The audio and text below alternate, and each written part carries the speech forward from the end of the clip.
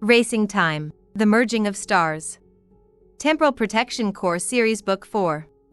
By E. W. Barnes. Digital voice narration. Preface. With time travel, what is the beginning and what is the end? The Temporal Protection Corps was founded in 2126, after Dr. André Alexander accidentally discovered time travel while working to save the Earth from a rogue micro-black hole. Its mandate was to promote education and scientific discovery, and to protect the timeline against tampering. Not everyone agreed on how time travel would be used, however. A small but vocal group argued for broader uses of time travel, including for personal gain and even for changing history. When their proposals were rejected, they took their beliefs underground and focused on the goal of ultimately controlling time travel for their own purposes, and the Chestnut Coven was born. The Temporal Protection Corps was aware of the existence of the Chestnut Coven, but did not take the group seriously until there was a dangerous assault on the timeline. Members of the Chestnut Coven attempted to steal the only temporal amplifier unit located outside of the TPC, in the possession of retired agent Rose Sprucewood Bauer, and left to her granddaughter Sharon Gorse when Rose died. Sharon stopped the theft, but was thrown into a parallel timeline, which threatened her reality and the existence of the TPC. Sharon and Agent Kaylin Winters risked their lives to correct the timeline and defeat the Chestnut Coven. The TPC invited Sharon to join the organization as an agent, assigned as the expert on the Chestnut Coven, but the Chestnut Coven was ready with its next move. Sharon and her colleagues, Kaylin, Miranda Noon and Jonas Fernley, returned from a training mission to find the TPC changed. No longer focused on science and education, the TPC existed now in a terrifying dystopian world. The only way to return to their timeline was to go back in time and change history, violating their oaths as agents and breaking the TPC's highest law. Their quest was not without cost. While Sharon and her colleagues saved the TPC, Jonas Fernley betrayed his friends and joined the Chestnut Coven. It was a bittersweet moment when Sharon was finally sworn in as a TPC agent. She looked forward to tackling the challenge of tracking down the Chestnut Coven, but Richard, a former TPC agent and friend of her grandmother, kidnapped her to a post-apocalyptic future where time travel no longer existed. There she learned that the leader of the Chestnut Coven, frustrated by her inability to control time travel on Sharon's Earth, engaged the help of an alternate version of herself on a parallel Earth, the same parallel Earth that had invaded when time travel was first discovered in 2121. After crossing the rift between universes, Sharon and the dangerously delusional Richard stopped the Chestnut Coven from annihilating their Earth by using the parallel Earth's time travel device called the Roman Ring, but only after Sharon was forced to make a choice that nearly destroyed her. Facing defeat, Natalia Ivanova and the remaining members of the Chestnut Coven, including an alternate version of Kaylin Winters, retreated across the rift to the parallel Earth, taking Jonas Fernley with them. Soon after, Jorga Zintel escaped TPC custody and followed. There, they plotted their next steps. Chapter 1. Night Rescue. Parallel Earth. The absence of light seemed almost solid, as if Jonas could touch the blackness and hold it in his hand. It was not the dark that caused his heart to race, though. The rats were back, and they were close. The soft scratching and scuffling woke him, but he could not tell how many there were. 1 or 2 he could handle. If there were more than that... He shuddered. He needed a plan. Weapons. Something. All he had was a cot with a thin mattress, and the clothes he was wearing, a one-piece prisoner's uniform, and ankle-high black rubber boots. Not much to defend against an attack in the darkness. The last time the rats came, he used the cot like a club, swinging wildly at any within reach. He killed 2 before the rest retreated through an impossibly small hole in a crumbling corner by the door. He was still holding the cot over his head in his shaking hands when the guards arrived.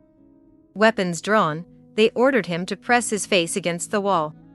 He fought his quaking knees as they searched the cell. They laughed when they found the dead rats. To Ibiza Chris, one guard smirked. "You are a rat killer, yes? Brave rat killer." He slapped Jonas on the back, roaring with laughter. The laughter echoed in the corridor as they left, leaving the rat carcasses behind. When he stopped trembling, he used one of his boots to stuff the bodies as far as possible into the hole in the corner. Consuming the bodies of their former companions would delay the rats' return, at least for a little while. That time had been after dawn, when dim light seeped in under the cell door. Now he would never see them coming. He broke out into a cold sweat. The only defense he could think of was to crouch on the cot in the corner and wrap the mattress around the front of him like a shield. Maybe he could hold them off until morning. He did not bother being quiet. They would hear him no matter what he did, though the silence after he positioned the mattress was comforting. Maybe he spooked them with his movements. Maybe they fled back into the hole when they realized this was the cell of the rat killer. Scritch. Scratch. He ducked his head behind the mattress, holding his breath and reaching out with his senses to feel when they reached the cot. There was a soft grinding and a gritty noise, like a footstep. Jonas?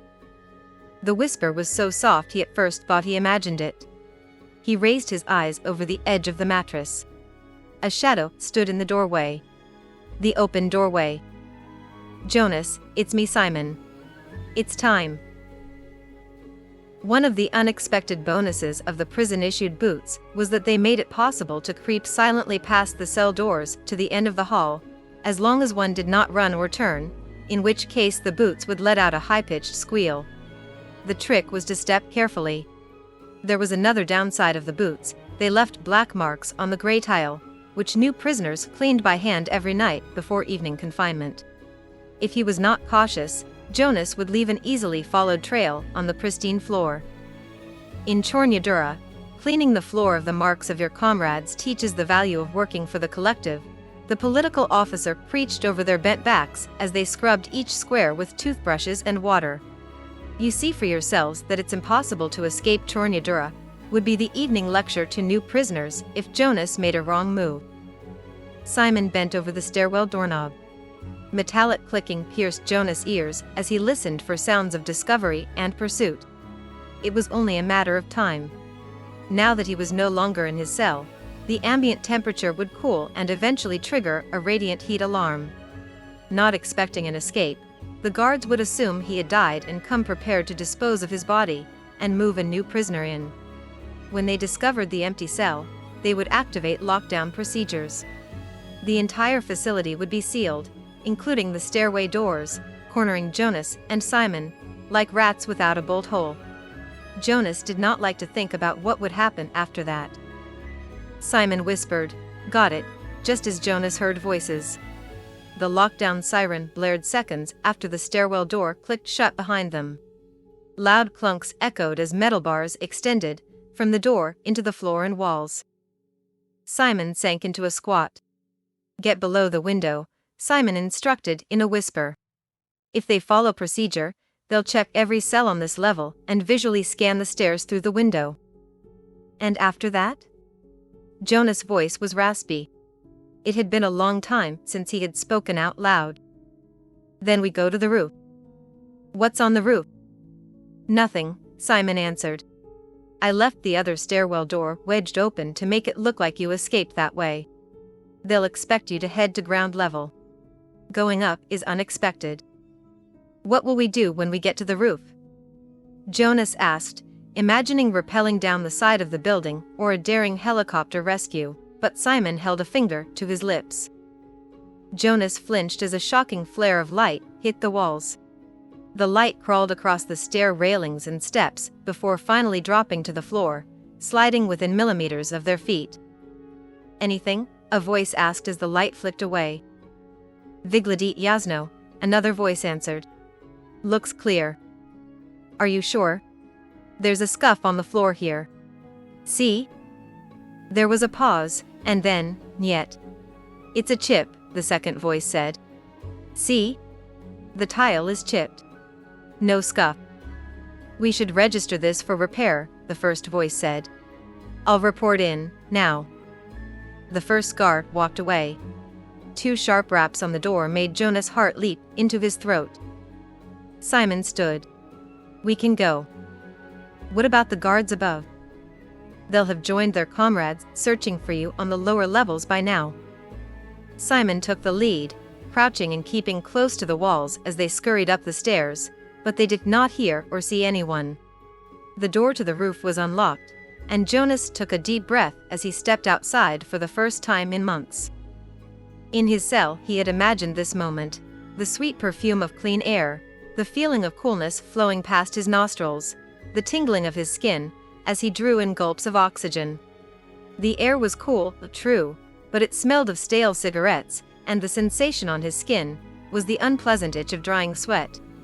He looked up, hoping to see stars and the open expanse of the universe, but clouds blocked his view. Catch your breath. Simon scanned the rooftop. The next part will be more difficult. That guard. He helped us. Yes, Simon nodded as he bent to examine the base of a nearby air shaft. He's a dissident. He straightened. Are you ready? For what? Simon tugged a panel away from the air shaft. We're going to climb down. Jonas peered into the opening. It was about half a meter wide with smooth walls and a straight drop 6 stories into blackness with nothing to hold on to. You're kidding, right? We'll brace our feet against one side, our backs against the other, and work our way down. Easy. There's got to be another way. Not unless you want to jump off the roof. What about connecting vents? Jonas imagined putting his feet into a gaping hole in the dark and couldn't breathe suddenly. The vents are only on the east side. We'll brace against the north and south sides, Simon explained as he sat on the edge of the opening. I'll go first. See this loop of wire? Use it to pull the panel shut. Jonas could only nod numbly as Simon climbed in, using his feet to hold himself in place as he pressed his back against the wall. Simon slid his torso downward and then stepped down 1 foot at a time. He stopped a short distance from the opening. I'm braced, he murmured. Get positioned. If you slip, I'll catch you. Jonas sat on the edge of the opening, trying to stop his hands from shaking. He was not afraid of falling. Well, okay, yes, he was terrified of falling, but after breathing free air, he would almost rather jump off the roof than re-enter the prison. That was foolishness, he realized. The only way to get out was to go back in. Push your legs out until the soles of your shoes catch on the metal, Simon coaxed softly. Then slide your body into the shaft and push with your legs for control. Jonas did as he was instructed, gasping in barely controlled panic as he slipped when he reached for the wire. Pushing hard with his legs, he pulled the panel closed with a metallic thud that echoed in the void below. Do you need a moment, or shall we get started now?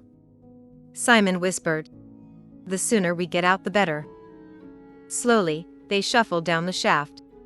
As his eyes adjusted, Jonas saw patches of pale light where connecting vents met the main shaft, 1 per level, offering a measure of their progress. He fell into a rhythm, back. Foot. Foot. Back. Foot. Foot. They passed the first patch of light, then another, and a third. Halfway there. His legs were burning, and his back was aching and bruised. What's that smell? Jonas whispered. The guards sneak smoking breaks on the roof. They drop their butts in here to hide them from the warden. Simon chuckled. There's probably a nasty pile waiting for us at the bottom. Simon was not wrong, the pile was nasty. So relieved to no longer be hanging over a deadly drop, it was easy for Jonas to ignore the moldering heap, even as he climbed over it to get through the grate at the bottom of the shaft. Where are we? Mechanical room, Simon grunted as he leaned against a wall and closed his eyes. What's next? Next we break down this wall. Jonas stretched the kinks out of his back, too tired to say the first sarcastic comment that came to mind. He studied the room. Unlike the other 3 walls, which were concrete, the fourth, the one Simon was now pushing against, was a brick wall. Old bricks with crumbling mortar. Maybe it was not as impossible as it appeared. Together they shoved the wall, Jonas pushing with his arms, Simon bracing with his legs and pushing with his back. Sweat was beading on Jonas' forehead when there was movement under his hands. He broke through, stumbled, regaining his balance as a cascade of bricks tumbled to the floor. On the other side was a tunnel. What is this place? An old subway tube, left over from when the prison was a munitions factory, Simon replied as he clambered through the opening. Someone may have heard that. We have to move. Simon set off at a jog, following metal rails that gleamed dully in the light spilling from the jagged hole. The air smelled of mildew and the acrid scent of rust. They passed ghostly abandoned platforms and junctions that led off into black tunnels. Jonas initially enjoyed the sensation of stretching his legs, but exhaustion was setting in. One could run on adrenaline for only so long. Soon he was gasping and stumbling, at risk of falling behind or worse, getting lost in the maze of tunnels. How much further? He panted. I haven't eaten for a while. There's a junction up ahead and beyond that, an old electrical room. We'll rest there. Simon veered to the left into a dark tube. Stay behind me, he said. I have to feel my way from here. Jonas put his hand on Simon's shoulder. They made a sharp left turn and then to the left again. Simon stopped and Jonas heard a door opening. Once it closed behind them, there was a flash of light. Jonas shielded his eyes while Simon shoved a ratty wool blanket against the bottom of the door. To block the light, he explained. Jonas slumped to the floor and cradled his head in his hands. When his eyes adjusted, he saw that Simon had prepared well. The room was the size of a large closet and there were flashlights, sleeping bags, food, water, a change of clothes, and a first aid kit. Simon handed him a canteen and Jonas drank deeply before devouring a sandwich. Get some rest. Simon pointed to a sleeping bag against a wall. I'll have a hot meal ready when you wait. Jonas almost moaned as he climbed in. It felt so good to stop and rest. Within moments, he was asleep. A scuffling sound woke him, and he opened his eyes to darkness. Had the rats returned? He sat up, his heart thumping against his ribs. His hand grasped the soft fabric of the sleeping bag. Simon? There are searchers nearby, Simon's whisper came out of the darkness. Black operatives. I turned off the light, to be safe. After what felt like hours, Simon ignited a camp stove, which created a soft flickering glow. I left a false trail to take them away from this area, Simon reassured him as he handed Jonas a tin cup. It was warm coffee, and Jonas could not remember when something smelled so mouth-watering. They'll expect you to head into City Park and search there. Where will we really go? We'll stay here for at least a day. After that, they'll expand their search beyond the city limits. Then we'll head for the chamber. Jonas' pulse quickened. The Roman ring chamber, where this parallel Earth's time travel machine was housed. The way home. Thank you, Simon, for everything. I don't know how I'll ever repay you. Thank me over dinner at that restaurant you told me about. Simon grinned. Taking me with you and away from this world will be payment enough. Simon proposed to enter Soviet state North American headquarters using the abandoned subway platform that still existed under the building. Built during the last Great War, before the fascists and communists divided the globe between them, the subway system connected to major facilities in the city as part of the United States' last stand. After the Soviets claimed North America, they decommissioned all mass transportation systems. Some tunnels were blocked up, like the one at the prison. Others were used for storage. Under the Soviet state North American headquarters building, the subway platform had been converted into a secret exit for state leaders. If there was an emergency or the building came under attack, private elevators carried very important personages to the platform, where subway cars waited to transport them to safety. Simon gave Jonas a dark blue Science Division uniform and explained the plan as Jonas changed out of his prison clothes. Every Friday at midday, Leonidas Porcini sneaks out to visit his mistress using the underground exit. Simon grinned.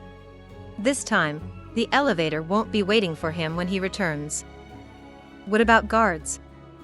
Isporchny bribes his personal security to gamble with the platform guards so he can come and go unseen. The platform will be empty for an hour. We'll take the elevator to Isporchny's floor and up the stairs to the Roman ring chamber. Jonas eyed him doubtfully. Isn't there another way? He wiped the sweat off his upper lip with his sleeve. What about waiting for a holiday or for nighttime? Wouldn't it be easier when there are fewer people? Security is tighter during off hours. Simon put a hand on Jonas' shoulder. Don't worry, this is going to work. When the time came, they watched from the shadows as Isporchny entered a subway car, which moved away with gathering speed. Once they were sure the card game was well underway, they slipped across the platform to the waiting elevator. It reeked of cologne, a musky smell that irritated Jonas' nose. After a painfully slow ascent, the door opened into a small hall behind Isporchny's office next to his private bathroom. So far, so good. Jonas' pace quickened. Up the stairs, into the chamber, program the shift, cross the rift, and he was home. Staff they passed ignored them, and the room housing the Roman ring was deserted, its technicians at lunch, Jonas assumed. Taking a deep breath, Jonas placed his hand on the gray metal that housed this world's time machine. He closed his eyes. You're up. Simon pointed to the computer console next to the curved wall of the Roman ring chamber. Jonas tapped on the keyboard, flinching at every noise. Simon paced the room, peering through the window in the door, before returning to watch Jonas hunt and peck, then back to the door again. Minutes passed. What was that? Jonas gasped. He looked up, expecting black operatives to pour through the door. Simon stopped his pacing next to the door. I hear nothing. Are you close? Almost. Jonas frowned. It's tricky. The system's not designed to do this. He paused. You should know, the shift across the rift is unpleasant. Simon strode across the room and took his place next to the riveted metal. I'm ready. Just another moment, Jonas said. The screech of a siren shattered the quiet. Is that part of the program? Simon shouted over the noise. No. I haven't activated it yet. Get us out of here. Jonas hit the button, and then again. It's not working, he muttered through pursed lips. We need to get out of here. No, I can do this. Simon pulled him away from the keyboard. Go. You're the only one who can get us across the rift to your world. Take the elevator on this floor. I'll go back to the other one and buy you some time. Meet me in City Park by the Great Oak in 2 days at sunset. Simon ran out of the room and Jonas followed, slowing as he reached the door. He looked back at the Roman ring. So close. He heard the heavy sound of booted feet and fled. 2 days later, he entered City Park. He had rested, but not slept, in the electrical room, and spent the next day and night creeping through tunnels, until he found his way to the City Park terminus. He pushed past the garbage dumpsters that now stood in front of the subway exit, tearing the uniform. Dirty and disheveled, the old ladies feeding the pigeons scowled at him as he passed. It was only a matter of time before the oak chestpole came looking for the vagrant in the park. It was almost sunset.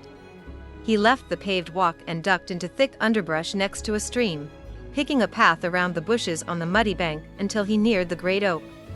In the shadow of a pine tree, he watched for Simon. A hand slapped over his mouth and an arm grabbed him from behind, sliding up to his neck and pressing against his throat. Jonas Fernley. I'm going to kill you. Chapter 2. Running in the Shadows. Parallel Earth. Not now, Sinclair. The arm around Jonas' neck tightened. Why not? Sinclair muttered. Let's just kill him and leave his body for the oak chestpole to find. They'll end the lockdown. Jonas felt hot breath in his ear. And I'll get my revenge. Jonas' body jerked, but Sinclair held fast. The order was to bring him back, the other said. Not to kill him. Jonas recognized the second voice. Halen Winters, Not the one he knew from the Temporal Protection Corps on his Earth, but the alternate version from this world, was a dissident, a member of the American Liberation Front, fighting against the Soviets that invaded North America. This Sinclair, with his arm around Jonas' throat, must be a dissident too. Sinclair spat at Jonas' feet and released him. Jonas resisted the urge to sprint away. "Halen," he said with all the dignity he could muster when covered with subway dirt and dumpster filth. "I can't leave. I'm supposed to meet someone here." Sinclair growled. "Simon isn't coming," Halen replied. Cold settled in Jonas' stomach. Halen shook his head, deflecting Jonas' questions. "No time for talk. We have to go now." "Move it," Sinclair barked. Faced with the choice of going with the dissidents or waiting for the Obchestpol to find him, or worse, the black operatives, it was a simple decision. He would take his chances with the dissidents. They kept off the path and under the shadows of the trees. While curfew had not started yet, that would not stop an overeager officer, smarting from a domestic dispute or looking for early evening fun, from detaining them, and discovering that Jonas was an escaped prisoner. When they reached the edge of the park, they jogged across a street to a dark apartment building. Jonas recognized it. It was the headquarters of the ALF, and home of Patron, the leader of the dissidents. The architecture was reminiscent of the early 20th century. Which it probably was, Jonas thought. When he was kidnapped across the rift, the year was 2204 on Jonas' Earth. On the parallel Earth, the year was 1956. He did not understand why the present on the parallel Earth differed from the present on his world, but it could have been worse, he told himself. He could have arrived during this world's Black Plague or Inquisition. Halen unlocked the outer door, and Sinclair pushed Jonas inside. The lobby was as gloomy as he remembered, and he tasted dust on his tongue as they went up the stairs. Halen knocked softly when they reached Patron's apartment. "Yes," a voice said through the door. "Laundry delivery," Halen answered. "Dirty laundry," Sinclair muttered. The door opened. Patron's apartment was unchanged from the last time Jonas had seen it. The windows facing the park were lined with heavy lace curtains that looked like something someone's grandmother would make, except Jonas knew Patron's wife had sewn special metallic threads into the pattern to discourage electronic eavesdropping. The dining room table could be converted into a bed, and the bookcase against the back wall hid a small alcove, which served as a bolt hole. At the moment, however, the room Jonas was most interested in was the bathroom. "Stay here," Halen ordered, before disappearing into the kitchen. Jonas bounced on one foot, then the other, trying to hide his discomfort from Sinclair, but to no avail. Sinclair smirked, enjoying his embarrassment. Jonas Fernley. Patron came out from the kitchen, followed by Halen. "Where's Simon?" Jonas' voice wavered as he spoke his friend's name. "Simon Mossad is in the hands of the black operatives," Patron answered somberly. "Probably in your old cell in Chornyadura, awaiting trial for attempted sabotage and treason," Sinclair grated. "You abandoned him and left him to be executed." "That won't happen, Sinclair," Halen said. "We'll get your brother out." "But he was ahead of me," Jonas could barely speak. "He should have escaped." "Isporchini and his mistress had a lover's quarrel," Patron answered. He returned early to find his private elevator no longer waiting for him. Knowing they would send him to the gulag for his indiscretion, he sounded the alarm, calling it a sting operation, and incriminating his private guard. They caught Simon when he reached the subway platform. Both Simon and the guard are scheduled to stand trial as co-conspirators. Jonas swallowed. "I can help you rescue Simon," he said with a gulp. "And get us all arrested?" Sinclair glowered at Patron. "Why is he even here? After we rescued him the last time, he refused to help us. If he's not with us, he's one of them. I say we hand him over to the black operatives and be done with him." "It's more complicated than that," Halen said. "So you say. But from where I stand, it seems simple. You say he has knowledge we need about the Roman ring. So what? If he won't share it with us, he's useless." Patron looked at Jonas. Will you help us? You want me to reactivate the virus Richard Kern planted, to shut down the Roman ring. We do. Or teach us how to use the Roman ring ourselves. One or the other. I made a promise, Jonas said, biting his lip. When I became a TPC agent, I swore to uphold the laws and policies of the Temporal Protection Corps. I messed up when I joined the Chestnut Coven, but when I saw I was wrong, when I fought against them, I promised myself I would not break that oath again. Your oath doesn't apply here. With the Roman ring, we could go back in time and stop the communists and fascists from conquering the world. We would save millions of lives. Is that not an honorable goal? Surely you can see it as a moral cause, greater than the oath you swore on another world. I can't. You see? Sinclair rasped, throwing his hands up. Useless, he said at Patron. We know the truth. All he wants is to return to his Earth and leave us to die. Do you understand my dilemma? Patron asked Jonas. You possess information which would be invaluable to our cause, but which you refuse to share. Your attempts to return to your own world have hindered our efforts and jeopardized our people, and now the Soviets have arrested one of our members who tried to help you. We cannot keep you with us, and we cannot let you go, because you threaten our operations. He looked at Sinclair. But we do not kill without need. Jonas took a step forward. Let me help with Simon's rescue, he pleaded. I know the layout of Chornyadura and the daily routines. Patron was already shaking his head. We have that information already. And my people don't trust you, he said, his eyes on Sinclair. They would not accept you on a rescue mission. Jonas bowed his head. Sinclair inhaled, but he did not speak. I suggest we send him to Rhinoc to keep him out of trouble, Halen offered. Sinclair scoffed. Who's Rhinoc? Jonas asked. It's not a who, it's a what, Halen answered. Rhinoc is a clearinghouse where we sort items donated to our movement, and route them to where they're needed the most. Donated? Jonas raised his eyebrows. Mostly things from those sympathetic to our cause. You said mostly. What about the rest? The rest explode when you open them, Sinclair called out nastily as Patron pointed Jonas to the bathroom. Rhinoc was better than Chornyadura, Jonas admitted to himself. Located in a vacant warehouse near the edge of the city, Rhinoc was the ALF marketplace, through which all items donated to the dissidents passed. The building was divided into essential spaces, and the first stop was a cement block antechamber, where all items were examined before they were sent to the floor. The floor was an open area filled with rows of tables, where items were sorted and sent to whichever dissident cell needed them most. Upon his arrival, Jonas was assigned to the inspection antechamber, the most dangerous job in Rhinoc. It's a light load this morning, Arnold, one of Rhinoc's supervisors said, as he set a stained and disintegrating cardboard box in front of Jonas. Arnold sniffed and wrinkled his nose. Smells like something's rotting in there. Jonas yawned before opening the box. He had not been sleeping well.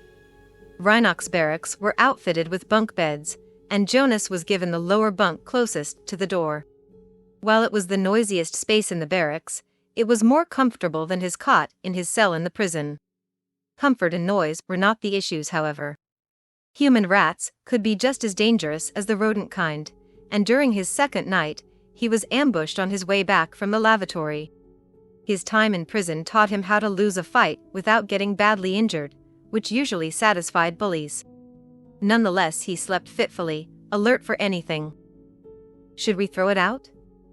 Jonas asked, pulling away from the box after taking a sniff. We still need to inspect it, answered Mary. She was a rosy-cheeked, middle-aged woman with graying hair pulled into a messy bun. Jonas thought she looked more like Mrs. Claus than a member of a dissident bomb squad. Rotting things are a perfect hiding place, Mary continued. Jonas opened the box. It was full of fruit, including oranges jammed against a side. They were green with mold and oozing. He looked at Mary. You're kidding, right? Not at all, she answered. If you want to hide something you don't want found, where would you put it? Inside something disgusting, I guess, Jonas answered with a sigh as he pulled on a pair of rubber gloves. Mary smiled. It's a tactic that relies on common aversions. Plus, a rotting smell can cover the odors of explosive materials. Jonas nodded absently, confident no one had hidden a bomb in decaying citrus. Is any of it edible? Arnold asked. Distribution is running low on food. The latest deliveries have been coming up short. Donations were left at unspecified times, even in the middle of the night, and all were brought directly to the antechamber. Fruits, vegetables, and day-old bread were usually left outside the loading dock. Other times an unmarked truck parked in front of the building, and was stealthily emptied over several hours. Larger items were deposited in a modified garbage dumpster half a block away, to be silently wheeled to the warehouse in the dead of night. This one seems okay, Jonas said as he dunked an apple in a bucket of water, to deactivate anything electrical, and then alcohol, to sanitize it. He handed it to Mary, who ran a magnet over it and inspected it for small cuts and needle holes. So far so good, she said, giving it to Arnold. Do we know the source? One of our regular couriers, Arnold answered as he took a bite. Not bad. Hopefully the rest of the box is good too, he said as he left the antechamber. I understand you were in prison, Mary said casually as Jonas handed her another apple. Yes. But you are not a dissident? No. But I respect and admire what the ALF is trying to do, Jonas added. Then why were you in prison? It's a long story. Mary lowered her eyes.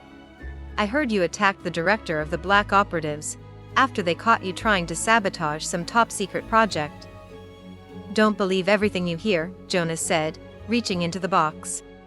He took a deep inhale. Smells like there's garlic in here too. Mary's head shot up. Stop, she commanded. Don't move. Jonas froze. What? Mary shone a flashlight inside the box, stopping on a tightly wrapped plastic bag in the bottom corner. Did you touch the bag? Not yet. Arnold. Mary called over her shoulder. Bring water, she ordered when Arnold opened the door. It took only a minute for Arnold to return, dragging a large metal tub. A worker followed, carrying buckets of water. Will this be enough? Arnold asked, jutting his chin toward the buckets. It should be. As the worker emptied the buckets into the tub, Arnold lifted one end of the box and Mary the other. Jonas backed away until he was against the wall. Easy, Mary cautioned as they set the cardboard box into the tub. The water filled the box part way, submerging the plastic bag. Arnold gave Mary what looked like an old-fashioned leather football helmet and goggles. Jonas edged toward the door. Okay, here we go. Mary slowly opened the plastic bag, allowing the water to flood inside and soak the contents. She asked for a knife and then smiled grimly. Arnold visibly relaxed. He glanced at Jonas, his eyes narrowing when he saw Jonas a step away from the door, his hand reaching for the knob. Crude but effective, Mary murmured. She held up a blue plastic ball, like a child's toy, roughly cut in half. The halves were full of something dark and silver. Black powder? Arnold asked. And ball bearings. The bag was filled with white phosphorus. Arnold pursed his lips and frowned. I don't understand, Jonas said. White phosphorus ignites when it comes in contact with air, Mary explained. She put one half of the ball back into the box. See this hole drilled here? The flare-up would have ignited the black powder and shot ball bearings all over this room. If I had opened the bag, we could have been injured. Or killed. Jonas paled and sank onto his heels. He closed his eyes and breathed deeply. He did not move when the tub was carried from the room, even when water sloshed onto his shoes. Pull yourself together, Mary said, laying a hand on his shoulder. Nothing happened and you're fine. How did you know? I was a chemist before the war, she said, pulling him to his feet. that garlic smell is a dead giveaway. How did you end up here? After the war, there were no jobs for me in our new workers' paradise. When I joined the ALF, I asked how my skills could be of use, and this is what they asked me to do. Who sent it? The bomb, I mean. She shrugged. The Soviets, of course. Do you think it was the black operatives? The black operatives would have blown up the warehouse, not booby-trapped some rotting fruit. It was probably some oak chest pole officer's idea, looking for a promotion. Arnold and Patron will find out. She picked up another box and set it on the table. Shall we start again? Jonas was halfway through a pile of winter clothing, which smelled musty but was not otherwise suspicious, when the door of the antechamber opened again. Jonas glanced up, expecting to see Arnold, and did a double take when he saw Kaelin behind him. Had Arnold told him that Jonas had tried to run away? Go with Kaelin. With a backwards glance at Mary, who gave him a sad smile, Jonas followed Kaelin. They left Reinach through the loading dock and clambered into the covered bed of a truck. Kaelin sat with his back against the tailgate, his head brushing the closed canvas cover. Jonas crossed his arms and leaned against the side, dreading the journey's end. To his surprise, the truck stopped a block from Patron's apartment. Jonas and Kaelin slipped out from under the cover and the truck drove away as their feet hit the pavement. The apartment was unchanged, but Patron's perpetual 5 o'clock shadow was thicker and there were dark circles under his eyes. He invited Jonas to sit at the dining room table. May I get you something? Coffee? Tea? Jonas raised his brows. Coffee, thanks. That he had been invited to sit and offered a beverage was significant. They wanted something from him. Kaelin took the seat on Jonas' right. Jonas studied his face, but Kaelin's expression was neutral. He scanned the room. On a small sideboard, a smiling woman with a chubby-cheeked child on her lap watched him from inside a silver picture frame that gleamed in the light. Patron's wife and son, he remembered. Patron sent them to safety with relatives in Mexico, after the Soviets invaded. Jonas wondered how long it had been since Patron had seen his family. He was filled with a sudden longing to see familiar faces from his world, Sharon, Miranda, even Agent McGregor, who would be happy to return him to prison. At least it would be prison at home. Patron returned with a tray, setting a steaming cup in front of Jonas, before handing one to Kaelin and seating himself with his own. Another cup remained on the tray. Who else is coming, and what do you want from me? Patron took a sip of his coffee. You guessed correctly. We need your expertise. I told you before, I can't help you with the Roman ring. We are not the ones who need help, Patron said. It's your people, who are in trouble. Sure, Jonas scoffed. You want me to believe you somehow discovered that my world in a parallel universe is in danger, and you think I'll teach you how to use the Roman ring to save it. He took a sip. It's creative, I'll give you that. Believe it, Kaelin said. It's the truth. I don't. There was a knock at the door, and Jonas glared at Patron. Who's here? Sinclair, come to get his revenge if I don't cooperate? Patron ignored him, getting up from his place to open the door. Why can't you accept that I can't help you? Jonas whispered angrily to Kaelin. You've been to my world, you pretended to be our Kaelin, the TPC's Kaelin. You must remember the oaths the TPC agent swears. Kaelin did not answer, instead looking up with a smile as Patron returned. I believe you know everyone, Patron said. Jonas turned to face the newcomer and leapt back, his chair crashing to the floor. It was Anna Ivanova, the head of the black operatives. Chapter 3. The Deal. Parallel Earth. You sold me out. Jonas accused. You're handing me over to the black operatives to protect yourselves. That's your MO, not ours. Kaelin's voice was ice. Jonas' mouth snapped shut. He watched warily as Patron seated Anna Ivanova across from him. Jonas' eyes widened when Kaelin took her hand in his, but Kaelin's barb kept him silent. I'm not here to arrest you, Anna Ivanova said. We truly need your help. Who's we? She exchanged glances with Patron, who gestured for her to continue. I am no longer the director of the Black Operatives. I have joined the American Liberation Front. Jonas tried not to laugh, but could not stop a snort from escaping his nose. You can't expect me to believe that, he said as he righted his chair. You left a position of supreme power, a lifetime of loyal service to the Soviet state, for what? Love? He gestured with his chin at her hand clasped in Kalen's. I won't lie. My feelings for Kalen were a part of my decision. But I did not leave the Black Operatives willingly. Jonas closed his eyes and slumped back in the chair. It was Natalie Johnson, wasn't it? Your evil twin, from my world. Anna looked at the table and swallowed. Yes.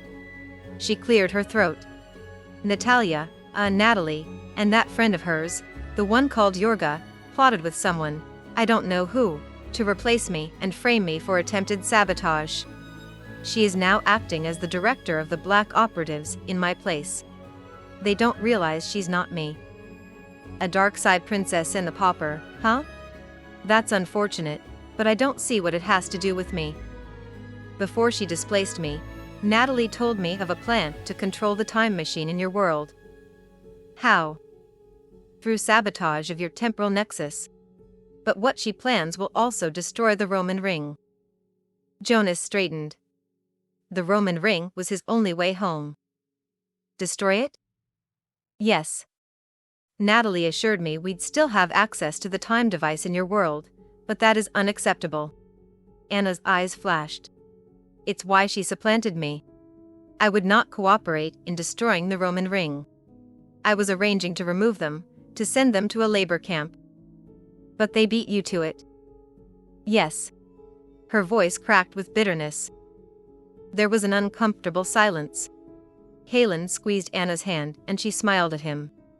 Jonas looked at the ceiling, wishing he were somewhere else. Patron cleared his throat. So you see why we need your help. I thought you wanted the Roman ring destroyed, Jonas said. You let me go to prison because I stopped the virus Richard planted to deactivate it. If we couldn't use it, yes, we wanted it destroyed. But this may be a chance for us to gain control of it. Jonas shook his head in disbelief. I don't understand how you can believe her. She's the director of the Black Operatives. He emphasized the words. Her primary objective is to eliminate threats to the government. Like your dissident movement. That's her job. This could be an elaborate plot to take you down, don't you see that? Don't you see that Natalie Johnson is the bigger threat? Anna insisted. She endangers not only the Soviet government but our entire world, and yours too. You worked with her, Kalen said. You know what she's like, and what she can do. She's why you turned against the Chestnut Coven, remember? The enemy of my enemy is my friend, is that it? Something like that. So it's a marriage of convenience, Jonas said to Patron with narrowed eyes. After Anna returns to the Black Operatives, what happens then? After gathering intel about the inner workings of the ALF, you think she's just going to allow it to continue to exist? Patron shifted in his chair. Enough, he snapped. You are foolish to assume we have not taken precautions. Contingencies are in place if she turns out to be false. Will you agree to help us? Or do we take you back to Rhinoc? Jonas crossed his arms. Fine. I'll help. You will? I'll do it on one condition. We know what your condition is, Patron said. After you disable the sabotage program and secure the Roman ring, you will use it to return to your own world. And Simon, Jonas said. I made a promise. He's coming across the rift with me. Patron and Kalen exchanged looks. As you wish, Patron agreed. We will deliver him after he's extracted from Chornya Dura. What do you need from us now? Jonas chewed his lower lip. Natalie Johnson doesn't have the technical knowledge to do this. It was probably Yorga who programmed the sabotage, right? That's correct, Anna nodded. Which Yorga? What? Which Yorga came up with this?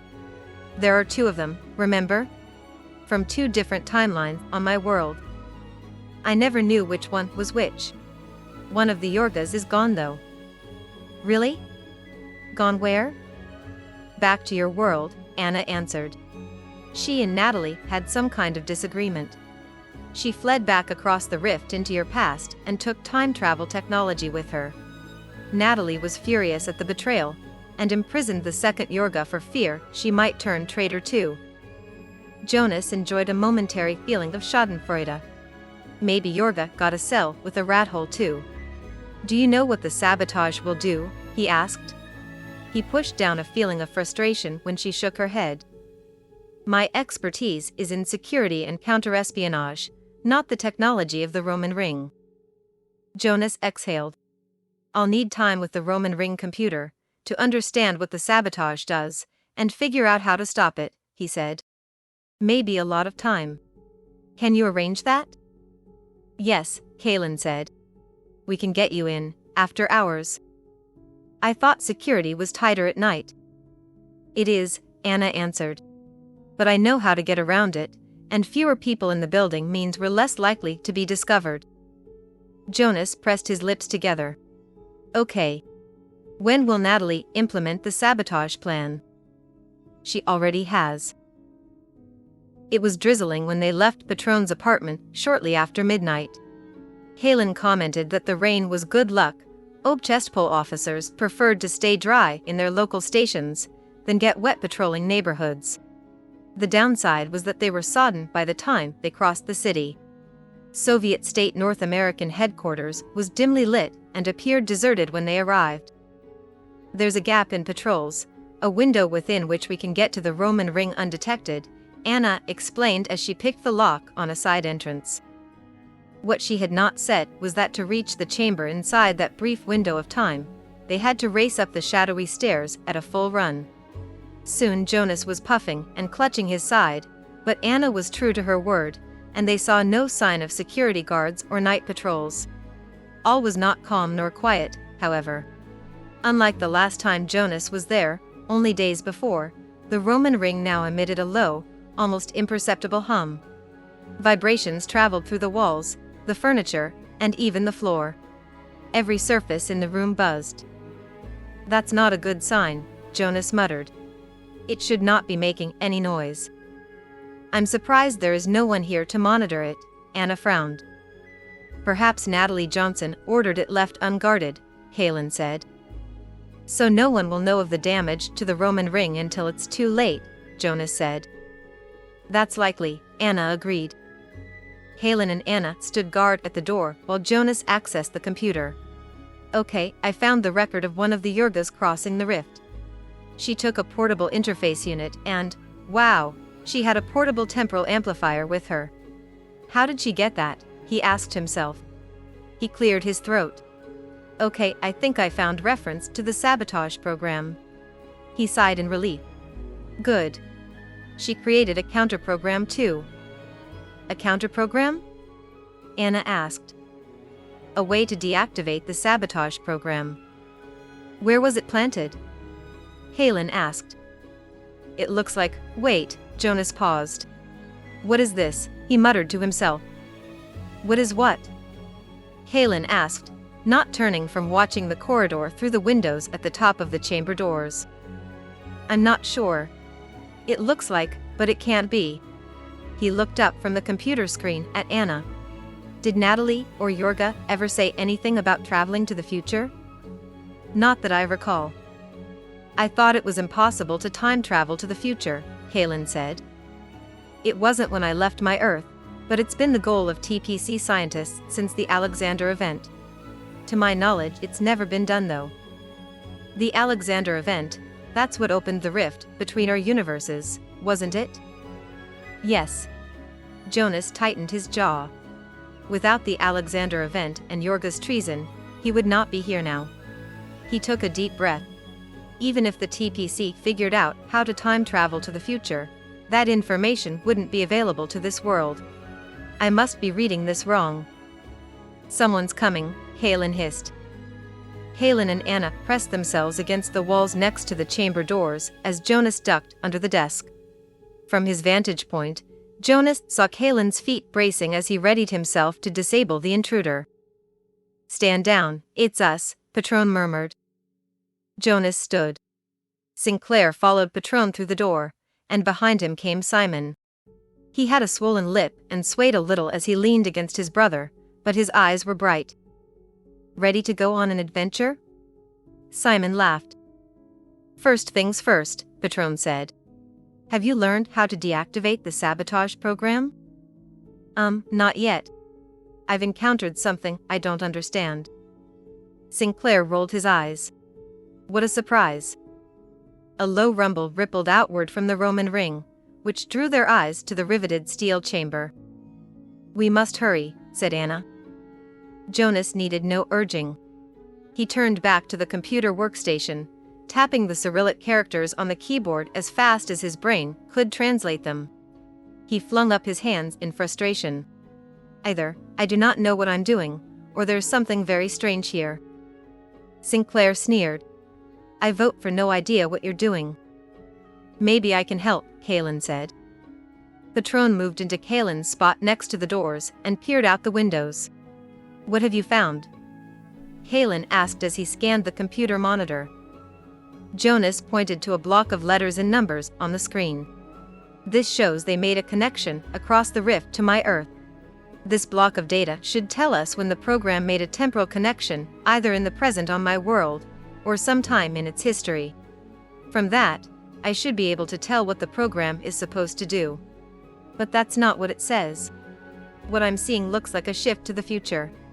Way into the future. That isn't possible." "What if it is possible?" Jonas frowned at Kalen. "You mean Yorga figured out how to time travel to the future?" "Assume she did. How does that change your analysis?" Jonas tried to ignore the sinking feeling in his stomach. If she figured out how to time travel to the future across the rift, she could have planted the program there, and then taken the counter-program back in time. "Which means what?" Jonas took a step back, his eyes darting around the room. "You know what to do, don't you?" "You know how to fix it," Kalen whispered, grabbing his upper arm. Kalen's belief was clear. In the face of danger, Jonas would run away again. The low hum from the Roman ring became a rumble. The hairs on Jonas' arms stood on end, as if the air had suddenly become charged with static electricity. There was a flash, followed by a second burst of illumination. Light was pulsing through the small porthole embedded in the steel sides of the Roman ring chamber. "What is it?" Sinclair asked, the whites of his eyes shining in the dim light. Jonas shook Kalen's hand off his arm. "It's the sabotage program. It's damaging the Roman ring." "I thought you said you could fix it." "I can," he said with a glare at Kalen. "But it won't be easy. I'll have to cross the rift to the time frame when the sabotage program was planted in my universe." "Oh sure," Sinclair laughed. "To fix the problem, you just happen to need to go back to your world." "Do you see what he's trying to do?" he asked Patron. "This is exactly what he wants. He'll go home and leave us to die. Or worse."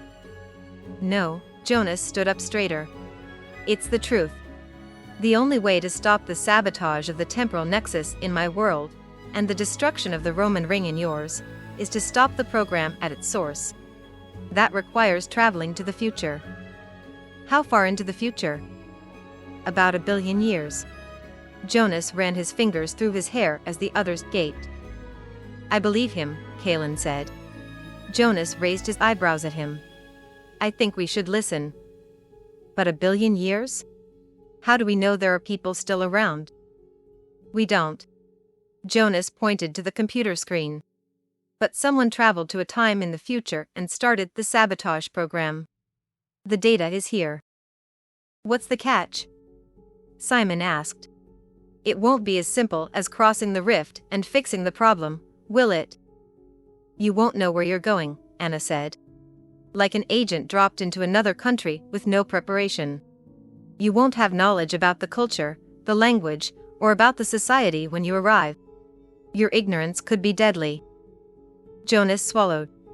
"Yes," he nodded, pleased his voice did not crack. But I'm still willing to go, he said, his voice louder now. One more thing, he added, ignoring another eye roll from Sinclair. We're going to need help from the Temporal Protection Corps. What for? Patron asked. For one, we need to warn them about the sabotage. And we need to tell them about Yorga hiding somewhere in Earth's history with the counterprogram. They can find her in the past and get it, while we search for the sabotage program in the future. He looked at Kaelin, who nodded in support. I can only do that on the other side of the rift. You trust them to help you? After you betrayed them? Patron asked. I do, Jonas said, ignoring the squirming feeling in his gut. Someone needs to go with him, Simon started. I agree. That someone needs to be me, Sinclair interrupted. I'll make sure he gets the job done. And if he doesn't? Sinclair left the implied threat hanging in the air. You said Simon would cross the rift with me, Jonas said to Patron. They will both go, Patron said. It's more likely your mission will succeed with both. How will Sinclair return to this world? Kaelin asked. Jonas swung his head around until he saw the wall cabinet he was looking for. We need a portable interface unit. Can anyone break into this? Sinclair brushed past Kaelin. I can. Or you can let me open the combination lock, Anna offered. With a few spins, the cabinet was open. Is this what you need? She said, holding out a blocky chunk of plastic. It was not as elegantly designed as the TPC version, but it would do the job. Yes, thank you, he said as he took it, not meeting her eyes. He was not sure he would ever get used to being on the same side as the head of the black operatives. The sound of straining metal filled the air, and the rumble from the Roman ring grew louder. A flash of electricity shot across the room, hitting a computer console which exploded in a cloud of glass shards and smoke. The overhead lights flared to full intensity as an alarm sounded. The black operatives are coming, Anna warned. It is standard procedure. Jonas turned back to the computer, typing as rapidly as he could to program the portable interface unit to track the signal of the sabotage program. Sinclair stood behind him, his breath on Jonas' neck, reminding him of his threat in the park. He had a bad feeling about bringing Sinclair on the mission, but he could not think of a way to leave him behind. And, he realized, part of him wanted to prove to Sinclair, and the others, that he was not a coward. I'm ready, Jonas said at the same moment Anna called out. They're here. Go go go. Kaelin shouted to Jonas as black operatives poured into the room. Jonas activated the Roman ring. As the familiar blue tint warped the air surrounding him, he fought a sob rising in his chest. He was finally leaving the parallel Earth. As the room faded away, he saw Natalie Johnson, Anna's evil twin, smiling at him as the black operatives took into custody all those they left behind. Everything faded. Though the painful passage across the rift was imminent, Jonas now smiled. He was going home, even if it was home a billion years in the future. Chapter 4. Moonless Night. Temporal Protection Corps Headquarters, 2209. If she had not already been awake, she might not have felt it, a slight vibration that shook the couch under her. When it stopped, Sharon Gorse threw off the wool blanket she used as a cover and stood up. She yawned and arched her back, and gazed out the window overlooking the main atrium in the headquarters of the Temporal Protection Corps and out to the park-like grounds surrounding the building. The rain has stopped, Sharon murmured to herself. All seemed well, but she needed to be sure.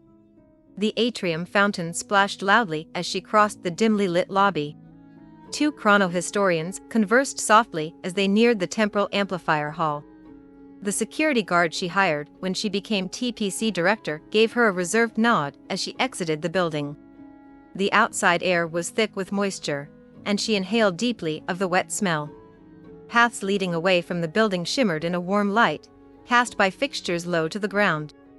As she neared the orchard, the scent of orange blossoms wrapped her in memory. 6 years ago, or 276 years ago, depending on how you looked at it, she stood under different bloom-filled trees. Back when she was just Sharon, and did not know all she knew now, and time travel had been an adventure, not a threat. No, she said out loud to stop the thoughts she knew would come next. She examined the saplings she ordered to be planted. Someday they would bear fruit, along with their older cousins, adding to the resources she was building for the TPC. The raised planter boxes were thick with green, but she frowned at them. For a lasting stockpile, they needed cold hardy crops too. The staff would be unhappy when she ordered winter weather in their underground home, but it was necessary to ensure the TPC's security. She cupped a hand around a cluster of blossoms, luminous in the pale light, and inhaled the perfume. A flower floated to the ground. Then another. The tree was shivering slightly, and blooms drifted like snowflakes until the motion stopped. She looked up as if to see behind the holographic sky and through the rock roof to their CERN neighbors above. It was early for CERN to be excavating again for their new facility, she thought. By the time she returned to her office, dawn approached under cloudy skies.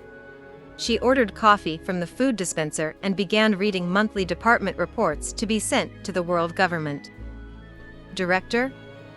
It was hours later. She waved her assistant in without looking up from her computer screen. What do you need, Tomas? Najoni Diogo of the Department of Temporal Computation has requested a meeting. I can make time for her after your call with the president this afternoon, if you'd like. Sharon sighed. The moment had come. She's succeeded, hasn't she? I believe so. Sharon looked out the window where manufactured clouds gathered again. The rain is back, she said to herself. About that, ma'am, several staff have asked if we could start programming more sunny days, Tomas began. We need the rain for the new orchards and vegetable plantings, Sharon said. If we come under siege again, we must have resources on hand to keep people safe. She pressed her palms on her desk and felt a small vibration, like the rumble of distant thunder. Is CERN digging for their new facility today? Not that I am aware of. Someone must have forgotten to update us about an excavation. Please check again and remind them to include us in scheduled dissemination. And what shall I tell Dr. Diogo? You can tell Najoni I will meet with her this afternoon. Thank you, Director. On his way out, Tomas jostled the table next to the door. Withered brown petals fell from a bouquet of dead flowers in a dry vase. Would you like me to remove these? He asked. Sharon glanced at the flowers. Not right now.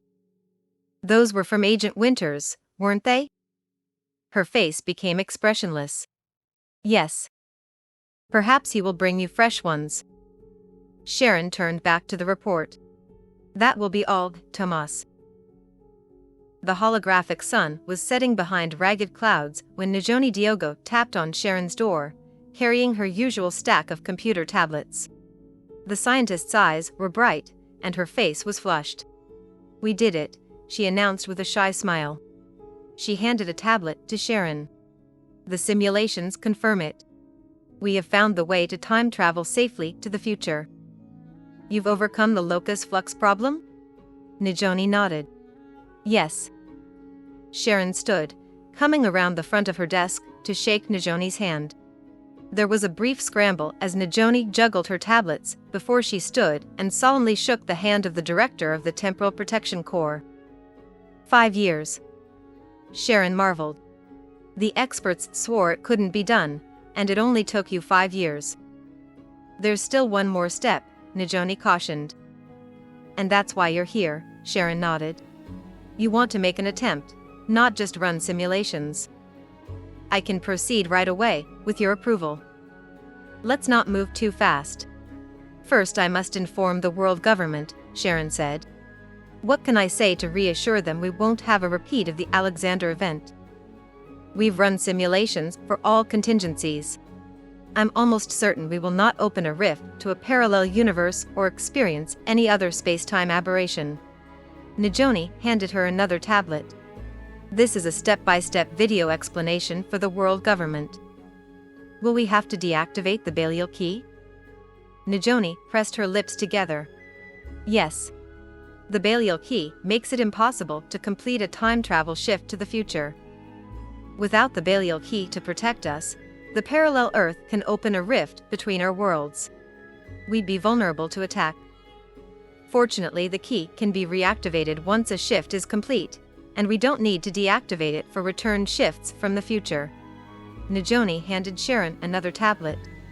We're proposing creating a subroutine to automatically deactivate and reactivate the Belial key with every shift to the future. We estimate deactivation will last for 1.378 seconds. That will ease world government concerns. It's not an absolute director. According to our probability analyses, there's a 0.000000042% chance the parallel Earth could attempt to open the rift at the precise moment we initiate a future shift. 0.000000042, Sharon repeated. We're recommending new security procedures be developed for that possibility. I'll notify Agent McGregor, Sharon said. She made a note on her computer. We'll need to bring in Miranda Noon too, to evaluate the legal and ethical issues related to traveling to the future. She smiled. We have a lot of things to do to move forward. Obviously, I can't approve a test today. Najoni hid her disappointment well. I understand, Director. Sharon tapped her screen. We can meet with Miranda and Chosaku tomorrow morning. She looked up at Najoni. You have time to go home and rest. I'll be in my apartment here in the facility, if you need me. Don't you want to celebrate with your family? I don't have a family. I see. Sharon took a deep breath. It's still important to get away from work, to take time for yourself. Najoni glanced at the rumpled blanket on the couch. Sharon gave her a wry grin. You're right. I should take my own advice and go home more often. Home is where the people you care about are, Najoni said with a shrug. She stood and collected her tablets. Petals fell from the dry bouquet with a faint brushing sound. Our friends in CERN are excavating again, Sharon explained. I thought they'd finished digging. Apparently not. Najoni's eyes followed another falling petal. She opened the door.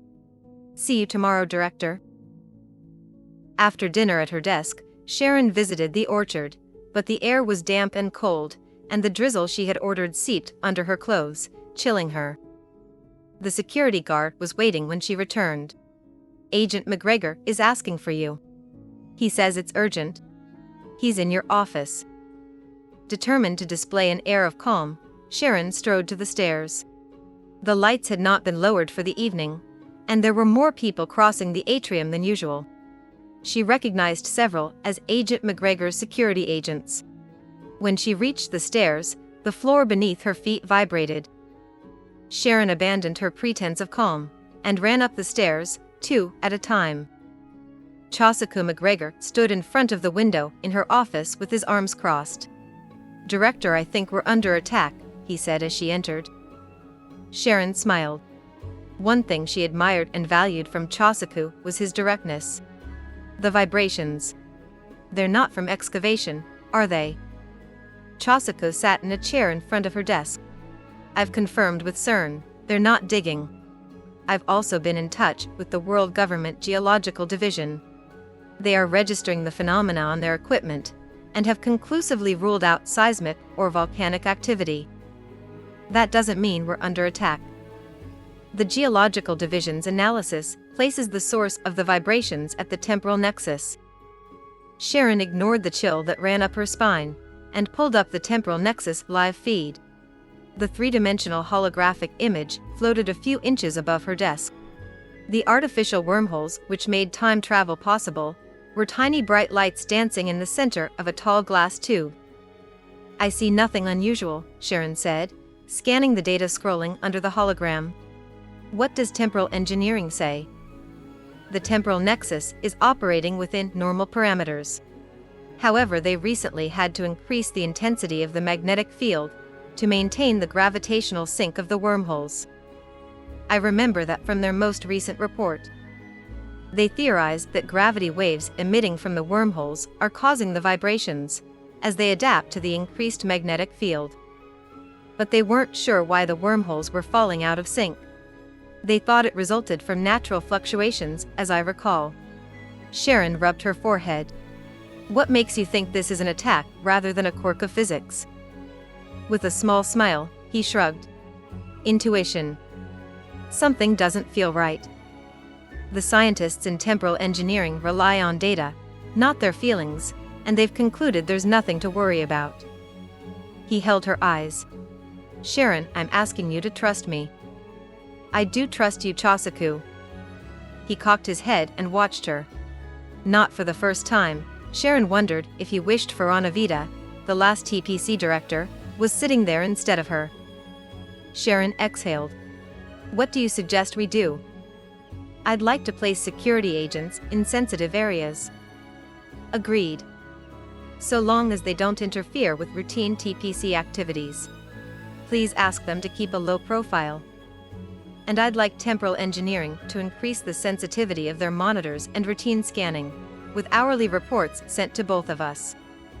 I think Dr. Aaron will be fine with that. And I'd like armed security at all entrances to the facility. Sharon sat back in her chair.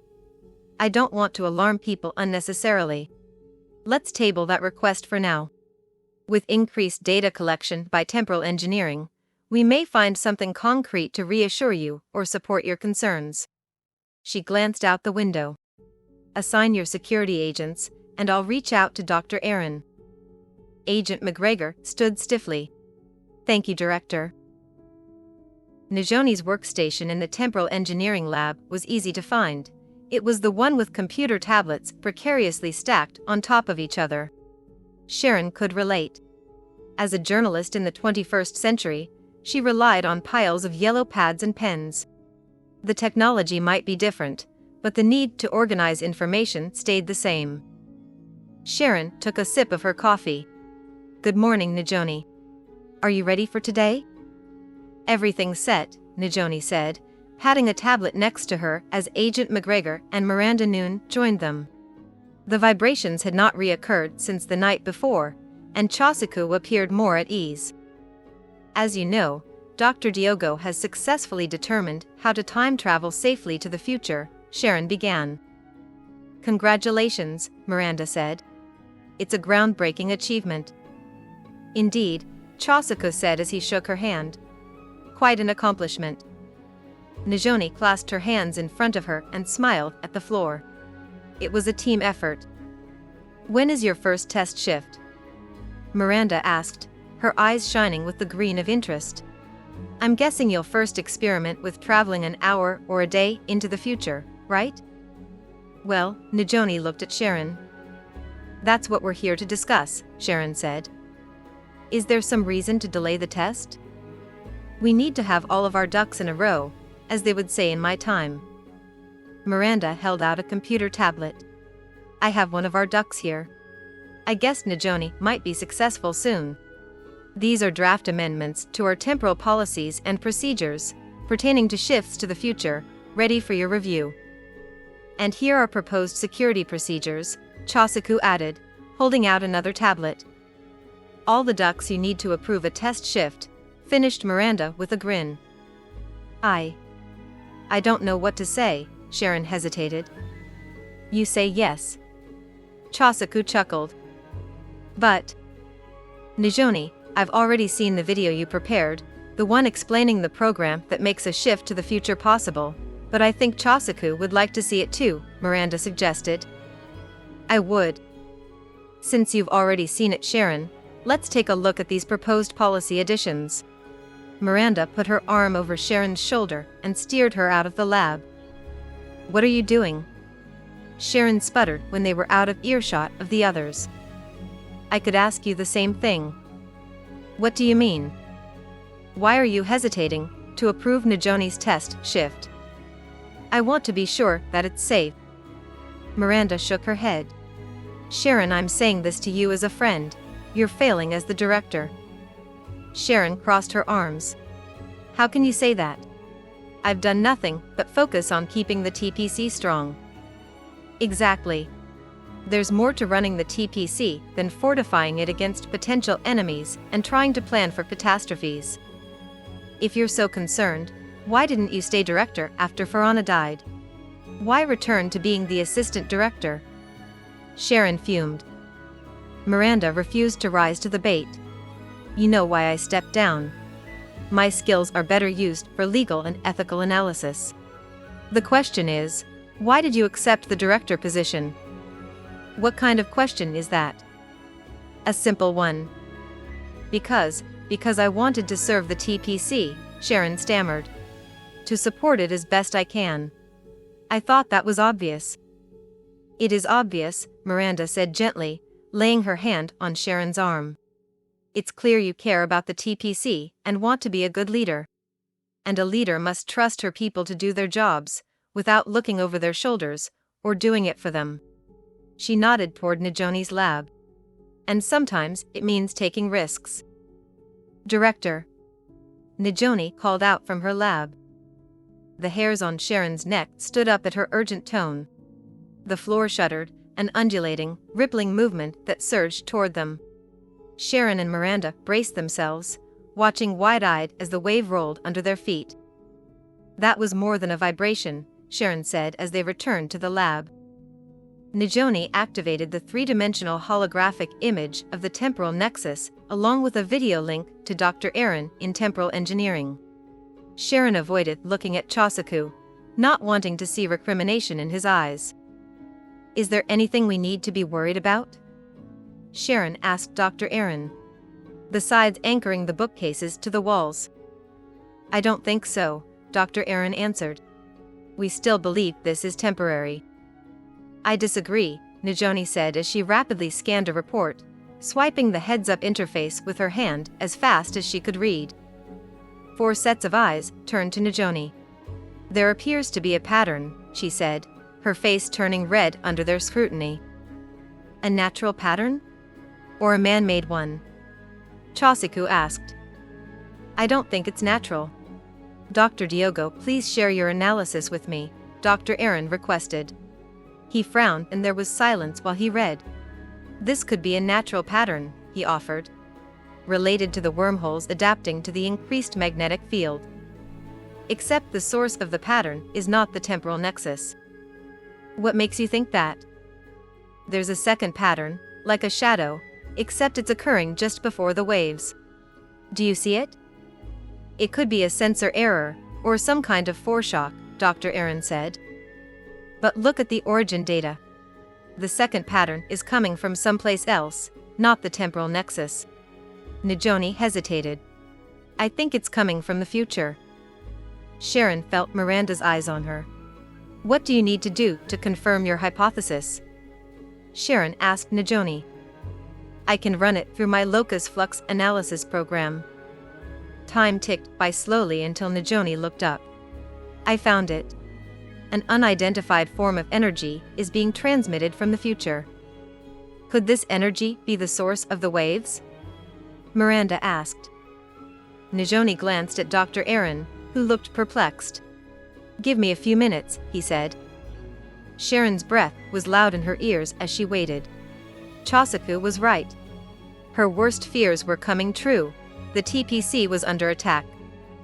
A ball of ice formed in her stomach as Dr. Aaron's face paled. She's right. Something's being transmitted through time, and it's altering the gravitational sink of the wormholes. He took a deep breath.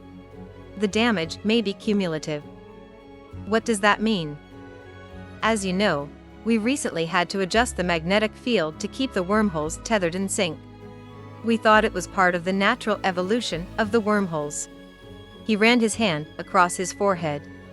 We expected it to subside. But if it's not natural, eventually we may not be able to generate a magnetic field strong enough to hold them in place. What will happen if you can't keep the wormholes tethered? We'll lose the ability to time travel, and the wormholes will escape containment. If we can't control them, keep them contained, they will cause havoc. Is there some way to increase the strength of the magnetic field? Maybe improve the equipment? Yes, perhaps. Dr. Aaron scrubbed his face absently and began working on his computer again. We need to stop the problem at the source, Chosaku pointed out. I can go, Najoni said. I can go to the future and stop it. Do you even know when you're going? Dr. Aaron looked up from his computer. I can get a general time frame. Do it, Sharon ordered. Are we sure this is not coming from the parallel Earth? Dr. Aaron asked warily. No, Nijoni shook her head. It's definitely from our universe. But the time frame, she paused. The time frame is over 1 billion years in the future. Billion? Chosaku repeated as Dr. Aaron's mouth dropped open. Give or take 1 million, Nijoni said nervously. Another vibration rumbled through the lab. Nijoni scrambled to catch her tablets while the others braced themselves. One of Nijoni's computers sounded an alert. Sharon could only describe Nijoni's expression as incredulity. Sharon shifted uneasily, wondering what was more unnerving to Nijoni than an unknown energy transmitted from a time frame of more than 1 billion years in the future. We're receiving a message, Nijoni said, looking at Sharon. It's coming from the future. Sharon swallowed. Broadcasted on the wall display. The display flickered, then cleared. 3 men were standing in dim light, barely discernible. One was grinning, while the second was leaning against the first, as if exhausted or injured. The third man moved into the center of the display, and Sharon gasped as she recognized him. Jonas? Chapter 5. The Future. Temporal Protection Corps Headquarters, 2209. And the future. The last time Nijoni had seen Jonas Fernley, he was throwing a chair at former Assistant Director Jorga Zintel during the battle for the TPC 5 years ago. When they lost, the forces of the Chestnut Coven kidnapped Jonas as they retreated across the rift to the parallel Earth. Sharon. Jonas cleared his throat. Hi. It's nice to see you. He took a deep breath. I know this is going to sound unbelievable. We know when you are. Okay. Well, I need to talk to the director. I am the TPC director. Jonas' eyes grew wide. Wow. That's great. Congratulations. Are you responsible for the energy that's damaging the temporal nexus? Agent McGregor demanded. No, but I know who is. That's why I'm contacting you. It's Jorga Zintel, isn't it? Director Gorse asked in a dark voice. Jonas nodded. And Natalie Johnson. She's planted a sabotage program in the future. She wants control of the temporal nexus. Nijoni shivered. This was not good. Cold and cruel, Natalie Johnson was the leader of the Chestnut Coven, and the driving force behind the attempt to take over the TPC all those years ago. Can you stop it? Agent McGregor asked Jonas. Jonas glanced at the 2 men behind him. We think so. I think so, he corrected himself when one of his companions made a derisive noise. That's why we're here. We crossed the rift between universes to find it and stop it. Why are you contacting us? We need your help, Jonas said. One of the Yegos is hiding somewhere in Earth's past. She has the counter-program we need to stop the sabotage. One of the Yegos? Nijoni whispered. There's more than one? There are 2, Agent McGregor answered with a grim expression. One from this timeline, and one from a parallel timeline. I thought once they were both in the same time frame, they would merge back into one person, Miranda said. That was the theory, Sharon said. Apparently we were wrong. She turned back to Jonas. When in our past did she go? I don't know. I only know that she crossed the rift and took a portable temporal amplifier unit with her. What about the other Jorga? Jonas pressed his lips together as if holding back a smile. Natalie Johnson had her arrested when the first Jorga fled. As far as I know, she's sitting in a Soviet prison cell. How do you know all this? Agent McGregor's distrust was obvious. Well, Jonas looked at the ceiling. Anna Ivanova told us, you know, Natalie Johnson's twin from the parallel Earth. I know, he added hastily. She can't be trusted. She joined with Natalie to take over the TPC, and is the director of the black operatives for the Soviet state in the other world. Or she was. Natalie and Yorga betrayed her. Look, he exhaled. The sabotage program will damage the temporal nexus, but on the other Earth it will irrevocably destroy the Roman ring. She wants to stop it as much as you do. You're sure you can find the sabotage program? Yes, definitely. He held up a blocky-looking portable interface unit. I've programmed this to track it. Director, I can confirm this communication is emanating from the same temporal source in the future as the energy, Nijoni said. She took a deep breath. With your permission, I'm prepared to join them in their search for the sabotage program. Wait. What? No. Jonas put his hands up. We don't know what to expect here. We don't even know if there are people here, or what they are like. We can't ask you to take that kind of risk. What if we can't find the counter-program? You may need someone with my expertise there with you. I can't allow it. It's not your decision, Agent McGregor replied. Director, I will accompany Dr. Diogo. No. Just her. One of Jonas' companions spoke up, the one leaning against the other. The TPC's head of security bristled. Why just her? To be blunt, I don't trust you. He jerked his chin at Jonas, whose expression was stony. He's completely untrustworthy. He betrayed you, he betrayed them, he refused to help us. He'll run at the first sign of trouble, and leave us behind. For all I know, you're all the same, you TPC agents. Nijoni assumed them meant the Chestnut Coven, and us meant the dissident movement on the parallel Earth. The distrust is mutual, Agent McGregor said. How do we know this isn't a pretext for a new invasion across the rift? You're not wrong, you are being attacked, Jonas said. And we're trying to stop it. You confirm we're under attack. That's even more reason for a security presence on your mission.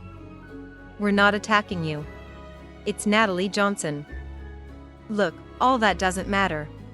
You need me, Nijoni said to Jonas, pushing away her nervousness at interrupting the head of TPC security. Nijoni held Director Gorse's eyes. I can do this, she added to Agent McGregor. The director turned her attention to Jonas. Where are you exactly? We're not sure, Jonas answered as he looked around. We shifted into this room. It appears to be made of metal. That's all we know. He shrugged. We haven't started exploring. I wanted to contact you first. That far into the future, the sun will have become a red giant, Dr. Aaron commented, startling Nijoni. She had forgotten he was watching. The surface of the Earth will have become uninhabitable. You might be underground, on another planet, or even on a space station. Wherever we are, there's oxygen, Jonas confirmed. He jumped up. Gravity feels normal. But you don't know where to go, or what you'll encounter, Dr. Aaron said. We'll find the program, don't worry, Jonas' other companion said confidently. He seemed friendlier than the other. Can't we pinpoint the source of the energy? The director asked Nijoni. Then they could shift here to our time, and all of you could shift together to the correct location in the future. No way, Jonas' belligerent companion interrupted. You're not shifting us anywhere. We've talked long enough. You've got your warning. We're done here. Back off, Sinclair, Jonas said nervously. I wouldn't recommend it anyway, Dr. Aaron said. The fewer shifts we make until they shut down the sabotage program, the better. How much time do you need to get ready? Jonas asked Nijoni. Only a few minutes. She looked at Sharon. If the mission is approved, you will report to Miranda once every day that passes in your time frame, the director said finally. Director? The assistant director's color-changing eyes flashed the orange of alarm. Why not report to you? I'm going after Yorga. I'm not sure that's wise, Director, Dr. Aaron frowned. With the changes in the magnetic field, we could lose gravitational sync and the ability to time travel. If that happens, you might not be able to shift back to the present. Then I will go alone. I'm ordering the recall of all TPC agents and chronohistorians currently in the field. All shifts are on hold until further notice, Director Gorse announced. Dr. Aaron, use whatever resources you need to shore up the magnetic field. Chasaku, work with Miranda to place security officers wherever you think they're needed. I'll inform the world government of our status. She dropped her eyes and cleared her throat before looking at the screen again. Jonas, it's good to see you again. Jonas smiled, his first since he appeared on the wall display. It's nice to see you too, Sharon. You can't let her go alone, Agent McGregor said as the communication ended. And if we send someone with her? I think Jonas' friend would be a problem, Najoni said. Exactly. We don't need a fight as soon as you arrive, the director agreed. We need to focus on shutting down the sabotage. I don't like sending her in blind. What about going in observation mode? Assistant Director Noon asked. We could gather more information before we commit. Najoni shook her head. Observation mode is not possible for future shifts. But if you think about it, every shift to the future will be a mystery, she continued, trying to reassure Agent McGregor. That will be the nature of this kind of time travel. You may not be ready for what you could encounter there. Who is? The assistant director asked. Agent McGregor rounded on her with a scowl. All I'm saying is there's no way to prepare for this kind of scenario, Assistant Director Noon continued calmly. How can we train for the unknown? The more pressing question is, do we trust Jonas Fernley? Director Gorse asked. Because if we don't, we might as well forget the whole conversation. I trust him, Director. Najoni said. I don't, Agent McGregor replied. He violated his oaths as a TPC agent and joined the Chestnut Coven. But he chose the right side in the end and fought for us before they took him. I trust Dr. Diogo, Assistant Director Noon said, filling Najoni with warmth. Agent McGregor exhaled. I can see from your face there's no point in arguing, he said to the director. Director Gorse nodded to Najoni. Your request to make a shift to the future is approved. Najoni paced. What did one need to bring 1 billion years into the future? She had already stowed her tablet and extra power packs, along with a change of clothes and other personal supplies, in a slim backpack. Did she need anything else? Food? Should I bring food? She wondered aloud before tucking in emergency ration bars and small packages of water. Last but not least, she packed not one but 2 portable interface units within easy reach near the top of the pack. Okay, she said to herself. I think I'm ready. I have one more item, if you have space for it. Agent McGregor stood in the doorway. In his hand was a box about twice the size of the portable interface unit. What is it? Najoni asked as she took it from his outstretched hand. It's a weapon, he said. The box was halfway into her backpack when she stopped. A weapon? Do I need a weapon? I don't know what you need. But I'd rather you be prepared. But I've never used a weapon before. On people, that is, she hesitated. I don't know if I can. He smiled as if he understood her reticence. This is classified technology, a prototype called a temporal suspension device, or TSD for short. It freezes time in a localized area for 60 seconds. Her shoulders dropped in relief. Oh good. It's not something that will hurt someone. It can kill, he replied. If you stop time for someone standing in the path of a moving vehicle and they're still there when the effect ends, the vehicle could hit them. If it helps, he added as he saw her alarm. Don't think of it as a weapon. Think of it as a tool. But don't be afraid to use it to protect yourself if you need to. Thank you, Agent McGregor, Najoni said, trying to keep the reluctance out of her voice. You're welcome. I suggest you not mention it to Jonas or his friends. She hoisted the bag over her shoulder and returned to her lab. Director Gorse and Assistant Director Noon were waiting for her. Once I find Yorga, I will transmit the counter-program to your portable interface unit. The director took Najoni's hands in hers. Good luck. We'll be waiting for you to come home." Najoni programmed the temporal amplifier. Ignoring the dryness in her mouth, she activated the program. The familiar blue of a shift forward colored the air as the room appeared to ripple and warp like a mirage. The hue grew deeper and stronger until it almost hurt her eyes, as if a color could cause pain. Cobalt became azure, azure became sapphire, sapphire became midnight, midnight faded to black. Najoni knew long shifts could be disorienting. Agents reported loss of feeling, of being unable to breathe, and an overwhelming feeling of fear. She understood that there was no real sensory perception during a shift, and what agents reported was their own brains filling in for missing input. As the blackness continued, seemingly unending, that intellectual understanding was not enough to control her own terror. "I'm safe, it's all right. I'm safe, it's all right," she thought, staving off panic. Just as she was succumbing to the fear that she might never arrive, she did. "Easy," a voice was saying. "Take slow deep breaths." Gentle hands guided her to a sitting position.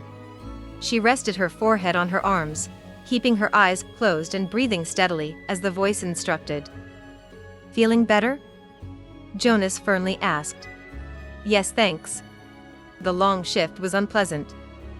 "At least you didn't have to cross a rift between universes, too," a sarcastic voice said. "Stop whining, Sinclair." Najoni opened her eyes. "I'm Simon Mossat," one of Jonas' companions said. The friendly one, she remembered. "This is my brother Sinclair." The other man tilted his head in her direction, but did not take his eyes off the wall he was watching. It was an exit, she realized. There was a door sitting flush with the wall, its outlines barely distinguishable. Najoni shifted her pack on her back as she stood. "Have you tried opening it yet?" "We were waiting for you." "I'm here. Let's go." Jonas waved the chunky portable interface unit in his hand. "We're using this to track the sabotage program, but it isn't like a compass," he said. "All it can do is tell us when we're getting close or farther away from the source of the program." "Like that hiding game," Najoni said with a laugh. The other three stared at her. "You know," she said, suddenly feeling awkward. "When you get close to what's hidden, someone says warmer, and they say cooler when you're farther away." Sinclair rolled his eyes, but Simon broke into a smile. "That sounds like a fun game."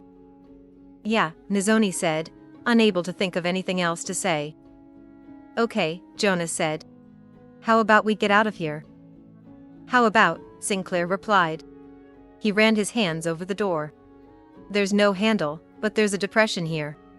He pushed against the center of the door, and it swung outward soundlessly. Najoni's heart was in her throat. What would they meet outside that door? This was the real leap, she realized, perhaps more than shifting over 1 billion years into the future. The door had a high threshold, like a watertight door in a ship. A bulkhead door, she murmured to herself as she examined the frame. To keep something in or something out. She grasped the straps of her pack with both hands, stepped over and into the unknown. "Probably both," Sinclair said in a dry tone. Najoni looked up. Before her eyes stretched an enormous row of windows. Vivid red, orange, and brown filled her vision, and it took her a few moments to understand that she was looking at a planet from high above. "It looks like Mars," she thought. They were in the orbit of Mars. "Oh my," she whispered. Sinclair was not interested in the view. "Which way do we go?" "Not a compass, remember?" "I say we go right," Jonas answered. They walked in single file, Jonas in the lead, Najoni behind him, with Simon and Sinclair in the rear, each hugging the wall as far from the windows as they could get.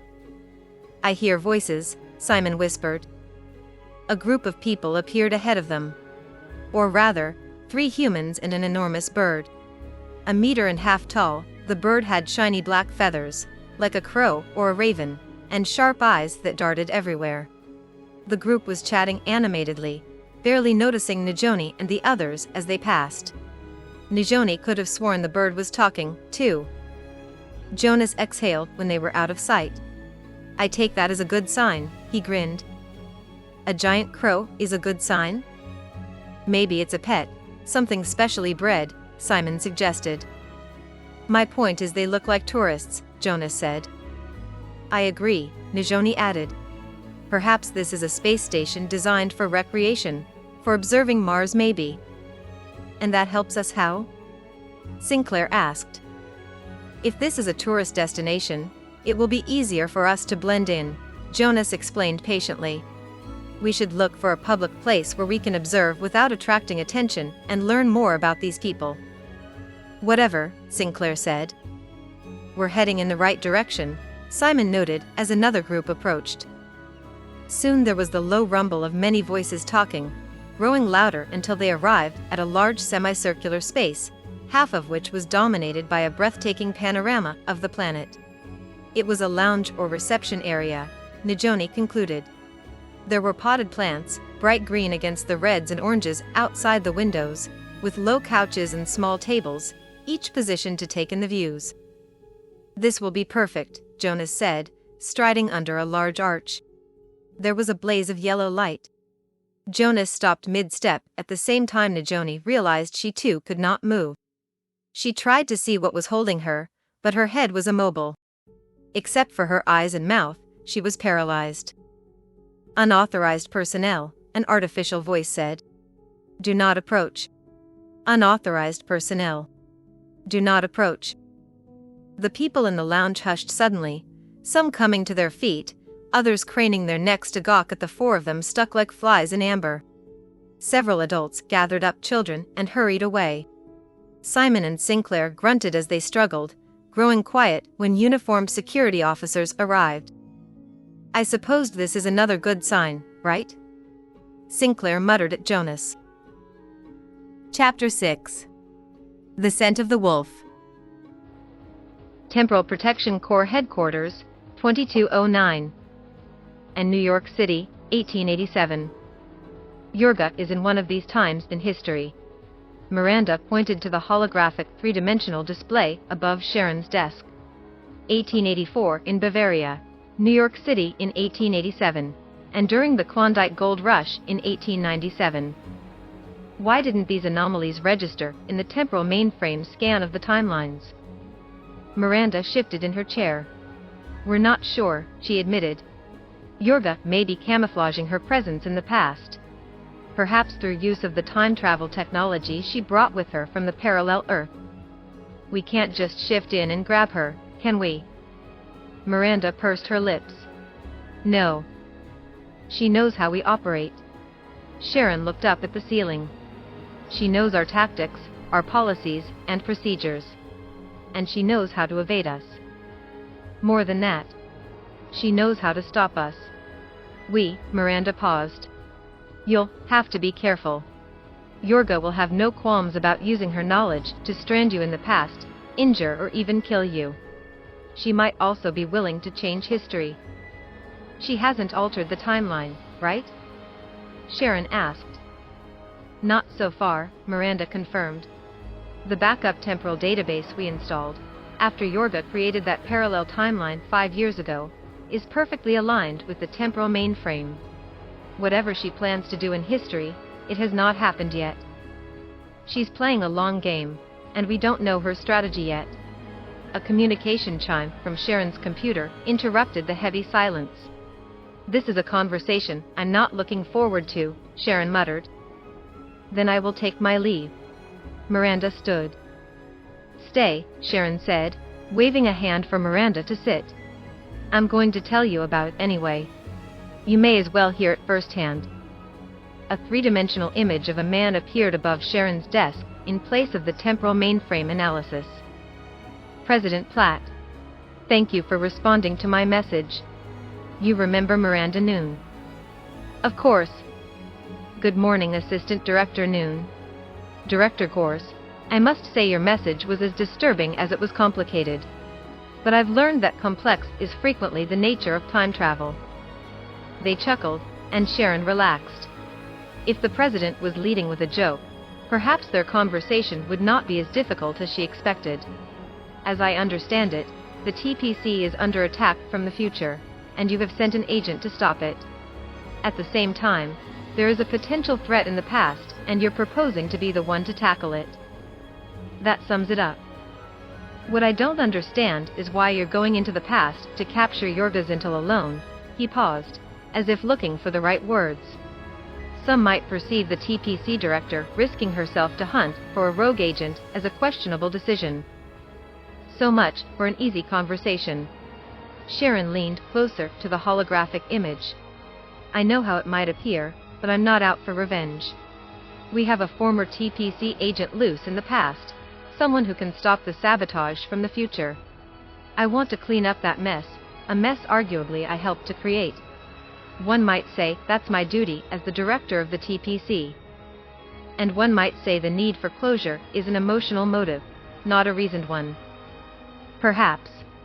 But we don't know how long the temporal nexus will remain stable, and if someone is going to be trapped in the past, that someone is going to be me. Bottom line, you have no authority to stop me while I am director. I would value your understanding of why I need to be the one to do this. Personally, I empathize. Officially, I do not condone risking yourself taking on this mission alone. He exhaled. I'm required to bring this matter to the World Government Council. You must decide whether cleaning up this mess yourself, as you put it, is worth possibly being removed as director. With a sinking feeling, Sharon nodded. I understand. Thank you, Mr. President.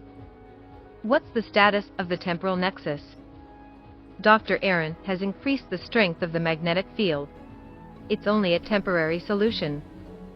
Very good. President Platt paused. Assistant Director Noon, you will keep me informed. Yes, sir. Good luck, Director. Sharon closed the communication. The holographic image vanished, leaving the room feeling dark. I guess that's that, she said, not meeting Miranda's eyes. You'll probably be back behind this desk soon. You don't know that.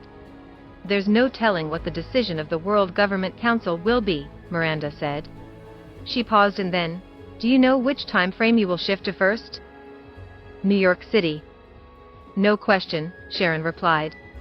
I don't see Yorga tolerating for long the primitive conditions of a 19th century mining camp, and my gut tells me she wouldn't settle in 19th century Bavaria either.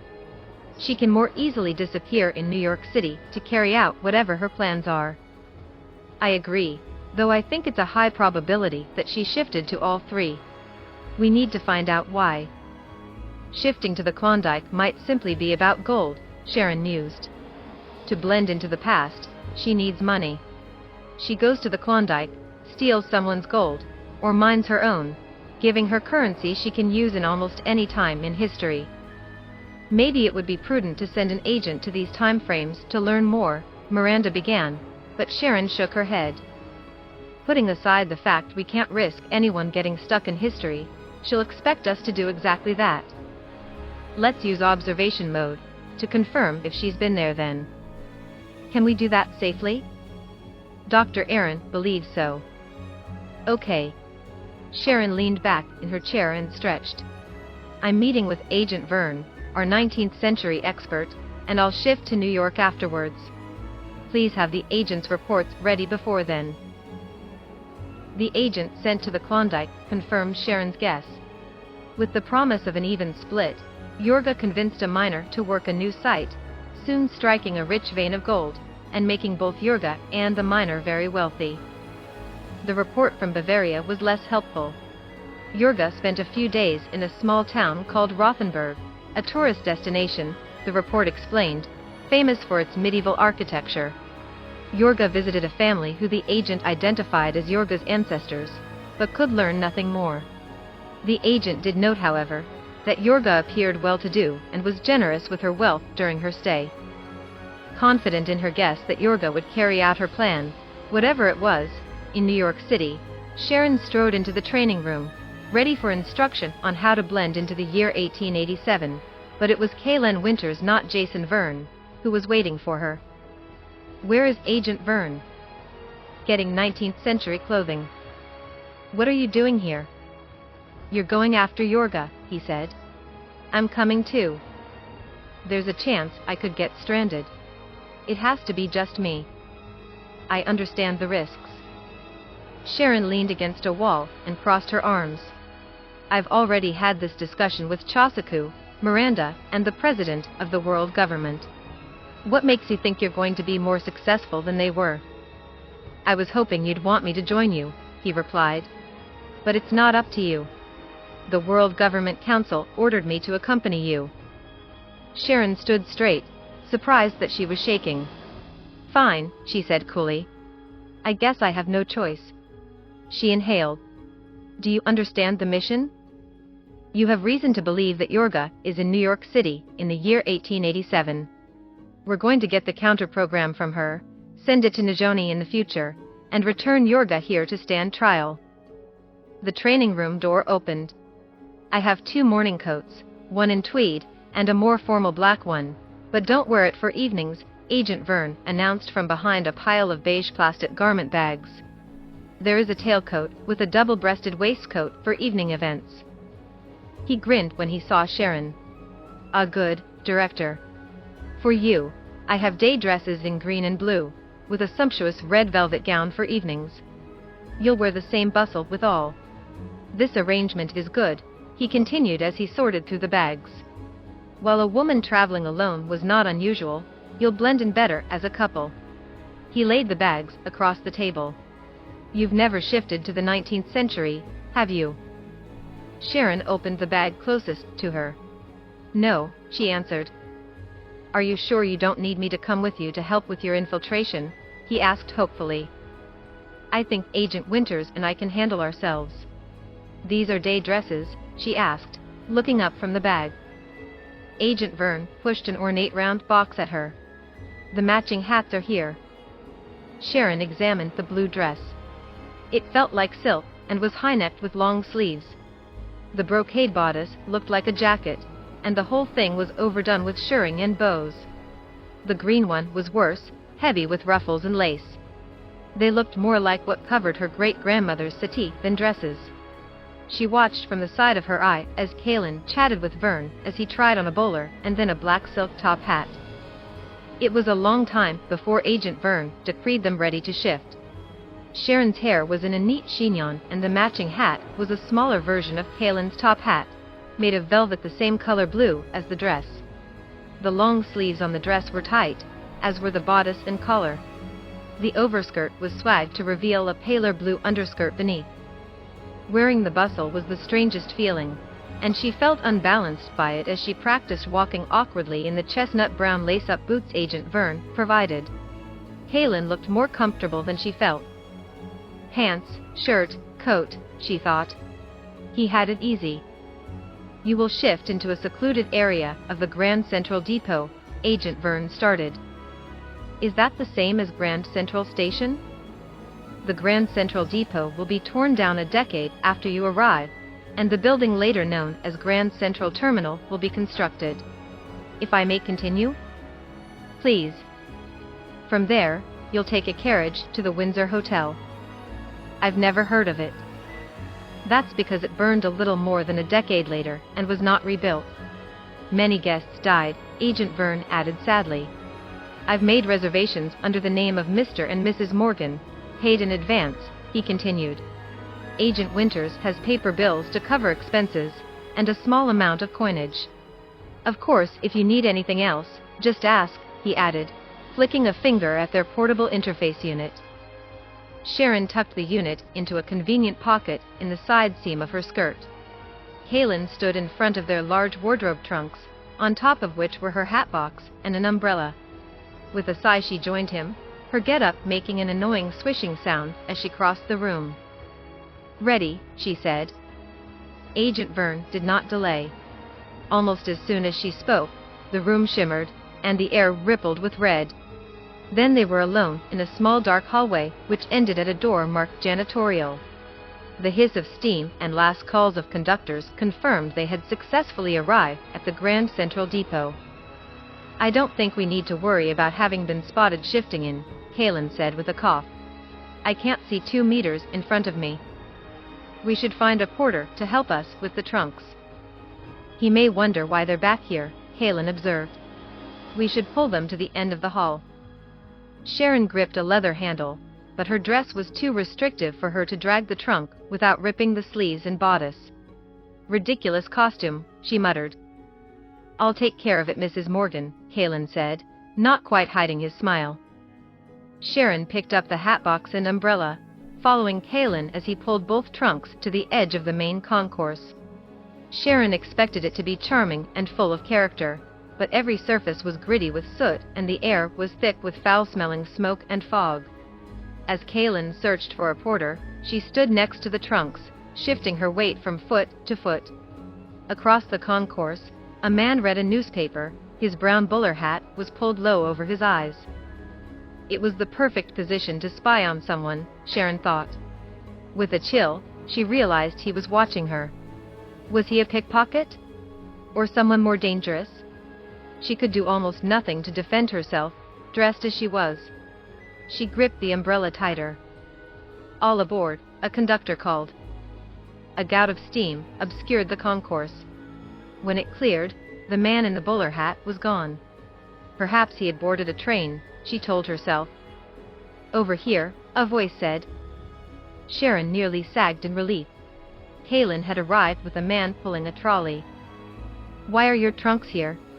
"Your porter from the train should have taken them to your carriage," the man said as he heaved first one, then the second trunk onto the trolley. "Well, Kalen faltered. "I was feeling faint," Sharon said. "I needed a moment of quiet, and we didn't want to keep the kind man waiting." "Of course, ma'am," the porter nodded, peering at her under his hat. "Glad you're feeling better, ma'am." He reached out his hand, and she realized he was waiting for her hatbox. Sharon took Kalen's arm, still clutching the umbrella. Kalen led the way, the porter following with the trolley, chatting amiably as he guided them to where they could find a carriage for hire. Once they were seated on the shiny leather seats and the carriage doors were closed, the porter left them with a jaunty wave of his hat and a satisfied smile on his face. Kalen must have tipped him well. Sharon tried to see their surroundings, but the bustle, skirts and tight bodice made it uncomfortable to lean forward to look out the window. There was not much to see anyway. The sky had clouded over, and the afternoon light was fading fast, leaving the world gray and shadowed. They arrived at the hotel just as the rain started. 80 cents, sir, the driver said to Kalen, after he opened the door and assisted Sharon. The carriage was parked under a streetlight next to a broad sidewalk. The hotel entrance was marked by a generous portico, in the center of a multi-storied building that took up an entire city block. Tall arched windows marched along the first floor on either side of the portico. Topiary boxwoods in urns stood in front of each window, and an ornate wrought iron fence lined the sidewalk. A warm, inviting light spilled down the steps leading into the hotel. "What about the trunks?" Sharon asked, as Kalen paid the driver. "Luggage is dropped off, round the side, madam," a doorman said, holding an umbrella for her. "It will be delivered to your room." The lobby was enormous, with a tall and beautifully decorated rotunda. The marble flooring shone next to elaborately carved dark chocolate-colored wainscoting, below brocade wallpaper. Richly patterned fabrics covered chairs and couches next to palm trees in Asian-inspired pots. Here was the late Victorian charm and character she had expected, and then some. Their corner suite on the third floor was similarly decorated, with a crackling blaze in the fireplace, and the rare luxury of a private bath, the bellman proudly informed them. "The hotel has state-of-the-art fire prevention equipment," the bellman added when he saw Sharon pause at the fireplace. "State-of-the-art, like the Titanic," Sharon muttered. "Like the what?" "Thank you for your help," Kalen said, handing the man coins. Once they were alone, Kalen opened one of the tall sash windows. The soft sound of rain rolled in with the smell of petrichor. "It rained the last time we were in New York City too," he said. "That was a long time ago. Or a long time from now, depending on how you look at it," Sharon replied. She was standing outside the closet, already hung with their clothes, courtesy of the bellman. She shed her dress, pausing to decide if it was worth it to remove the bustle in the short time before dinner. "The tunics we wore in 1215 were more comfortable," she muttered. I agree, Kaelin said. Sharon turned to give him a tongue-lashing about the complexities of 19th-century women's clothing, but stopped when she saw him half-dressed. Braces for the trousers, he said, pointing to the button suspenders, visible now that he had removed his jacket. He pulled up a pant leg. Garters for the socks. He unbuttoned his shirt and removed both the collar and the shirt cuffs. And there's too much starch. I never thought about missing elastic. Something tight in her chest relaxed. She smiled before giving in to laughter. Any reading on yoga? He asked. Sharon's laughter died away. She checked the portable interface unit Kaelin programmed to track Yorga's temporal technology. You know, the same way I found the temporal amplifier in the bookcases in your living room, he had explained, as he prodded the screen before they left Jason Vern's training room. She's close, she confirmed. I can't tell where. But I'm sure she's in the hotel. Or at least the technology is. What's the plan? Blend in until we find her, track her movements, and quietly grab her. She won't go quietly, Kaelin muttered as Sharon closed the bathroom door. Jason Vern was right. The red velvet evening gown was sumptuous. Unlike the day dresses, the gown was short-sleeved with a plunging neckline. It was rich with dark red lace covering the bodice, skirt, and the short train. Agent Vern included red silk flowers to wear in her hair and a matching fan. It was a beautiful ensemble, and when Kaelin, in his black tuxedo and silk top hat, offered her his arm, she felt more elegant than she ever imagined. The dining room of the Windsor Hotel was on the second floor and was as equally impressive as the rest of the hotel. Impossibly ornate chandeliers hung from a beautifully painted fresco ceiling, and a string quartet was playing something by Brahms. They were seated at a table next to a window with a view of softly glowing street lamps lining Fifth Avenue. She's here, just as we thought. Don't turn around, Kaelin said as he carefully shifted his chair to Sharon's left, hiding him from view. There's a diner blocking her from seeing us. We can follow her when she's finished eating. Blend in, track her, grab her, Sharon thought. Piece of cake. Chapter 7. Strange Bedfellows. Parallel Earth. The cold cinderblock room deep in the bowels of Chornyadura was barely large enough for a small table and chairs. First Kaelin sat in one chair, then the other, then on the table. Now he was sitting on the floor, ignoring the chill seeping into his shirt from the wall behind him. He closed his eyes. This was not how he expected things to go. Incarceration, followed by an expedient public execution, was the standard procedure after one was caught committing treason. Disappearing never to be seen again was a possibility too, he admitted to himself. Interrogation and torture were almost guaranteed. He didn't mind waiting after all. The only ray of hope was that he could only give up a handful of names. The dissident movement was organized into independent cells and no one, not even Patron, knew every person involved. By now most of those had fled the city, hiding their families and taking on long-prepared new identities. Whatever happened to him, the ALF would survive. Kaelin did not look up when the door opened. His interrogator would tell him what to do soon enough. Come, my love. We must hurry, a familiar voice urged. He opened his eyes in surprise to see Anna beckoning to him. He took her outstretched hand. She drew him toward the door, but he resisted. You are not my Anna. What are you talking about? Of course I am, the woman protested, but he could see it in her eyes. Anna's eyes could be hard and implacable, but they were never cold and calculating. He released her hand and turned his back on her, sitting in one of the chairs and crossing his arms. You may deceive them, but you're not fooling me. Let's get this over with. The woman's face went blank before she smiled, a smile that did not reach her eyes. It was worth a try, Natalie Johnson conceded.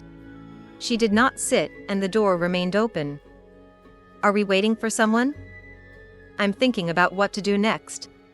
Torture is an unreliable means of gathering information. I've learned little from your compatriots. I thought you might cooperate based on our past relationship. But that gambit failed. She sighed. Now I must decide how to efficiently maximize our use of you, to keep you alive, hoping to obtain more information, or to execute you." How clever she was, he thought. Everything she said, the way she said it, was as if she really were Anna Ivanova, and not Anna's twin and usurper. As if Anna had pretended to have loved him, as part of a devious plan to destroy the dissidents. "Let me know what you decide," he said, trying to hide his apprehension. As much as he might rationalize the survival of the ALF, he was not eager to die. "What if I were to promise you an intimate visit? Would you be more cooperative then?" He leaned forward and looked her in the eye, a half-smile tugging at his mouth. "I might be." She laughed. That was almost convincing. To a cell, she ordered to a guard outside the door. The guard shackled Kalen and walked him out of the room. Natalie Johnson watched, standing at parade rest with her hands clasped behind her. "Here's to hope," Kalen said as they left the room. Patron staggered under the blow, but did not fall. He cleared his head with a shake and stepped forward once again, his fists raised. This time, with his attention on the man in front of him, the blow came from the side. He lurched, putting out a steadying hand as the man in front struck him again. Patron dropped to his hands and knees, blood streaming from his nose and a cut on his lip. Kalen strained against the arms holding him, and a guard threw a half-hearted punch into his gut. Not enough to hurt him, just enough to get his attention and stop his struggling. It would be Kalen's turn next, and the guards wanted him fresh. This was what was considered physical activity at Chornya Dura. Every day before lunch, the prisoners assembled in the gymnasium, ostensibly for exercise, but in reality for the guards to practice their beating techniques. The room they called the gymnasium was enormous, a square with high windows next to the roof, and a bare concrete floor. There were no mats or pads, and after their exercise period was over, prisoners not selected for training would clean the blood and other bodily fluids left behind. Over the years, the floor had developed a dark patina, no amount of scrubbing could remove. A blow impacted the side of Patron's head. Patron dropped to the floor in a daze. Prisoners were directed to carry him to the infirmary. The guards looked now at Kalen. "You're next." Kalen flung off the hands holding him and stepped into the area designated as the ring. He raised his fists, glaring at the guard, hoping the fire in his eyes and the guard's exertions with Patron would give Kalen the upper hand. The guard swung at Kalen, his comrades cheering, but Kalen danced away. He ducked another punch, infuriating his opponent, which was as dangerous as letting a blow land, perhaps more so. Kalen faked a stumble and took a blow across his nose, letting himself fall with the impact, landing hard on the floor. The guard did not buy the act. "Don't think I don't know when a man is faking a fight," he barked. "If you won't fight for real, I will make certain you get injured for real." Kalen climbed to his feet. He looked the man in the eye and nodded, one dignified drop with his chin. He raised his fists again. "Boris," a voice called out. It was one of the men hauling Patron to the door. "Someone is coming." Boris, the man fighting Kalen, dropped his fists. The other guards grabbed Kalen so that he could not take advantage of his opponent's distraction. "Shah," he said. "What?" The doors opened and Natalie Johnson marched in with what looked like the entire cadre of the black operatives on her heels. She glanced at Patron. "Take care of that man," she instructed, and watched as black operatives took him from the prisoners and carried him out. She walked toward Kalen. The prisoners parted before her, and the guards watched carefully. If the head of the black operatives was injured on their watch, it would mean their deaths. Black operatives lined the walls, standing behind the guards as a second layer of security. She stopped at the edge of the ring. "I see you are keeping our prisoners healthy through regular physical activity," she said to Boris. "Yes, comrade," he said. "I'm about to engage in a training activity even now, if you'd like to watch." "Niet," she said. "The black operatives require this prisoner." There were chuckles around the room, nervous laughter from those grateful that the black operatives did not require them. Of course, comrade, Boris said. Can we expect his return? I would like to finish his training. I'm afraid that will not be possible, she said. In a single swift movement, the black operatives simultaneously stepped forward and slit the guards' throats. The bodies dropped to the floor, leaving the confused and terrified prisoners huddled together. Black operatives moved into the crowd, grabbing specific prisoners and walking them to the exit, as the other prisoners shrank away. They were all dissidents, Halen realized. Was Natalie Johnson planning to execute them now? Then why kill the guards? Those questions vanished from his mind when he reached the door. Waiting for them, a satisfied gloat on her face, stood Jorga Zintel. As his mouth worked soundlessly, a hand slipped into his. It's me, Natalie Johnson said. Except it was not Natalie, it was Anna Ivanova. His Anna, her eyes full of love. She nodded at Jorga. We're getting out of here. Trucks waited for them at the loading dock. Anna directed Halen to the one in which a black operative medic tended Patron. Patron had passed out, but his color was good, and his breathing was slow and even. Everyone's secure, Anna said as she climbed into the back, followed by Jorga. The truck pulled away from the loading dock. We have to hurry before the black operatives find us. Black operatives? Halen's eyes darted to the men on each side of him. I thought that's who these guys were. As Anna shook her head, the men he thought were black operatives removed the black uniforms that were the hallmark of the Soviet state's counter-espionage unit. Underneath, the men wore familiar brown-green field uniforms. The Nazis? Halen scowled in disgust. We're being rescued by Nazis? Anna's lips thinned. I don't like it, any more than you do, she murmured. But partnering ourselves with the Third Reich is our only option. He noted her choice of words.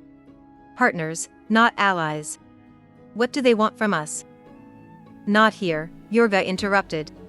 We'll discuss that when we are secure. Which Jorga are you? She sneered. I'm the one from the parallel timeline on my Earth. You can call me Yez. Now, she narrowed her eyes. What we need from you right now is the location of Reinach. I can't tell you that. Then we'll dump you on the side of the road and let the black operatives find you. All of you, Jorga, no, Yez, added with a pointed look at the unconscious Patron. The alert soldiers were clearly ready to follow through on Yaz's threat. If Patron were conscious, he could make this decision, but he was not. It was on Halen's shoulders. Why Reinach? I will not discuss it and I will not be delayed. Tell us the location, now. Halen looked at Anna, whose eyes urged him to cooperate. Very well. The leader of the Third Reich Strike Force identified himself as Hartmann Barr. A man of ordinary looks and medium height, he was someone Halen would not have given a second glance on the street. Packed together with him in the confined space of Reinach's antechamber, the man radiated a focused ruthlessness. What do you want in return for our escape from Chornyadura? Halen asked bluntly. The less time he was in proximity with Nazis, the better. We need you to go on a mission for us. What kind of mission? One that will shift the balance of power and rid you of the yoke of your Soviet masters. In exchange for the yoke of new fascist masters? Not at all, Barr replied smoothly, looking each of them in the eye. In thanks for your help, all the lands that were formerly the United States will once again be yours, to govern independently. What's the mission? We require all data and technical details for a Soviet technology. What technology? Halen thought he knew what they wanted, access to the Roman ring, or the specifications to build one themselves. He shuddered to think what the Nazis might do with access to time travel. Barr's answer surprised him. Cold fusion technology. It is an energy source that gives the Soviets a decided advantage, offering unlimited electrical power, which they sell to us at exorbitant prices. It threatens the security of the Reich and the world. The technology was developed in Germany and stolen from us during the war, Barr added with a reassuring smile. You will be merely returning to us what was already ours. Halen exchanged glances with Arnold. This was not what they expected. What would this mission involve? The target is far to the north, in what used to be called the Yukon in the former country of Canada, Anna said. I can provide information on the security and layout of the facility. The mission is to steal the technological specifications, sabotage the facility, and escape. Wouldn't it be easier to get what you need from the database at Soviet headquarters? The data is not stored at headquarters for this very reason, Anna answered. The power facility locations are classified top secret and known only to a few. All technological data regarding their function is kept on site. We bring you this information, and you'll get the Soviets out of our country? Halen said to Bar. That's correct. How? The Soviets are deeply embedded in every major city, Arnold trailed off as Bar smiled knowingly. You're going to start a new war, Halen said as tension bloomed in his chest. You're going to draw the Soviets into a conflict. They'll have to remove the military units embedded throughout North America to meet your forces. It will look like a minor skirmish at first, but as we make inroads into Soviet territory, they will deploy their military in force. Once we reveal that we have the cold fusion technology, they will sue for peace. The terms will include withdrawal from the United States. How do we know this facility in the Yukon is the only one? Wouldn't they have several to safeguard their advantage? Mary asked. You are correct. There are other facilities, Anna said, not meeting Halen's eyes. I have given the Third Reich the locations. When the border conflict begins, they will bomb each of the facilities. Bomb? Mary was aghast. The blast radius will be enormous. Radiation will be deadly for years. There is no other way, Bar said abruptly. If we do not destroy all the facilities at once, we will have no leverage. We will honor the lives lost in the name of freedom from the Soviets. If you want my opinion, I don't think we should agree to this, muttered Arnold. If you don't agree, we will share the location of Rhinoc with the black operatives, Yez said. No, Anna said. No threats. It is your choice. If you choose not to accept the mission, we will allow you and your people to flee. That's a bad idea, Yez said. If you defy me, I will kill you myself. Yez smirked. You're not so different from Natalie, are you? What about Natalie Johnson and the black operatives? Halen asked. We'll take care of her, Yez said, gesturing to Anna and herself. You focus on that cold fusion facility. Anna provided them with maps and blueprints for the facility, which was located underground in a former mine called Bear Creek. The Nazis provided them with equipment and weapons, but refused requests for manpower. If you're caught and captured, they will see it as a raid by the dissident movement, Bar said. If my people are with you, then it's an act of war.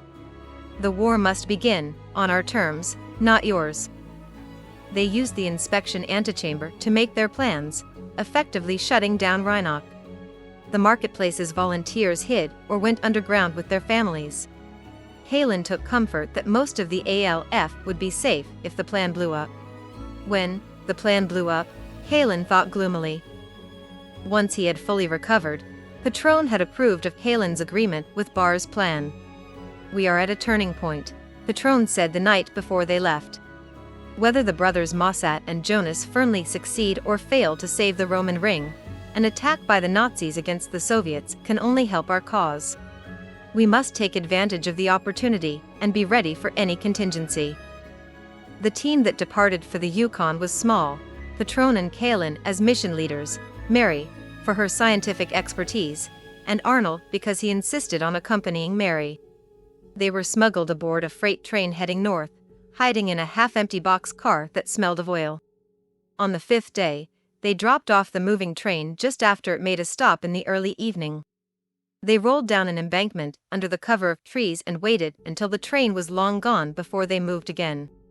They had only a few hours to make their rendezvous with a small plane, which would take them as close as possible to Bear Creek undetected.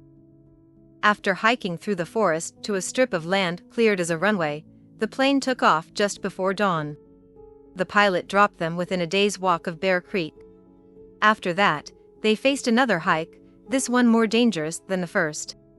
They kept their eyes peeled not only for grizzly bears, but also for the hidden security emplacements common at Soviet facilities. With Anna's inside information, they avoided patrols and traps, keeping in mind her caution that security routines were continually changed, to make it difficult to discern patterns. Anna also warned them that the Soviets used skilled local trackers to patrol for signs of interlopers. Mary was their guide, using a compass and the light of the half-moon to steer them. They slipped quietly around trees, carefully stepping across streams, and avoided underbrush. It would not do to break branches or snag their clothes and leave threads behind. Their pace was slow but steady. By Kalen's estimate, they would arrive at the facility in plenty of time to collect the data and sabotage the facility before the first border skirmish began. "How are you holding up?" Arnold asked Mary as they hid in a small hollow under piled trunks of fallen trees. When the sunlight faded, Arnold had suggested the hideout, reasoning the logs would not only conceal them, but would also insulate them against the cold northern night. It had probably been the den of some animal, but appeared abandoned when they crawled in. "Good," she answered. "I just need some water." Mary unslung her canteen, refilled at the last stream they crossed, and took a long drink. The others followed suit, after which they enjoyed a cold meal of rations. Arnold had been right. As their body heat warmed the space, the hollow became almost cozy. Patron offered to take the first watch, and Kalen curled up to sleep, the pine needles beneath him crackling and releasing their fresh, clean scent. He was dreaming of Anna when something woke him. Mary and Arnold were curled up together, preserving their body heat. Patron was alert and listening. He raised a finger to his lips when he saw Kalen's eyes on him. Then Kalen heard it too, the soft suggestions of sound made by a human moving as silently as possible.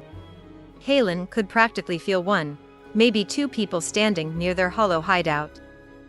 They were discovered. Chapter 8: The More Things Change. The Future. Najoni's nose itched. She tried to scratch it, but her arm was immobile, along with the rest of her. She could not even turn her head to see Jonas and the brothers on her left, but she knew they were there. "You can't keep us here," Sinclair shouted for the umpteenth time. "Let us go." After they had been restrained by the force field at the entrance to the lounge, they were brought to a small room. Here they were questioned by space station security, who left suddenly after hearing her answers. Their next questioners, the local police, she surmised, displayed the same alarm as the security officers, and departed more quickly. It had been a while since the local police left. Involuntarily she wriggled, trying to get free, before slumping back against the force field restraint. A very tall man entered the room, accompanied by another almost human-sized crow. Or maybe it was a raven, she thought. Its eyes practically glowed with intelligence as it scanned the four captives. The man conferred with the crow, and then they both studied her. At a spoken command, the force field grew opaque until she could no longer see the walls of the room. The man, Crow, and Najoni were together in a kind of private force field pocket. "My name is Colonel Walsh," the force field translated. His voice came from all around her. "This is my colleague, Moonin. We are with OF Military Intelligence." Najoni bypassed the amazed thoughts. The crow is his colleague. And what is OF? And focused on what these newcomers meant. They had gone from incarceration by on-site security to questions from local police, and now a military entity was interested in them. That suggested this time frame had more for them to worry about than the sabotage program. What had they shifted into? "I am Dr. Najoni Diogo," she said for the third time, waiting as the force field translated her words. "I'm on an urgent mission. What information can I give you that will get us released?" "You can start by telling us what language you use," Moonin, the bird, replied, opening and closing his beak in clipped movements. The force field shivered as it translated. "The quantum database has identified it as something extremely ancient. And so they brought me in." I speak several languages, Najoni answered. Right now, I'm speaking 23rd century extracted English. I also speak 23rd century French, German, and Dineh-Bizod. What is the nature of your urgent mission? As I've already explained, I'm an agent with the Temporal Protection Corps. I have traveled from the year 2209 to stop the sabotage of our temporal nexus, which is emanating from this time frame. My mission is of vital importance, and if it fails, the course of your history may be irrevocably changed. Colonel Walsh returned his attention to Moonin. Can you confirm? I cannot. The force field translation rippled around them like a stone had been dropped into a pond. The era to which she refers is before the Great Emergence. My people's memories from that time are fragmented and unreliable. It's also before the Terran emigration, Colonel Walsh frowned. Which means the quantum database may not be of help either. What's the Great Emergence? Najoni asked. Colonel Walsh exchanged glances with Moonin. The Great Emergence is when my people opened their eyes and minds. When we achieved sapience, Moonin answered. And the Terran emigration? When the sun expanded, Earth became uninhabitable, Colonel Walsh explained after a pause. Our ancestors, he nodded at Moonin, left the Earth and brought with them as many species as they could. Where did they go? Everywhere, Moonin answered. Najoni stared at them with her mouth open. Humans, and other species, had populated other worlds. She had so many questions. And this space station, she said, rolling her eyes to take in the Stark room. It's in orbit of Mars, right? It looked like Mars, she faltered as Colonel Walsh shook his head. It's not a space station, it's a habitat orbiter, home for miners and their families. We're above Ganymede, one of Jupiter's moons. Subsurface mining creates a red coloration that looks like Mars in the old days. Mars is now in the habitable zone of our star and has become a green oasis, as Earth was. Was? What's the Earth like now? She is uninhabitable, Moonin answered. The seas have boiled, and the atmosphere is slowly burning off. Our mother planet will become a desolate rock before the sun's expansion eventually consumes her. He dipped his charcoal beak and watched Najoni with an onyx eye. But her memories are carried by us, and she will not be forgotten. I think we've gotten off track. Colonel Walsh cleared his throat. Do you believe her story? He asked Moonin. It's not a story, Najoni sputtered in indignation, but Moonin was unflustered. More investigation is needed, but you are correct. I'm inclined to believe. Then you will let us go? Najoni asked hopefully. One step at a time, Colonel Walsh replied. We lost most of our historical records during the Terran emigration. We'll attempt to corroborate your story, but it would help if we had as much information as possible. Seeing no reason not to, Najoni told them everything, about the pulses from the far future which reached back through time, damaging the temporal nexus, and how she joined Jonas and his companions, Simon and Sinclair, in the future to find the sabotage program and deactivate it. And this device? Colonel Walsh asked as he held up one of the portable interface units she stowed in her backpack. What is it? It will allow me to return to my time. Is that all it does? It also gives me access to the temporal mainframe which, if I were traveling in the past, I could use to measure temporal impacts on the timeline. But it has not been calibrated for time travel into the future. Why are there two of them? Najoni colored. I wanted a backup. To be sure I could return home. I didn't want to get trapped here. And what about this? Colonel Walsh held out the box, which contained the temporal suspension device.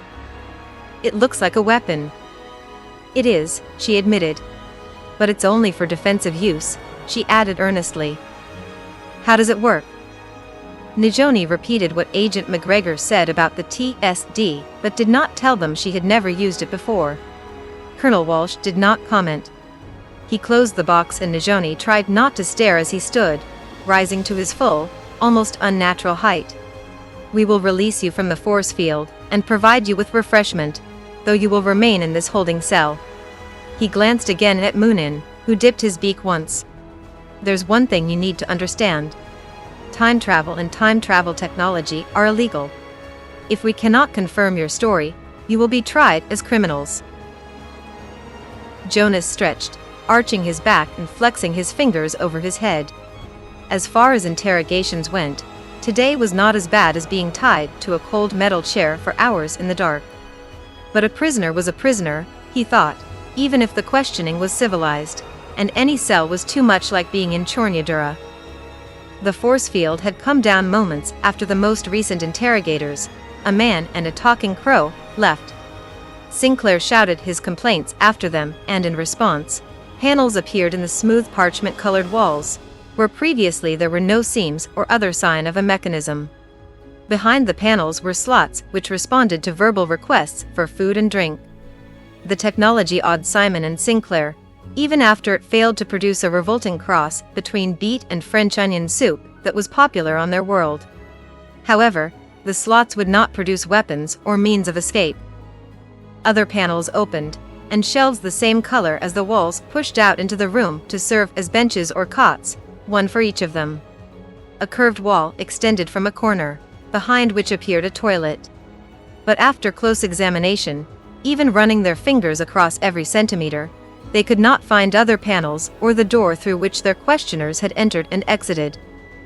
They sat on the shelves, food and drink in hand, comparing notes, and trying to figure out their next steps. "Why did you tell them about our mission?" Sinclair asked. Predictably, Sinclair was looking for someone to blame and turned his ire on Najoni, but she ignored him. As a TPC agent, she would have completed a course in basic self-defense training, Jonas remembered. It was more than enough to take down Sinclair if necessary. Jonas had completed the same training, so why did he let Sinclair intimidate him instead of knocking him on his butt? As Jonas sipped his coffee, an answer crept into his mind unbidden. Maybe Sinclair was right. Maybe he was a coward. "They have to let us complete our mission," Najoni said. "We've done nothing wrong. There's no reason for them to keep us here." "Well, there's the whole time travel is illegal thing," Simon volunteered. "But we didn't know that. And we couldn't have embarked on this mission without time travel," Najoni continued. "Any logical person with a sense of justice would recognize we've taken only the steps we needed to protect history. In our world, justice is irrelevant, and ignorance of the law will still land you in prison," Sinclair muttered. "A logical person would have kept their mouth shut. Obstinacy would have worked against us. They would have used increasingly persuasive questioning techniques until they got to the truth. Being honest from the beginning generates trust." She took a sip of tea. "You were going about it all wrong." Sinclair's eyes flashed as his mouth dropped open. He clenched his fists, but Simon cut him off. "Leave it, Sinclair. She's right, and you know it." Unsurprisingly, Sinclair refused to cooperate when questioned, only giving his interrogators a few vulgar words for their efforts. Jonas tried to negotiate for concessions from their captors in exchange for information, but got nowhere. Najoni's position made sense, but Jonas would have preferred a more strategic approach. Now Colonel Walsh and Moonin knew everything about them and their mission, while they knew very little about this time frame. "I wonder what other species evolved sapience," Najoni was saying to Simon, who was stretched out on his shelf. "And how many worlds they spread to." "I wonder what the war is about," Jonas said thoughtfully. Simon sat up, and Sinclair swallowed the gooey pastry he had been eating with a gulp. "War?" Simon asked. "What do you mean war?" "They said they were with military intelligence." Najoni agreed, meeting Jonas' eyes. "It's possible the military oversees issues related to time travel, and that's why they were sent to question us, but I think Jonas is correct. There's something else going on." "Do you think it will affect the mission?" Jonas asked Najoni. Najoni shrugged. "I don't know. Whatever's going on, it's not our fight, we've got a fight of our own at home," Sinclair said. "You find the program," he jabbed Jonas in the shoulder. "You stop it," he said to Najoni, avoiding her eyes. and then we go back. That's the end of it." He stood up abruptly, pacing the walls of the cell again, muttering something about finding the exit. "Keep us posted, brother," Simon chuckled as he lay down again. "Oh," Najoni gasped. On the opposite side of the cell from where Sinclair prowled, Colonel Walsh, Moonin and another human had appeared. "You cannot get out," Colonel Walsh said to Sinclair. "The cell is made of a conformable composite which adapts to meet our needs. Had you been on this side of the cell, it would have created an opening on the other side." His expression grew stern. "You will leave the cell when we're ready for you to leave." "And when will that be?" Sinclair demanded, unintimidated. "We discovered an ancient data storage device in our archives and confirmed the existence of the Temporal Protection Corps," Moonin said to Najoni. "There was a specially stored message from the leaders of your world to the leaders of our time, requesting that we assist you." "From Director Gorse?" "The device is damaged," Colonel Walsh answered. "But there's enough there to confirm most of your story." "But not all of it," the newcomer added. "This is Major Quallam," Colonel Walsh said. "She's with our military technology division. I have assigned her to evaluate your equipment and learn more about this temporal sabotage program." "How do you propose to find the program?" Major Quallam asked them. Najoni, Simon and Sinclair turned to Jonas, and Jonas felt heat rise on his face, being the center of attention. "I was using one of the pieces of equipment you took from us," he stammered, "to tell us when we're getting close." "You followed the directions provided by the device?" "It's not like a compass," Jonas said as Simon grinned. "It just tells us when we're closer or farther away from it." Major Quallam opened a previously invisible panel and retrieved the blocky portable interface unit from the parallel Earth. "This one? Show me." Jonas activated it and held it up so they could all see the small screen. "We need to go in that direction," he said, pointing over Major Quallam's shoulder. "That's all I can tell you. Perhaps I can help." She held out her hand. "May I?" The Major put the unit back into the opening in the wall and activated a holographic interface. Her fingers danced in the air, and when the interface vanished, she handed the unit back to Jonas. "I have modified it to display galactic coordinates. Please reactivate it." Jonas did as she asked. The screen lit up, and where before there was a two-dimensional flashing spot, pointing him in the right direction, now a three-dimensional representation of the universe floated above it. Or at least part of the universe. It was impossible to read because the small screen could not accommodate a map the size of the entire Milky Way. "I can't use this," Jonas said. "It's too much, too big. Please put it back the way it was." Major Quallam took back the unit without comment, pushing the button below the small screen before handing it back to him. The three-dimensional holographic map of the universe enlarged and appeared in the air in the middle of the cell. She raised a finger just above her head, pointing to a pulsing green circle near the bright center of the Milky Way. "This is where the sabotage program is transmitting from," she said. "Then we have a problem," Colonel Walsh said gravely. "This is behind enemy lines." "I'm sorry. What you're asking for is impossible." Chapter 9. The Wolf's Trap. New York City, 1887. Sharon jiggled her leg under the table, making the wine glasses tinkle. She took a deep breath. Her instincts were to act, to get Yorga, now. Not sit back and eat a fancy meal, but after 3 courses of pushing her food around, their waiter asked if he could bring her something else. Her lack of appetite was drawing attention, so she dutifully shoveled down the meal. When dessert was served, she took 3 bites of a soft white cake before pushing the plate away and accepting the waiter's offer of tea. Helen's appetite was unaffected by the nearness of their quarry. He finished everything placed before him and conversed with the sommelier about the year and character of the vintages poured for them, while surreptitiously dropping into their glasses the anti-alcohol tablets used by TPC agents to avoid intoxication. "I didn't know you knew so much about wine," Sharon said.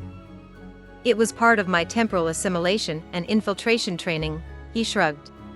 He looked up from his cape. She's on the move, he breathed. He stood to pull out Sharon's chair. Instead of returning to her room, Yorga headed to the lobby, where the bellman had her cloak ready. Kaelin slowed, turning them to admire a large painting. We should try to get into her room, see what we can find. No. We need to catch her. We can get the counter-program, and her temporal technology, after we have her in custody. Yes, Director. The set of Kaelin's shoulders made it clear he disagreed with her decision. As the bellman helped Yorga into a waiting hansom cab, Kaelin reluctantly escorted Sharon out under the portico. We fancy an evening ride, Kaelin said to the bellman. It's raining, sir, the bellman responded. Perhaps you would like to return to your room for your cloaks? No need. We're quite comfortable. But the lady, the bellman protested, looking at Sharon's bare arms in alarm. She will surely be cold. I'll be fine, Sharon reassured him. Besides, she added with an affectionate glance at Kaelin. It will be romantic. The bellman frowned as he hailed another hansom cab and helped them climb in. He handed an umbrella to Kaelin. At least take this, sir. Kaelin opened the hatch above their heads to speak to the driver as they pulled away from the curb. Please follow that cab up ahead. Yes, sir. The horses' hooves clopped loudly as they picked up speed. Chill air found its way through the seams in the door and around the window frames. Cold crept up from under the floorboards and through the thin soles of her shoes. The heavy velvet and layered undergarments helped with insulation, but the bellman had been right. Her arms and neck were soon covered with goosebumps. She shivered. There was a knock on the hatch above their heads. I thought you'd like to know it started snowing, sir, the driver said. Kaelin looked at Sharon. She jutted her chin forward to say, keep going. We understand. Please continue following the cab. Kaelin took off his coat and wrapped it around her before putting his arm across her shoulder, pulling her closer to him. It had been a long time since he held her like that. Part of her wanted to pull away. Part of her wanted to melt against him. He's only trying to keep me warm, she said to herself. Thank you. You said this would be romantic, Kaelin chuckled. I only said that to placate the bellman. This isn't romance, it's business. They traveled in silence until there was another knock from the driver. The cab is going into the park, he called down. Is that where you wish to go? Kaelin looked at Sharon, who nodded. After a few more minutes, the driver knocked a third time. They're stopping ahead. Okay, Kaelin answered. Let us out here. The cab came to a stop and bounced as the driver pushed the lever to open the door, and dropped from his seat to the ground. Are you sure, sir? This doesn't seem right. You and the lady out here in the wilds in the dark. We'll be fine, Kaelin reassured him as he handed him coins. The man frowned.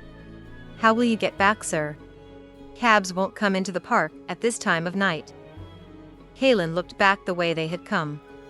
The golden glow of gas lamps told of a major thoroughfare not far away. We'll walk to that avenue, he answered. We'll catch another cab there. Sharon nodded as Kaelin spoke, hoping to reassure the man. The driver chewed the inside of his cheek and then shook his head. No, it's not right to leave you. I don't know what you're doing, going for a stroll in the snow at night, but it's not right to leave you here. I'll wait, if you don't mind. We don't know how long we'll be. Not to worry, ma'am. I have time. He climbed back up onto his seat and pulled his cab into a tight turn. He parked on the other side of the street, ready to go back the way they had come. Sharon and Kaelin walked to where they assumed the other cab had dropped Yorga off. They had not seen if she actually left the vehicle. The snow was lucky though. Footprints pressed into the light layer that had already accumulated, led away from the road and into the trees. Yorga was here. Sharon shook Kaelin's coat from her shoulders and put it on properly before hiking up her dress. It was a shame to get the beautiful red dress dirty. Soon she realized that Kaelin's coat was not enough to keep her warm, and raising her skirts allowed the cold to creep up her legs. Remind me to order that from now on all shifts should be to time frames with practical clothing, she joked. Yes, Director. As they moved deeper into the trees, they saw a light ahead of them, the flickering light of a candle or lantern. They moved from tree to tree, trying not to make noise, but the dress did not help. Maybe you should stay here, Halen whispered. I can get closer without them hearing me. Sharon grimaced in frustration. He was right. The stupid dress made it impossible to sneak through the woods. Fine, she said. I'll wait here. He handed her the umbrella the bellman had given him. To keep the snow off, he said. Sharon watched from behind a tree as Halen crept towards the flickering light. The lantern was farther away than it looked. Her teeth chattered. She buttoned Halen's coat, but it only helped a little. You must be freezing, a voice said behind her. She turned, the skirt twisting around her legs as she did. The silhouette of a man stood a meter from her. She pressed her back against the tree. Was it the cab driver come to check on them? The man struck a match to light a cigarette. In the brief flare, she saw it was not the cab driver. It was the man in the brown bowler hat from the train station. Who are you? The cigarette glowed red as he puffed on it. My employer hired me to keep a lookout for someone matching yours and the gentleman's descriptions. I was assigned to watch the trains. Others were posted at the port. I've been following you since you appeared at the station. Sharon's heart sank at his use of the word appeared, but she opted to feign confusion. I don't know what you mean. How do you know we're the right people, the ones your employer told you to look for? Well, you're here, for one thing. And she instructed me about how you'd look. How'd she put it? Determined to appear comfortable alone, she said. And there you were, standing next to your trunks exactly as she described. But I never expected to find you in the snow in your evening gown, he chuckled. What do you want with us? Her instructions were to take all your belongings, for safekeeping, you understand. I'm not a thief. And not to let you leave until she came. Yurga wanted the portable interface unit. And where is your employer now? He gestured toward the lanterns. I think you know. He held out his hand. Start with the gentleman's coat pockets, if you please. Reason told her she should comply, that she and Halen could later overpower this man, and apprehend Yorga when she came to gloat. But in the cold and the dark, tired from lugging the weight of the bustle and wet velvet with silk bows, she did not feel reasonable. She swung the umbrella, barely missing his face and knocking the cigarette out of his mouth as he flinched. She jabbed it into his stomach, planning to crack his head with her knee when he doubled over, but her legs were still twisted in her skirts and all she could manage was a weak kick. She heard the dress tear as her foot hit his shin, or his knee. The man stumbled back, tripping over a root and falling with a thud. She paused, not knowing whether to run back to the road or toward Halen. That moment's hesitation gave the man the opportunity to grab her ankle. Still tangled in the skirts, she teetered off balance. She pushed the umbrella into the ground and kicked him again. She turned and lurched into Halen, who enclosed her in his arms and covered her mouth to stifle her startled shriek. They ran back to the road. The snow was thicker now, and her shoes were not made for traction in slick conditions. She nearly fell more than once, and only Halen's hand in hers kept her upright. Her skirts dragged behind with a hissing sound, catching branches, which yanked her off balance. By the time they reached the waiting cab, she was frozen and exhausted. The cab lurched into motion as soon as the door closed. The driver said nothing about their bedraggled appearance, but his narrowed eyes and thinned lips spoke volumes. He urged the horse until they were back at the hotel, where the same bellman opened the door and helped her out. He gaped at her torn dress, its lace stuck with leaves and twigs, and her hair falling around her face. Madam, what happened? Are you injured? I'll call the doctor. No, I'm okay, she said, trying to control the tremor in her voice. I just want to get cleaned up. She looked up at the driver. Thank you for waiting for us. The bellman must have informed someone they had been in an accident, because not long after they returned to their room, there was a knock on the door. The hotel manager, along with a doctor and a chambermaid, asked to enter, to ensure their guests were in good health. By this time, Sharon had changed out of her tattered dress and combed her hair. She allowed the doctor to give her a cursory examination, but refused to discuss what had happened. As the chambermaid warmed the bed with a long-handled pan, there was another knock. This time it was 2 hot toddies delivered from the kitchen. "Really, we're fine," she said after she had taken several sips under the doctor's watchful eyes. "We will say our goodnights," the manager said with a glare in Kaylin's direction. She burst out laughing when the door closed. "I don't think they approve of you, Mr. Morgan," she chuckled. "Little do they know that I answer to you," he replied with a smile, but his eyes were dark.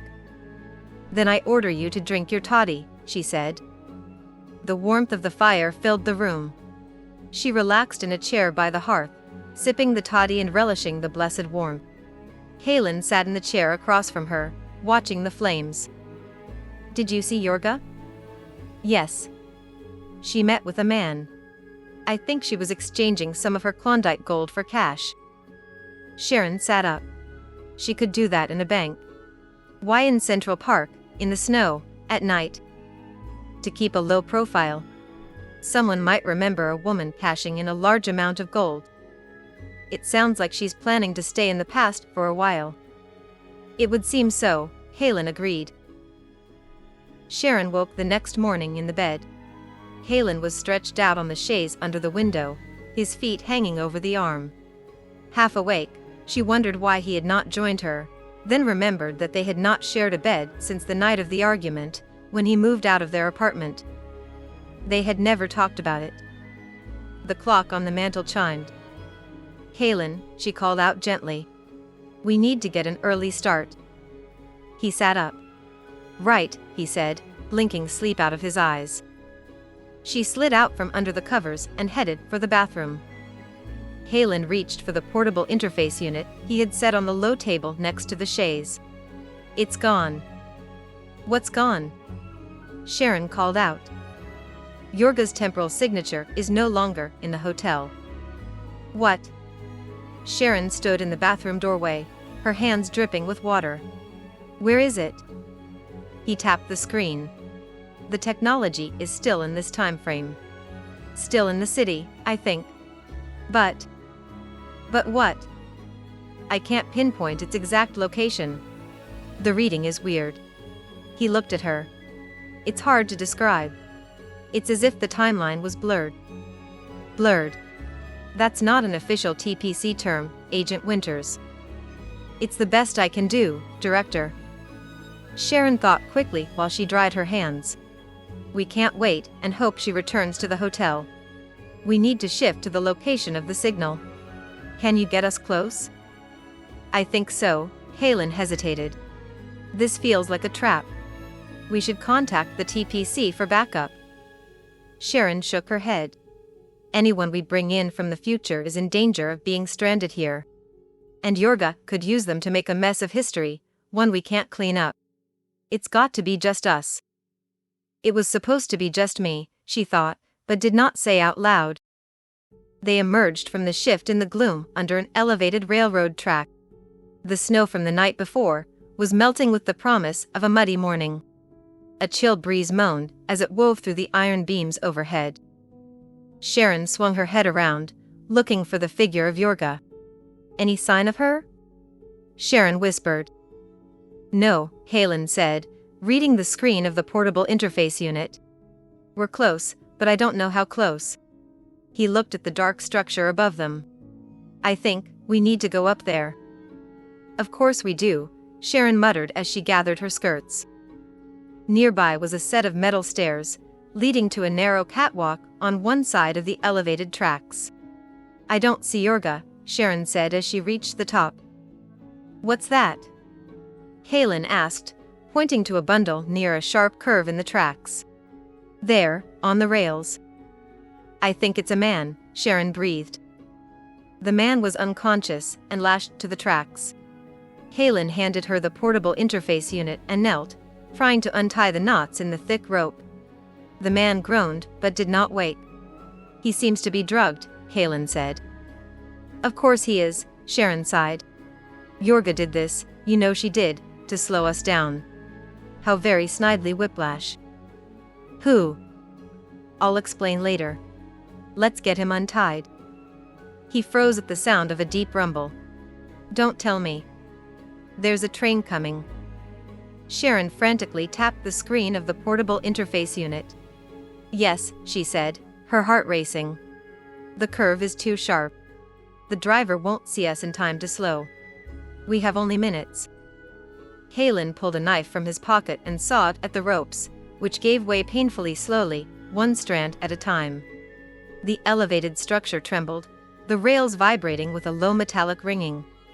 The grumble and hiss of the approaching train bounced off nearby buildings, making it sound as if it were coming from all directions. Halen cut the last strand of rope. Sharon grabbed the man's legs as Halen hefted his torso, flinging themselves off the tracks as the train rounded the curve. She could have killed him, Sharon panted. And us, she added as an afterthought. She tapped on the portable interface screen. His name is Walter Damrosch, she read as she absently rubbed a bruised elbow. Never heard of him. Neither have I. He's a symphony conductor. He's scheduled to travel to Europe in a few days. She paused. What is it? He's booked passage on a steamship, the Fulda, she continued. He'll meet and befriend a newlywed couple, and convince them to build a new concert hall in New York City. She looked at Halen. The husband is Andrew Carnegie. This man persuaded Andrew Carnegie to build Carnegie Hall. If we had not saved him, history would have been changed. Sharon's chest constricted. She accessed the portable interface screen. As she feared, there was no longer any sign of Yorga. It was a diversion, Halen said. No, you were right. It was a trap, Sharon growled through clenched teeth. A temporal booby trap, to cover her escape. We've lost her. Chapter 10. Force Paired. Parallel Earth. I think we're alone, Yez said. Anna made a slow turn. The apartment, formerly her home, felt familiar and alien at the same time. Natalie Johnson lived here now, as part of her pretense that she was Anna Ivanova, director of the Black Operatives. Tonight, Anna's doppelganger was attending a short-notice state dinner, with visiting Soviet Premier Malenkov and members of the North American Politburo. It was the perfect opportunity to look for anything that could be used against her. The timing was fortuitous, almost too fortuitous, said a little voice in the back of her mind. The Premier's infrequent forays out of Moscow were usually planned months in advance. Perhaps the foolishness with this Porcini and his mistress demanded the Premier's personal attention. Anna shook off her unease and observed the room carefully. Natalie may have changed the security protocols, and while Anna was willing to risk triggering an alarm for the chance to eliminate her deceitful duplicate, she and Yez needed time to search the apartment. But, Anna reminded herself, Natalie's death was imminent, for that was the condition by which Yez agreed to partner with Anna on this operation. The sequence for disabling the security system required turning on lights in a certain order. The wrong order would trigger an alarm in both the barracks of the Black Operatives and notify the local Obchestpol unit. Anna walked into the sitting room, to the corner farthest from the apartment's entrance. She switched on the lamp on the end table next to a sofa. Then she made her way into the single bedroom, and pulled the cord to turn on the light in the closet. Next she went into the kitchen, and flipped a switch that activated under-cabinet lighting. Finally, she turned on the light in the bathroom and waited. How will we know you were successful? Yez asked. Anna drew her pistol and opened the refrigerator. The door would make a good shield. A two-man Black Operatives unit is standing by in the lobby of this building. If we activated the alarm, they will arrive within seconds. Yez scuttled in next to her, behind the open refrigerator door, pulling a knife from a sheath strapped to her calf. They waited. Nothing happened. The next step is to close the drapes, Anna continued, pointing to the windows. Black Operatives keep this apartment under surveillance. Each window must be covered one after the other, counterclockwise starting from the kitchen. They must be fully closed, with no light escaping. The watchers will interpret any deviation as a signal that something is wrong, that I am being held captive or in distress. Not very sophisticated. Technology can be thwarted. Sometimes a simple approach is the most effective. Anna methodically closed the drapes while Yez followed, ensuring the light was completely blocked. They returned to their defensive position behind the refrigerator door, until they were certain black operatives were not on the way. "Now what?" Yez asked as Anna closed the refrigerator door. "Now the surveillance teams will be double-checking her posted schedule for the evening. They will see there is a slight discrepancy. I have returned from the event sooner than expected. They will check with my driver, who is dead and has been replaced by one of ours. And if they remain unconvinced, they may also check with the majordomo at the residence at which was held the state dinner." Anna pulled books off a shelf, flipping through each one before returning it to its place. "Which means what?" "Which means we may have only a short time to search the apartment for anything that could be of use.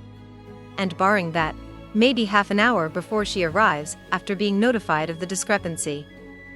"Won't she send the black operatives instead?" "No, she will come to investigate herself." "How many men will accompany her?" "Only 4. "How can you be sure?" Anna faced Yez.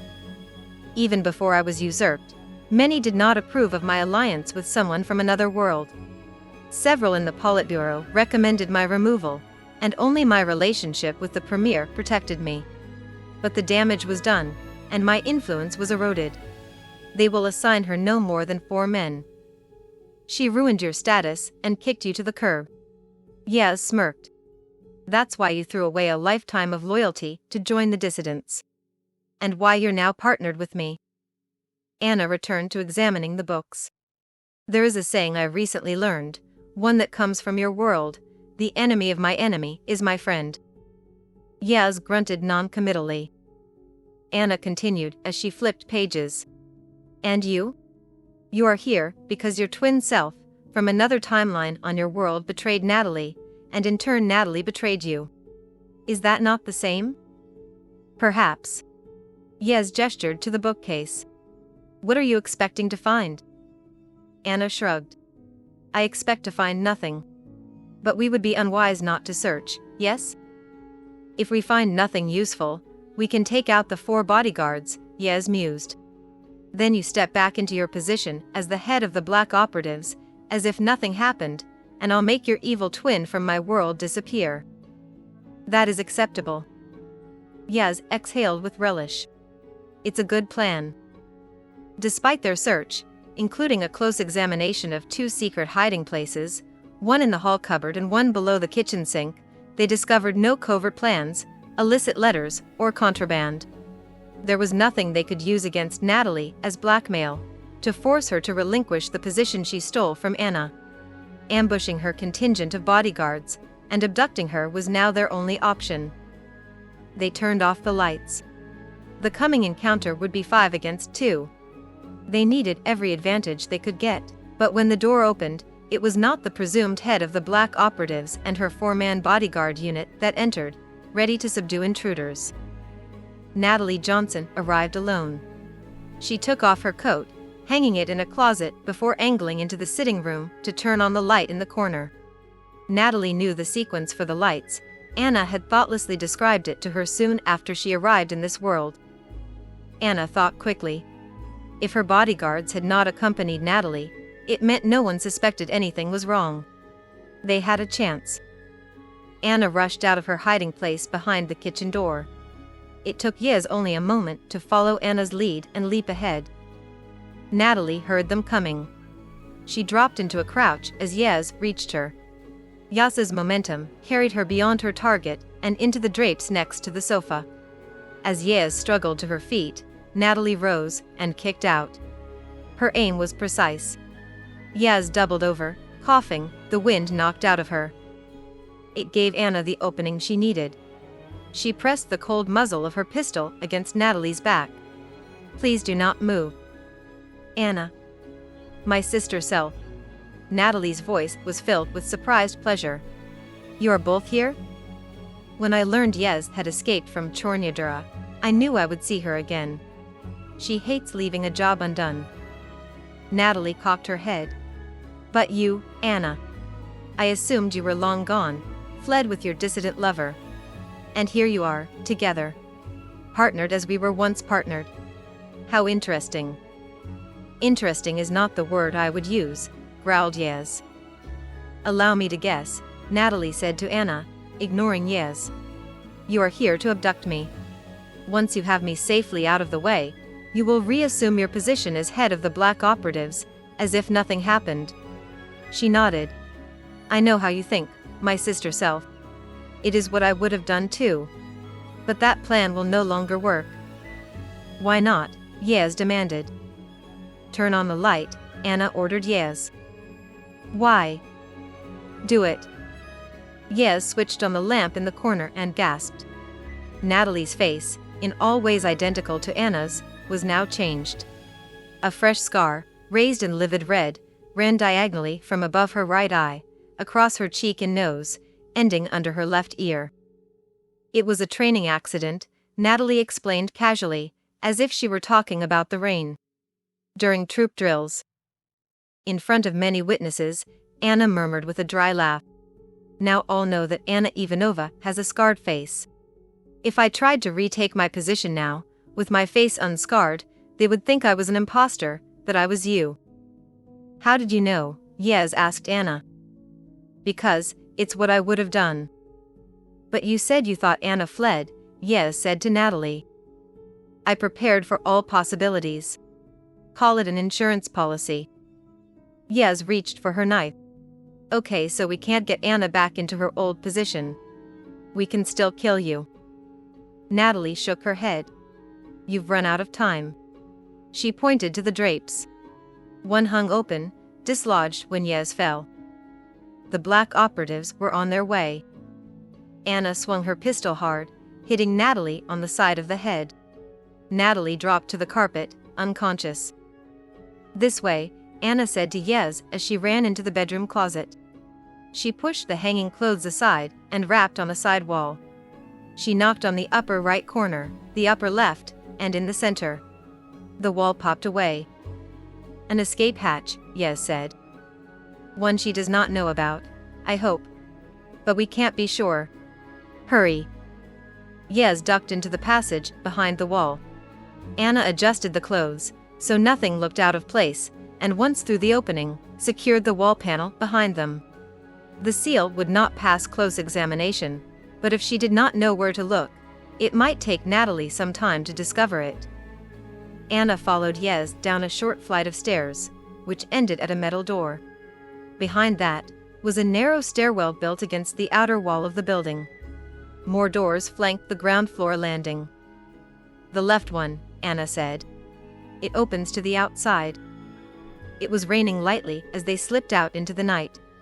The rain coated every surface with a thin layer of moisture, enough to bring up oil on the streets, which glistened under the sparse light with a sickly rainbow shine. Anna and Yez kept to the shadows, out of the streetlights in their hazy circles of brightness, which illuminated each block, until they reached Patron's old apartment building across from the park. The dissidents had abandoned the building, after their leader's capture in the Roman ring chamber. It was risky coming here, but they needed a place to rest and make a new plan. Yez broke the lock as Anna kept a lookout. All the apartments were left open after the black operatives' raid, which gave the building a ghostly feeling. The searchers had been thorough in Patron's apartment. They left nothing intact, not the dining table that transformed into a bed, nor the signal-jamming curtains. Even the hidey hole behind the bookcase had been exposed and ransacked. We must not stay long, Anna whispered. I know, Yez answered as she scrounged in the kitchen.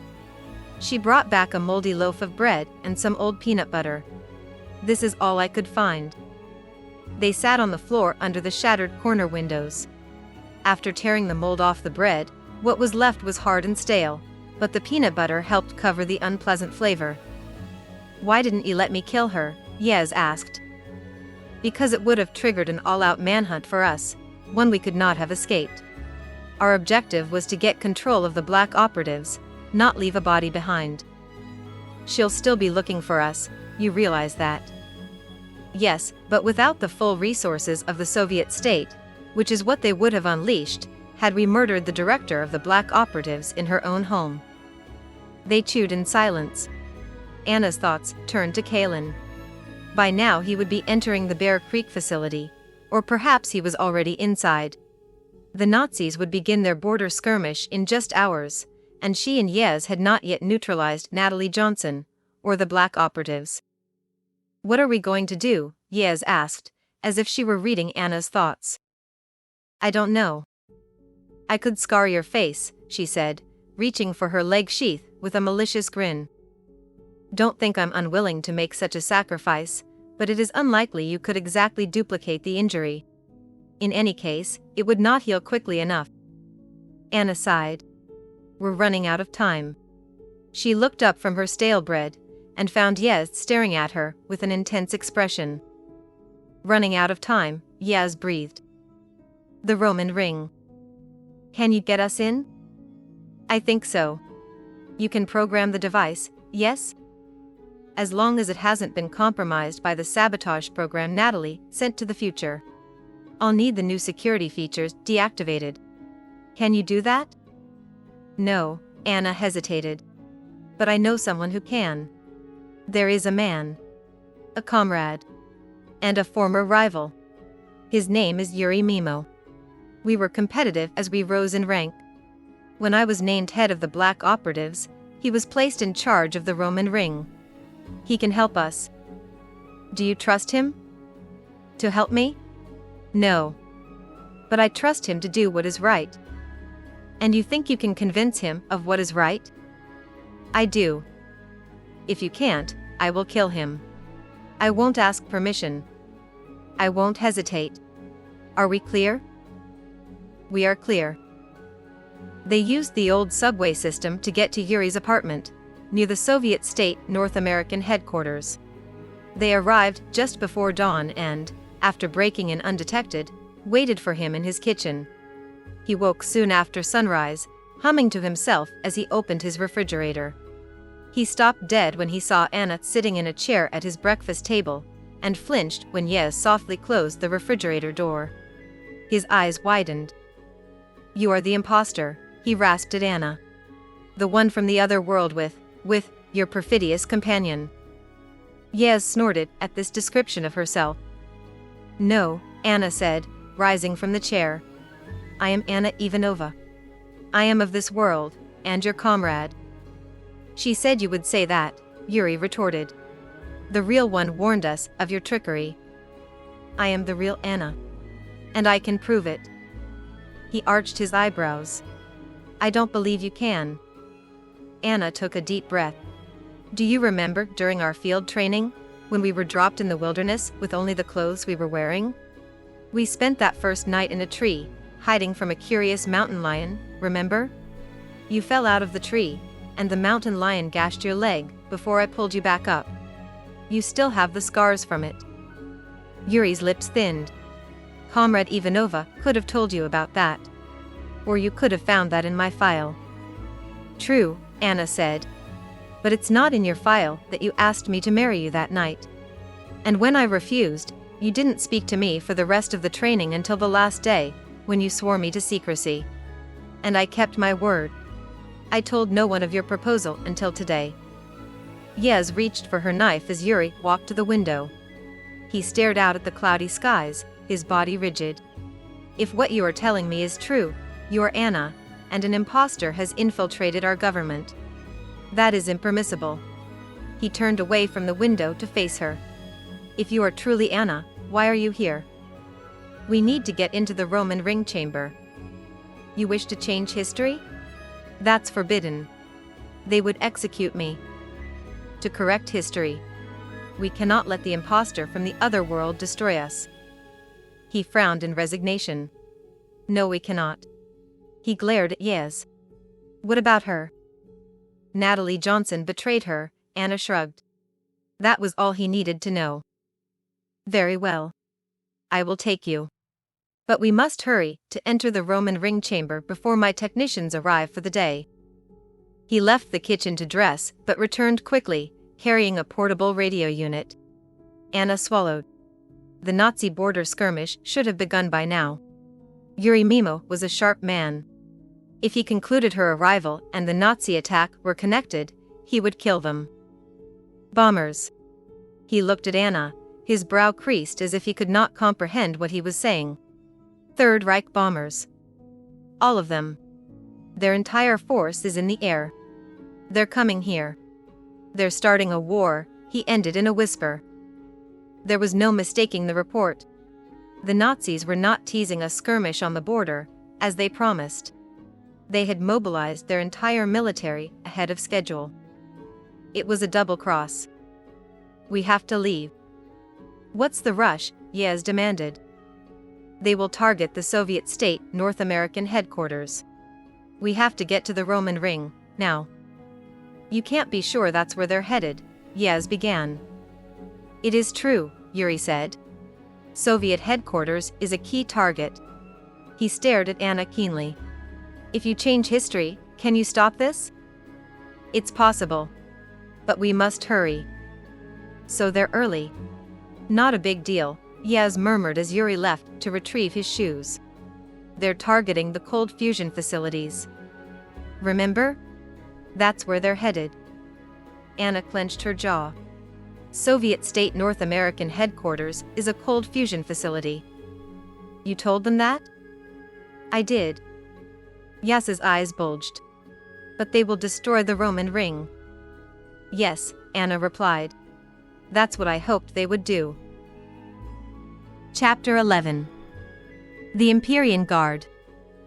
The future. If the temporal nexus is destroyed, it will change history, and probably change your present, Jonas said again. "There's got to be a way to get us behind enemy lines." Jonas resisted the urge to shout.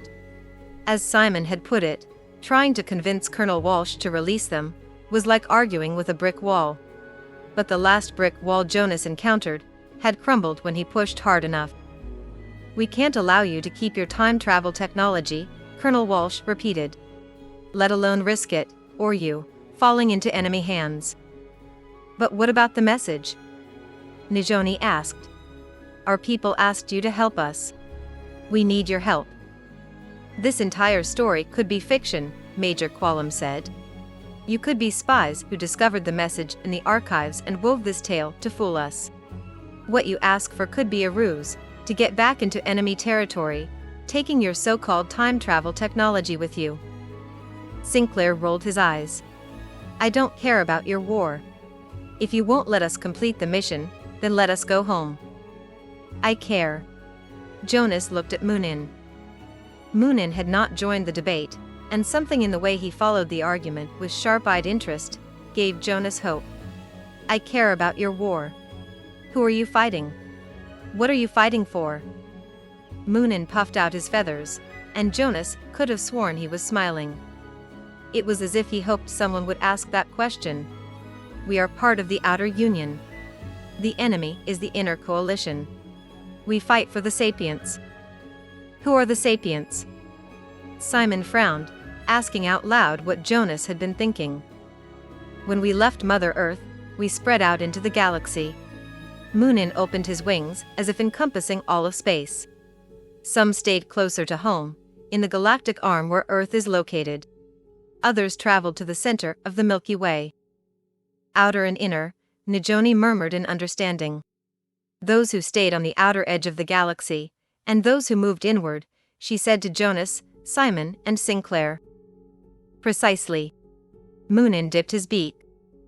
"But who are the Sapients?" Sinclair asked again. "The Sapients are those species that evolved and developed understanding. My people call it the Great Emergence." Moonin fixed Jonas with his ebony stare. "Corvidae sapiens, Delphinus sapiens, and Formicidae sapiens were those that joined Homo sapiens when we left our mother planet during the Terran emigration." Nijoni grinned, her eyes sparkling. "Crows, dolphins and ants," Simon piped up. He shrugged as heads turned toward him. I like insects. The Inners treat the sapient species as lower animals, insisting that Homo sapiens is superior, Colonel Walsh said, his voice deepening with disapproval. When sapient species sought asylum in the Outer Union, the Inner Coalition demanded their return. We refused, and they attacked. How long has this war been going on? A long time, said Moonin. I'm the 5th Moonin, assigned to the outer forces. Jonas furrowed his brow, and Major Quallam uttered a dry laugh. For centuries, as you measure it. Hundreds of years? Simon was appalled. The war cools and then flares. We are in a period of cold tensions. It's been decades since we've actively engaged the enemy. How will you know when you've won? Sinclair asked. A strange question, Jonas thought. But a good one, he realized. A better one than he would have expected from Sinclair. When the Inner Coalition ratifies sapient equality, Major Quallam replied. Or when it falls in defeat. And the outer forces, that's your military? Sinclair continued. Major, I believe the outer forces are our solution, Moonin announced, cocking his head to look at his colleagues. What are you suggesting? Our guests can't complete their mission because the sabotage program is behind enemy lines. Being from the past, they have no knowledge or experience in our time. Alone, they would surely fail. But with an outer forces insertion unit, they could succeed. You're not suggesting we send our own people into enemy territory for this fairy tale, Major Quallam argued. That is precisely what I'm suggesting. We can't ask our most elite troops to babysit these people. Major Quallam turned to Colonel Walsh. No, we can't, he agreed, but there was a glint in his eye that made Jonas' chest tighten. But we can send them in as part of an insertion unit. Major Quallam's jaw dropped. What do you mean? Sinclair narrowed his eyes. Colonel Walsh straightened his shoulders. We can give you a choice. Join the outer forces, and go in with trained professionals, or abandon your mission. You're suggesting we become soldiers? Najoni's tone of disbelief was identical to Major Quallam's. It's the only way we can permit you behind enemy lines, Colonel Walsh answered. One or two of you, say Dr. Diogo, and you, Mr. Fernley, will train with an outer forces insertion unit, which will then accompany you on your mission. The 4 time travelers burst into speech at the same time. Colonel Walsh smiled and stood. Talk this over amongst yourselves, he said. We'll return soon for your answer. He paused at the wall through which Major Quallam and Moonin had already exited. One more thing. If you choose to join the outer forces, there is a technology that must be surgically implanted in your brains. It's a simple procedure, he added when he saw their shocked expressions. All citizens receive it. Think of it as a translation tool, among other things. If you agree to our proposal, you will be required to accept them. Silence followed as the wall exit sealed behind him. The time travelers stared at each other. Nothing doing, Sinclair groused. Join their military? Brain implants. Not going to happen. It could work, Najoni began. And if it's the only way. Her face was pale, but her voice was steady. It's insane. Sinclair insisted. You don't have to do it, Simon pointed out. They don't need all of us. Najoni and Jonas can go. I'm not letting him out of my sight, Sinclair jutted his chin at Jonas. If he goes, I go. What do you think? Najoni asked Jonas. They've given us a path we can follow to eliminate the threat, Jonas said. But it seems too easy. I worry there's more going on here than we know. Najoni glanced at the walls, as if to remind him they were being monitored. Jonas chuckled. I know they're listening. It doesn't matter.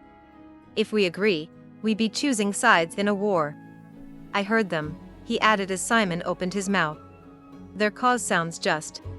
But every side in a war vilifies the enemy, and thinks their side is right. We're not choosing sides, Najoni said. We're doing what we must to complete our mission, to save our world. That must be our focus. our only focus. I don't think it's going to be that simple. I don't think I can be a soldier, Najoni whispered. I know what you mean, Jonas agreed. Sinclair snorted something that sounded like coward, which Jonas ignored. But if we're going to do this, we can't do it without you. And I won't do it without you, she replied. You understand the technology and what's at stake. Our chances of success are greater with both of us. Does that mean you're going to do it? Simon asked. Jonas inhaled and nodded once. I guess you're getting a brain implant, brother, Simon laughed. While you stay behind, brother? Sinclair sneered. Not a chance. Jonas smiled to himself. Accepting Colonel Walsh's offer would call Sinclair's bluff. It would be worth it for that alone, Jonas thought. Getting the brain implant was the easy part. Jonas went first, so the others would know what to expect, but also to get it over with. These are cerebral translation communication and neurodata devices, Major Quallam explained as a doctor performed the surgery. We call them seats for short. They're microscopic devices, programmed for instantaneous language translation, general communication, and data interface. Hold still, the doctor said as he leaned over Jonas. Jonas felt a firm pressure on his forehead, and he braced for pain. This will only take a moment. Skin, bone, meninges, the doctor murmured. And done. Jonas relaxed. There had been no pain. He ran his hand across his forehead, and his fingers detected a minute bump the size of a pinhead. There was no other evidence the surgery had penetrated his skull. Minor tissue swelling. It will subside soon, the doctor reassured him. He looked at the other three. Who's next? I guess me, Najoni said. Jonas heaved himself into a sitting position. He pushed himself off the table and took a step. The room swayed. Let me help you, the major said, taking his arm over her shoulder and helping him to a seat. It takes a moment for your brain to adapt to the interface. Take slow deep breaths to maximize the oxygen in your blood. Thanks, Major. And done, the doctor called out. Next. Najoni sat by Jonas, matching her breathing to his. Soon Simon joined them, and then it was Sinclair's turn. Sinclair's eyes darted from the table to Simon, who was relaxing against the wall, to the doctor and Major Quallam, who eyed him warily. Sinclair exhaled and laid down on the table. The bluff had been called. You are now citizens of the Outer Union, Major Quallam announced as the doctor left the room. Do we get our equipment back now? Jonas asked. Your equipment will be returned when you finish your training and are deployed for your mission. I need to contact my superior, Najoni said. I was ordered to make regular reports, and I'm already overdue. I'm sorry. There is no outside contact of any kind once you start training. And, she added, I can't authorize time travel of any kind, not even communications. However, I will pass on your request. Najoni frowned. Can't you send your reports back in time, so that it looks like you sent them when they were due? Sinclair asked. Najoni stared at him. My orders were specific. I'm afraid there's no choice, the major said, not without sympathy. We have allocated quarters for you in the habitat. Tomorrow we will transport you to Kuiper Station for foundational training. How long will that take? Sinclair asked. As long as it takes. Your trainers will decide when you're ready. Who are our trainers? There was admiration in her voice as she replied. You've been assigned the best of the best, the Empyrean Guard. She activated the wall exit and waited for them. Now that they could leave the holding cell, Jonas discovered he was reluctant to go. Everything would change as soon as they crossed the threshold. He rubbed his hand across his forehead. No, that was not true. Everything had already changed. Their assigned quarters was a single room. The conformable composite walls created 2 sets of bunk beds, a private bath, a food slot, and a table and chairs. Simon and Sinclair argued over who was going to sleep on the top bunk until a trilling sound interrupted. Uniform production complete, an artificial voice said. The food slot glowed, and a pile of fabric appeared. Najoni set the pile on the table, picking up the uniform on the top and holding it in front of herself. I don't think this is mine. She handed it to Jonas and picked up the next one, as Simon and Sinclair reached for the other two. Jonas tucked himself behind the bunk bed, while Najoni disappeared into the bathroom to change. The uniforms were a perfect fit, tailored to each of them and made of a sturdy but lightweight fabric. The computer voice spoke again. Mealtime will commence, followed by free time. Lights out at 2100. Your transport to Kuiper Station leaves at 0500. Much too early, Major Qualum arrived to escort them to their transport. She led them through empty passageways, to what felt like the basement of the Habitat Orbiter. At the end of a long corridor was a man and an open door. One last thing, Major Qualum instructed as she stopped them at the edge of the corridor. From here on out, you are not to disclose you are time travelers to anyone. Is that understood? If anyone asks, we resuscitated you from a deep space exploration vessel, returning from a multi-generation run. That will explain your unfamiliarity with the Outer Union and the war. And what if they want to know about deep space? Najoni asked. Tell them you were asleep. As far as anyone is concerned, you have knowledge about an unusual energy signature we detected behind enemy lines, but you're not permitted to discuss it further without authorization. Nice to see you, Captain Omari, she called out as she strode toward the transport ship. The Major gestured to the 4 time travelers. New basics for foundational training. Nice to see you too, Major, he said. New recruits, huh? The captain looked them over. Scraping the bottom of the barrel, I see. You have no idea, Major Qualum said. Good luck. Do it again, Zadok said. I can't, Jonas panted as he bent over his knees. That's not what your seats is telling me. You've got it in you to do it too, maybe 3 more times. That's impossible. 2 more times or sanitation duty for 2 weeks. Your choice. Jonas glared at the angular man, who watched him impassively. Out of the corner of his eye, he saw his 3 companions still jogging around the track, calling out words of support to each other. Turn your focus away from yourself. Emulate your teammates. See how they help each other?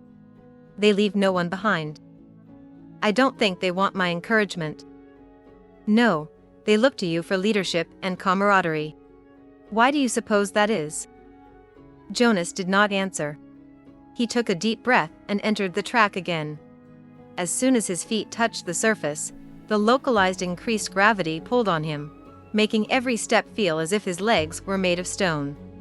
The training was supposed to prepare him for different environments, but it felt like torture. Well, not really. He knew what torture felt like, and if he was honest with himself, this was not it. None of the physical or tactical training they received, in the weeks since arriving at Kuiper Station, had been torture. Difficult? Yes. Challenging? Definitely. It reminded him of training to be a Temporal Protection Corps agent, except with more running.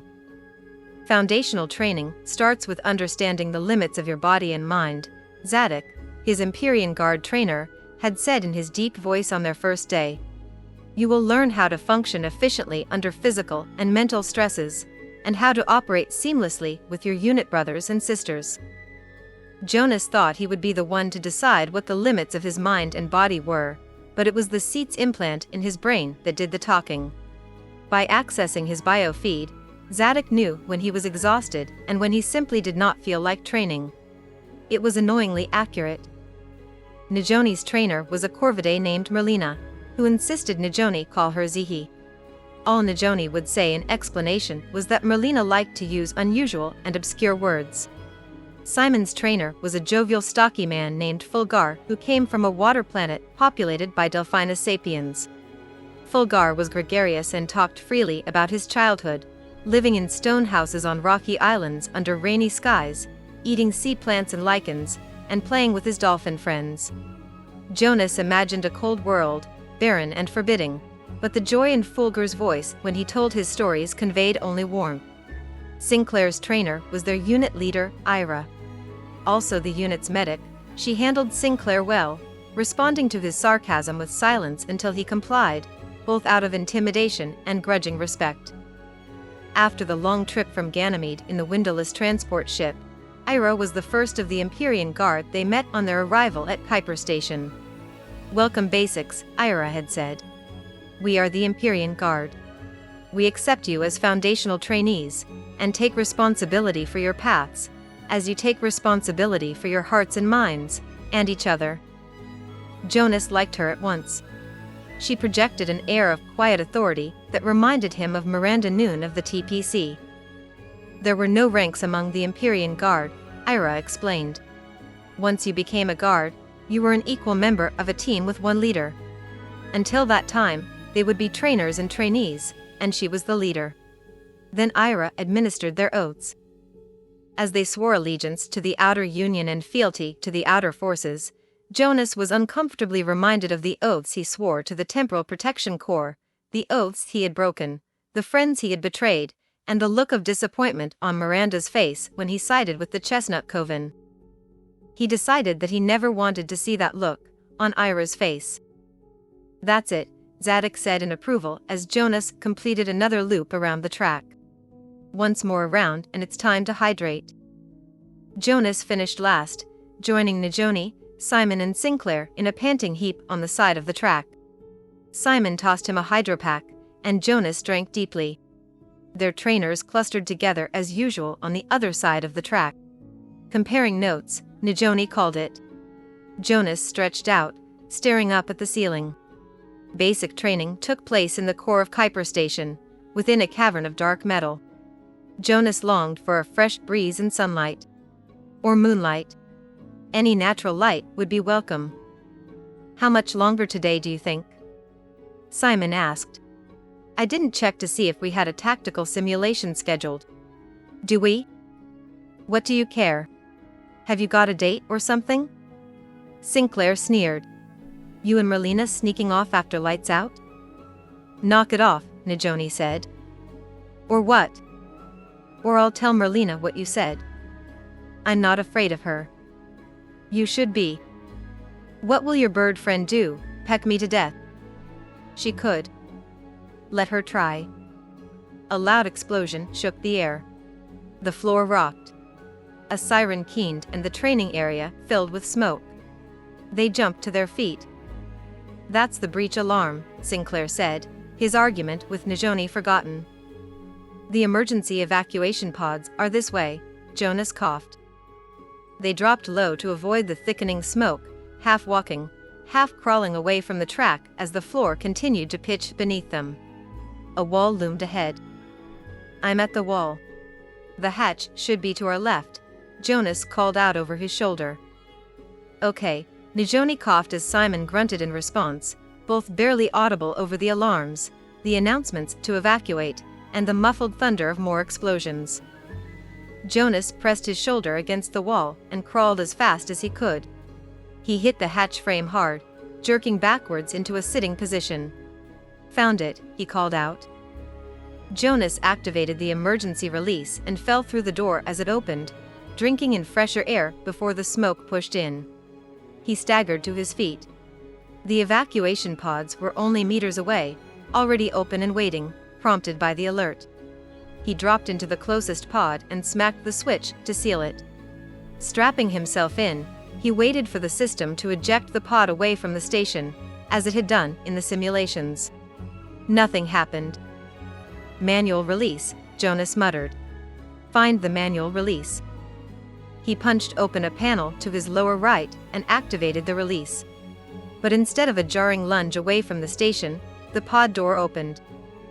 The smoke had cleared and Zadok was waiting for him. "The drill is over," Zadok said. "Report to the training pad." Jonas felt the glow of success. The evacuation had been a test, and he had followed to the letter all the required steps, just as he had been trained. Jonas marched behind Zadok, his shoulders back, head high. Ira would congratulate him, maybe even give him a few hours of leisure time. This was a good day after all. He joined his fellow trainees standing in a line facing their trainers. "This is the evaluation report on your performance in Evacuation Drill Gamma," Ira began. Zadok, your trainee, successfully reached his evacuation pod. In almost record time, she added. Jonas tried not to smile. He glanced at Zadok to enjoy a look of pride from his trainer, but Zadok's face was stony. Unfortunately, he did not ensure his fellow trainees also made it to their pods. Had this been a true emergency, the others in his unit would have perished. "Your trainee failed." "Yes, leader," Zadok said, standing rigidly, his eyes focused on a point above her head. Jonas' heart dropped to his feet. As Sinclair sniggered, Ira explained how Najoni, Simon, and Sinclair had been incapacitated by their trainers as part of the test, to see if Jonas would return for them. After she dismissed the rest of the team, she met Jonas' shocked eyes. "Being a member of the Empyrean Guard is not just a matter of following the rules," Ira said quietly once they were alone. "No matter to what unit you're assigned, your team is your family. Your brothers and sisters. You don't leave each other behind." Chapter 12. Bear Creek. Parallel Earth. Halen and Patron lay motionless, listening in the darkness in the hollow under the fallen trees. Whoever stood outside their hiding place made no further sound. As time ticked by, Halen realized Mary and Arnold were awake too. He could almost hear their thoughts. If they were captured now, their mission to destroy the cold fusion facility would fail, and with it, hope of freedom from the Soviets. Patron, who was closest to the opening, waved his hand to get their attention. "I'll go," he mouthed. It was impossible to move quietly. The pine needles crackled and crunched as Patron shifted his weight. He closed his eyes and held his breath, but there was no response from outside the hollow. He eased through the narrow opening. Halen tensed, ready to aid Patron or defend the others. "I don't see anyone," Patron murmured. Gesturing for Arnold and Mary to stay, Halen followed Patron out of the hollow. He stood and turned a slow circle, listening to the forest with all his senses. They were alone. "Look," Patron whispered, kneeling next to the largest log that covered their hiding spot. The moon was setting, but there was enough light to see a single footprint in the dirt, too long and wide to have been made by one of their team. Someone was here. Mary and Arnold scrambled out of the hollow, dragging Halen's and Patron's packs with them. "We should keep moving," Arnold said. "Maybe they didn't find us. Or maybe they've gone for reinforcements. Either way, we shouldn't stay here." "Agreed," Patron nodded. "I think I can find us a more indirect route," Mary said, retrieving her map and compass. "It will take a little longer, but I can still get us there in time." Mary took the lead with Arnold behind her, followed by Patron. Halen was at the rear, exercising even more care to leave no evidence of their passage.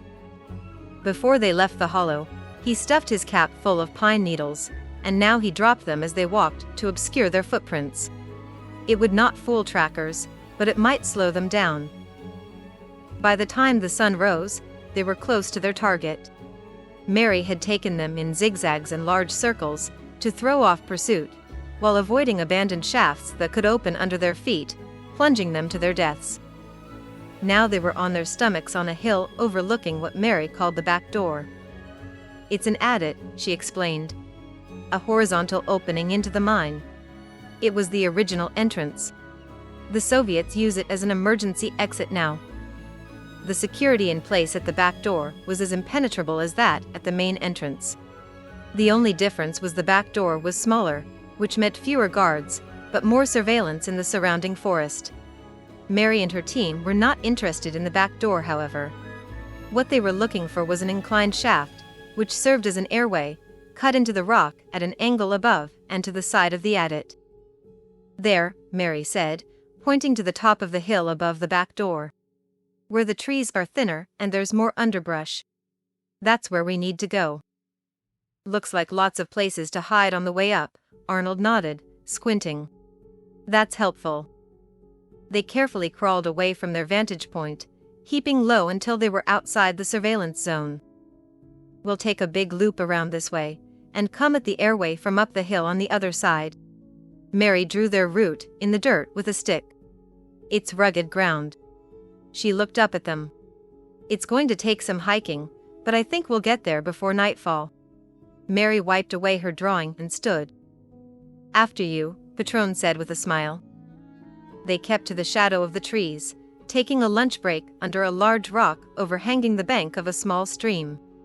They ate their rations in silence, before refilling their water bottles and shouldering their packs, ready to start the hike uphill to approach the airway from above. Mary checked the compass and pointed to a copse of pines above the overhanging rock. "That way." This time Arnold took the lead, forging a switchback path up the angled slope. He set an easy pace, but Halen was still panting when they reached the pines, which is why he did not hear them coming. As he took deep inhales of the cooler air in the shade of the trees, his blood ran cold when a voice commanded, "Don't move." Out of the corner of his eye, he saw the muzzle of a gun only feet away, and his ears registered the movement of many others. They were surrounded. Their captors did not talk, but they were easy to understand. Halen and his team raised their arms in surrender, interlacing their fingers behind their heads. After the men relieved them of their packs and weapons, they escorted the team in single file back the way they came. A short while later, they stood outside another mine entrance. They were led deep inside until they could no longer see light from the opening. There they were forced to sit on the floor, handcuffed to wood posts standing on either side of the tunnel, except for Mary, who was left standing. "This mine was abandoned a long time ago," one of their captors said. Halen noted he did not have a Russian accent. "Those posts are the only things holding up the roof." He pointed to the supports to which they were shackled. "Don't struggle, or you'll bring the mountain down on top of you." Another grabbed Mary by the arm. "We'll take you, one at a time." "No," Arnold growled, lunging upward. The wood post creaked ominously. "Take me. Take me. I'm their leader," Patron said. With knowing smiles, the two men exchanged looks. "Just like Phil said," one man commented as he secured Mary to the post with Arnold and released Patron. "I wonder what that meant," Arnold muttered as they led Patron away. "It means someone named Phil told them that if they tried to take Mary, one of us would insist on being taken instead," Halen answered. "It was a test of our unity and loyalty to each other." He peered around them into the gloom. "They haven't set guards to watch us, and they haven't separated us. How can we use that information?" Mary asked. "I'm not sure," Halen replied, leaning his head back against the wood. "Maybe it means there's not that many of them." "We're running out of time," Mary said. "We have to get out of here. If you've got any ideas, I'd love to hear them." Mary pursed her lips and shook her head. "I don't think they're Soviets," Arnold said. "Remember that Anna told us the Soviets use local trackers? I think that's who these guys are." "But is that good news or bad news?" Mary asked. The three listened for sounds that Patron was being injured or tortured, but they only heard the rustling of their own movements in the dirt, and unintelligible snatches of low conversations. Halen closed his eyes. Arnold was snoring when footsteps approached. "Phil wants to talk to you." The same man who spoke before helped Halen to his feet, his arms still secured behind him, while others escorted Arnold and Mary. More men followed with their weapons ready. They brought them to a room excavated on the side of the main shaft. Based on the old wooden boxes pushed against a wall, and the rotting burlap sacks shoved into corners, Halen surmised it served as a supply room when the mine was in operation. "They're trying to decide whether to hand us over to the Soviets or push us down a shaft," Patron murmured as they entered. "Quiet," barked a young man carrying a rifle. They were pushed to the floor in front of the boxes. Mary's eyes widened, and she edged herself forward a couple of inches, so that she was not touching the box behind her. Halen and Patron followed her lead. She nudged Arnold, trying to communicate that he should move forward, but he did not understand. A middle-aged man, who had been leaning against a table watching as they filed in, now stood and faced them. "My name is Phil," he said. "Your companion is correct. We are trying to decide what to do with you." "There's nothing to decide," the young man said. "We must give them to the Soviets." "There are questions that need answering, Robert," Phil replied. Robert's eyes blazed. "I disagree. You're the locals the Soviets use as security, in the forest around the cold fusion facility, aren't you?" Halen asked. "We were hunters and lumberjacks before the war. After the Soviets came, they engaged us as trackers," Phil answered. "You're working with them? Voluntarily?" Arnold sputtered. Robert grimaced and raised the butt of his rifle to strike Arnold, but Phil grabbed his arm. "We've been tracking you since you entered the forest. You're carrying Nazi equipment, and we were prepared to report your presence to the Soviets when we realized you were Americans, not Germans. We assume you're on a mission for the Nazis. Do you deny it?" Halen and Patron exchanged glances. "No," Patron said. "You're working with them? Voluntarily?" Robert parroted back to Arnold in a disgusted tone. "The point is, this is a new approach, a change in tactics. I want to know why." "And if we tell you why, what happens then?" Halen asked. "As your leader said, to the Soviets or the pit," Phil answered, leaning back against the table and crossing his arms. Patron looked at Halen, who shrugged. If Phil handed them over to the Soviets, at least they would be inside the mine facility. They could still complete the mission. "You might as well tell them." "You are correct, we are Americans," Patron said. "And we are carrying Nazi equipment. But we are not allied with them, it's more a partnership of convenience." "What's your mission?" "We're here to steal the specifications for the cold fusion technology and give it to the Nazis. In return, the Third Reich has promised to eliminate the Soviets and allow us self-rule." Robert snorted. "And you trust them?" Patron shook his head. "Not at all. But if they are telling the truth, it will give us a fighting chance." "Us?" Phil asked, and then, "Oh," he laughed. "You're part of the American Liberation Front, aren't you? Which makes you noble and brave, right? Is that all you're here to do? Get specifications?" Robert interrupted. When they did not answer, Phil rose to his feet and uncrossed his arms. "You're here to sabotage the facility, aren't you? That's something we cannot allow." "Why not?" Arnold demanded. "Why wouldn't you want to get the Soviets off your backs?" "Because there's someone else in the facility, someone you care about," Mary said. "I can see it in your eyes. Friends, colleagues," she took a deep inhale. "Or your families. Your wives and children." "We can't let you blow up the facility," Robert glared. "What if we could help you get your people out?" Patron asked. Phil shook his head. "It's too risky. If they think we're involved, the Soviets will kill our families." "That settles it. We can't give them to the Soviets," Robert said to Phil. "They might escape or destroy the facility as part of a suicide mission." Phil sighed. "I'm afraid he's right," he said. "We can't hand you over and we can't let you go." He waved to men standing outside the room, who pulled Halen and the others to their feet. "If it's any consolation, it will be quick and painless. There's a dead zone with limited oxygen at the bottom of the pit. It will feel like falling asleep." "Like hell," Arnold snarled, pulling away as Robert reached for him. Arnold kicked Robert in the knee, and Robert screamed in pain before lunging for Arnold. "No, stop!" Mary cried, but it was too late. The two men crashed down onto a box, which splintered beneath them. There was a deafening noise. Halen was knocked off his feet and fell back onto his captors. He turned his head to stop dirt from falling in his face, and felt a thrill of terror that the roof was caving in and would bury them. The rain of soil stopped, and the men under him groaned. "Don't move," Mary called out. "What happened?" Phil asked.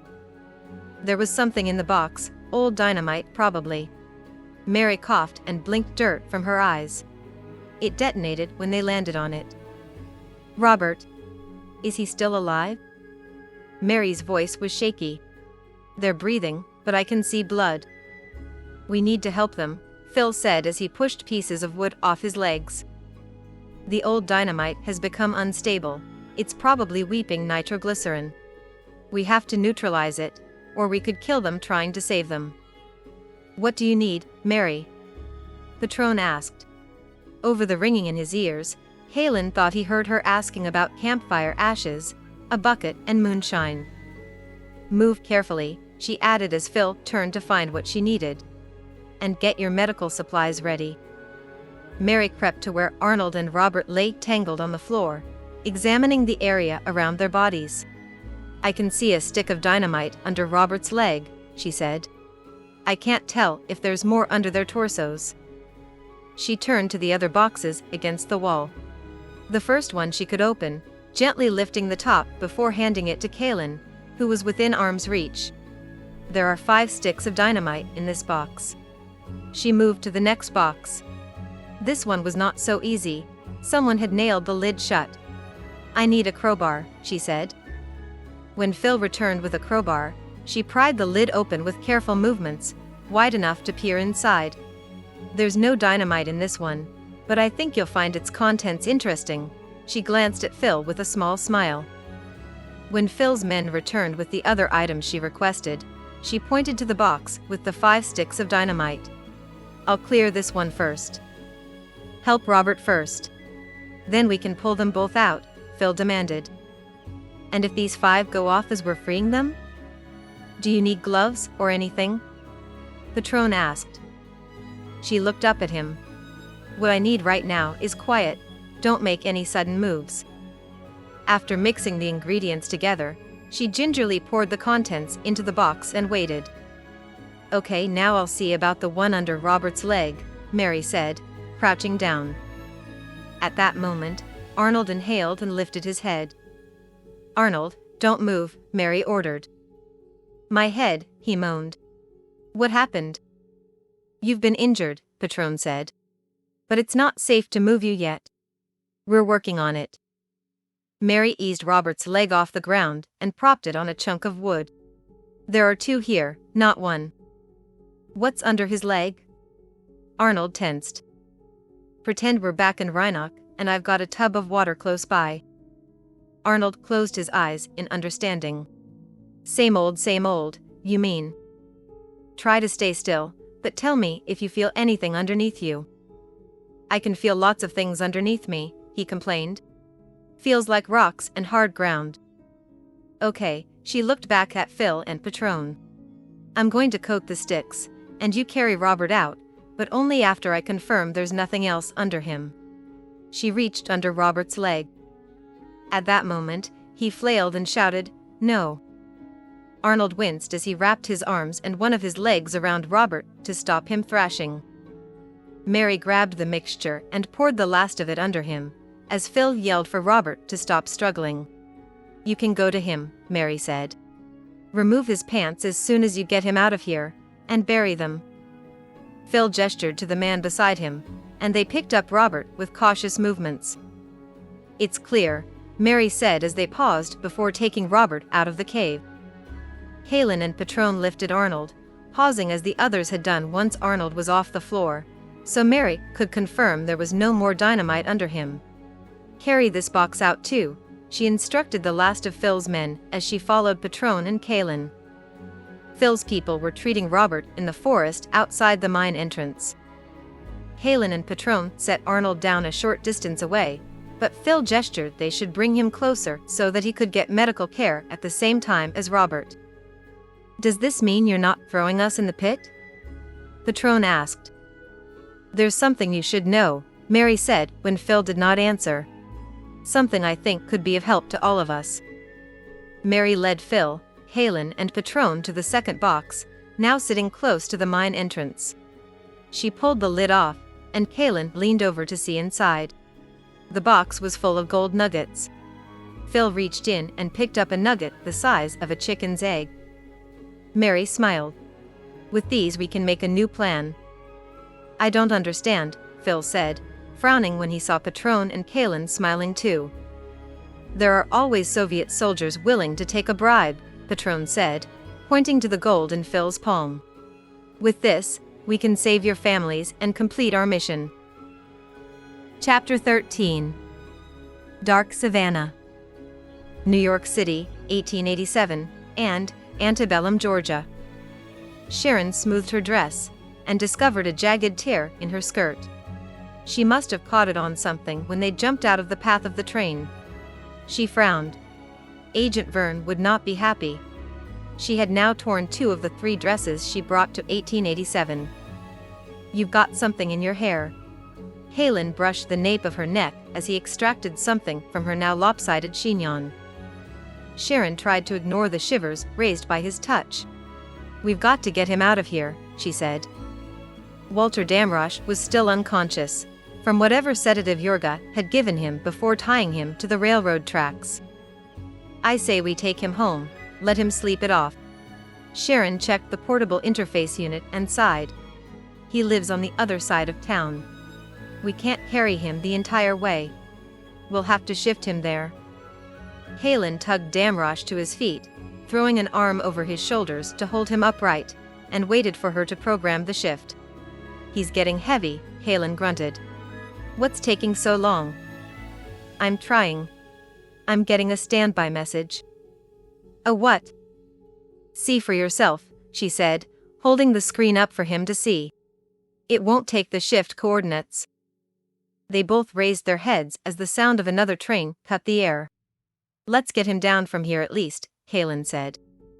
Sharon hefted Damrosch's other arm, and with a few slips and stumbles, they half-carried, half-dragged him down the metal stairs.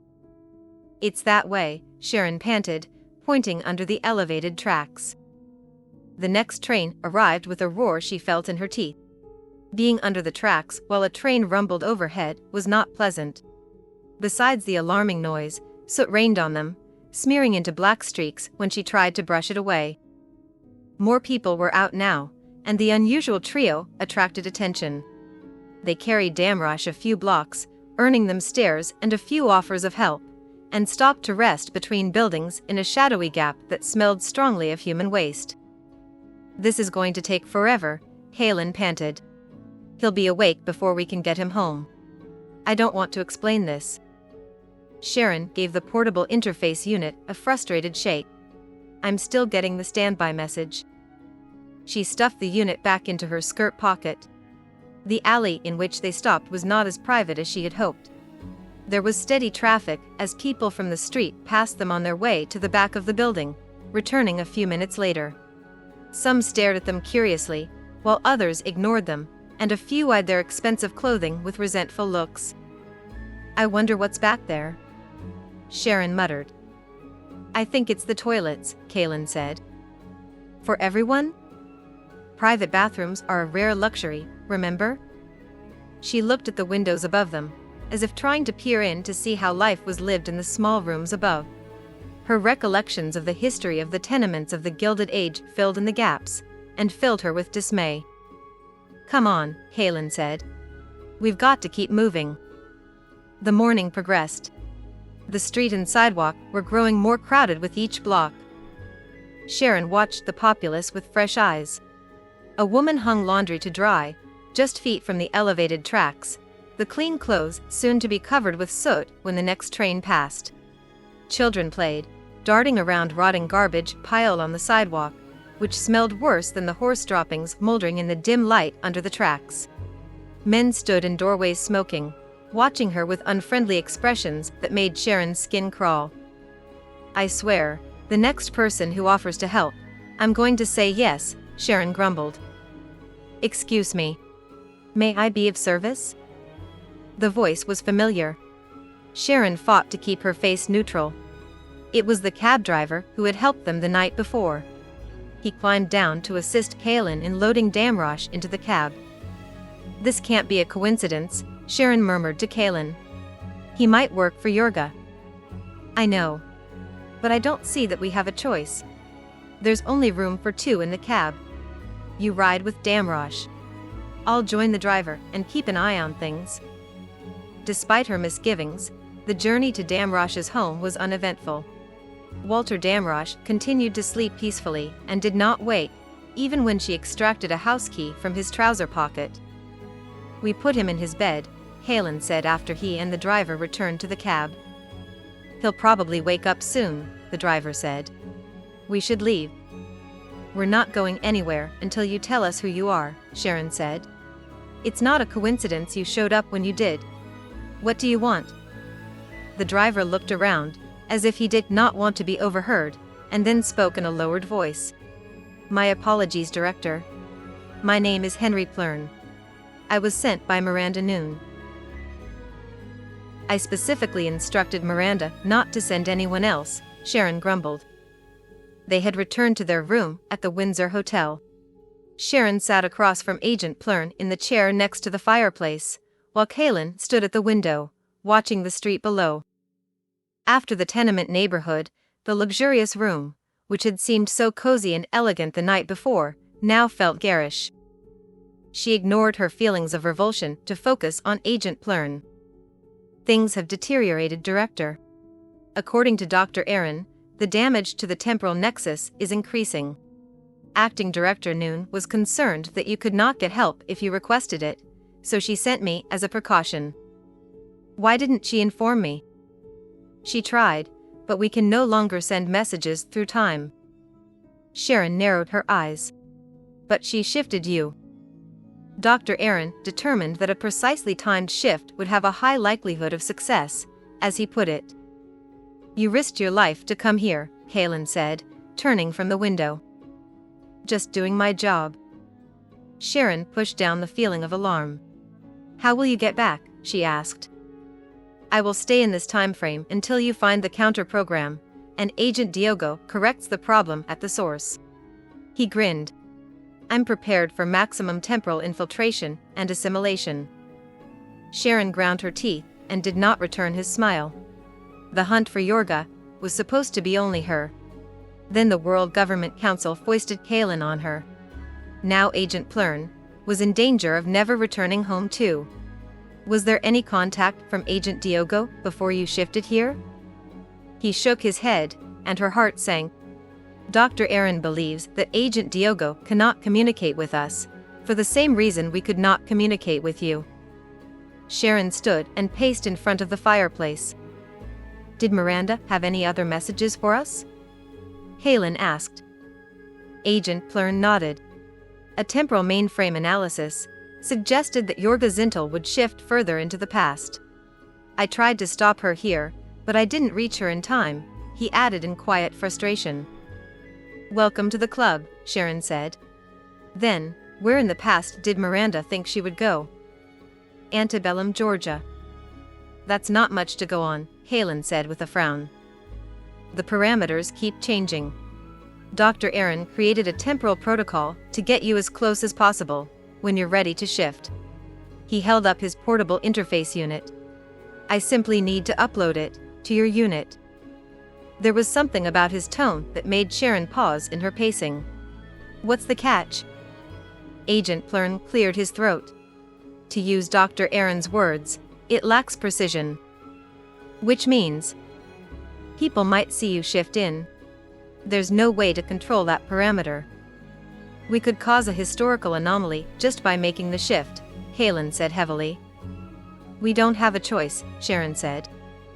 "I think you are right," Agent Plern nodded. He gave her his interface unit, and she activated the upload before handing it to Kaylin.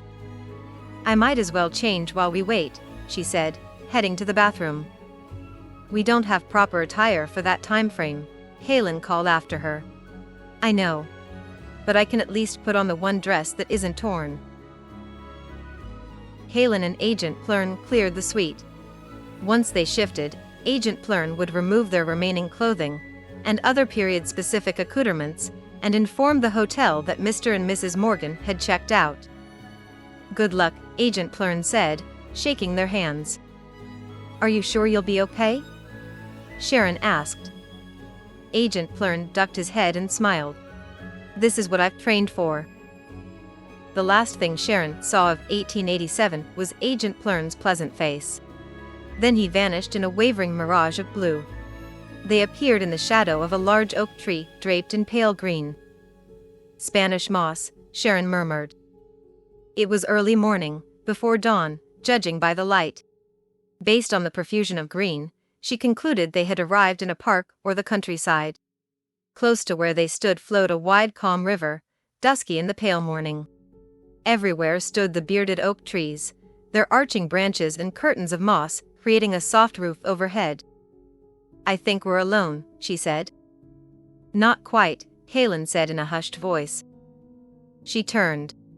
On the other side of the oak tree was a wrought iron fence, and beyond were large granite edifices and marble statues.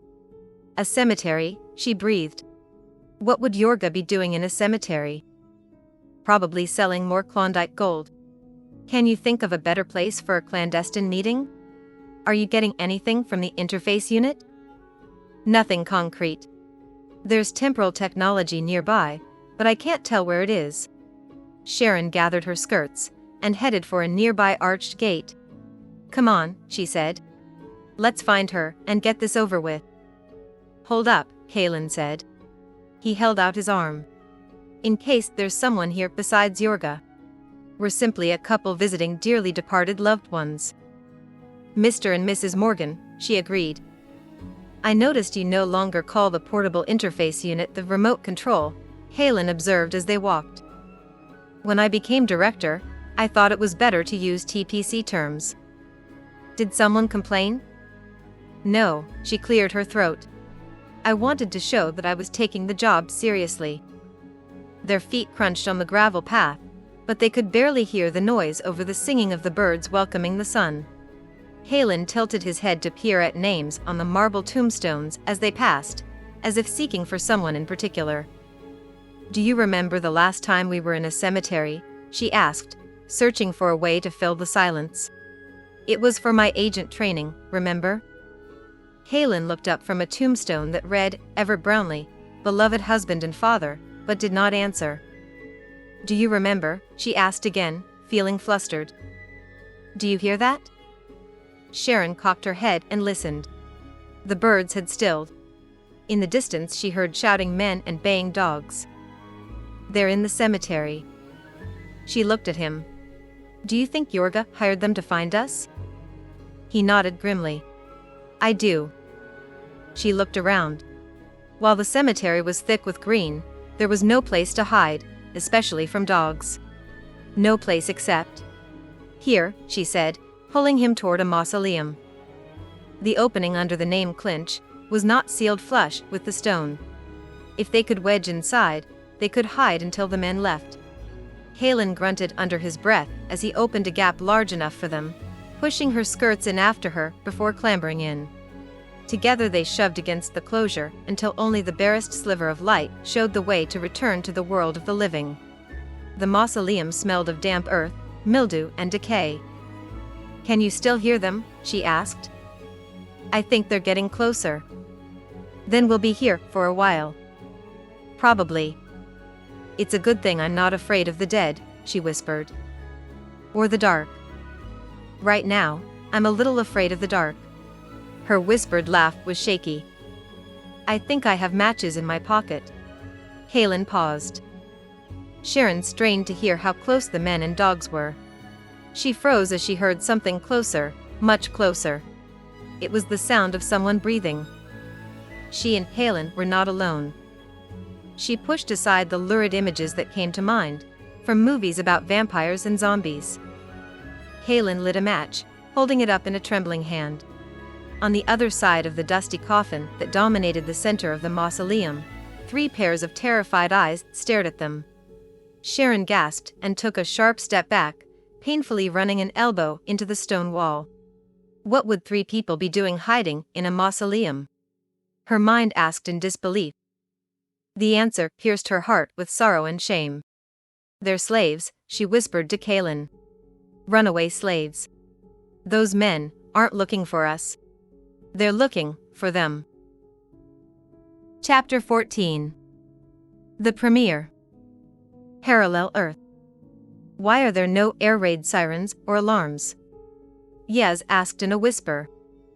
Yaz and Yuri watched the sky, and paused often to listen for approaching aircraft. Anna knew it would be some time before the Third Reich's bombers arrived.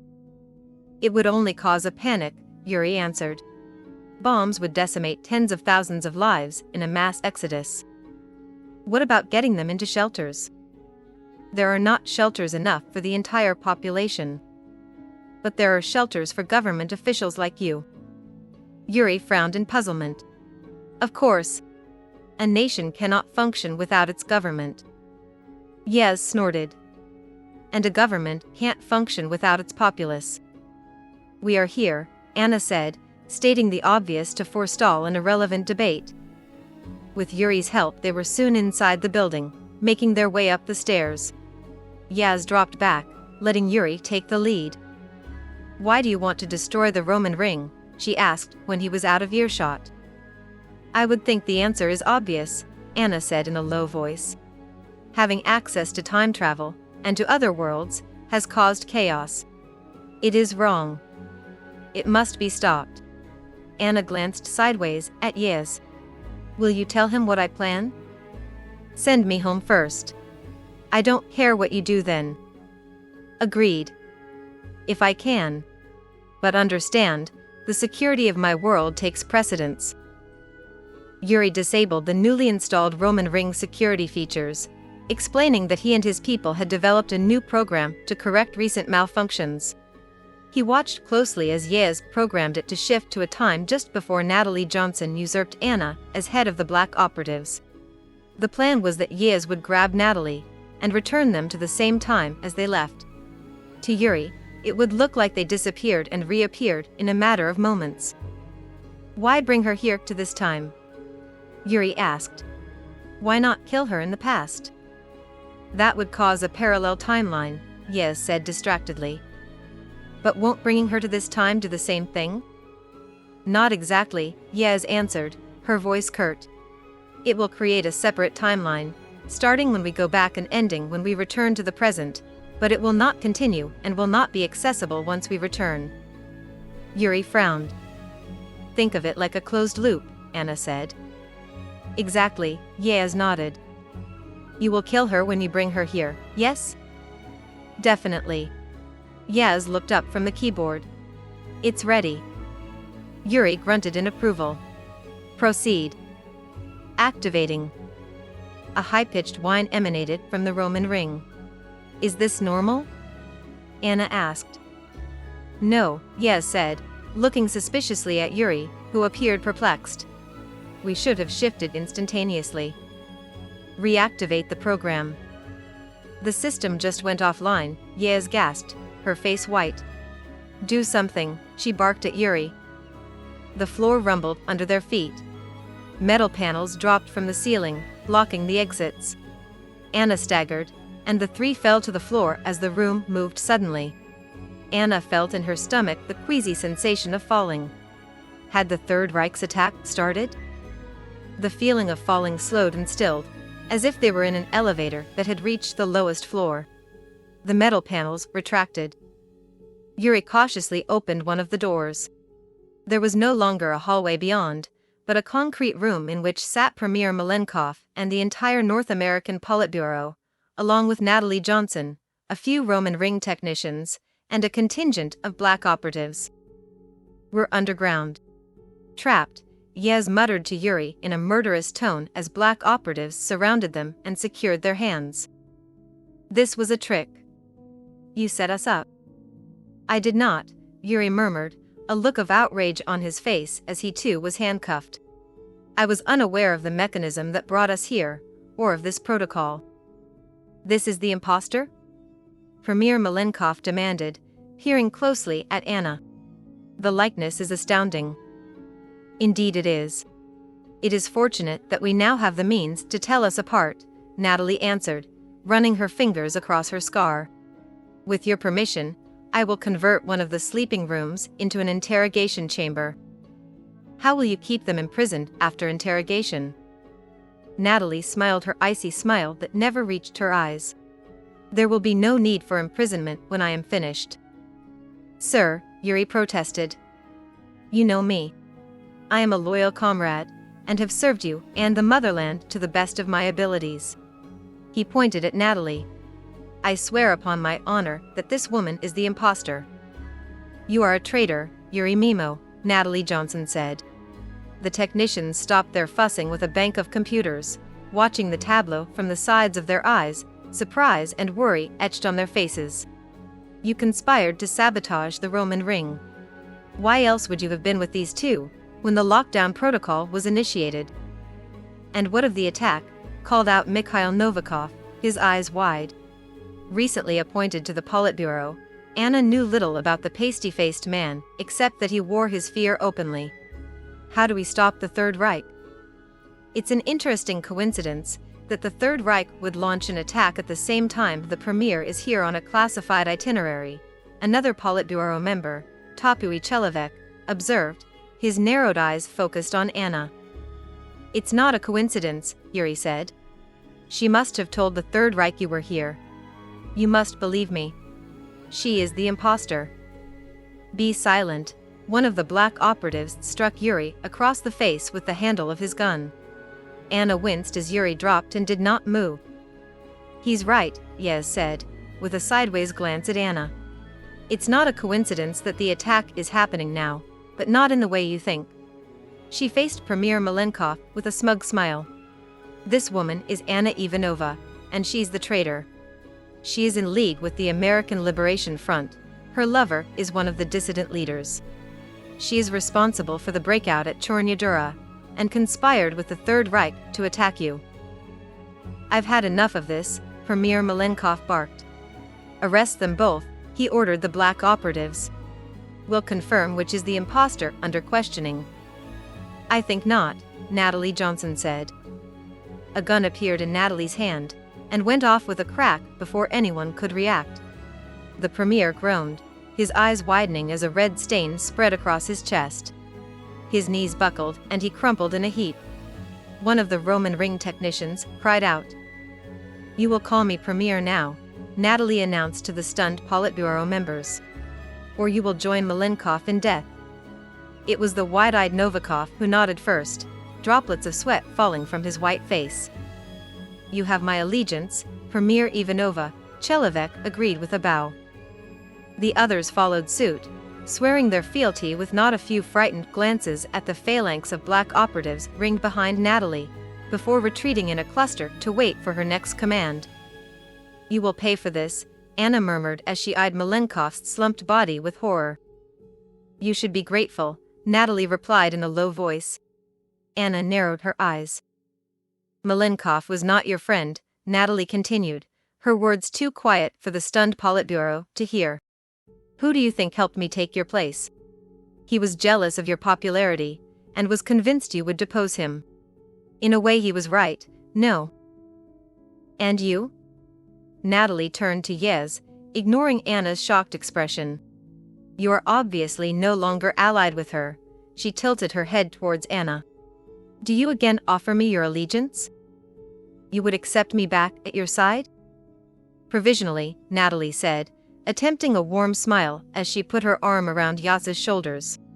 "You will have to re-earn my trust, of course." "That's not likely to happen," Yaz said. In a swift movement, Yaz twisted the gun away from her and pointed the gun at Natalie's head. Natalie slowly raised her hands. The Politburo ceased their whispering, and watched this turn of events suspiciously. Only Novikov stepped back behind his comrades, obviously fearing Yez would turn the weapon on them. "Ah, you wish to negotiate further? Very well. What do you want from me?" "I want nothing from you." Yez lowered the gun, and with careful movements, handed it to Chelovek. "She is the imposter, who came with me across the rift from the other Earth," Yez said, pointing at Natalie. "You don't want an imposter as your premier." Whether it was the look of hatred Yez cast at Natalie, or the slight mocking tone, the members of the Politburo appeared to believe her declaration. Or perhaps, it was the sudden opportunity that had just presented itself. Anna could see the wheels turning in their minds, as they understood that enormous political power was suddenly within their grasp. Their eyes darted as they sized each other up. Some stood taller, puffing out their chests for the competition to come. "What do you want?" Chelovek asked Yez. She nodded toward the Roman ring. "I only want to return to my world. Send me home. That's all I ask." Chelovek glanced over his shoulder at the other Politburo members, but no one raised an objection. It was a sign, Anna realized, that infighting for the leadership position might not be as bloody as she had assumed. She felt her shoulders relax. The last thing her people needed was a battle for the premiership, as they battled the Third Reich. "Very well," Chelovek said. "You will go, and never return."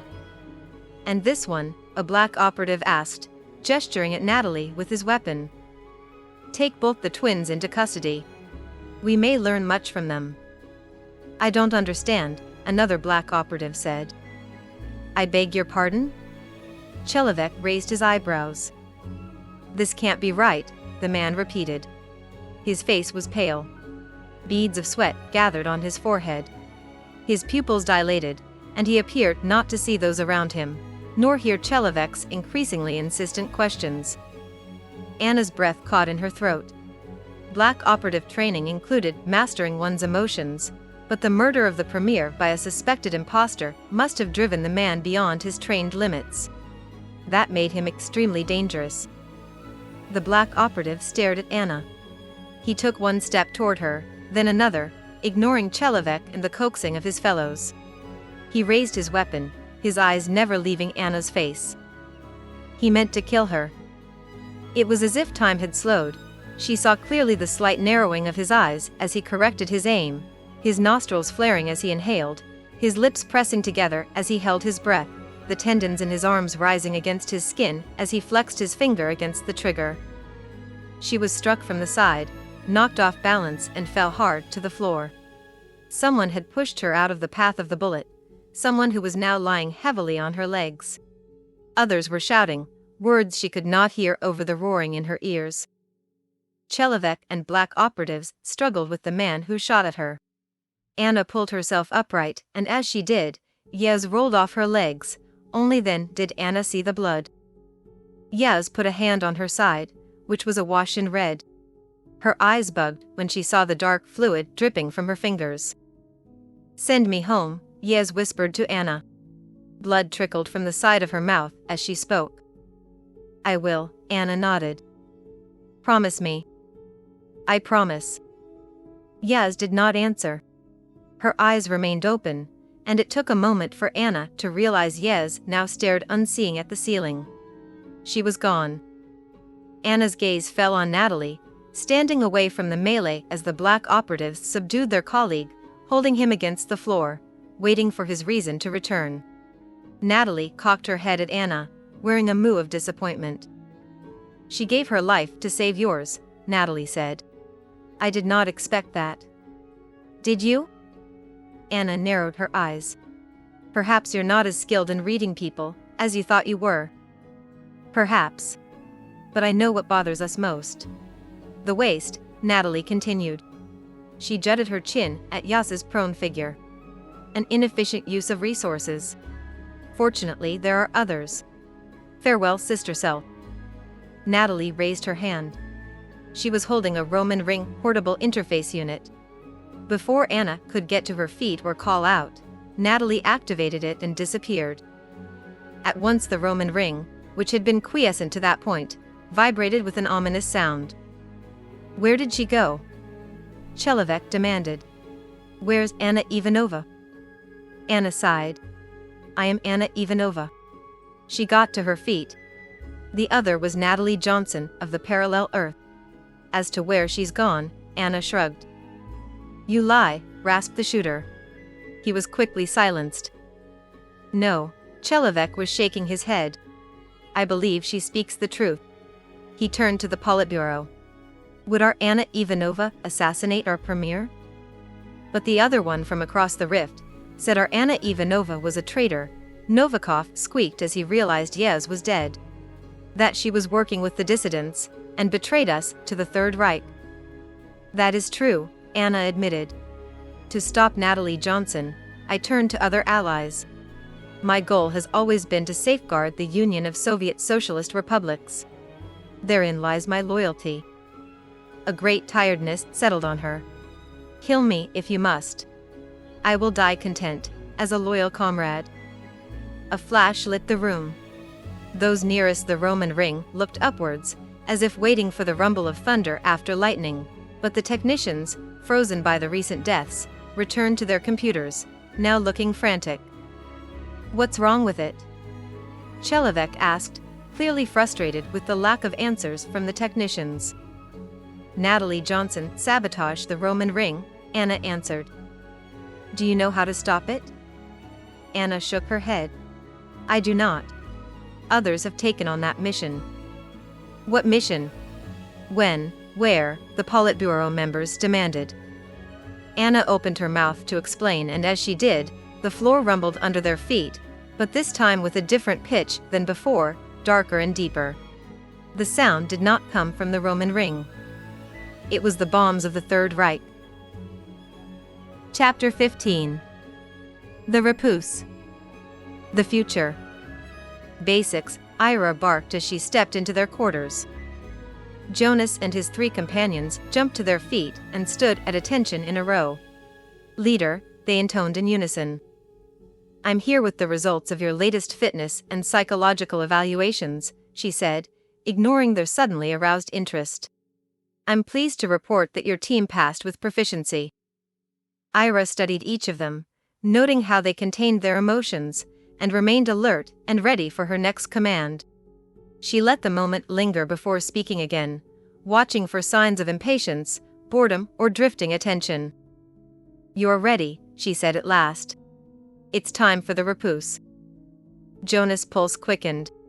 The Repuce was the testing ground required for basics to become members of an insertion unit. It was the ultimate challenge, the last hurdle through which they had to pass, before they would be allowed on the mission behind enemy lines to find the sabotage program. They did not know what to expect, however. Their trainers would not tell them about it, only that their training would get them through. Jonas did not want to think about what would happen if they failed. It would be a waste of time to tell you of my experience, Zadok said when Jonas broached the subject. The Repuce is different for everyone. My answer would only mislead you. You must be habil, prepared for the unknown and the unexpected, was Merlina's reply to Najoni. Your evening training has been suspended, Ira continued. Use this time to prepare.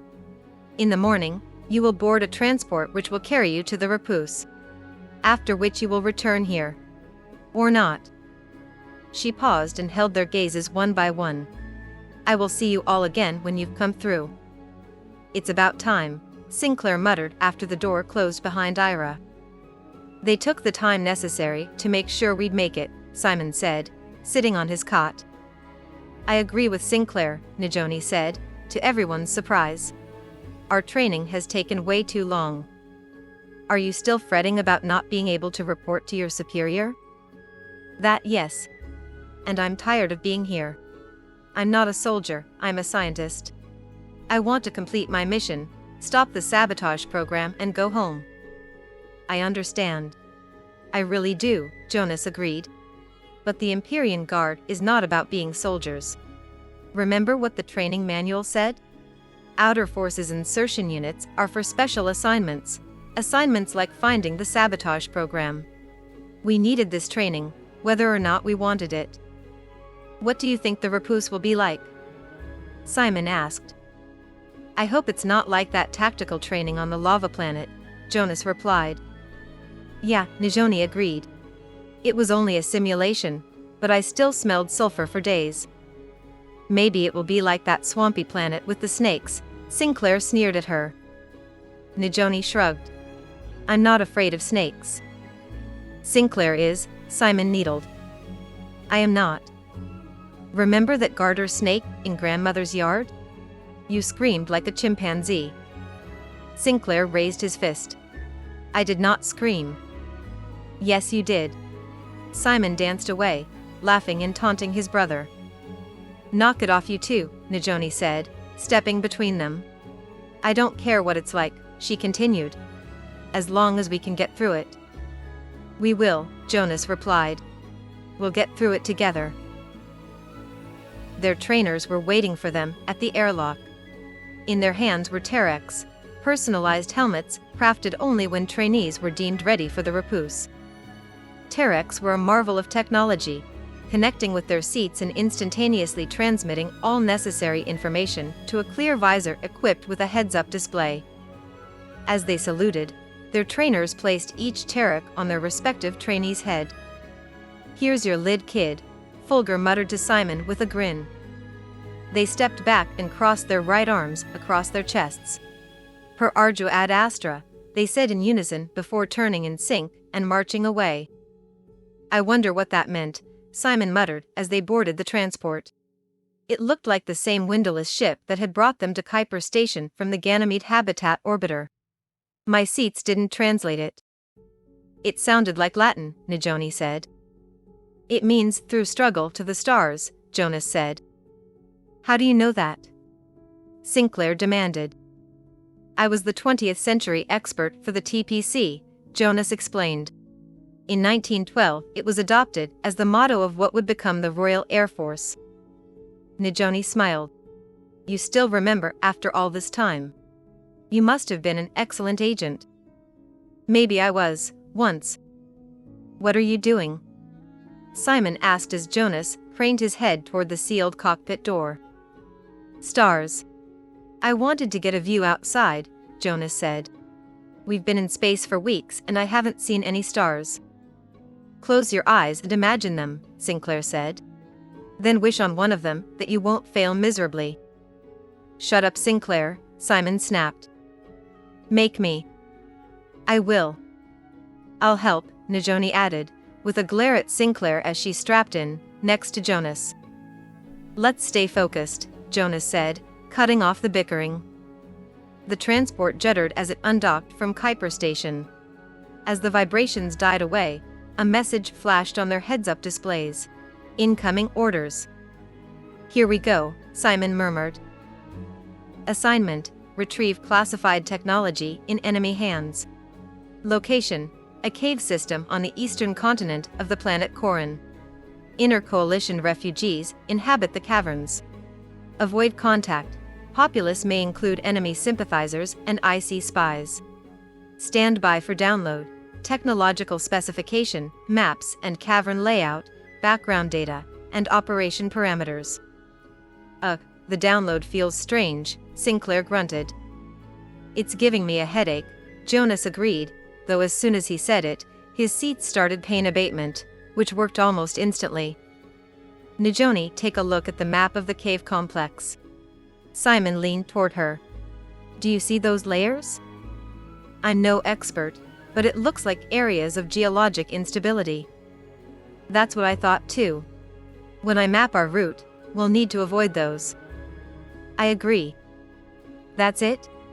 Retrieve technology? That's the assignment?" Sinclair asked in a disgusted tone. Najoni cocked her head. "What's wrong with that? I don't enjoy going into a dangerous situation, just to be someone's errand boy.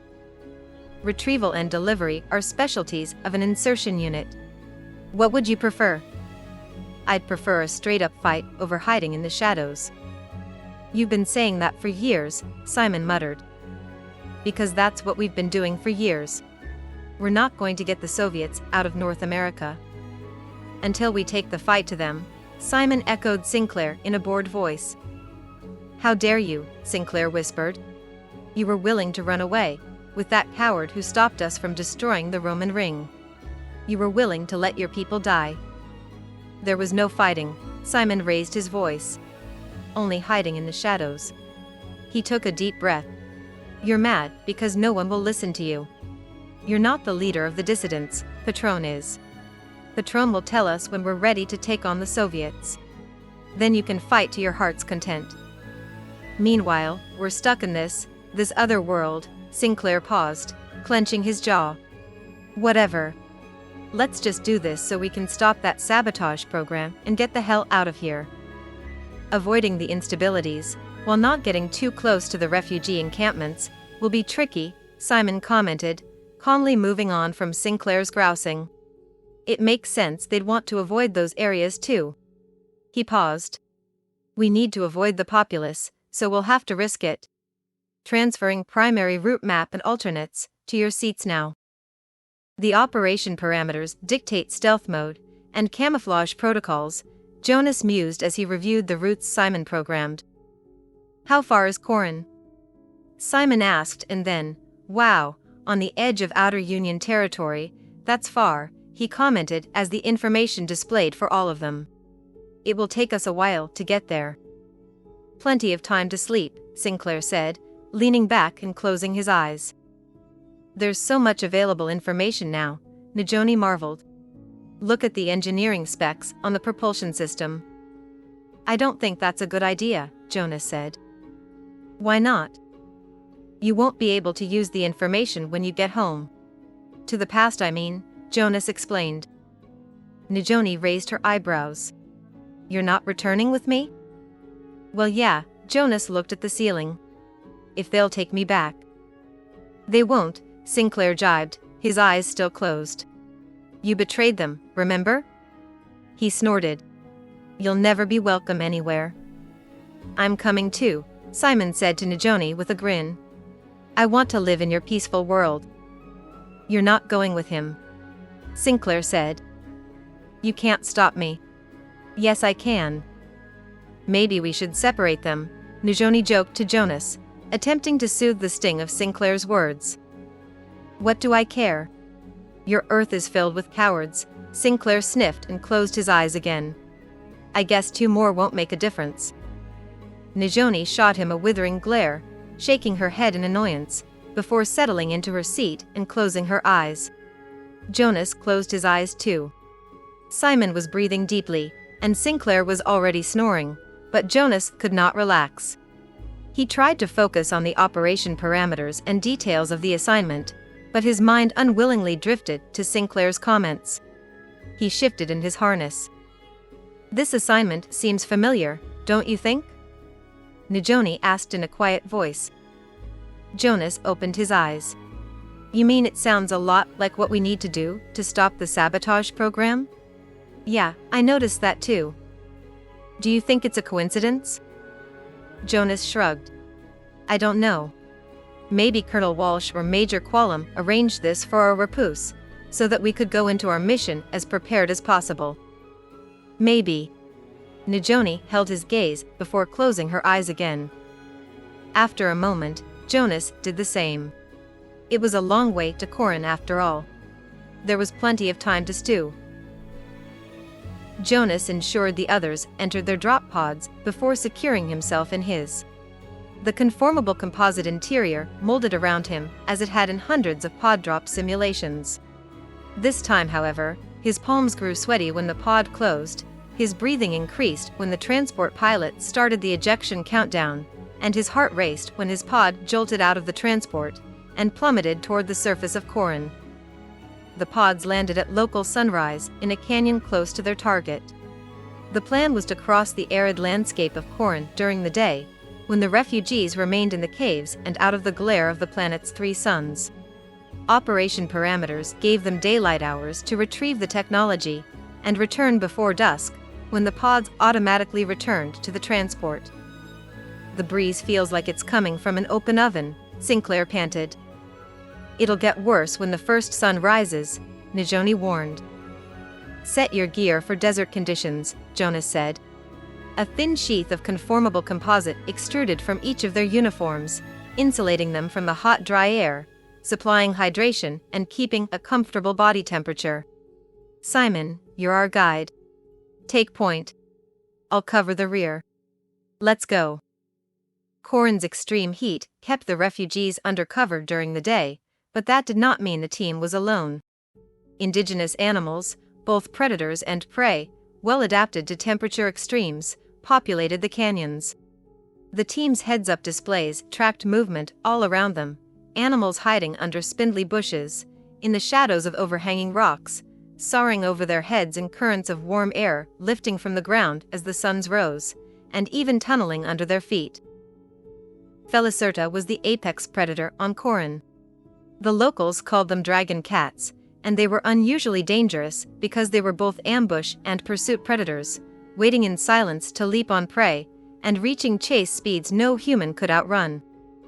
Information on Felacerta was included in the background data they downloaded, but it still did not prepare the team for the speed and ferocity of the attack. A rusty red and gold blur dropped from above, sending Sinclair sprawling. Huge saber-shaped teeth flashed in the sun, and Jonas felt a primal chill. The dragon cat plunged his teeth into Sinclair's neck, but his conformable composite sheath protected him from the strike. He writhed under the weight of the animal, pushing against the iridescent scaly skin, trying to throw it off. Set for non-lethal projectiles, Jonas shouted as he, Najoni and Simon raised their weapons. With dull thuds, the projectiles hit their mark, but the Felacerta did not release its hold. Kill it! Sinclair bellowed. Electroshock mode. The animal heaved with the force of the charges. It thrashed, sending Sinclair's Tarek flying before the animal shuddered and grew still. Get this thing off me! Jonas pushed the animal to the side, and Simon pulled his brother free. You're injured, Najoni said as she handed Sinclair his Tarek. He's got a gash on his neck, she said to Jonas. He needs to activate his medical supports before we go on. Can you move? Jonas asked Sinclair, an eye on the unconscious dragon cat. I don't want to be here when that wakes up. Me neither, Sinclair groaned as he stood and returned his Tarek to his head. I can walk. Najoni placed a microsensor on nearby rocks. That creature should be out for a while, but this will let us know if it wakes up before we reach the caverns. Simon scouted ahead for a safe place to rest, and soon found a sheltered outcrop which offered shade and a vantage point. Simon, Najoni, keep watch, Jonas said. Sinclair, run diagnostics on your Tarek. I'm getting an error message. Try resetting. I did. It's not working. Jonas examined Sinclair's injury. The cuts stopped bleeding. That's not the problem, Sinclair answered. My back is sore, and it hurts to breathe. Jonas felt along Sinclair's ribcage. I don't think you broke anything. It still hurts. Maybe we can download a patch from the transport ship, Najoni said over her shoulder. To get him painkillers at least.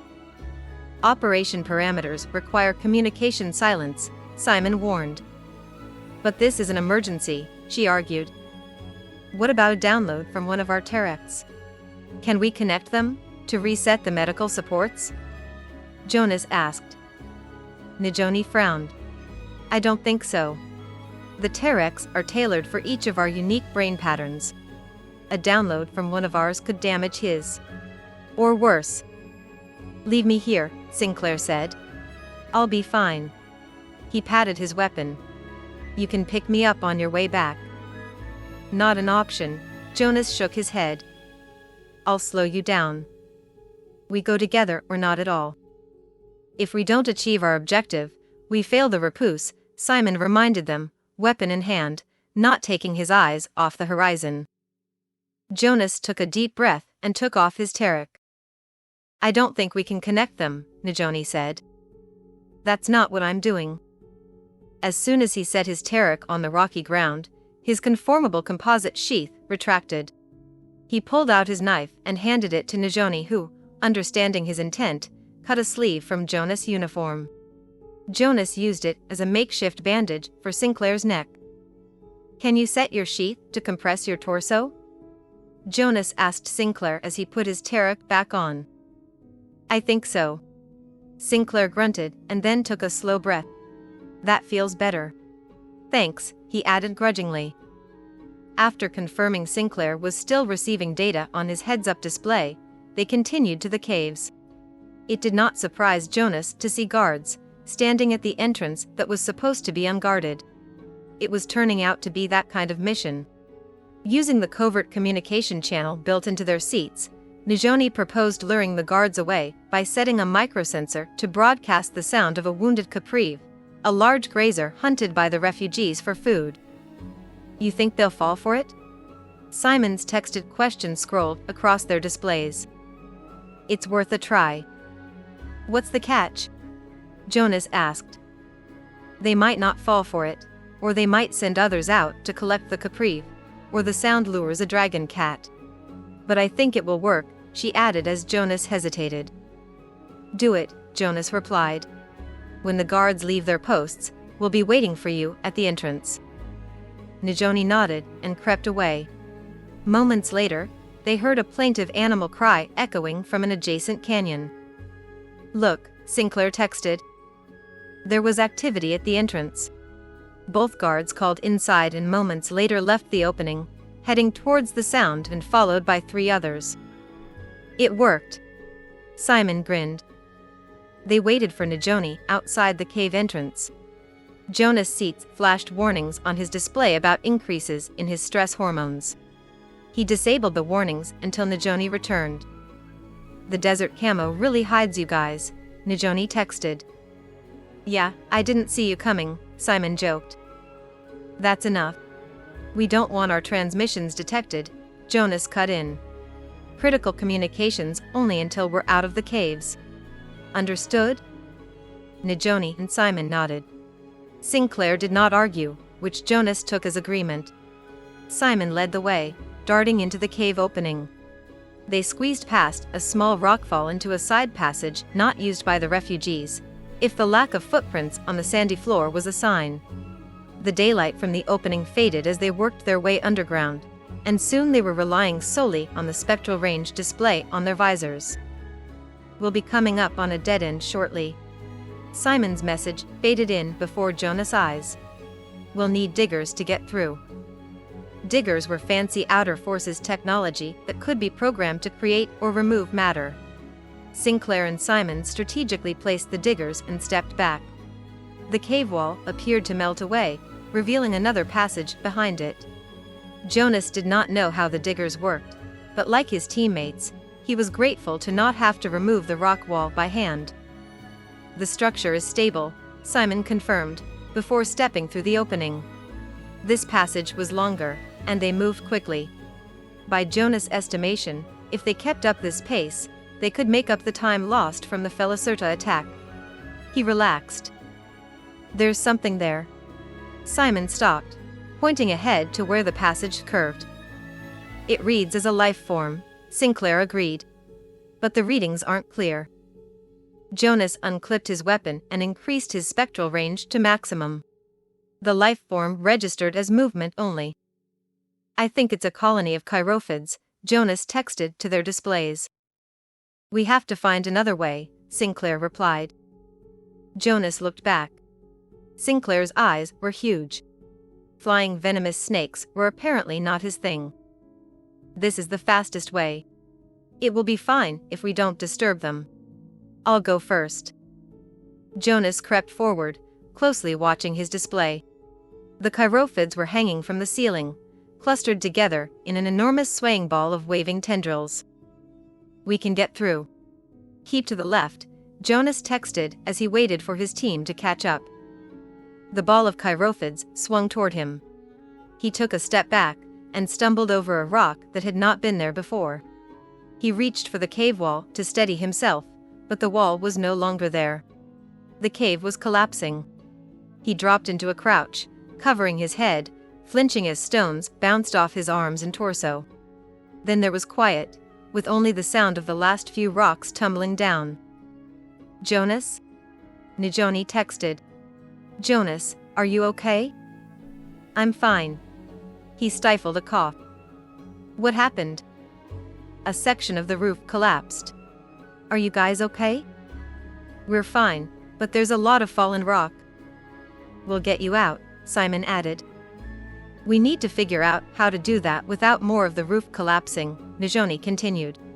Stand by. We don't have time, Jonas responded. He thought quickly. The way forward is clear.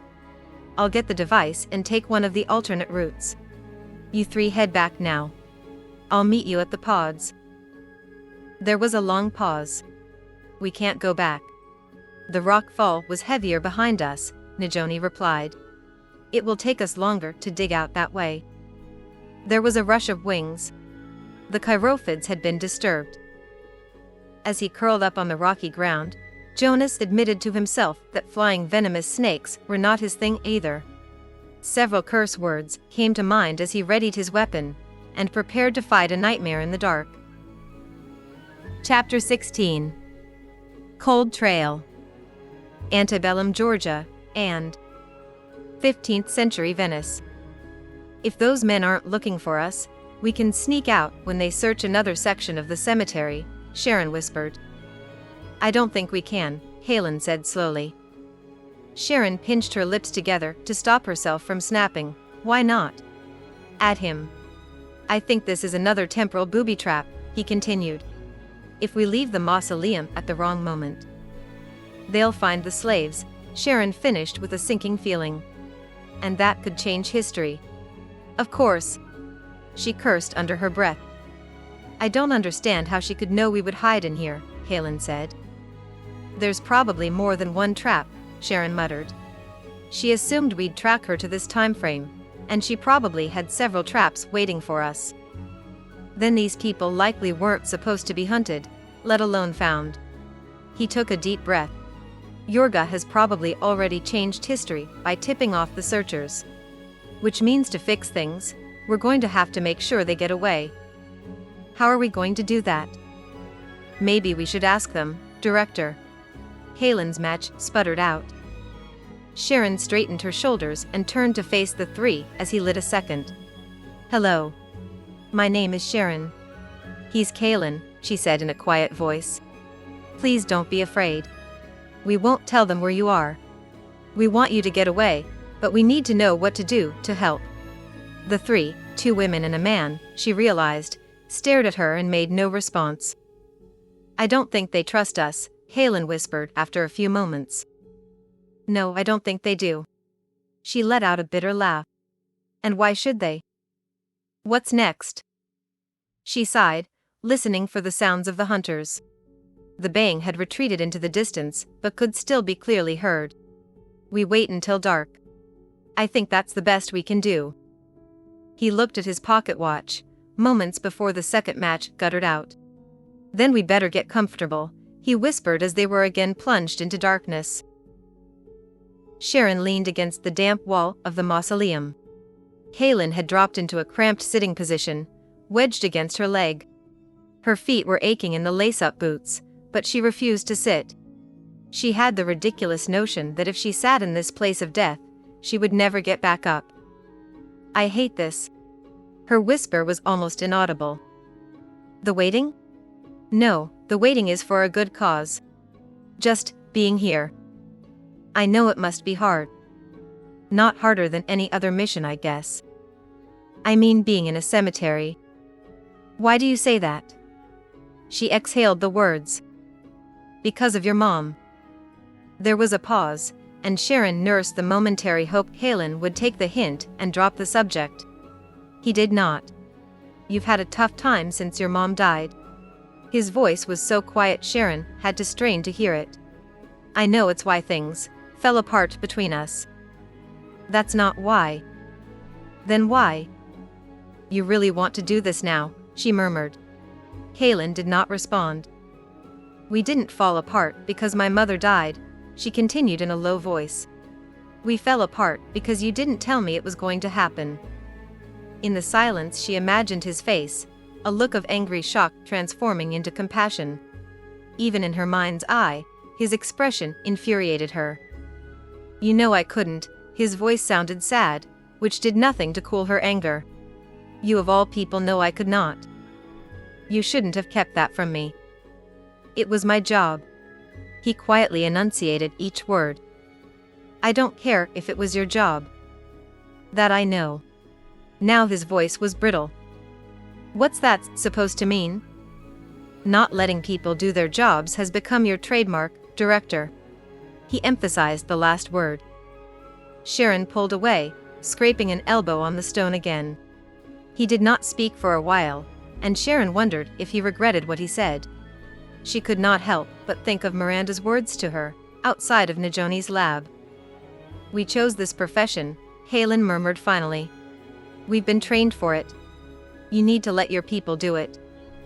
I want them, them to be safe. We all know the risks and accepted them. You disrespect us by second-guessing our choices. I didn't mean. Be quiet. It was not Halen who spoke, but one of the runaway slaves. It was the man, warning them. The baying of the dogs had gotten louder. The hunters were close. Any sign of them? A man's voice shouted from outside the mausoleum. The dogs are catching a scent, but can't figure out where it goes, came the reply. George and his group are pushing in from the other side. If they're here, we'll find them. The sound of the man and dogs faded away, and it was a while before Sharon had the courage to speak again. How much longer before we can leave? She asked Halen. She heard the tiredness in her voice. Halen lit another match. Not knowing what time sunset is, I guess we have another 6 hours until it's fully dark.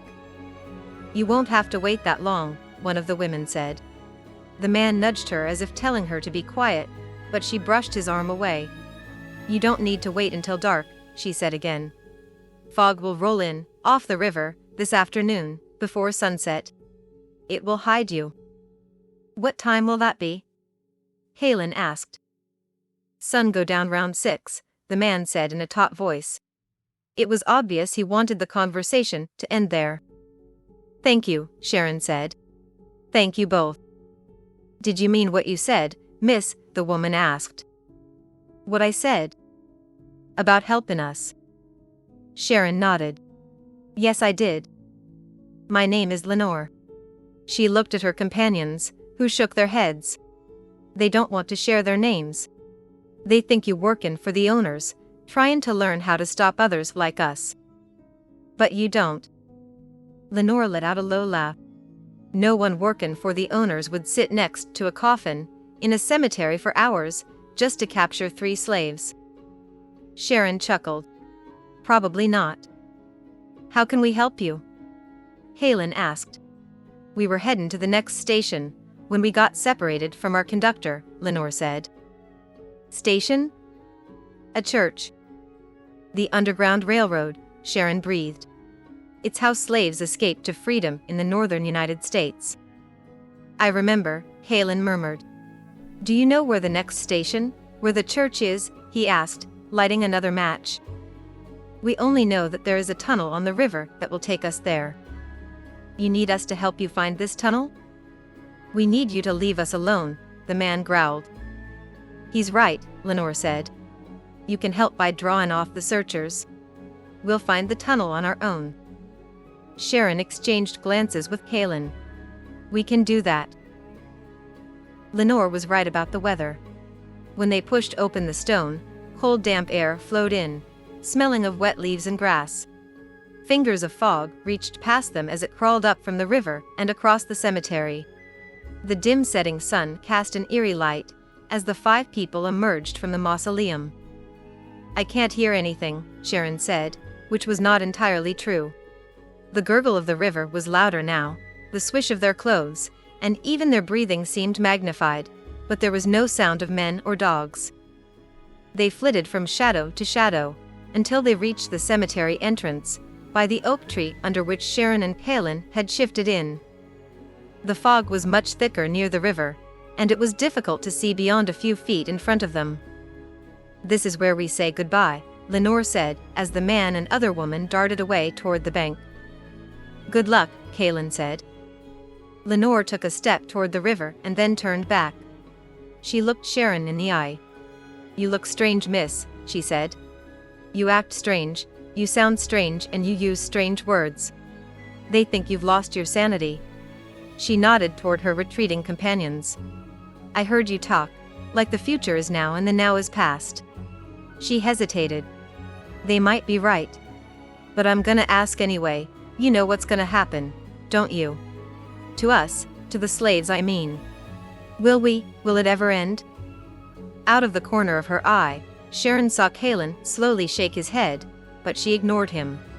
It will end. There will be she paused. A great conflict, and then it will end. Lenore's eyes were unreadable. I'm sorry about your mother, she said before running toward the river, disappearing in the mist. Not a word, Sharon said as they trudged up the lane that paralleled the cemetery fence. The further they got from Lenore and the others, the better. Not a word, Director. I don't suppose that interface unit is working again? He pulled it out of his pocket and examined it in the dying light. Nothing, he grunted. Which means we don't know where Yorga might be, or if she's even still in this time frame. Sharon came to a stop. Halen shook his head, frowning at the interface unit. If she's gone, she only spent a few hours here. Why this time frame, I wonder? Sharon said, thinking out loud. Do you hear that? Halen said. Someone is coming. It was the sound of running footsteps. Sharon moved next to Halen, ready to block the path of anyone in pursuit of Lenore and the other runaways. It was not a pack of men and dogs that approached, but a single young man, who veered toward them when he saw their shadows in the fog. He was dressed strangely, wearing stockings and a short jacket, and he looked familiar. Director, he called out as he reached them. He tottered and collapsed in Halen's arms. What's wrong? Sharon asked, dropping to her knees next to him. The man was pale and was gasping for air. Here, he said, pushing a roll of paper into Sharon's hand. Take it. It's a message, from Acting Director Noon. Go ahead, I've got him, Halen reassured Sharon. Sharon stood and read the message to herself. Dear Sharon and Halen, this is the last communication I will be able to send you. The damage to the temporal nexus has made it dangerous to initiate shifts forward in time. Until the sabotage program is stopped, we cannot bring you home. Agent Harkin discovered evidence that Yorga Zintel is in 15th century Venice. He has a safe house from which you can track and capture Yorga. He will shift you there. Good luck, and I hope to see you soon. Miranda. Agent Harkin, Sharon said. She remembered him now. They had both been sworn in as TPC agents on the same day. James. What happened to you? It was the shift forward, Agent Harkin gasped. It didn't go quite right. He coughed, a deep rough sound that made her stomach churn. There's no time to lose. We need to shift now. And go where? Halen asked. 15th century Venice, Sharon said, waving the paper at him. He found Yorga there. She's there, he nodded weakly. She's there. If we go now, we can catch her. You're in no condition to shift, Halen said. No option, he coughed again. You need my help. Sharon, he might not survive another shift. I know. Sharon looked up the road, fighting the nauseating sensation of being choiceless. She wished she could be certain Lenore and her companions had found the tunnel to the church, and that she had made the right decision in letting them find their own way, instead of seeing for herself that they escaped. Agent Harkin coughed again. The TPC's medical facilities can help him. We might kill him trying to send him into the future again, and we can't leave him here. At least we know we can shift to the past. You need me for this shift, Harkin said, inhaling raggedly. You can't blend in without my help. Making another shift might kill you, Halen said. Agent Harkin drew in a hoarse breath. I know the risks. Halen met Sharon's eyes with a grim expression. Sharon tightened her jaw. Halen, program the shift. Agent Harkin's safe house in Venice was a single room, with bright plaster walls and a low-beamed ceiling. There was one large window that let in a soft light unlike any Sharon had seen before, and a small fire that warmed the space despite its size. Halen had not been wrong about the effect of the shift on Harkin. As soon as they materialized, he sagged in Halen's arms, alive but unconscious. They put him in the bed under the window and closed the curtains, to block the beautiful light from disturbing his rest. I think he'll be okay, Sharon murmured with more hope than certainty. She pulled out a wooden chair from next to the table and slumped into it, her head in her hands. Here, take this. Halen handed her a steaming bowl of soup. Filled with lentils, buckwheat, and bits of meat that Sharon guessed was mutton, it smelled wonderful. Her mouth watered. She looked at him in surprise. Where did you find this? He pointed to a pot she had not noticed before, simmering over the fire. Harkin had probably returned them at the exact moment he left. I'm so hungry, she said. She blew on the soup. It was too hot to eat, but hunger overrode discomfort, and she sipped it slowly from the bowl. Me too, Kalen smiled. We haven't eaten since 1887. He found a loaf of bread wrapped in cloth and broke off chunks for them. The meal was finished too soon, but Sharon was yawning. Get some sleep, Kalen said. I'll take the first watch. Sharon didn't argue. Foregoing the hard wooden chair, she stretched out in front of the fire on the stone floor. This can't be any less comfortable than standing in a tomb for hours, she grinned at him as she pillowed her head on her arms. Sleep came quickly. She was dreaming about running through a snowy graveyard on a foggy night, when a loud rapping on the door woke her. Signore, a woman's voice called out as she knocked again. Sharon went to Agent Harkin, who had awakened and was trying to sit up. Kalen answered the door. You're not James, the woman said. Is he here? She asked, a suspicious note in her voice. Yes, he is, Kalen began. I'm here, Ramona, Agent Harkin said weakly before coughing. A plump woman pushed past Kalen, bringing with her the scent of fresh-baked bread and lavender. After setting a basket on the table, she dropped to her knees next to the bed, tutting over James with non-stop commentary about how he should not have been drinking so heavily and staying out late, that he needed to eat more, and that she brought him cheese and wine. Her diatribe would have been amusing, if Agent Harkin's condition was not significantly more serious than a hangover after a night on the town. He'll be all right, Sharon said. He just needs some rest. Ramona stood, throwing her long blonde braid over her shoulder and facing Sharon, blue eyes blazing with jealousy. Who are you? She's my wife, Kalen said hastily. I'm Kalen Morgan, and this is my wife Sharon. We're friends of James. Ramona Amata, she curtsied, keeping one eye on Harkin until his coughing fit ended. I am the grocer's daughter. I bring him things. She gestured to the basket. Thank you, Ramona, Harkin said as he pushed himself up into a sitting position. He was terribly pale. Instantly Ramona was at his side, pushing his dark hair off his forehead before pouring him some soup. There, she barked at Kalen, jutting her chin toward the basket. Bring the fresh bread. Kalen brought the basket as ordered and helped Harkin sit, while Ramona hand-fed him until the bowl was empty. Did you order the costumes? Harkin asked as he fell back on the pillow. They will be delivered the afternoon after tomorrow, Ramona nodded. Good. Mr. and Mrs. Morgan will be staying with me for a few days. He took a deep breath. Please increase my daily order until the end of their visit. He reached into his pocket as he said this and passed her coins. They clinked as she slid them into a purse hidden in the folds of her skirt. I will tell Papa, she said. And I will bring more bread and cheese, and fish for Friday.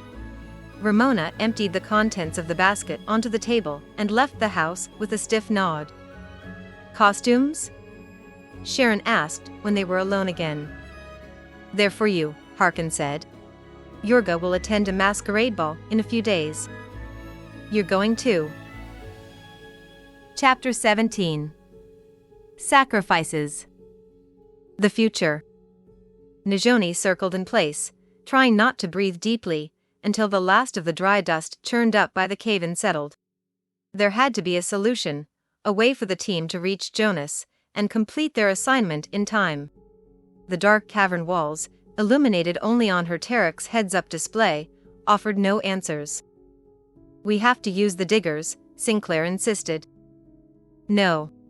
The diggers will bring down more rock on our heads, Simon answered. Then we dig our way out by hand.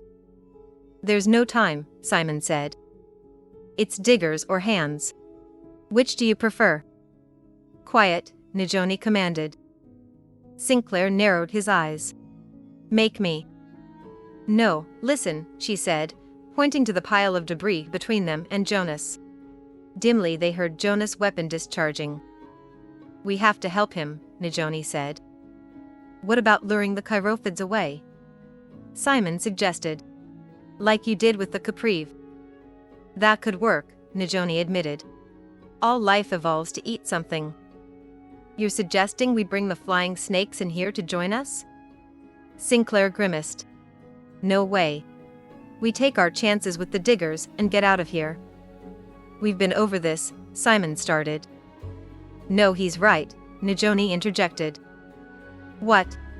If we use the diggers, we'll be buried. True, but if we dial up the composite in our uniforms to maximum output, we can create a sort of cushion. Enough, I think, to protect us. You think? Sinclair raised his eyebrows. How do we get out after that falls on us? Simon asked, pointing his weapon at the rocky ceiling. We'll each keep a digger. Working together, we should be able to remove enough rock to free ourselves. Simon glanced at the digger in his hand. We can get maybe a few more uses out of these. We'll have to position ourselves right. It will be tricky, Simon said, pulling up the layout of the cave complex on their shared visual channel. Put diggers here, he instructed, pointing to a spot on the cave floor. Digger in hand, Najoni set a second in the dirt where Simon told her. With a disbelieving sigh, Sinclair followed suit. We need to stand together. Simon positioned himself near the diggers. Najoni stepped next to him, followed by Sinclair, uncomfortably close on her side. Dial it up, Najoni said. She felt her uniform press against her, as the conformable composite increased in thickness everywhere except her head, which was protected by her taric. Mine's not working, Sinclair grunted. The damage from that damned dragon cat. I'm only getting 50%, make that 48% output. Will 48% be enough? Simon asked Najoni. I don't know. I'm not willing to gamble my life on I don't know. We have to try something else, Sinclair replied. We'll dig our way out and get back to the pods. We can't leave Jonas. Can you think of another way? Sinclair challenged her. He pressed his lips together with a smug expression when she shook her head. There's no other option. Simon's face fell. He looked back at the pile of rocks between them and the way they came. I wonder how many layers we'll have to dig through, he said morosely. Layers. That's it, layers. Najoni grinned. We can still use the diggers. If Sinclair is under us, our composite overlapping in layers will protect him. Sinclair reluctantly agreed, grunting in pain as he kneeled into the dirt and bent into a crouch. Diggers out and ready? Simon asked after he and Najoni covered Sinclair. He exhaled when they replied in the affirmative. Jonas? We're about to come through to you, stand clear. Jonas? He and Najoni exchanged looks when Jonas did not respond. Okay, here goes. 3, 2, 1. Najoni would have liked to have watched when the opening cleared, seen the look of surprise and relief on Jonas' face when he realized they were coming to his rescue, but she kept her head down to protect Sinclair. Her taric recorded everything in stark clinical detail, but it was not the same as seeing it for herself. Then the ceiling dropped with a roar and churning dirt, and a feeling of pressure all around her. She was buried. She could not move.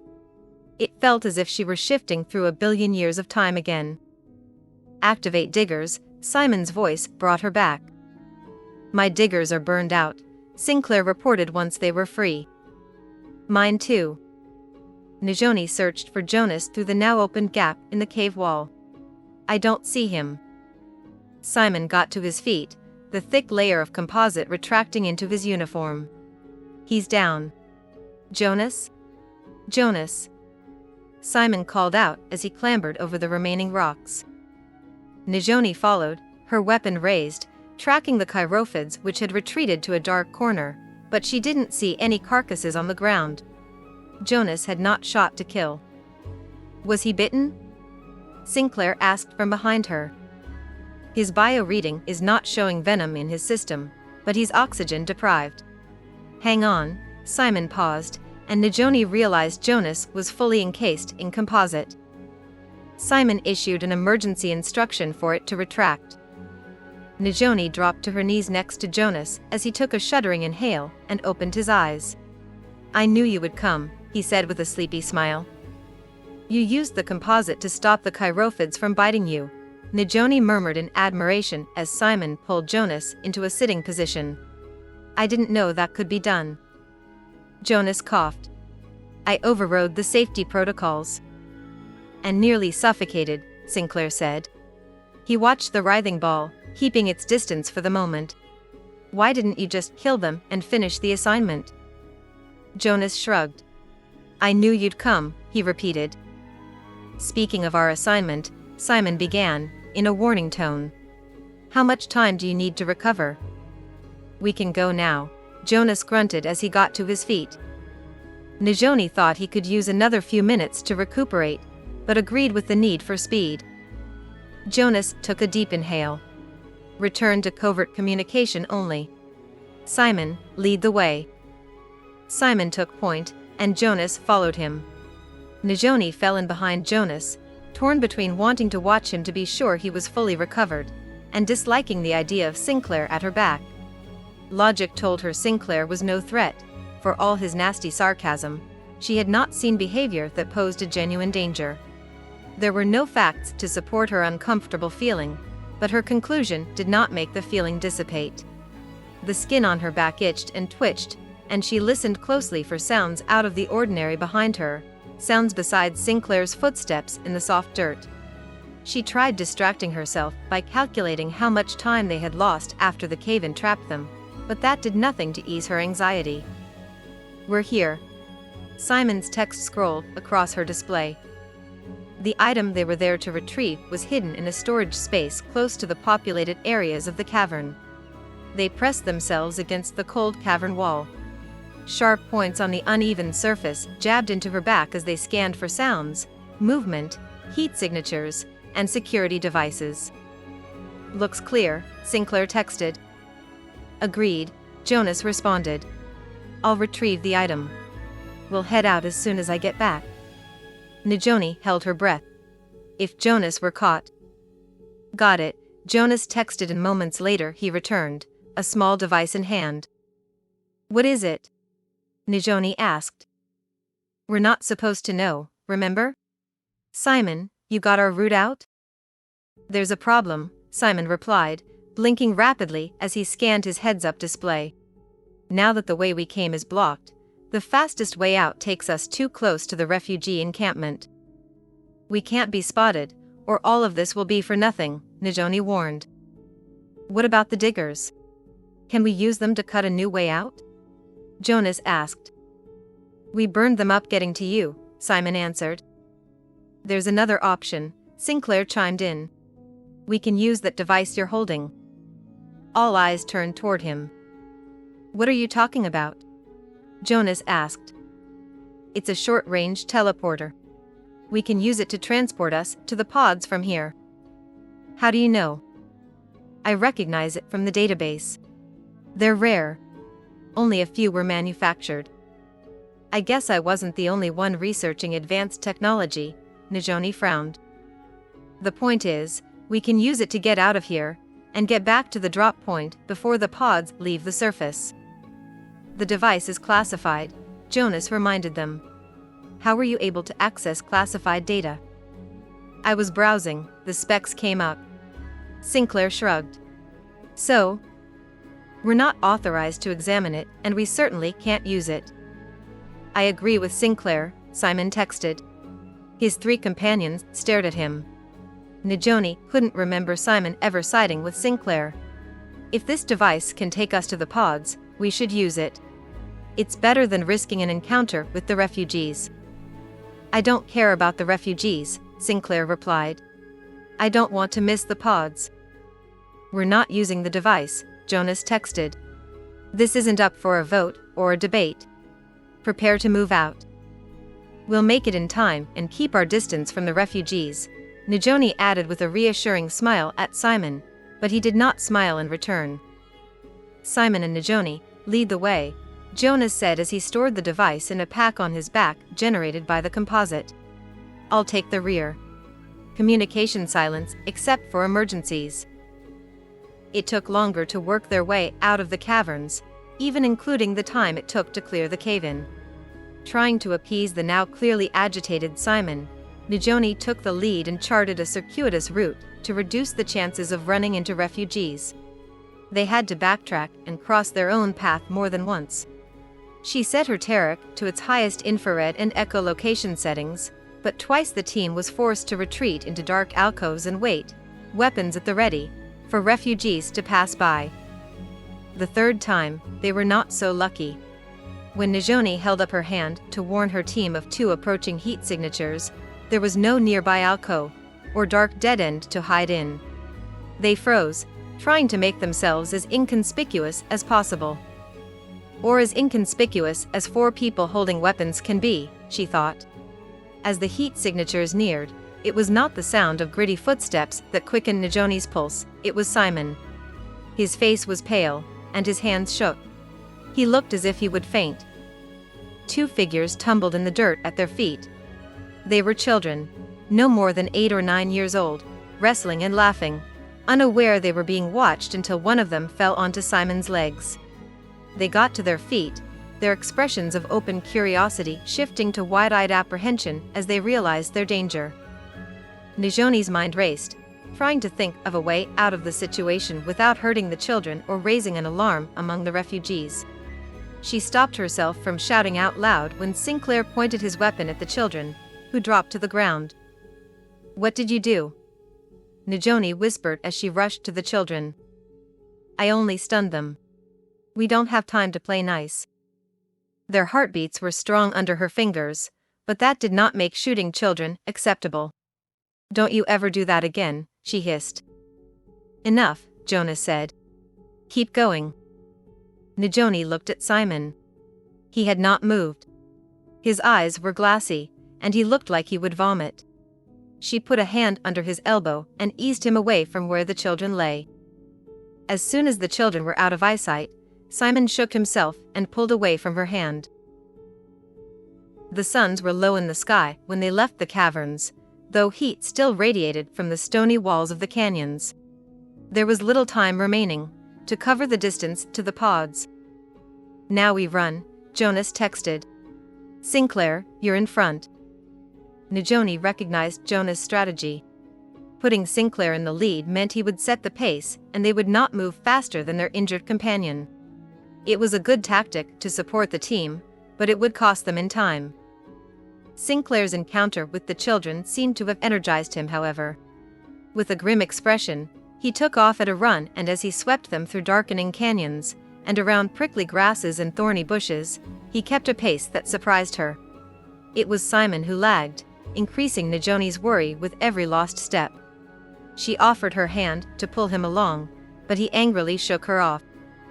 They arrived at the drop point less than 2 minutes before launch. Jonas and Najoni ensured Simon and Sinclair were safely cocooned in their pods before entering their own with moments to spare. Tears of relief sprang into her eyes as the pods vibrated and lurched into the sky. They had done it. They had succeeded in the repousse. Fulgar insisted on holding a party when the team returned to Kuiper Station. There were no public areas where they could let their hair down, as the bald Fulgar Riley put it, so Ira offered her larger quarters for an informal event to congratulate the newest members of the Empyrean Guard. Najoni had mixed feelings about celebrating. A package had been waiting for her when they returned from the repousse. Inside were her portable interface units, and the weapon Agent McGregor had given her. It reminded Najoni that training with the Empyrean Guard and going through the repousse were a means to an end. Once the mission was finished, her association with the Empyrean Guard would end too. Najoni arrived at Ira's quarters at the same time as Simon. He had refused to talk about what happened on Corin, eventually losing patience with Najoni's prodding. They had not spoken since. Now Simon stared at the ceiling and Najoni shuffled her feet as they waited for Ira to let them in. It was Merlina who opened the door, her bright onyx eyes darting from one to the other before stepping back with an outstretched wing. Najoni groaned inwardly.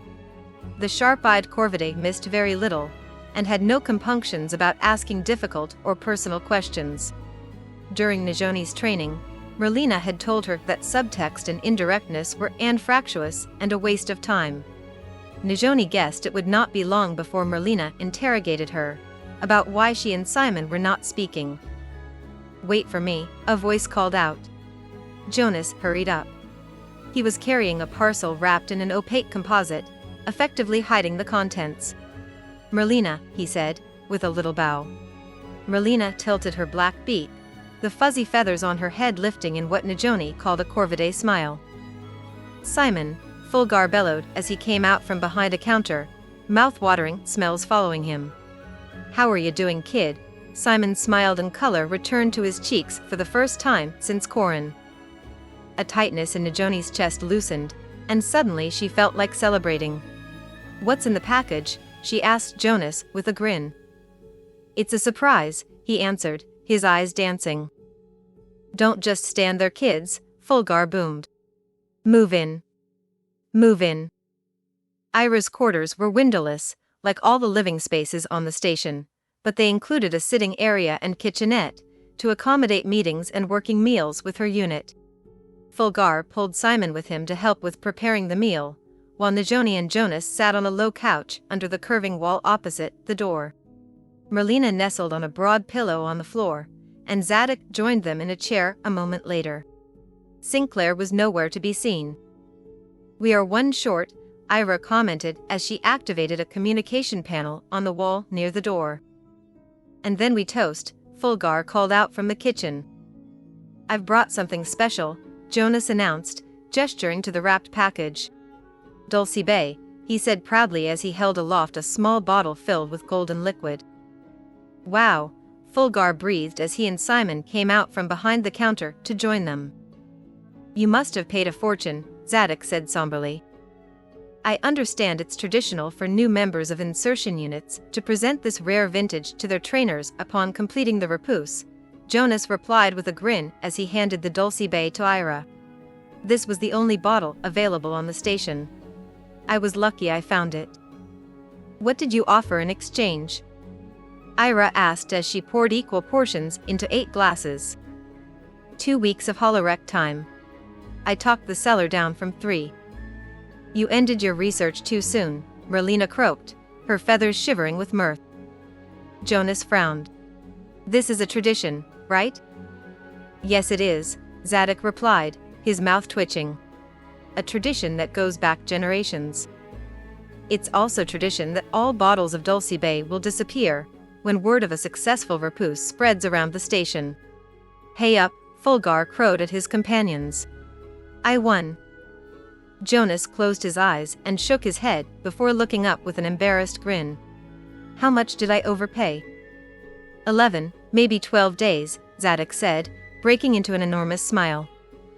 "Kids from sleeper ships are so naive," Fulgar shook his head. Jonas started chuckling. In a moment, they were all laughing, a wonderful, open feeling that spread warmth through Najoni. She was pleased to see that even Simon joined in. "What's so funny?" Sinclair asked, standing in the open doorway. "I'll explain later," Ira said, not unkindly. "But now it is time for our toast." She handed them each a small glass of golden liqueur and looked at Zadok, who stood. "To the newest members of the Empyrean Guard. In the repousse you demonstrated perseverance," he nodded at Sinclair. "Bravery," he said to Simon. "Resourcefulness," he said to Najoni, who felt her cheeks redden. "And leadership," he nodded at Jonas. Sadok's admiration was obvious, and Najoni felt a rush of pride for all of them. Ira pinned the star-shaped Empyrean Guard sigil to each of their collars and Zadok raised his glass. "Per ardua ad astra," he said. They each repeated the phrase before lifting their glasses to their lips and drinking the Dulcie Bay in one gulp. It was sweet, with a spicy kick at the end that caught Najoni off guard, but she decided she liked it. "And may we always beat the STs," Fulgar added, smacking his lips as he emptied his glass. "Hear, hear," Merlina said to cheers in agreement. "STs?" Najoni asked Jonas under her breath. "The Sentinel's Tejer," Jonas answered. It's another insertion unit, we learned about them, remember? There's a friendly rivalry between the STs and the EGs, as they call us. At least I think it's friendly, he added, his forehead creasing. Empyrean Guard, our food is ready, Fulgar boomed. Ira programmed the conformable composite wall to create a table large enough for all to sit, and chairs for each of them, including a raised platform on one side for Merlina. Fulgar placed a wide shallow bowl filled with a thick and vivid green liquid in front of Najoni. This is a specialty from my world, Fulgar said as he passed out chunks of dark bread. You dip the bread and eat them together. He showed them what he meant, scooping up a glob of the thick stew and taking a bite, closing his eyes with pleasure. Najoni dabbed a chunk of bread uncertainly in the green liquid. The bread was sweet and nutty, what she would have called a cross between onion and garlic. The stew surprised her. It had a fresh flavor, like an ocean breeze, and was slightly salty, which mixed well with the bread. What's in this thalassic masterpiece? Merlina asked as she broke her bread into pieces and dunked them into her bowl, before pulling them out one at a time. Sea vegetables. It's sea vegetable stew, Fulgar answered around a mouthful. When I was a kid, our local pod harvested fresh vegetables every day, bringing them to our village to sell. My dad made this every week. What did the pod want in return? Jonas asked curiously. Najoni suspected he was still smarting from being overcharged for the Dulce Bay.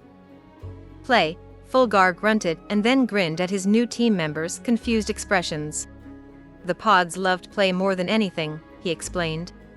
They would trade harvests for hours of play or to play specific games. That sounds idyllic, Najoni said. It was. Soon the bread plate was empty, and the team reached the bottoms of their bowls. Ira cleared her throat. Fulgar and Simon, thank you for an unforgettable meal. Hear, hear, Merlina croaked. Before we adjourn, I have news of our next assignment. Ira continued. It's a retrieval mission behind enemy lines. I'm transmitting the information to your seats. Najoni fingered the 7 raid star sigil on her collar as she watched Ira return the table to the composite wall, dirty dishes and all. With a deep breath, Najoni accessed her seats and focused on the retrieval assignment data. This is our mission, the one we're on for the TPC, she murmured to Jonas as she joined him on the couch. I know, he nodded, examining a luminous purple orchid in a pot on the low table next to him. Did you see the disavowed if captured part? Simon slumped onto the couch on the other side of Jonas, who edged slightly closer to Najoni. Did you see the operating in vacuum part? Sinclair asked as he sat on the floor in front of them. What's wrong with that? Najoni asked. We could be in vacuum suits for hours, Sinclair answered with a sneer at Simon. You're going to smell worse than you usually do. At least we'll be alone out there, Simon replied. Just us. He looked at the floor. Coward. Shut up, Sinclair, Najoni snapped. I'm only speaking the truth. Shut up, or so help me, she stood with her fists clenched. I'd like to see you try, Sinclair grinned as he got to his feet too. Sinclair, shut up, Jonas said, rising between them. You all shut up. Simon shouted.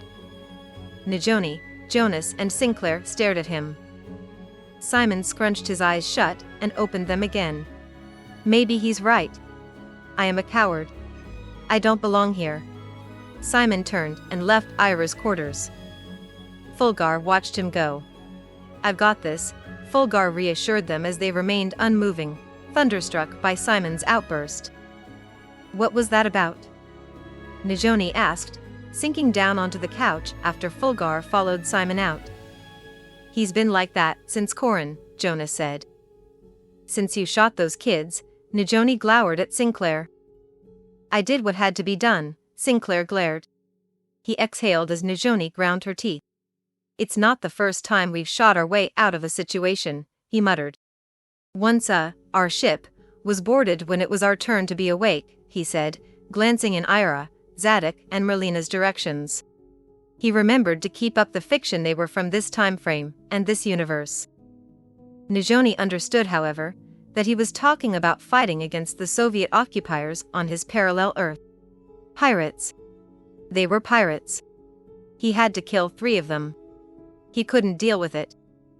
But that's understandable, Nijoni began. It's not.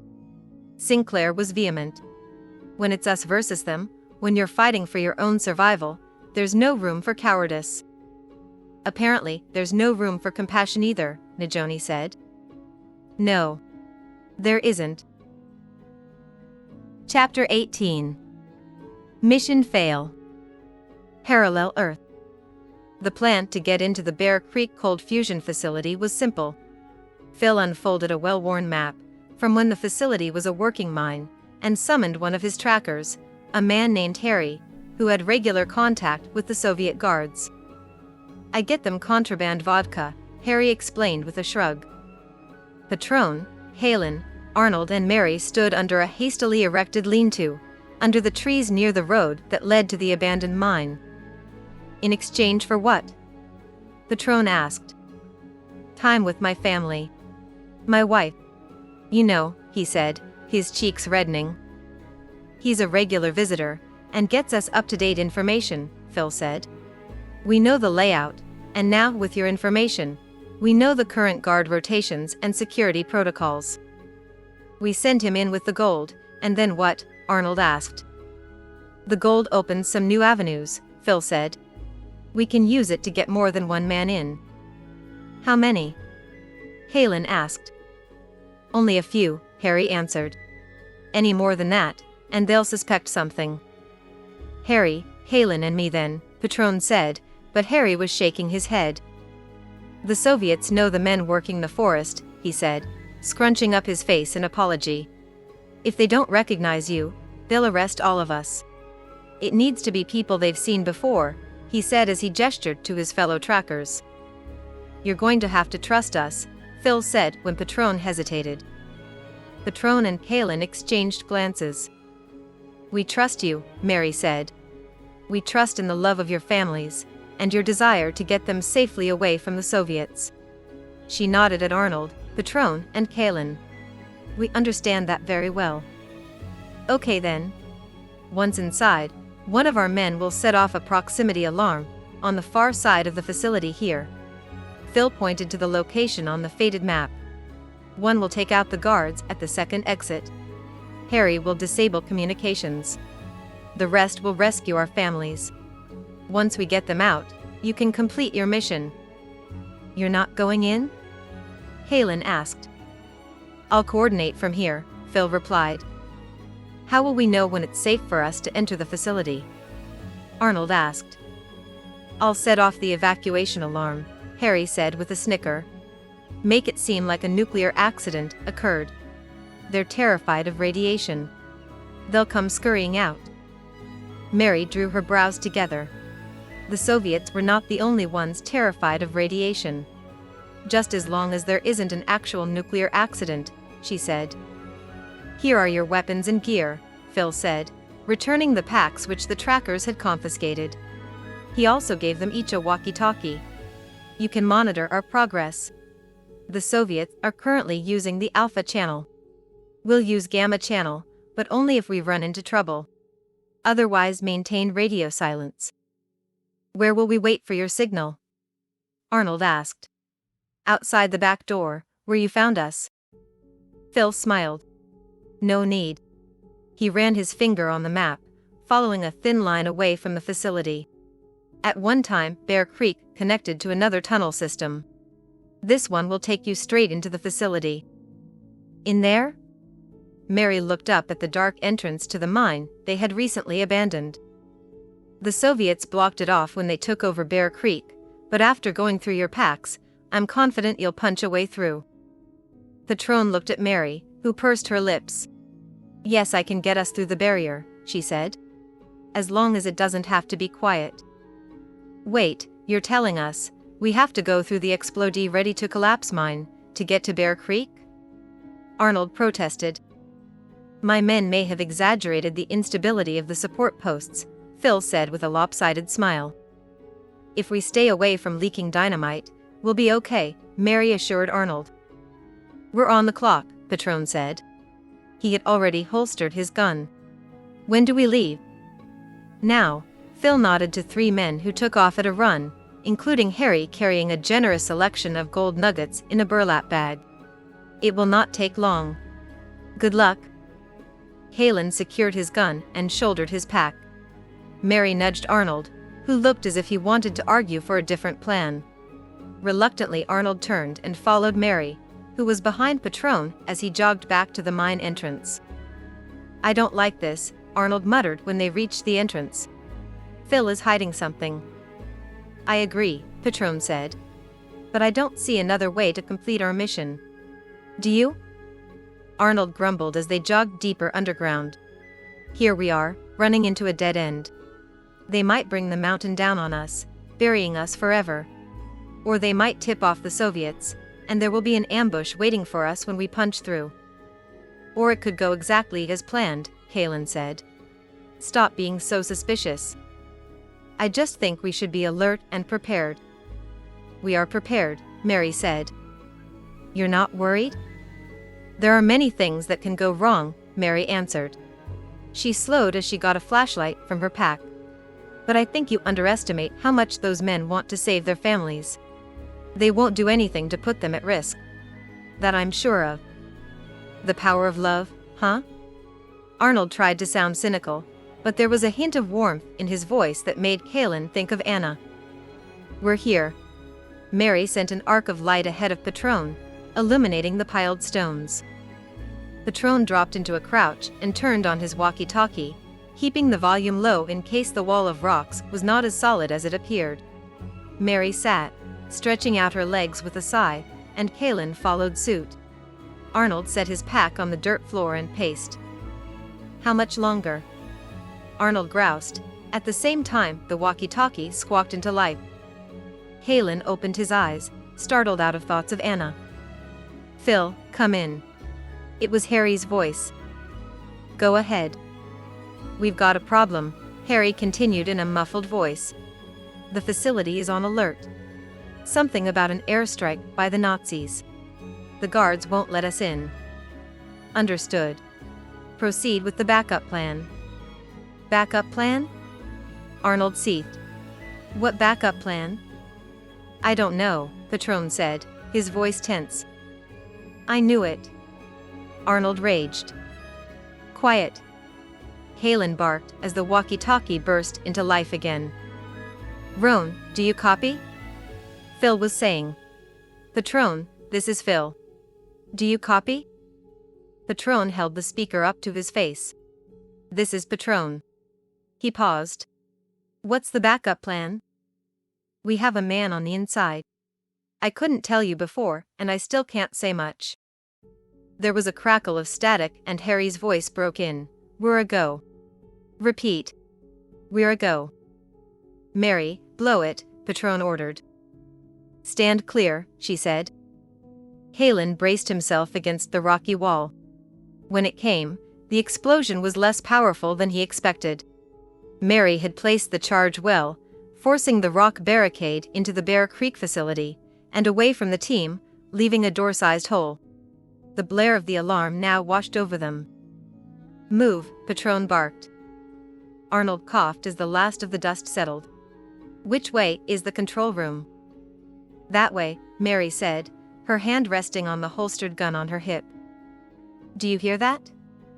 Halen asked Patron. Above the drone of the alarm, a banging sound was growing louder. It sounds like someone pounding on a door. Look, Mary gasped. They reached a metal door with a small glass porthole window. Frightened eyes peered out as fists pounded the metal. It's the trackers' wives and children, Halen said. Where are their husbands? Mary asked, looking around. There was no sign of Harry or any of Phil's men. She pinned Patron with a stare. We can't leave them here. Patron sighed as Arnold tried to hide a smile. He knew it was useless to argue with Mary. Cover me, Patron said. Get back, Mary urged the women through the glass. With wide eyes, they pushed back from the door. Patron carefully aimed his gun and shot the locking mechanism. Many of the women and children screamed, though several understood what was happening and soon hushed the criers. As Patron shoved the door with his shoulder, fingers worked into the narrow opening and pulled the smoking metal towards them until there was a gap wide enough to slip through. "This way," Mary called out. She pointed back in the direction they had come. "Follow the wall until you reach a hole. There's a shaft on the other side that will take you out of the mine." A dark-haired woman grimaced and, holding a child with each hand, darted in the direction Mary pointed. There was a loud crack of gunshot, and the woman and children ducked and screamed. Soviet soldiers had arrived. Fortunately, Halen and his team were between the soldiers and the women and children. Unfortunately, the soldiers were between them and the control room. "I count 5, Arnold called out. "Are the civilians clear?" Patron asked. "Not yet," Halen said. "Then we hold them off until they all get out," Mary said grimly. The wall above Arnold's head showered him in dirt as a bullet buried itself with a crack. "Mary, marry me?" "What?" Mary did not look at him. Her eyes continuously scanned the corridor. She fired a shot at a Soviet soldier who stepped out from behind a support post at the wrong time. "Will you marry me?" Mary's eyes darted to the side, trying to see Arnold without turning her head, a grin spreading across her face. "Yes," she shouted as she ducked a volley of shots, popping up a moment later to pepper the Soviet soldiers, who shouted in dismay as they retreated. "Good," Arnold grunted. "Now let's get these guys." Suddenly, the gunshots ceased. There was an eerie quiet. "Can you hear them?" Halen whispered. With a worried frown, Mary shook her head. "I think they're gone," she said. "Or, it's a trap," Arnold muttered. "We go on," Patron said. "That's the direction we need to go." "I'll go," Arnold said. "No, I'll go," Halen said, his eyes twinkling. "Can't have you risking your life, right after proposing marriage." With a nod from Patron, Halen crept forward, alert for sounds of men waiting in ambush, the soft brush of clothing, the scraping of shifting feet, or the slow hiss of a quiet inhale or exhale. He reached the end of the shaft, where it intersected with a main tunnel, and peered around the corner. "There's no one here," he whispered hoarsely. "Where did they go?" Mary asked as they caught up with Halen. "Do you think they evacuated?" "I don't know," Halen frowned. "It doesn't make sense they would leave, with intruders in the facility." "This is not a good sign," Arnold said. "Good or bad, it's an opportunity," Mary said. "We've got a clear path to the control room. I say we take it." "Agreed," Patron said. He looked at Arnold. "But stay alert and suspicious." Arnold grinned. "Yes, sir." They met no one, not soldiers, not technicians, not even the Canadian trackers. With each step, their unease increased, and Halen was nursing an enormous pit in his stomach when they reached the deserted control room. "I have a really bad feeling about this," he murmured as Mary rapidly typed on the keyboard of the nearest computer. "Mary, what is it?" Arnold said when he saw her blanch. "They initiated a self-destruct command," she breathed. "Do we have time to get out?" She took a deep breath. "To get out, yes. To get to a minimum safe distance." Mary shook her head, fear in her eyes. "We've got to move, now." Halen barked. They ran as fast as their feet could carry them. Several of Phil's men now joined them, needing no urging to run as fast as they could, to get out of the facility. By the time they came out into the daylight at the entrance of the adjacent mine, they were gasping. The women and children were clustered under the trees, near the road that led to the mine, clinging to the trackers, reunited with their husbands and fathers. "Go!" Mary and Patron yelled with hoarse voices. "Run! The self-destruct has been activated." Patron shouted.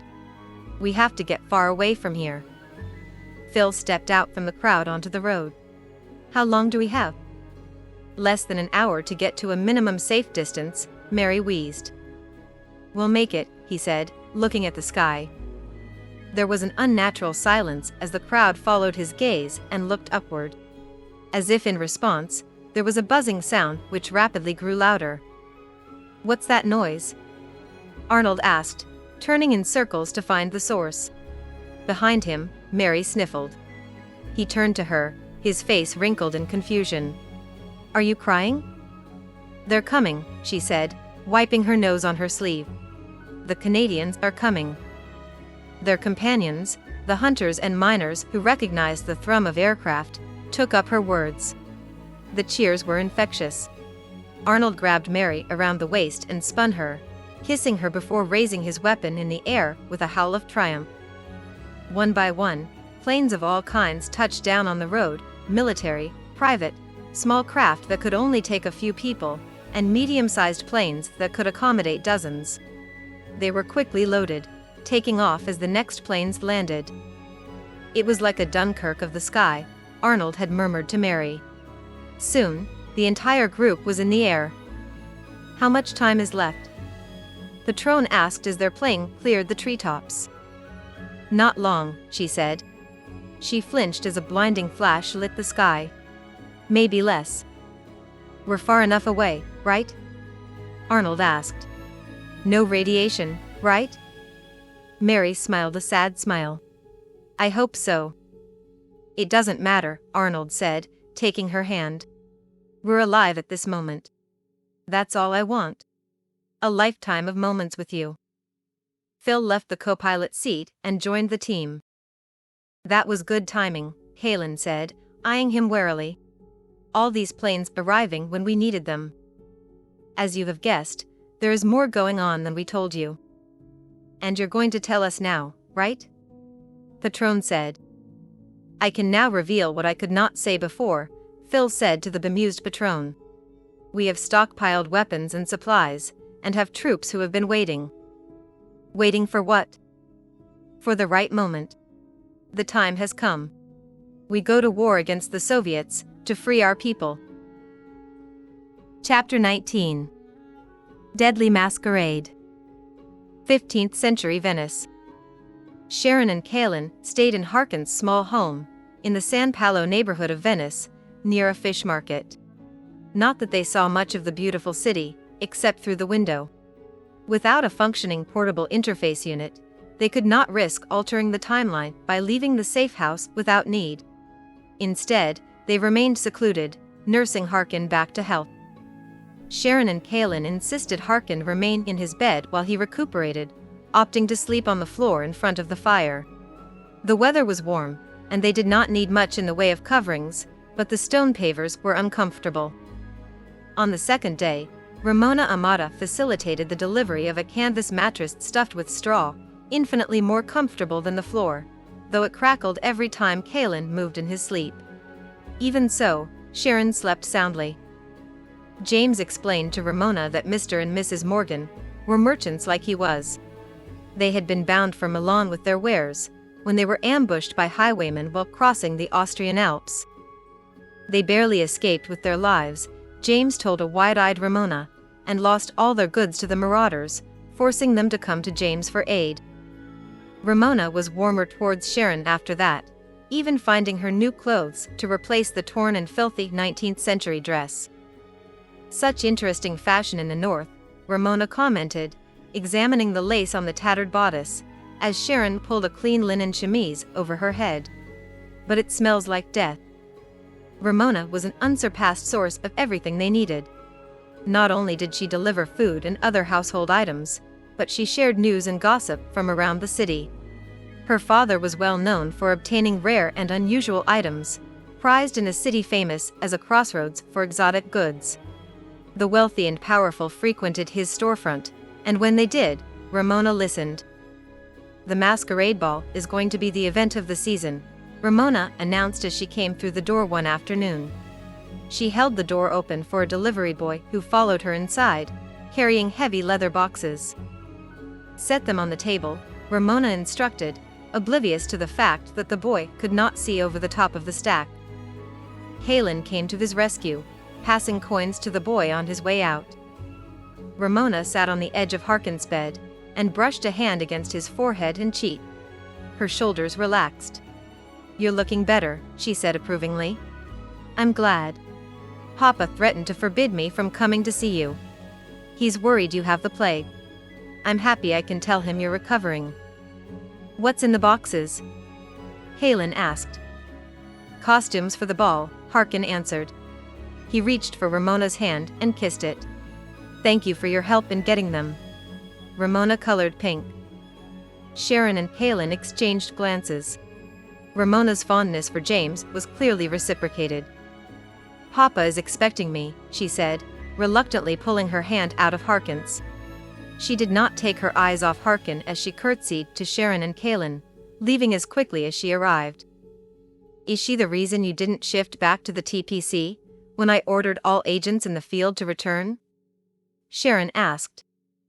Agent Harkin sat up straighter in his bed. Ramona was right, Sharon thought. He did look better. "Yes," he said, not meeting her eye. "Also, because I was confident Yorga would be here." He took a deep breath and looked at her directly. "But mostly for Ramona." "I see," Sharon said in a stern voice. "Should I be expecting an application in situ, from you?" she asked, breaking into a smile. Agent Harkin nodded, his eyes filled with love and joy.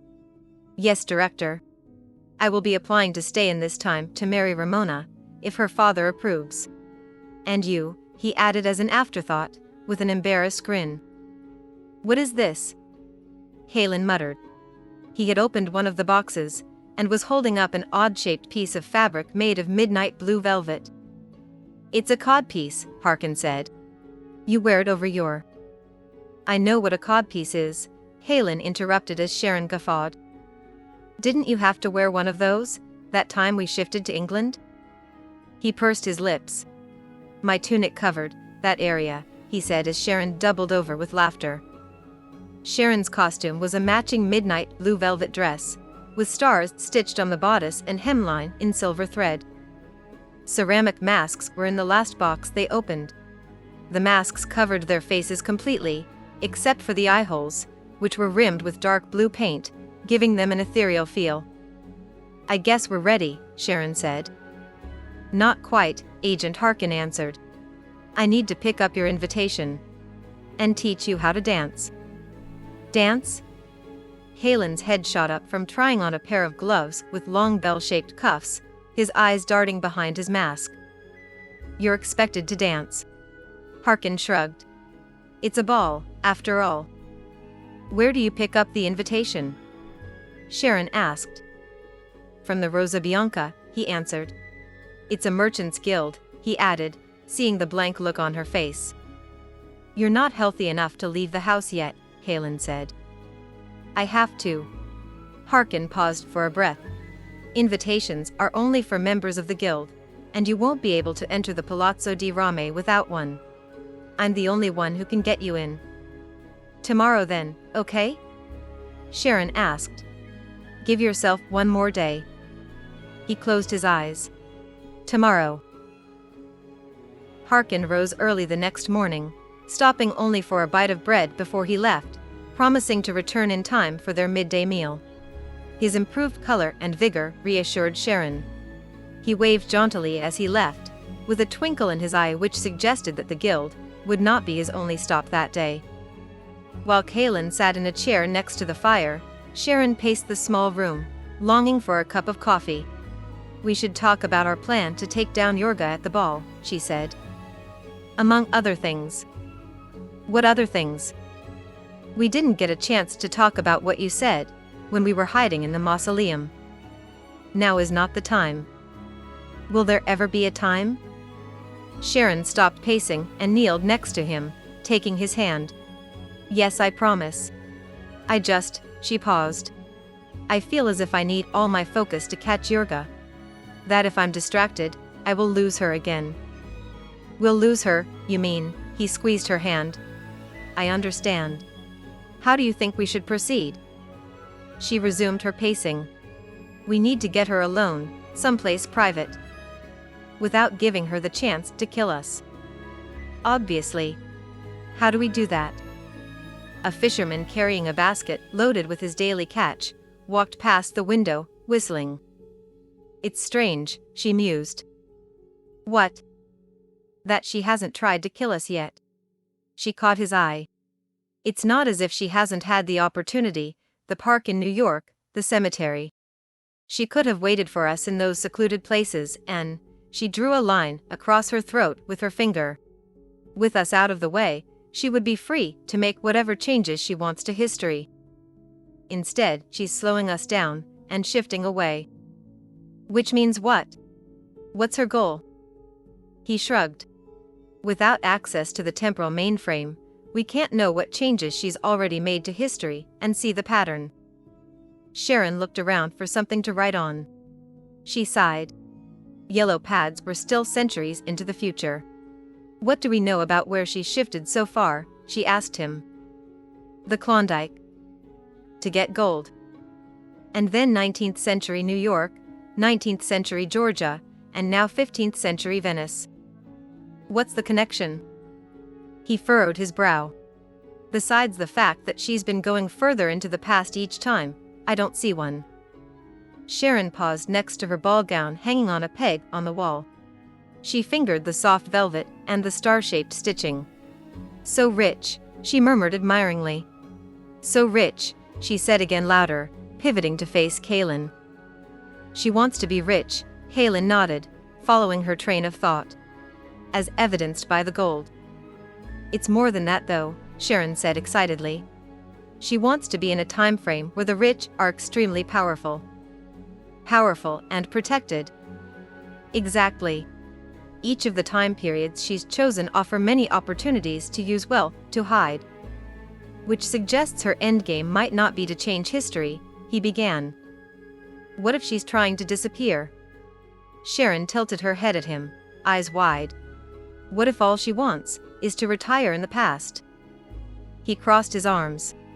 That still doesn't help us figure out how to capture her and return her to the future. But it explains why she'd attend a masquerade ball, hosted by a wealthy merchants' guild. What better way to set oneself up to vanish? Her face hardened. It means we have to catch her here and now, or she may disappear into history forever.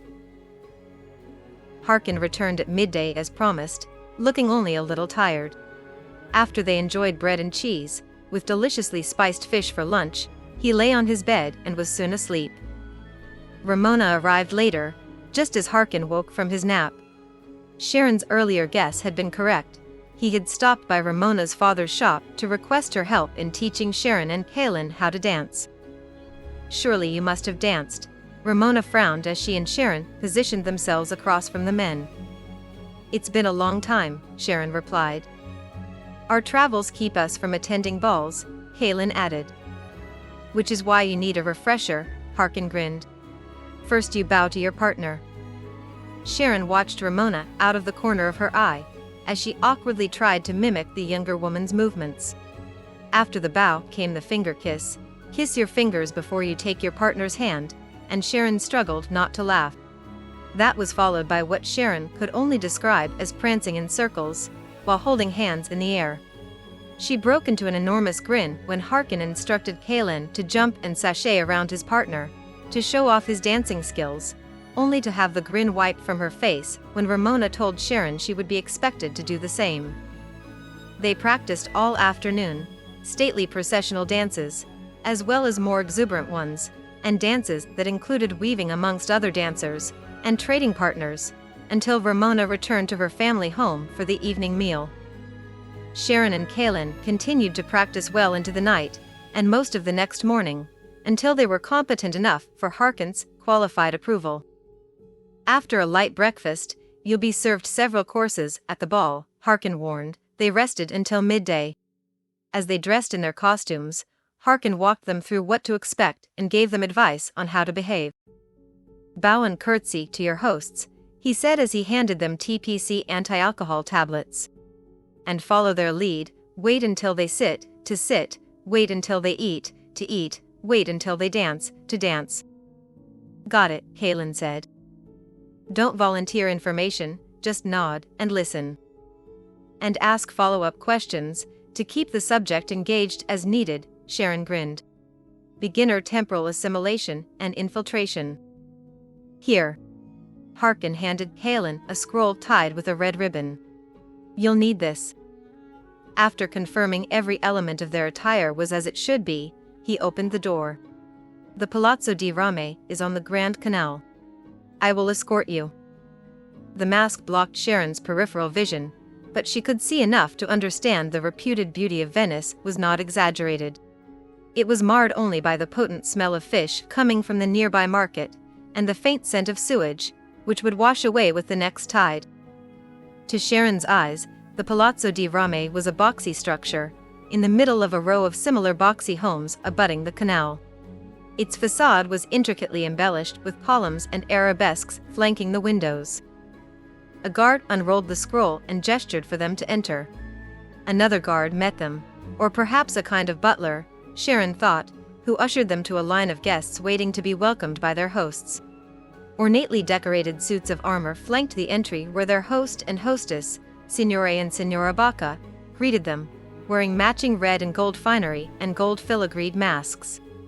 After a passable curtsy, Sharon and Kaelin followed the guests ahead of them.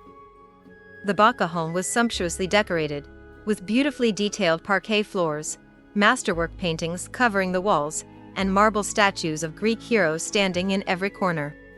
The palazzo's construction was in the shape of a rectangle, with rooms along the outside walls, around an interior courtyard lush with trees and flowers. In the center was a magnificent fountain, filling the space with the music of falling water. They were seated at a long table that stretched the length of the courtyard. As she listened to the conversations around her, she realized that all the guests were merchants of varying wealth and power. None appeared to be Yorga, though it was hard to know who anyone was, behind the masks. Sharon counted 5 courses before the meal was completed. Most of the dishes were seafood-based, including broiled eels, and a whole sturgeon served on the largest platter Sharon ever saw. As evening fell, the braziers on the walls filled the courtyard with flickering golden light. When she finished the last course of a cream custard tart and marzipan medallions, the guests rose and the tables and chairs were removed, to make room for the dancing.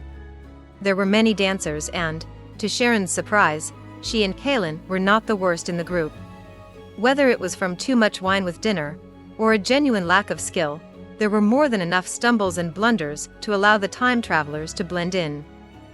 The musicians played a light-hearted tune, and Sharon laughed as Kaelin lifted her, before spinning her into the arms of another dancer. Stars flowered overhead, and the scent of orange blossoms filled the air. The next time the weave of the dance brought her back to Kaelin, she asked him if they could take a break. I think we should search the palazzo for Yorga, she said as she stepped aside to allow other dancers to take her place. But before we do that, there's something I want to say to you. She led the way to a small bench under a blooming tree. I wanted to say that I'm sorry, she said in a low voice. I wasn't honest with you, she continued as she looked at the sky above the open courtyard. I was angry that you didn't tell me about my mother, but there was something else, too. Kaelin waited silently for her to continue. She let out a little laugh. I shouldn't be telling you about this. I'm not supposed to. But I feel I owe you the truth. She saw him nod out of the corner of her eye. When I became director of the TPC, I got access to restricted files, and director's eyes-only information. And I learned a lot, more than I wanted to know. Did you know there was a secret team of agents who traveled in time, to change history? The Temporal Shield, they called themselves. Can you believe that? She laughed angrily. Sounds like an insurance company.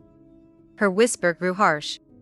All the talk about TPC transparency and government openness, and swearing to uphold TPC policies and regulations, and meanwhile there was a group of agents running around playing God with time. And the worst part is, that my grandmother was one of them. She looked down, shaking her head and wringing her hands. I don't know what to believe. I don't know if I can be the director anymore, she whispered. Kaelin reached a gloved hand for hers and gently pulled her up from the bench. He guided her into the palazzo, weaving them through the dancing guests and knots of laughing people. Soon they were alone on a veranda facing the Grand Canal, which was lit by moonlight, the soft water flowing silver before them. "This is so beautiful," Sharon breathed as she leaned over the rail to take it all in. "Thank you for bringing me to see this. I can't believe they made you director." The discordant voice was full of scorn. "I'm not surprised you can't handle it though. I could have told them you would fail." Sharon's blood turned to ice. It was Yorga standing behind her, not Halen. Yorga, dressed in the same midnight blue costume Halen had been wearing. Except for the jeweled belt knife, now in her hand. Halen had not been carrying a knife. Yorga cocked her head and flicked the blade toward Sharon. "A simple thrust between the ribs, a gentle push into the canal, and I can solve everyone's problem, can't I?" Chapter 20. Beyond the Edge. The future. As far as Jonas could tell, all Outer Forces transport ships were windowless. Perhaps it was a strategy to make the ship less vulnerable in an attack. Or maybe the design was resource efficient. It certainly made it easier to sleep during the hours it took to get to their first stop. Still, it would have been nice to enjoy a view as they traveled through space. Their mission was designated Operation Periastron. Jonas Seats defined the word as the point at which something that orbits a star is nearest to that star. He soon realized it was a fancy way of saying that the planet they were headed for, called Coudet, was really close to a red giant star. Their objective was an abandoned science station on the far side of Coudet, the source of the sabotage program. "Why don't we fire at it from space?" Sinclair had asked. "Blow it up. Fast and easy." Zadok frowned at him. "Our orders are retrieval, not destruction." "That's the SD's gig," Fulgar had boomed. "We're more sophisticated." "Buckle up, kids," he chuckled. "We're going to Coudet." Reaching the science station was further down the road, however. First they had to get behind enemy lines, undetected.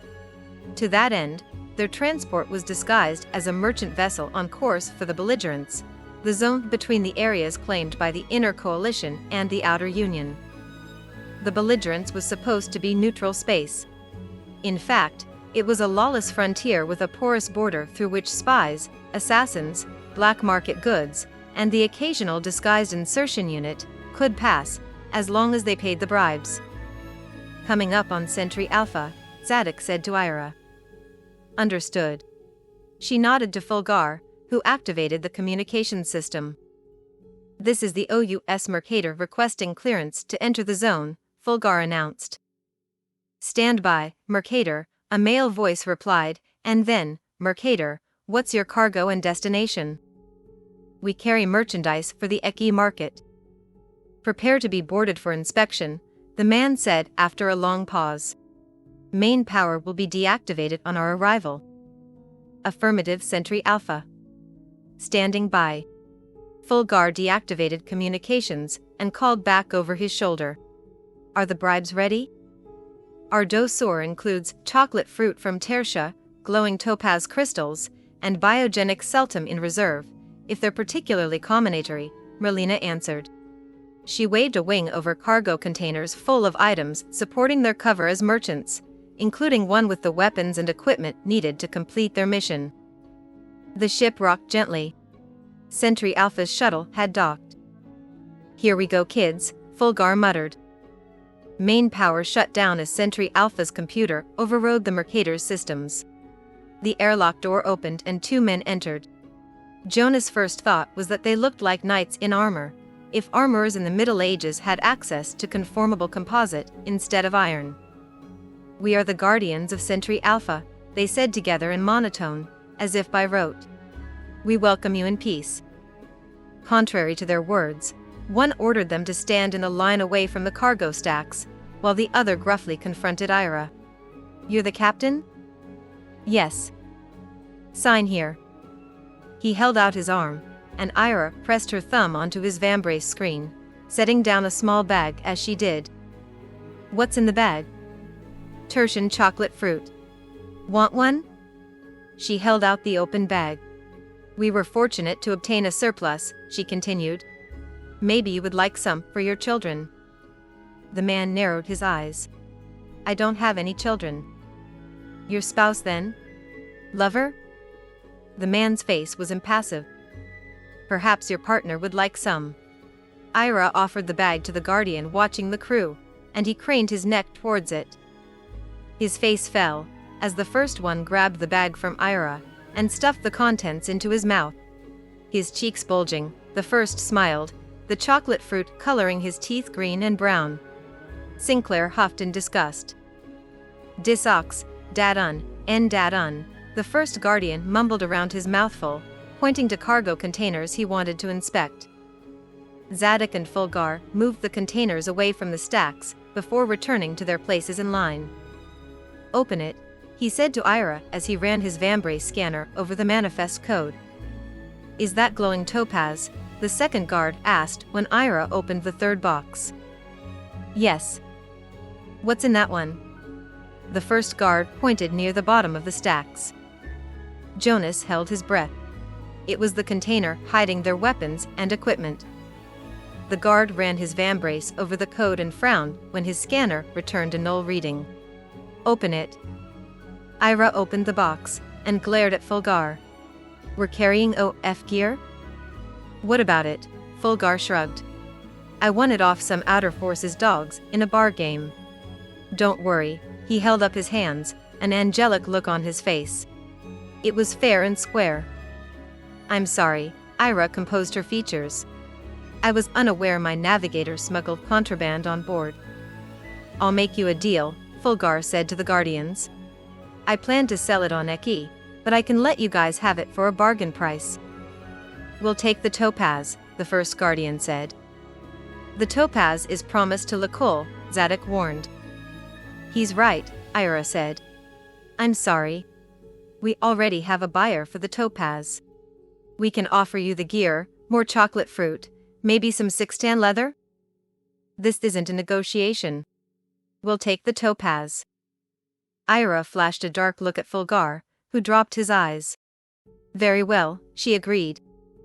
With an unhappy expression, she watched the Guardians remove the topaz and split it between them. They returned to the airlock and stood at attention. This inspection is complete, the first Guardian announced. What a couple of goons, Sinclair muttered as they opened the airlock door. The first Guardian turned back. What did you say? Nothing, Fulgar answered quickly, standing in front of Sinclair. He was talking about me. I apologize for my crewman, Ira said. He's inexperienced. He meant no disrespect. The Guardian glowered at Sinclair. No, sir, Sinclair said contritely. No disrespect intended. That box there, the Guardian barked. Biogenic celtum, he said with a nasty smirk as he pocketed the contents. This would have brought you a fine price. He returned to the airlock. Captain, this inspection is complete. I recommend your crew receive additional training before your next visit. He pressed the screen on his vambrace, and main power came back on. Welcome to the belligerents. The original plan had been to set down on Eki, a planet near the border with the Inner Coalition, and home of the main marketplace in the belligerents. From there, they would hike on foot to skimmers, ultrafast spaceships, hidden a few kilometers outside the city limits. After Sinclair mouthed off to Sentry Alpha, Ira and Zadok were convinced their movements would be tracked. There's been a change of plans, Zadok announced after conferring with Ira. Our presence in the belligerents may have attracted unwanted attention, he said with a look at Sinclair. We need to be sure the skimmers are not discovered. Instead of coming in from the south, we're setting down on the north side of the Eki market. We'll cross to the other side before we hike to the skimmers. How big is the Eki market? Nizoni asked as she accessed her seats. Wait. The entire city is the market? Jonas shared her astonishment. The planet Eki had only one city, also called Eki. It was a megalopolis sprawling hundreds of square kilometers, consisting only of the market and the infrastructure needed to support it. They faced a day-long trek to cross the city, before entering the wilderness that dominated the rest of the planet. We're on approach, Fulgar said. We've been cleared for landing stage 275. Zadok handed them their Terex. There's no transportation through the market, except by foot. If we're being tracked, a group as large as ours crossing the market together will draw more attention. We will proceed in 3 teams, and take separate routes. Sinclair, you and Najoni will be with me. Simon, you're with Ira and Fulgar. Jonas, you will go with Merlina.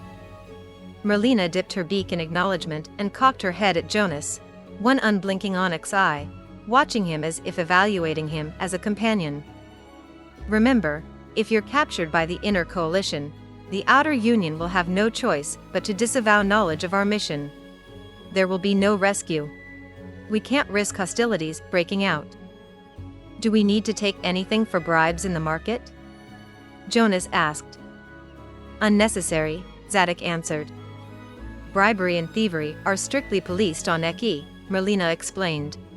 The city doesn't prosper if merchants are unwilling to sell, or buyers don't feel safe. Jonas blinked and then smiled. The city supports itself by taking a cut.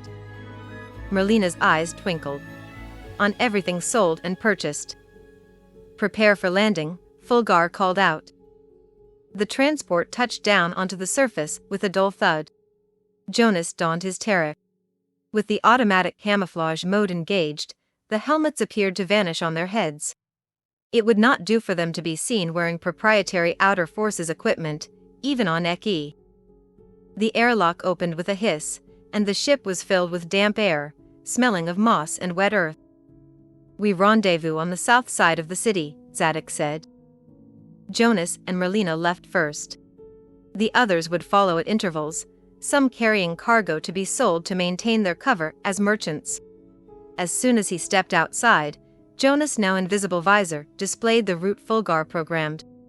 The path was so twisted and winding that at first, Jonas thought it was Fulgar's idea of a joke. Then he realized it was the streets that were crooked, not Fulgar's sense of humor. The city of Eki was not Paris, he thought. There were no wide boulevards running in precise lines, only back streets, narrow alleys, and dead ends. Let us not delay, Merlina said as she led the way. As he had been trained, both at the TPC and Kuiper station, he observed his surroundings without appearing to be looking at everything. He stretched as if glad to be out of the ship, which hid his examination of the sky and roof lines around the landing stage. The sky was cloudy, with a pale sun shining like a pearl through the mist. The rooftops were clear, they were not being watched, at least not overtly. Jonas and Merlina passed under a low arch leading from the landing stage into one of the market quarters. The predominant building material was wood, and after so much time in high-tech environments, the medieval feel of Eki was a pleasant change. They emerged into a crowded alley, loud with calls for goods and the thrum of negotiations. The alley was lined with stalls and shops overhung with colorful awnings. Jonas' seats informed him that different colors told of the kind of merchandise available: red for textiles, blue for foodstuffs, green for metalwork, purple for technology. It was a fascinating cultural detail, but part of him wished he could have discovered it for himself, rather than having the information automatically fed to his brain. We can stop here for a refreshment, Merlina said after an hour, just before the route dictated a turn to the southeast. Jonas looked up at the awning, which was striped cream and blue. A restaurant, his seats told him. The smell of fried food made his mouth water. 2 Mari froths, Merlina said to the server before pushing coins across the wooden counter. Like many Corvidae, Merlina wore a digit harness on her back, to which was attached a set of feathered arms with short fingers ending in black talons.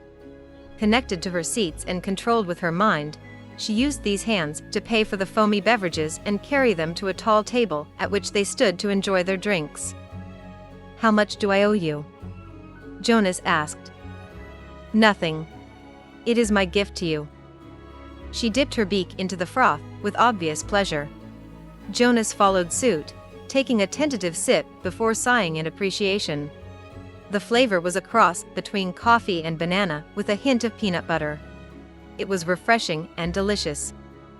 You did well with the trick, she said, just barely audible over the street noise. Her sharp eyes never stopped watching the passing pedestrian traffic. The trick? The Dulce Bay. Oh. Some people get angry when they feel foolish. She paused to watch a pair of arguing women pass them. Those people are never good partners, never good teammates. The ones who laugh at themselves, laugh at the good humor of it, they make for the best team. Jonas looked at his froth. I used to get mad when I felt foolish, he admitted. Or when I was afraid. I didn't always laugh. All creatures grow and mature, she said. It is better to laugh. I agree. I think the trick is better at showing character than the repousse, she added, as her voice dropped to a hoarse whisper. She leaned close.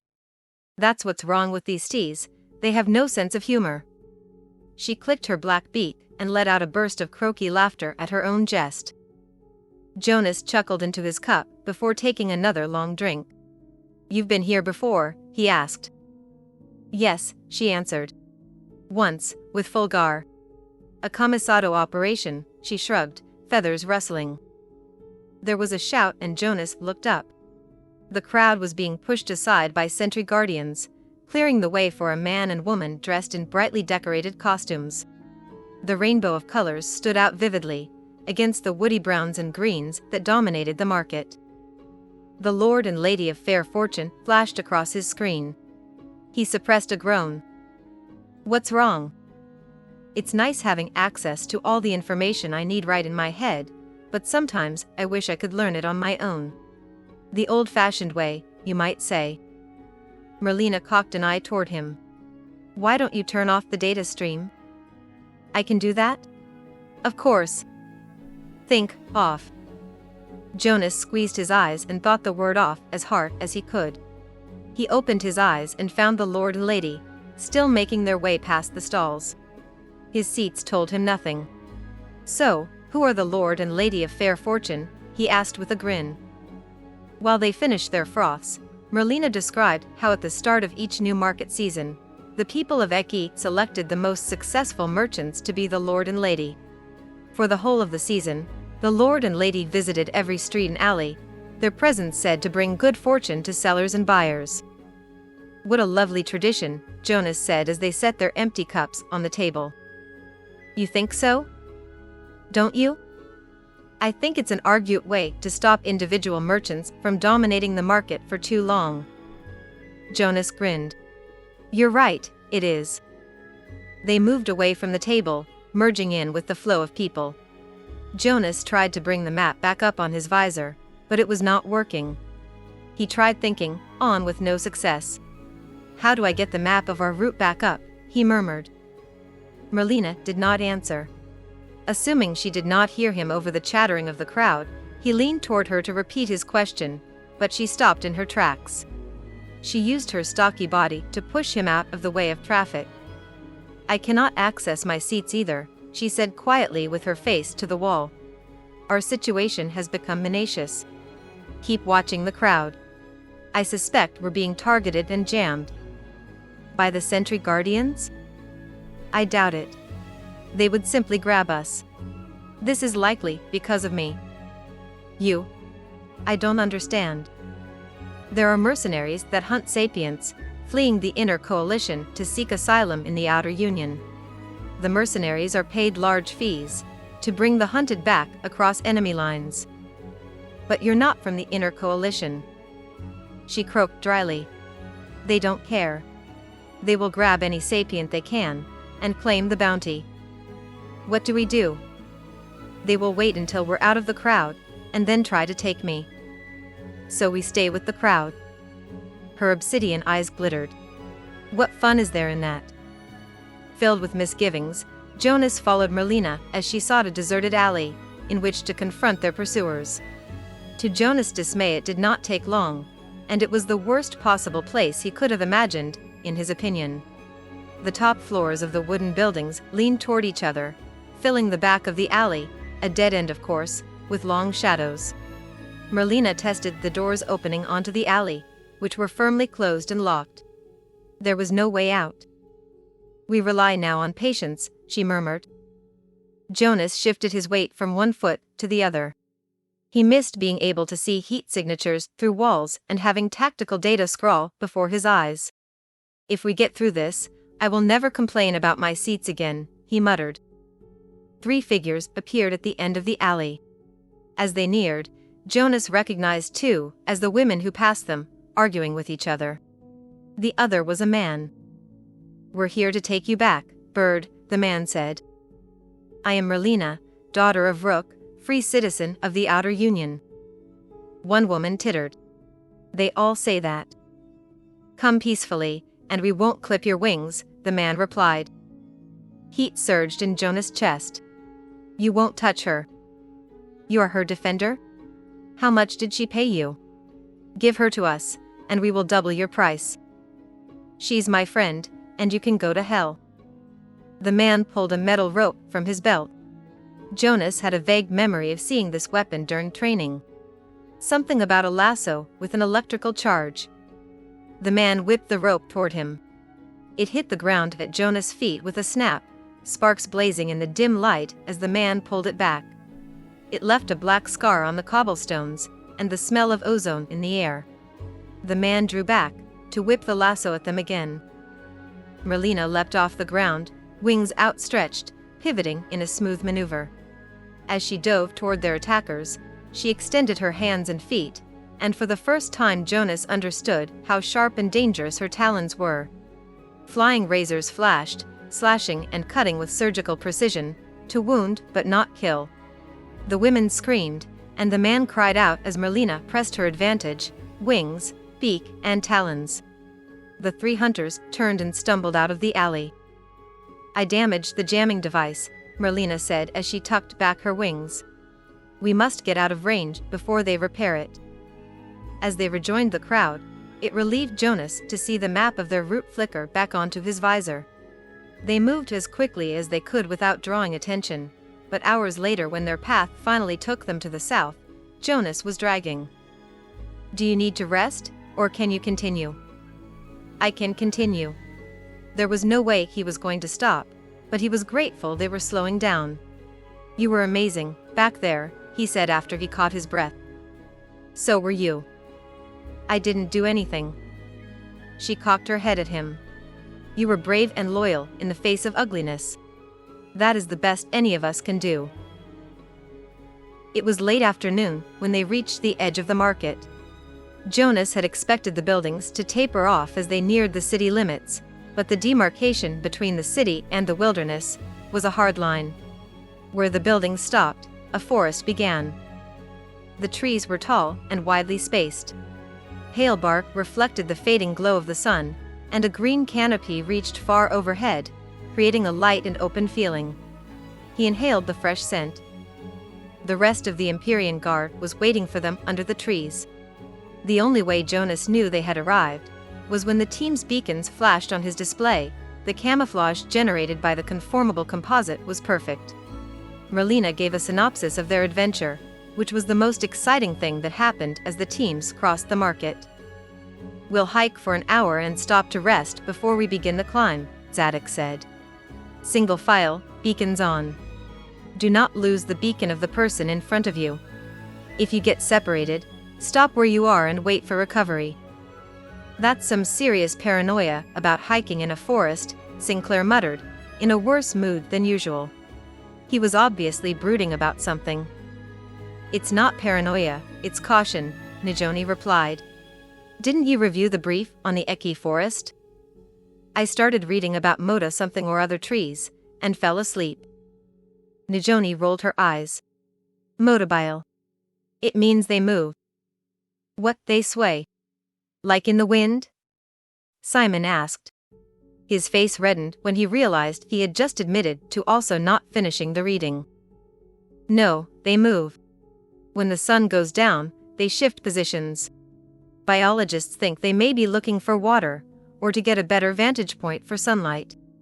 But it makes it almost impossible to keep to a path. Most Eki citizens don't enter the forest at night." Jonas glanced around them nervously.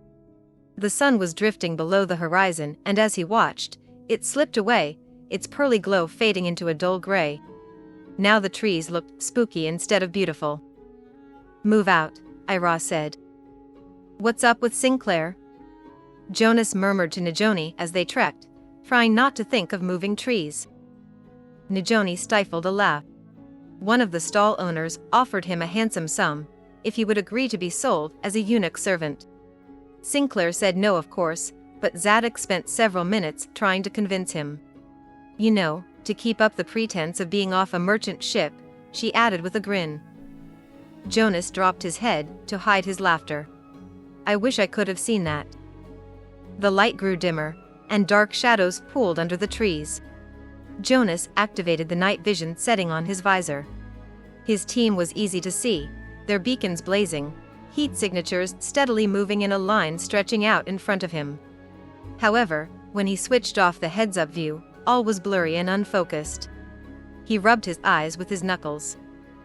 It's the mist, Zadok said. Right, I remember now, Jonas replied. The Eki night mists. I didn't expect it to happen so quickly. As soon as the sun goes down. Between the trees and the mists, it's easy to get lost. There was a groaning sound, like a tree branch rubbing against something in a wind. Jonas reactivated his night vision and his beacon tracker. None of his team would be lost tonight, if he could help it. They reached the skimmers before midnight. Even with trees crossing their path, slow-moving and unstoppable, forcing them to weave around pale trunks in the thick mist, no one had gotten lost. Between the groaning of the moving trees and pockets of mist drifting in front of them like wraiths, Jonas was glad their forest hike was over. 2 skimmers waited for them, hidden on Eki by the outer forces for missions such as theirs. The small, ultra-fast spacecraft would get them to and from Kude, but they were built for speed not comfort, and could not support all the team. To save on oxygen and other consumables, 2 would pilot each skimmer, and 2 would be placed in stasis. You sleeper kids should be used to that, Fulgar laughed. Fulgar and Simon were assigned to pilot one skimmer, Ira and Najoni the other. This meant that Jonas, along with Zadok, Merlina, and Sinclair, would be in stasis. When Sinclair muttered darkly about favoritism, Najoni volunteered to go into stasis to shut him up. Jonas and Najoni joined Ira's skimmer. Najoni's presence made him more comfortable with the idea of his seats rendering him unconscious and slowing down his metabolism. As Ira and Sinclair settled into the pilot's seats, his last view was of Najoni smiling in a reassuring way. Behind her, a pale tree lumbered by, and then the hatch slid shut. Chapter 21. The Howl of the Wolf. 15th century Venice. Sharon recoiled. How could her enemy be standing before her, and wearing Kalen's costume? She was furious at herself for not paying attention, for it was obvious once she looked closely. Yorga was not as tall as Kalen, and she moved differently, but Sharon had been too focused on making her confession, and she missed the signs. Adding to the shock, Yorga looked in poor health. There were dark circles under her eyes, her skin was dull and pasty-looking, and lank strands of hair hung around her face. You look terrible, Sharon said. Shifting to the future to plant the sabotage program did this, didn't it? The Roman ring wasn't designed for that, and you're sick now because of it. While she did not mean to reveal it, there was a hint of empathy in Sharon's sarcastic tone, and it was not lost on Yorga. She narrowed her eyes. You think if you show compassion, I will reciprocate? Yorga clenched her jaw. You should know by now, I am not that easily manipulated. Natalie Johnson manipulated you, Sharon retorted. You made all those jumps to the future for her. She knew the shifts would injure you, and she made you do it anyway. No one makes me do anything, Yorga growled. She flicked the blade at Sharon again. If I dump you in the water here, there's a chance someone might fish you out before you bleed to death. I have a better place in mind. Knife at the ready, she drove Sharon back into the house, veering away from the festivities, and down a dark hallway that ended at a flight of stairs reaching into the earth. Droplets of moisture oozed from the walls, and water puddled in low spots, suggesting recent flooding. Damp cold and the stench of mold and decay grew stronger, while the light dimmed with each step. Open it, Yorga commanded when Sharon reached the door at the bottom. The cold iron handle was slimy as she grasped it, and the door creaked and moaned on its hinges as she pushed it open. The room beyond was a void, darker than a snowy night in the woods, blacker than inside a mausoleum. Sharon realized she had not really known fear until this moment. A clinking noise startled her. She turned, facing the shadowy silhouette of Yorga in the doorway. A heavy iron chain dangled from the hand not holding the knife. "This is where we say goodbye," Yorga said. She shook the chain and let it drop to the stone floor. "The door will be barricaded and locked. No one will get in until after you're dead, if they think to look here at all." "I can give you what you want," Sharon said calmly. She felt absurdly proud that her voice did not betray her terror. Yorga laughed. "Bargaining for your life? Figures. I'm bargaining for yours." Sharon held out her hands in a gesture of peace. "I know what you want, and I can give it to you." "This is a stall tactic, until your hero arrives," Yorga said with a roll of her eyes. "It will not work this time." "I know you're trying to hide," Sharon continued, taking a step back as Yorga moved towards her. "You want to live out your life in the past. I can give that to you." Yorga paused. Sharon could not see her expression in the dark. She pressed on. "If you kill me, the TPC will hunt you forever. You know that. You'll always be looking over your shoulder, never able to relax, never able to rest." Sharon dropped her hands. "All I want is the counter-program. You give that to me, help me stop the sabotage, and I'll let you disappear into the past." "How do you know of the counter-program?" Jonas crossed the rift. "He warned us about the sabotage program planted in the future. And he told us you fled into our past." Yorga did not respond. Sharon hoped it was a good sign. "I understand why you chose the time frames you did," Sharon said. "I understand wanting to live a comfortable and protected life. If you want to stay here in Venice in this time frame, I will authorize it as TPC director. So long as you agree not to change history," she added. Yorga's silence was only broken by the drip of water. The sound raised goosebumps on Sharon's skin. She willed herself to remain still. "I am tired," Yorga said softly. "And I like Venice." Time passed as Sharon waited for her to say more. Finally, she could not stand it any longer. "Do we have a deal?" Yorga took a step back and pivoted, gesturing with the knife for Sharon to walk through the door. Sharon tensed as she passed her, expecting at any moment to feel the knife in her back. "You're braver than I give you credit for," Yorga said with a mirthless laugh when they reached the top of the stairs. She held up a blocky plastic box, the parallel Earth's version of the portable interface unit, like the one Jonas had. "The counter-program is here. I'll need to interface it with your portable unit before we activate it." "Why?" "Because this was designed to work with the Roman ring, not the temporal nexus. We want to be sure the counter-program is sent successfully, don't we?" "Halen has our interface unit," Sharon said. She took a deep breath. "Is he still alive?" Yorga rolled her eyes. "I paid our gracious hostess Senora Baca to keep him occupied. She likes the young men." "You didn't steal his costume?" "No. When I found out you were here, I learned everything I could about what you were doing. I knew you'd finagle an invitation to this shindig. I got a duplicate costume so I could get you alone and, you know." Sharon ignored her misgivings about Yorga's sudden cooperation. "You used paid informants. They are extremely useful. The maids at the Windsor Hotel were incredibly knowledgeable about guests, and more than willing to share, especially about the lady who returned from a carriage ride in the snow, in such a disheveled state." She laughed coldly again. "You set up the rescue of Walter Damrosch to give yourself time to shift to Georgia," Sharon nodded. Yorga pressed her lips together. "Georgia was a feint to see if you could track me.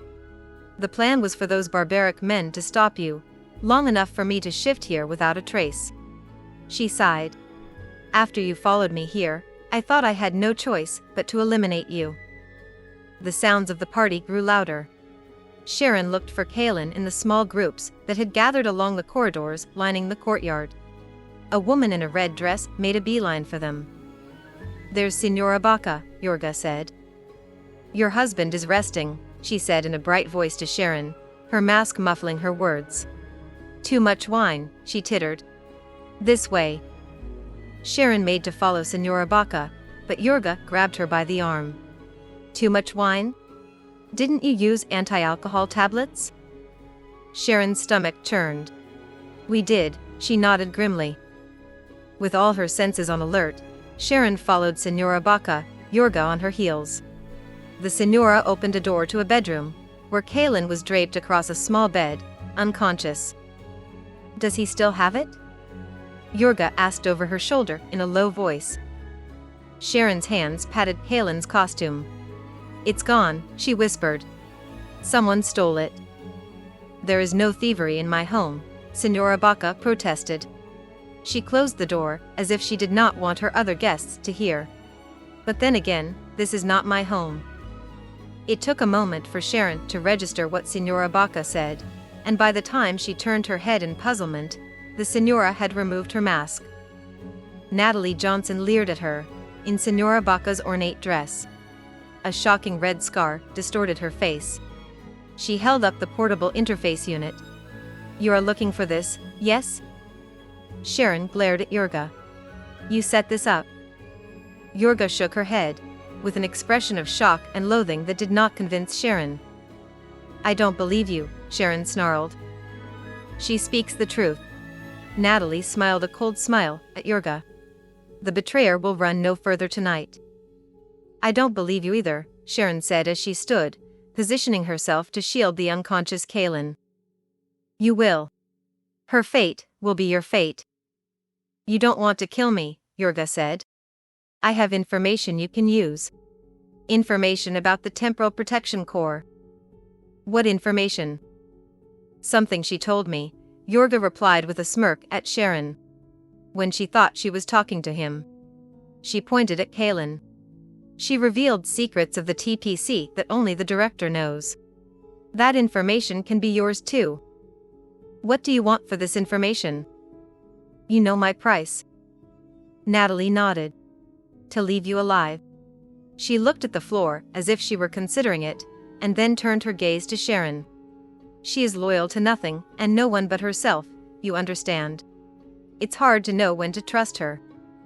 "That's right, it is," Yorga said, throwing her knife at Natalie with a lightning flick of her wrist. Sharon's breath caught in her throat as Natalie dodged the knife, the silvery flash of metal missing her by millimeters.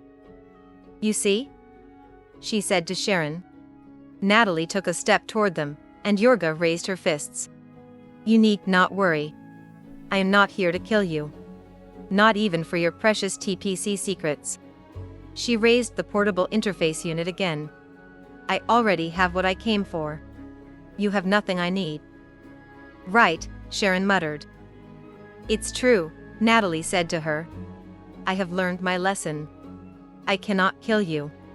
Every attempt I have made to remove you from my path has failed. I have concluded that time does not want you dead. When I try to defy time, it thwarts me. Therefore, the solution to the problem must be one that does not offend time." Sharon and Yorga exchanged looks. Offend time? As if time were alive and had an opinion about her existence? It dawned on Sharon that Natalie Johnson might no longer be entirely rational and was potentially more dangerous now than ever. "The solution is simple. I will send you so far back into history that they cannot ever find you. To a time when there is no technology which you can use to call for help from the future, and no civilization for you to affect to change history and attract the attention of the Temporal Protection Corps. And even if they do find you, the sabotage program will make it impossible for you to return to the future." The room warped and shimmered like a mirage. Sharon grabbed Kaelin's hand as her eyes filled with the red of a shift to the past. The color of blood turned to black and an icy cold burned through her. "Open your eyes." Sharon blinked at a watery sun. Kaelin was lying on the ground. Yorga stood close by. Gone was the Palazzo di Rame, gone even was the lagoon of Venice and its moist air. They were in a forest thick with shadow, pine trees growing so close together that little sun peeped through. Not that the sun helped against the cool breeze. Her velvet dress did little to stop the chill. "Where are we?" she asked herself. "I think we're in the same location, but centuries, probably millennia, farther back in time," Yorga answered. "During an ice age," Sharon said grimly. "Probably." "We need to find shelter before nightfall," Sharon said, thinking hard. "We'll need food and water." She fingered her skirts. "We can use the cloth to filter water, maybe as tinder for a fire." She looked up at Yorga. "Do you know how to make a fire?" "No, I don't." "Help me lift Kaylin. Maybe we can build a lean-to out of branches or something. Or maybe we can use this." Yorga held up her blocky portable interface unit. "Natalie didn't know I had it." "How can we shift with that?" "I thought you said that only works with the Roman ring." "We can't." "Wait, what about the portable temporal amplifier unit you took from the parallel Earth? Can't we use that?" Yorga gave her a long stare. "I don't have it anymore." "Why not?" "Where is it?" "It doesn't matter right now. We need to focus on getting out of here." "How can we get out of here if we can't shift to the future?" "I'm not proposing we travel through time." Yorga shrugged. "We can't shift anyway, not while the sabotage program is operational. But we can use this to send the counterprogram." Hope flared in Sharon's breast. "Do you think it will work?" "If we had a TPC portable interface unit, I'd guarantee it. With just this, I don't know. But it's our best shot." "Do it," Sharon said. Yorga held her portable interface unit up toward the sky, as if asking time to bless the transmission. Sharon smiled. She might have done the same thing. Yorga lowered her hand. "It's done. Now we wait." "How do we know if it worked?" "We don't." Chapter 22. Into the Abyss. The future. A grating noise woke Jonas. The rats were back. He opened his eyes with a start, shrinking away from the unfamiliar curved ceiling above him. Memory returned. Operation Periastron. That was it. To stop the sabotage program and save the Temporal Protection Corps. He was on a mission with the Empyrean Guard, and his cell in Chornyadura was billions of years ago, on another world in another universe. He raised his head, ignoring a flash of pain in his temples. Ira was in one of the pilot seats at the front of the skimmer, her head lolling on her shoulder. He couldn't see Sinclair. "Sinclair? Sinclair." No answer. He must be unconscious too, Jonas thought. "Najoni." He called gently to the prone figure across from him. "Najoni? Can you hear me?" When she did not respond, he asked himself, "What do I do?" And his seats answered. Activating Wake Up flashed across his visor, followed by a streaming display of Najoni's vitals. Najoni began breathing deeply. Confident she would wake soon, he stumbled forward to Ira. She had a strong pulse, and a bruise on her forehead, but did not wake when he called her name. The request for her vitals was met with an unable to access message. Sinclair was not in the other seat. The ship's exterior shields were up, blocking his view of the outside, and the control panels flashed with multiple cautions and malfunction warnings. The skimmer was out of control, and who knew where. There was a mechanical access port in the rear of the ship, he remembered. Maybe Sinclair was trying to fix whatever had gone wrong. "Jonas?" "I'm here." Jonas returned to Najoni, who was sitting up and rubbing her forehead. "Something happened. Ira's unconscious, and ship systems are malfunctioning. I'm heading to the mechanical access to find Sinclair." "I'll go with you." "No, stay with Ira. I can't get her seats to report on her condition." "Maybe you can. There's not enough room for 3 people back there anyway." Najoni pulled herself to standing with a grimace. She took the seat across from Ira. Jonas opened the hatch to the mechanical access, and found Sinclair sprawled on the deck. Like Ira, Sinclair had a bruise on his head, and Jonas got the same unable to access message when he tried to get Sinclair's vitals. Sinclair groaned. Jonas helped him sit up. Easy. What happened? You tell me. I woke up, and Najoni was still in stasis. Ira was unconscious up front, and you were on the deck back here. Ira. Is she all right? I think she'll be okay. Najoni is with her. What happened? Something hit the ship. Ira tried evasive maneuvers, but our systems were damaged. I came back here to fix them. I guess I hit my head. I don't remember anything else, until I woke up just now. What's damaged? Propulsion, life support, and weapons. So everything. Pretty much. Do you have access to your seats? Yeah, why? Send me the repair criteria. I'll take over, and you can recover. Yeah, okay. There was a long pause while Sinclair transferred the instructions to Jonas. There were gaps in the information, but it was enough for Jonas to get started.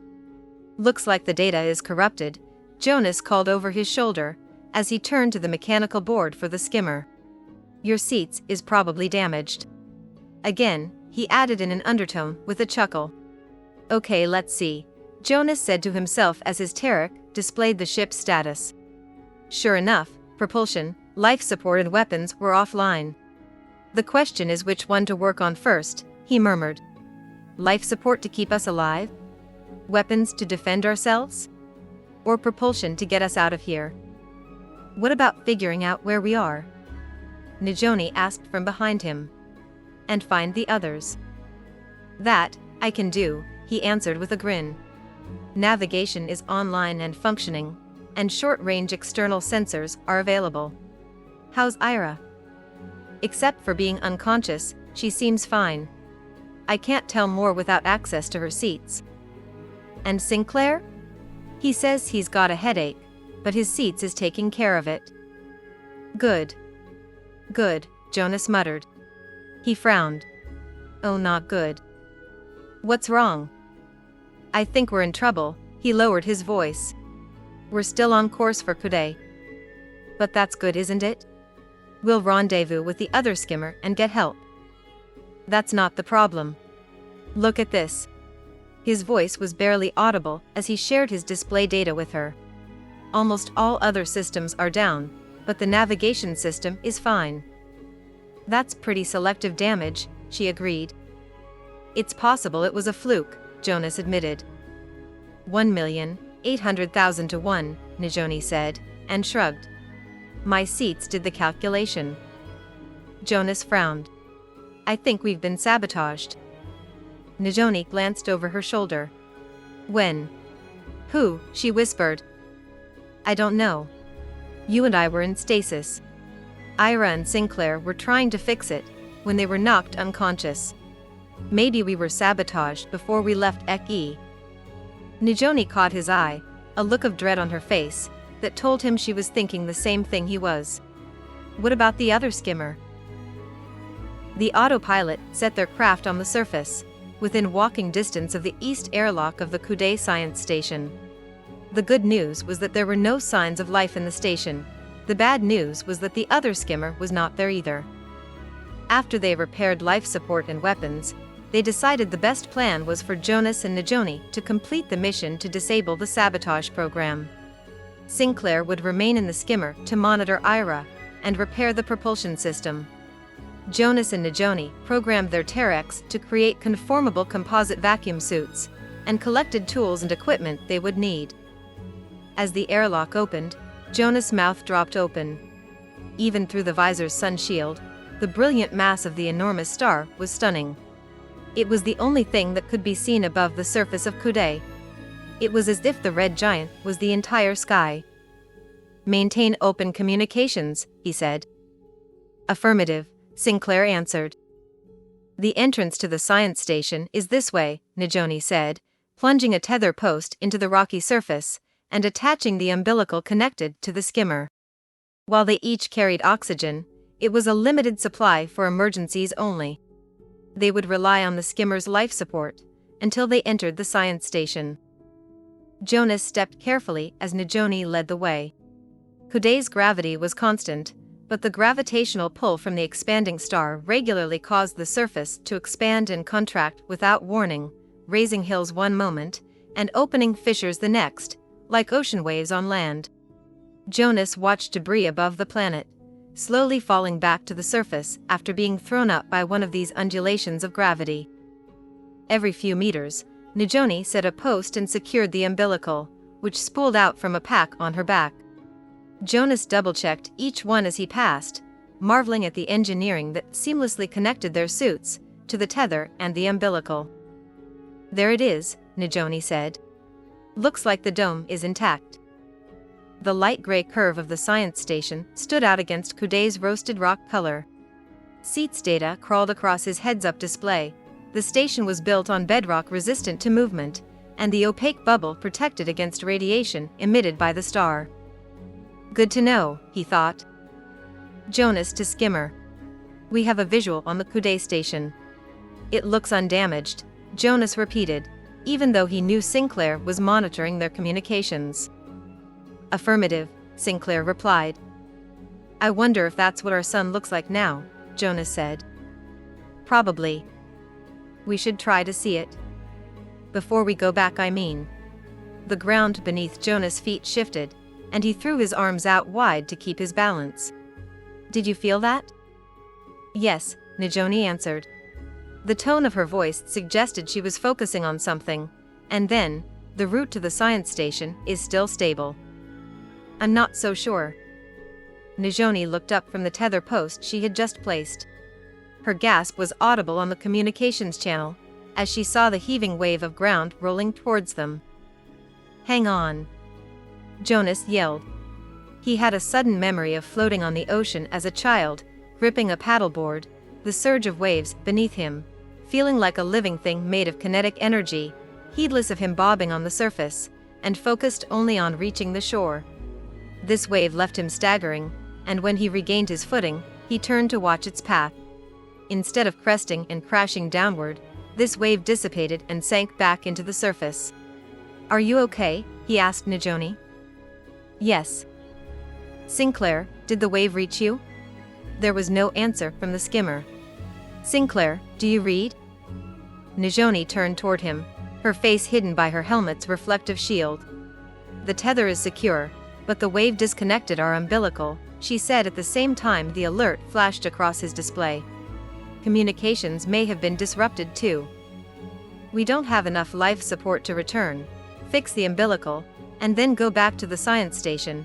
We'd have to resupply at the skimmer before starting out again." The ground shivered under them. "But we can make it to the science station, right?" Jonas continued. "Let's resupply at the station, finish the mission and get off this rock." They moved fast, but carefully. Jonas scanned the horizon, watching for waves that could propel them into orbit or fissures that would drop them into a chasm.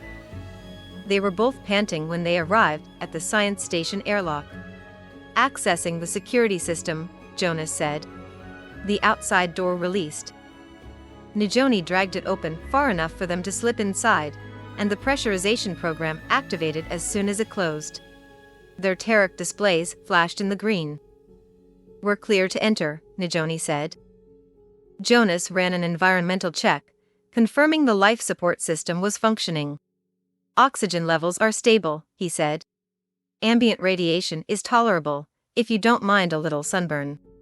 "Sinclair, do you read?" "We have entered the science station. Proceeding as planned."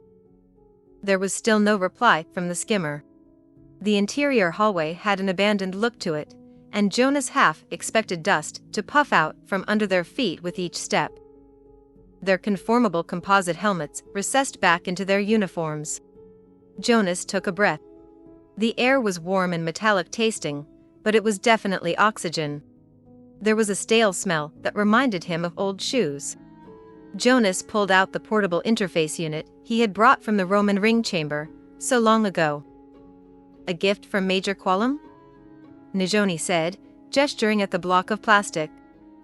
"It was waiting for me when we returned from the Repousse, He nodded. It's been modified. The reading is transmitting to my display, and overlaying the source of the program with a map of the science station.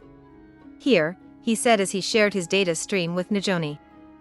I wonder what else Major Qualum modified, Nijoni muttered with a frown.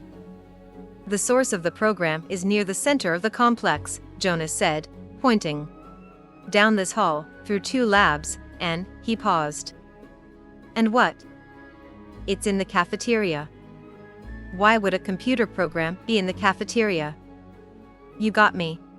Maybe Yorga thought it would be a less obvious location. That suggests she was expecting someone to come look for it. He swallowed, his mouth suddenly dry. I'm not reading anyone here besides us. But keep your eyes open. The most direct path took them through a series of laboratories. The first had been cleaned out, with only a table and a few stools left behind. The second lab was in disarray, with half-open cabinets and a stool lying on its side. The cafeteria was worse, however. Here they saw evidence that the station had been abandoned in a hurry. There was rotting food on plates on the few tables that were not overturned, and chairs were lying everywhere. What happened here? Nijoni whispered. I got nothing. My seats has no information about this.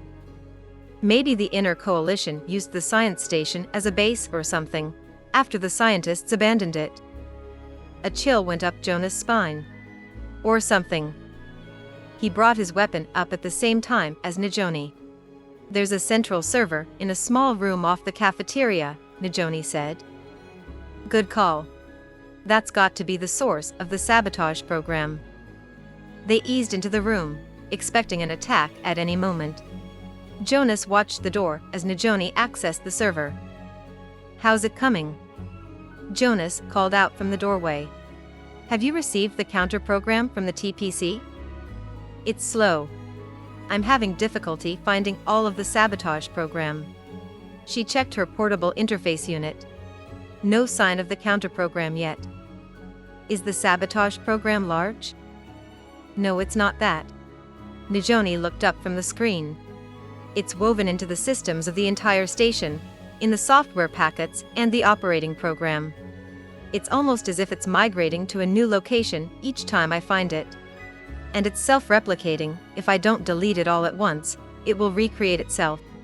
If we don't get the counter program, we can't leave until I'm certain I've found all of it. Jonas heaved a sigh. Take your time. I don't want to have to come back here. It's really clever actually, Nijoni murmured. Maybe too clever for me. Jonas had to strain to hear her last comment. What are you talking about? You're one of the cleverest people I know. You can do this. Yeah, thanks, she muttered. Don't you believe that? She shrugged. I get lucky sometimes. But there are a lot of people cleverer than me. Name 3. Merlina. Miranda Noon. You. What? He burst out laughing. I'm nowhere near as clever as Merlina or Miranda. Or you. Whatever you say. She avoided his eyes as she scoured the computer data streaming across her display. Jonas scanned the cafeteria, the memory of his laughter echoing in his ears with a sour tone. Miranda was one of the smartest people he had ever known. Merlina was as sharp as her talons. Nijoni was one of the TPC's top scientists, someone who followed facts, not feelings, who used logic to solve problems and did not listen to her fears. I think I know how you feel, he said quietly. Nijoni's eyebrows arched. You do? He nodded. I think so.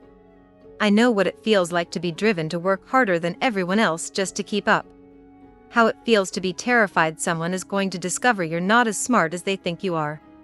How important it is. Not to make any mistakes, she said, at the same time he did. Her eyes widened. Because then they'll know I'm a fraud. Her voice faded to a whisper. But that's not the reality. What do you mean? She asked, her shoulders hunched defensively. I thought it was so important to follow the rules, to not make mistakes, that I ended up ignoring my ethics and betraying my friends. You mean when you joined the Chestnut Coven? Yeah, that. And then I did it again. She cocked her head, and he continued. The test, remember? The one where I didn't make sure my team made it to the escape pods? I was so focused on following the rules that I missed the big picture. What's the big picture? She asked. He was relieved to see her shoulders had relaxed, and there was the hint of a smile on her face. That even if I don't trust myself, I need to trust others, my team, my friends, those people I admire. And if those people say I'm good, I need to believe them. It's that easy, huh? No, it's not easy. The raw honesty in his voice surprised even him. Sometimes it's really hard. He shrugged. I'm still working on it. Najoni did not respond. The long silence after his confession grew increasingly awkward. He shuffled his feet and wished he had not said anything. He was about to volunteer to reconnoiter the cafeteria when she looked up at him, a huge grin on her face. We've got the counter-program. Way to go, Sharon. Jonas cheered. Okay, I've uploaded it, she said, still grinning. I'm erasing the sabotage program now. She paused. Wait a moment. She looked up at Jonas, her smile fading. The erasure of the program triggered a subroutine. It's sending out a message. Can you jam it? She shook her head. Someone will be coming. That's a good assumption. Jonas came into the room, and as Najoni stepped away from the server box, he fired his weapon until it melted into slag. The Sinclair method, he said with a chortle. Let's get out of here. They returned to the creepy cafeteria. Jonas was alert for anything, but it wasn't until they crossed more than half of the open space did anything happen. The floor heaved beneath Najoni, who suddenly rose toward the dome on a wave of broken floor tiles, as tables and chairs slid away. Jonas flung himself to the side, to avoid a countertop tumbling toward him. He waited for the wave to move on, but instead of rolling through the science station, it dropped without warning, taking a screaming Najoni with it. Tables and chairs that had fallen away now dropped into a crevasse, a gaping hole that could close again at any moment. Najoni! Jonas yelled. Sinclair, if you can hear me, we need help. Najoni, he called again. I'm okay, Najoni answered.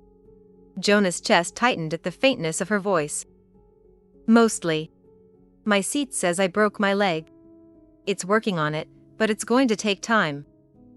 Okay, I'm programming a winch to get you out, Jonas replied, but instead of confirming his instructions, his display showed static. What the hell, he muttered. What's wrong? My seats isn't connecting. It's almost like his blood ran cold, and he cocked his weapon, scanning the area. It's like when my seats was blocked by those hunters on Eki. I think we've got company. I'm here. Jonas stiffened and spun around, relaxing when he saw Sinclair climbing over the mound of debris, now almost completely blocking the closest of the exits out of the cafeteria. Is your seats working? Jonas asked him. We need to program a winch and harness to pull her up before that fissure closes. Not so fast, another voice said. Jonas' blood turned to ice. He knew that cold voice. It haunted his nightmares. But she couldn't be here. What do you think of the future, Jonas Fernley? Natalie Johnson stepped through the far door into the cafeteria. A livid red scar dominated her face, but Jonas was more concerned by what he recognized as a wide-angled energy weapon pointed at them. One wrong move and it would stun or kill them, before they could rescue Najoni. Get behind me, Sinclair, Jonas muttered. What is it? It's Natalie Johnson. She's here. She's the one who planted the program to sabotage the TPC. She's here, he said again in disbelief. What does she want? What I have always wanted, Natalie Johnson called across the room. To serve my homeland, to bring glory to Mother Russia and the Soviet Union. Jonas snorted. The Soviet Union is long gone. Mother Russia no longer exists. He tried to stifle his exasperation. There's no point anymore, don't you see? The Soviet Union will be restored, and I will be the one who brings her back. She stopped at the edge of the hole and looked down. Your friend needs help, yes? I don't need your help, Najoni shouted. Don't be foolish, Natalie replied. The ground shuddered as she spoke. You won't heal before this hole entombs you. Why are you here? Jonas asked. I have come for you. He blanched. What do you want with me? Your expertise, of course. You disabled the virus that old man planted in the Roman ring. You have skills I need. You mean now that Yorga has abandoned you? A slight tightening of the skin around her eyes was the only outward sign of anger. I can make your life very comfortable in that other world, she said. I am now the head of the Black Operatives and soon, maybe more. I can give you status, power, wealth, anything you crave. She looked down into the fissure again. If you give me your word you will return with me, I will save your friend. Don't do it, Jonas. Najoni's yelp became a yelp as a tremor rolled a chair into the hole. Jonas swallowed, his mouth dry. Get her out first. Natalie Johnson cocked her head. Very well, she said. I will save her, to prove that my offer is in good faith. You, she said to Sinclair. Pull her out. Sinclair stepped slowly out from behind Jonas. At the edge of the fissure, he programmed a conformable composite harness and drove a winching device into an undamaged section of the cafeteria floor. Secure yourself, he said, throwing the harness to Najoni. The winch hummed as it pulled Najoni out of the gap. She rolled away from the edge toward Jonas and staggered into a standing position, wobbling a little as she kept her weight off her injured leg. Back over there, Natalie said to Sinclair, waving her weapon again. I don't think so. Najoni raised her weapon and pointed it at Sinclair. Najoni, what are you doing? Jonas asked. He's on our side, remember? He just saved you.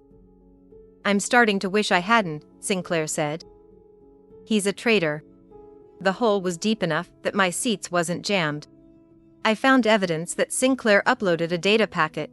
Before we destroyed the server, it was the sabotage program. What were you doing, Sinclair? Saving it so you could plant it somewhere else, somewhere we couldn't find it? Jonas took a step toward Sinclair, his eyes hard. Is that true? It's not what you think, Sinclair raised his hands. Yes, I used my seats to grab the program. But it wasn't to sabotage your TPC, I did it to take it back to my world, to sabotage the Roman ring.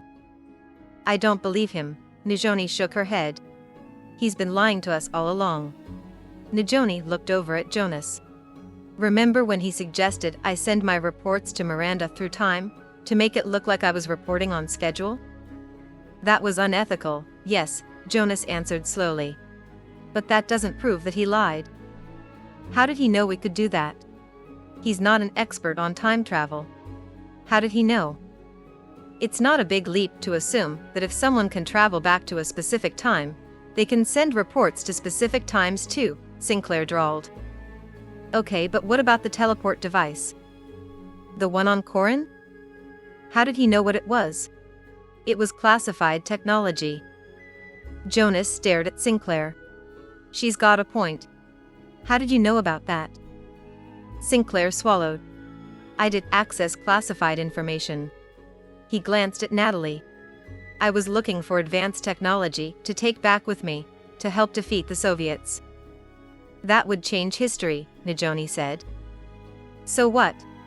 If it rids us of the damn Soviets, that's all that matters. It would damage the timeline, Jonas began. What do you care? It's not your timeline, Sinclair shot back. His face grew red. You hypocrite, he bellowed at Jonas. We had the virus that would have shut down the Roman ring forever. We could have driven the Soviets out of North America. But all you cared about was yourself, about getting back to your world, and it didn't matter how many people in our world suffered. As much as I am enjoying this tête-à-tête, I'm afraid I'm on a tight schedule, Natalie interrupted. I held up my end of the deal. You will return with me to the parallel Earth. Now. When no one moved, she fired her weapon at the wall next to the exit. It crumbled to dust. put down your weapons. You, she said to Sinclair. Bring him. Sinclair clenched his jaw and grabbed Jonas by the upper arm. Don't worry, Jonas, Najoni said. No matter where she takes you, we'll get you home. Natalie Johnson's cold eyes followed their progress, around the pit in the center of the room. Jonas' feet felt like lead. There had to be some way to stop her from taking him back. A deep sound filled his ears. Jonas braced for the ground to shift, to rise or fall away. The sound became a buzzing. It grew louder and the air vibrated. It was the sound of a laser drill, he realized. Someone was cutting through the cafeteria wall. A voice crackled in his ear. Nas. Najoni. This is Zadok. Do you read? The Empyrean Guard was coming. Chapter 23. Rise of the Americas. Parallel Earth. What can we do? Mikhail Novikov's continuous wailing was getting on Anna's nerves. She unclenched her fists and took a deep breath. It was imperative she remain calm, or they would all end up dead. The last thing the Soviet Union needed at this critical time was the complete erasure of its leadership. She was determined that would not be her legacy, no matter what happened to her. Comrades, she said, pitching her voice in soothing tones. Our choices are clear. Either we remain in this bunker and die, when the Roman ring is destroyed by the sabotage program, or we take our chances with the Third Reich's bombers. She held Chelovek's eyes. He was the key here. If I may offer advice, I recommend we ascend and coordinate with our forces. Our forces have already mobilized, Novikov insisted with a sputter. As soon as the bombers were spotted, they surely mounted an overwhelming defense. Our comrade generals are skilled tacticians, Anna agreed. But there is only so much they can do, without guidance from the Politburo. She looked again at Chelovek. Our people need leadership. What of the Roman ring? Chelovek said. Is there anything we can do to save it? She looked to Yuri, who was overseeing the Roman ring technicians. He wore a glassy expression that had improved little since he regained consciousness, but his voice was firm and his mind was sharp, judging by the alacrity with which the technicians jumped to follow his orders. Feeling her eyes and the attention of the full Politburo on him, he shook his head. Without knowing how the sabotage program works, there is little I can do to stop the degradation of the Roman ring. You're saying we have no choice but to trust the American rebels you sent into the future? Novikov whined at Anna. That's correct, Anna faced him. You can either wait here and hope they succeed and that the Roman ring doesn't explode, or you can join your comrades in defending against Nazi thugs. I have made my choice, and you must make yours. She turned to Chelovek. Is there a way to leave this bunker without returning the Roman ring to its chamber? There is not. Chelovek pursed his lips. The bunker was not designed for this scenario. The technicians froze as a deep rumble emanated from the Roman ring. Lights on the control consoles blinked and flashed more frenetically than before. I say we ascend, Novikov squeaked, as several of his fellow Politburo members nodded vigorously. There is a safety consideration, as well. Yuri took Anna's lead and directed his comments to Chelovek. If the mission to the future does not stop the sabotage, an explosion below ground may undermine the buildings in the area. There will probably be less damage if a detonation takes place at an elevation above the city. Very well, Chelovek said. We will ascend. He moved to a console guarded by black operatives and typed in a code. There, he said. What do we do when we reach the surface? Novikov asked as the bunker climbed upwards. I have sent an order for the generals to convene at the secondary headquarters. From there, we will oversee our defense against the Third Reich. The time it took for the Roman ring chamber to return to its perch in Soviet headquarters felt much longer than it had taken for them to drop underground. Perhaps it was because Anna was eager to fight the Nazis. Or perhaps because she was eager to get away from the increasingly threatening Roman ring. Whatever the reason, Novikov was not the only one to breathe a sigh of relief when they could exit the bunker. I will stay and monitor the Roman ring, in hopes I can discover a way of saving it, Yuri said, a grim look on his face. Anna knew that Yuri's staying behind was likely a death sentence. Even if Jonas and the Mossad brothers succeeded in stopping the sabotage program, it was only a matter of time before Third Reich bombers destroyed the building. You will all be awarded the People's Medal for your bravery, Chelevek said with a solemn nod to Yuri and the technicians. Thank you, comrade, Yuri said, but his eyes were on Anna as they hurried out of the chamber. The rooms and halls of headquarters were dim.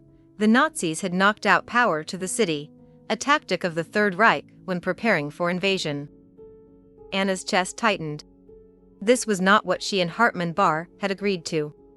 He was to bomb headquarters, and then sue for peace using the cold fusion technology as leverage, but the building still stood, and the thunder of bombs elsewhere in the city rattled the walls. They clattered down the stairs, Novikov and the other Politburo members in front, Anna and the black operatives immediately following. Anna would have preferred the strategic advantage of a rear position, but Chelevek insisted on being last to make sure all got out safely.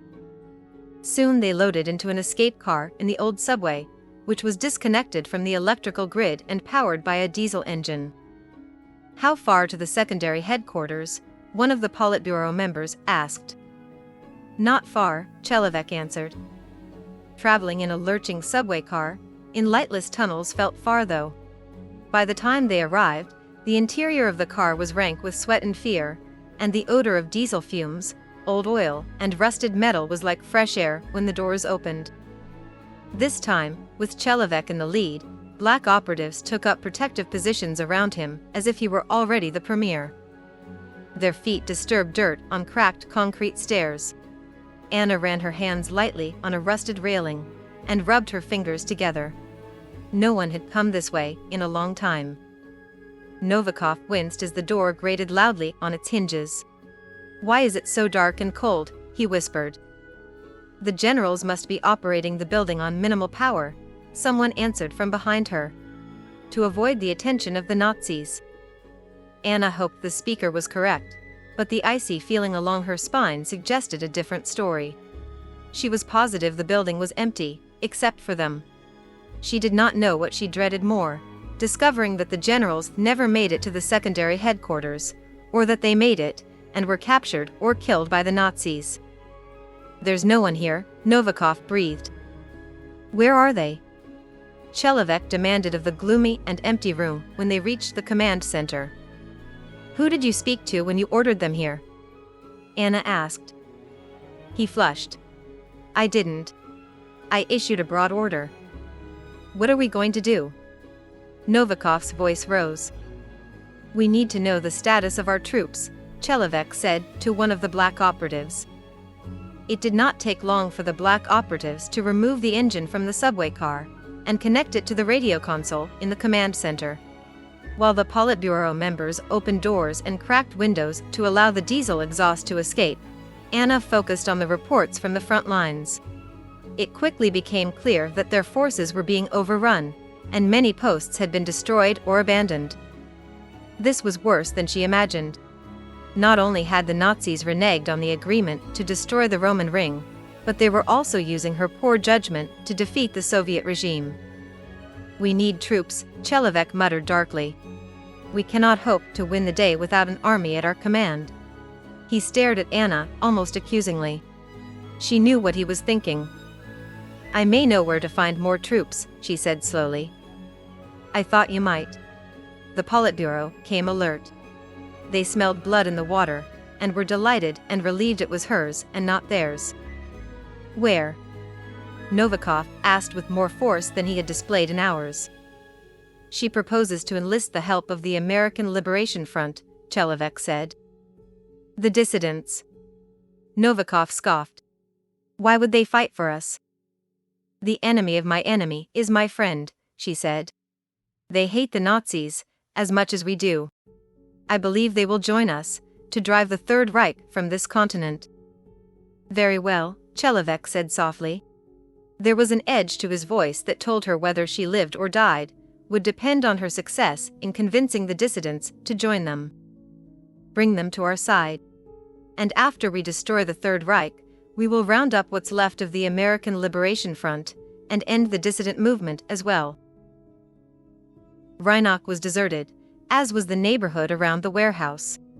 Anna shivered. She expected the Nazi bombings to have triggered a mass exodus from the city, and the empty streets disconcerted her. Where was the panicked fleeing? The parents carting their children out of harm's way. The children removing elderly parents from danger. Her senses on the highest alert, she picked the lock and pushed open a door next to the loading dock. Light from the tall windows dimly illuminated Rhinock's sorting room, more cavernous now that it was vacant. There was enough light for her to weave around the tables to the antechamber, where the meeting with the Nazis had taken place not long before. It was the place she had last seen Kalin, she remembered. His mission should have been completed by now. Perhaps he was on his way back. No one was using the room now, and she did not know where else to look for the dissidents. Which was why Anna almost laughed with relief when she heard the metallic click of a weapon being cocked behind her head. "Don't move," a male voice said. She raised her hands in a deliberate motion.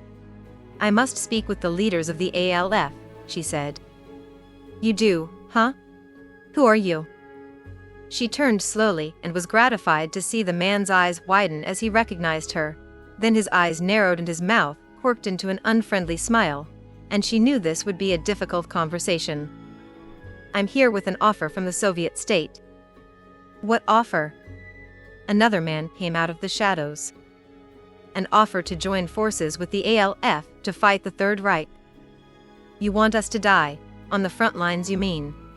The man holding the gun on her laughed. "They must be desperate, don't you think?" he called out over his shoulder. Harsh laughter answered him, and she realized there were more men unseen in the shadows. She could handle half a dozen, maybe more, but that would require death and injury, which would defeat her purpose. "Yes, we are desperate," Anna called out, focusing on the group, and not the man with the gun trained on her. "We lost many troops in the first assault and cannot hope to prevail without more. I know you aspire to drive us out," she said now to the man with the gun. "And someday you may succeed. But not if the Third Reich triumphs today. If we do not join forces, your dreams of freedom will die by Nazi guns." She listened intently, trying to tell if the muttering was in her favor or not.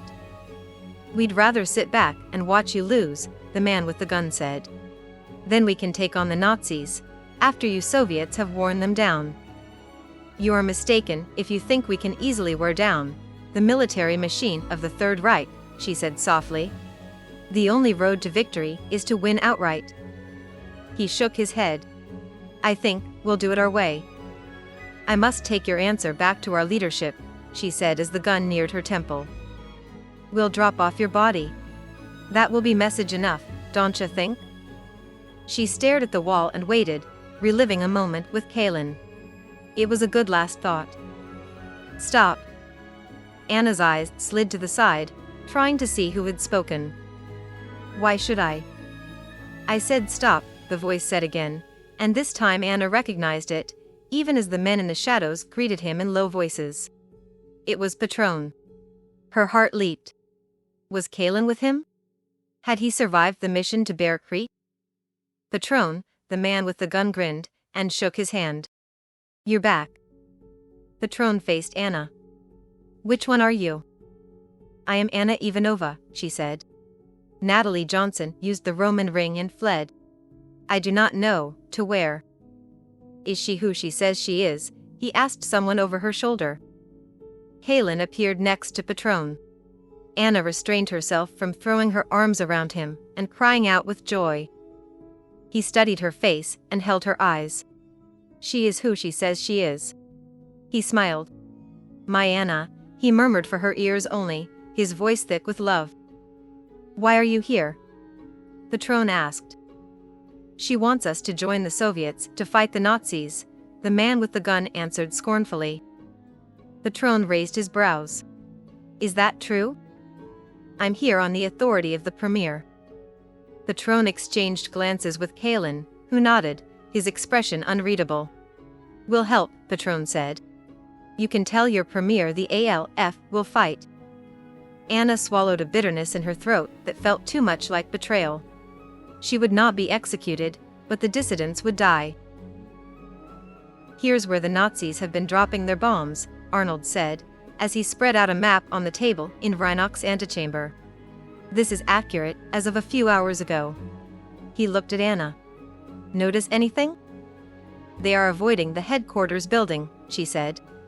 It was confirmation that Hartmann Barr had lied to them. "Why is that, do you think?" Arnold asked, distrust oozing from him. "If you are thinking it's because the Soviet state and the Third Reich are conspiring together, you are incorrect," she said coldly. "The reason is obvious. They want the Roman ring." Arnold gaped, but Patron grunted. "I suspected as much. If Jonas Fernley and the Mossad brothers fail, the problem will solve itself," Kalin said. "If they succeed and stop the sabotage program, we must not allow the Roman ring to fall into Nazi hands." "What do we do?" Mary asked. "We destroy it ourselves," Anna said, and smiled grimly to herself. There would be no coordination with the Premier or Soviet forces. They would execute her after all. "What?" Even the unflappable Patron stared at her in disbelief. Kalin exhaled. "She's right. If we take the Roman ring out of the equation, this gets a lot easier." "How do we do that?" Patron asked after a long moment. "We get into the Roman ring chamber and blow it up," Anna shrugged. "That easy, eh?" Arnold said. He glanced at Mary. "Can you blow it up?" Mary's face was pale. "I know how to make a bomb, but I don't know how the Roman ring works." She looked at Patron. "I can't give you any collateral damage estimates." "We should clear out a several block radius," Patron suggested. "At least," Mary agreed. "Okay, how do we get in?" Patron asked Anna. It did not take long to develop a plan. When they left Reinach, the varied pitches of aircraft were pervasive. The surrounding neighborhood was now busy with movement, not with residents fleeing, Anna realized. These people had the look of people preparing for battle. But there are so many, she thought. More than she had estimated were in the dissident movement. Evacuations were already underway when they reached the streets near Soviet State North American headquarters. Under the cover of the pedestrian movement, they got close to the building without encountering either Nazi or Soviet soldiers. That would change once they were inside. The plan was to split into groups. One group, led by Patron, was tasked with creating a diversion and drawing security away, while the second group, consisting of Mary, Arnold, Kalin and Anna, would go to the Roman ring chamber and set the bomb, and get out. "I can rig up a timer," Mary had said. "But we'll have to run." Patron stopped a block from headquarters. "Good luck," he said as he and his group turned down a side street. Anna's confidence rose. There were more than enough men in his wake to take on whatever security remained in the building. The diversion was effective. Directly in front of the main entrance, Patron and his men attacked the security officers. As Anna predicted, the apparent audacity of a frontal assault enraged them. Officers poured out, trying to stop the attackers from getting inside, leaving other ways into the building momentarily unguarded. It did not take long for Anna and the others to make it into the Roman ring chamber. Yuri was still there, as were his technicians. The Roman ring shivered and rumbled, almost as if it were dying of an illness. "Anna, why are you here?" Yuri asked in surprise. "You and your team must leave." He blinked in confusion. "We have not saved it yet." "We're going to plant a bomb," Arnold said, as he lined the technicians against the wall and checked them for weapons. Yuri looked at Anna. "Is this true?" "We will not let it fall into Nazi hands," she said. "As for that, it's too late," Hartmann Barr said. He stood in the doorway to the Roman ring chamber, flanked by soldiers of the Third Reich. Many soldiers. Barr stepped to one side and pulled a bloodied Patron into view. "Isn't it nice?" Barr clapped his gloved hands. "We're all back together again." I received word the Bear Creek facility was destroyed. He smiled at Mary. Congratulations on a job well done. You have the information I requested, do you not? Mary looked pointedly at Patron and then glared at Bar. You think I did this, he chuckled. We rescued him from the foolish attack. A diversionary tactic, I think, but unnecessary. Arnold bristled as Bar's attention on Mary took on a menacing air. Do you have the information? She doesn't have it, Kalen said, stepping in front of Mary. We have no information to give you. Bar's brows rose in surprise. How disappointing. He exhaled in an exaggerated sigh. As you failed to uphold your end of our bargain, then we are no longer bound by our agreement. Wouldn't you agree? He barked a command in German, and in a moment, soldiers of the Third Reich filled the room. What are you doing? Yuri demanded in a loud voice. We are taking possession of this fantastical device, Bar said, his eyes on the Roman ring. Then we will raise the city and declare victory over our Soviet enemy. Those who survive will be welcomed into the Third Reich. Halen laughed. Anna drew her brows together and stared at him. Had he gone mad? But no, Patron also laughed, and now Mary and Arnold chuckled too. There is something funny? Bar asked in a voice without humor. There will be no Nazi victory, Halen said. An aide appeared at Bar's side and whispered in his ear before handing him a folded paper. Bar's eyes bulged as he read it. That will be a report from the field. Halen nodded at the paper. Fighter aircraft are shooting down Third Reich bombers. Canadian aircraft, am I right? When Bar did not reply, he continued. Does it also describe the convoy of Canadian reinforcements approaching the city? Thousands strong. Does it tell you about the dissidents streaming in from all over the country? He narrowed his eyes. Can you fight off two nations and the Soviets at the same time? Bar puffed out his chest. Irrelevant. A ragtag army against the military of the Third Reich. He sniffed. There is no doubt who will win. Now, he folded his arms and peered at Yuri. Tell me how to work this machine. I will not. The shot was fired before Anna saw the gun. She felt a wave of nausea. So much like Natalie's execution of the premier. This time, however, the shot was intended to injure, not kill. Yuri hunched, a wound in his thigh bleeding profusely. Bar pointed his gun at a technician. You will tell me. The Roman ring rumbled. Soldiers flinched and ducked as electricity shot around the room. Bar was bemused. Is that normal? Say nothing, Yuri ground out to his technicians. I must insist, Bar replied, pointing his gun at Yuri once more. No, it is not normal, Anna said, raising her voice. It has been sabotaged. She gestured to the technicians. These people are trying to stop it, and you shot the man most likely to succeed. This is true? Bar asked the technician. White-faced, she nodded, her eyes darting between Yuri and Bar.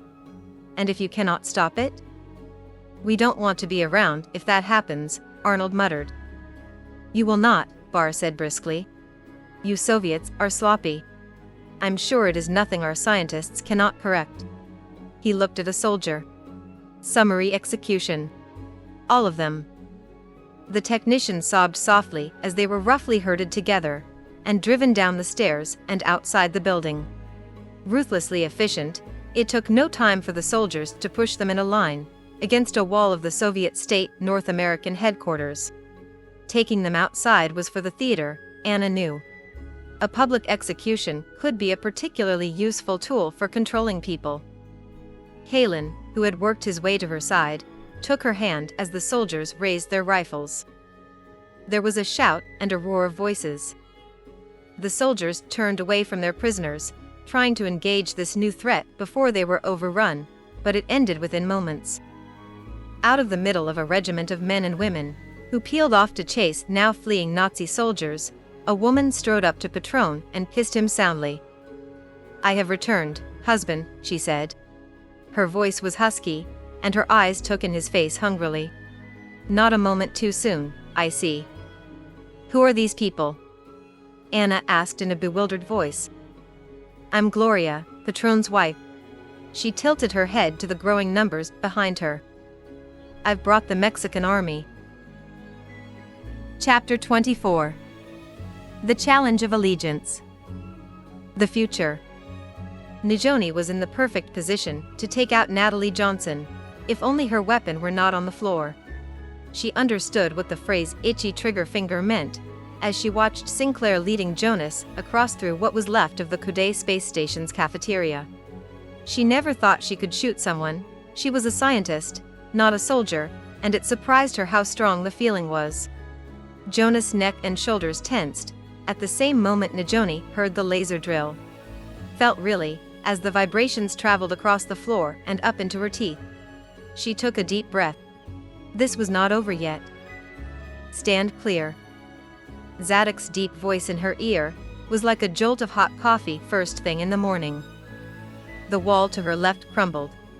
Fulgar leapt through the opening, followed by Merlina, Simon, Zadok and Ira. Nijoni dropped into a crouch.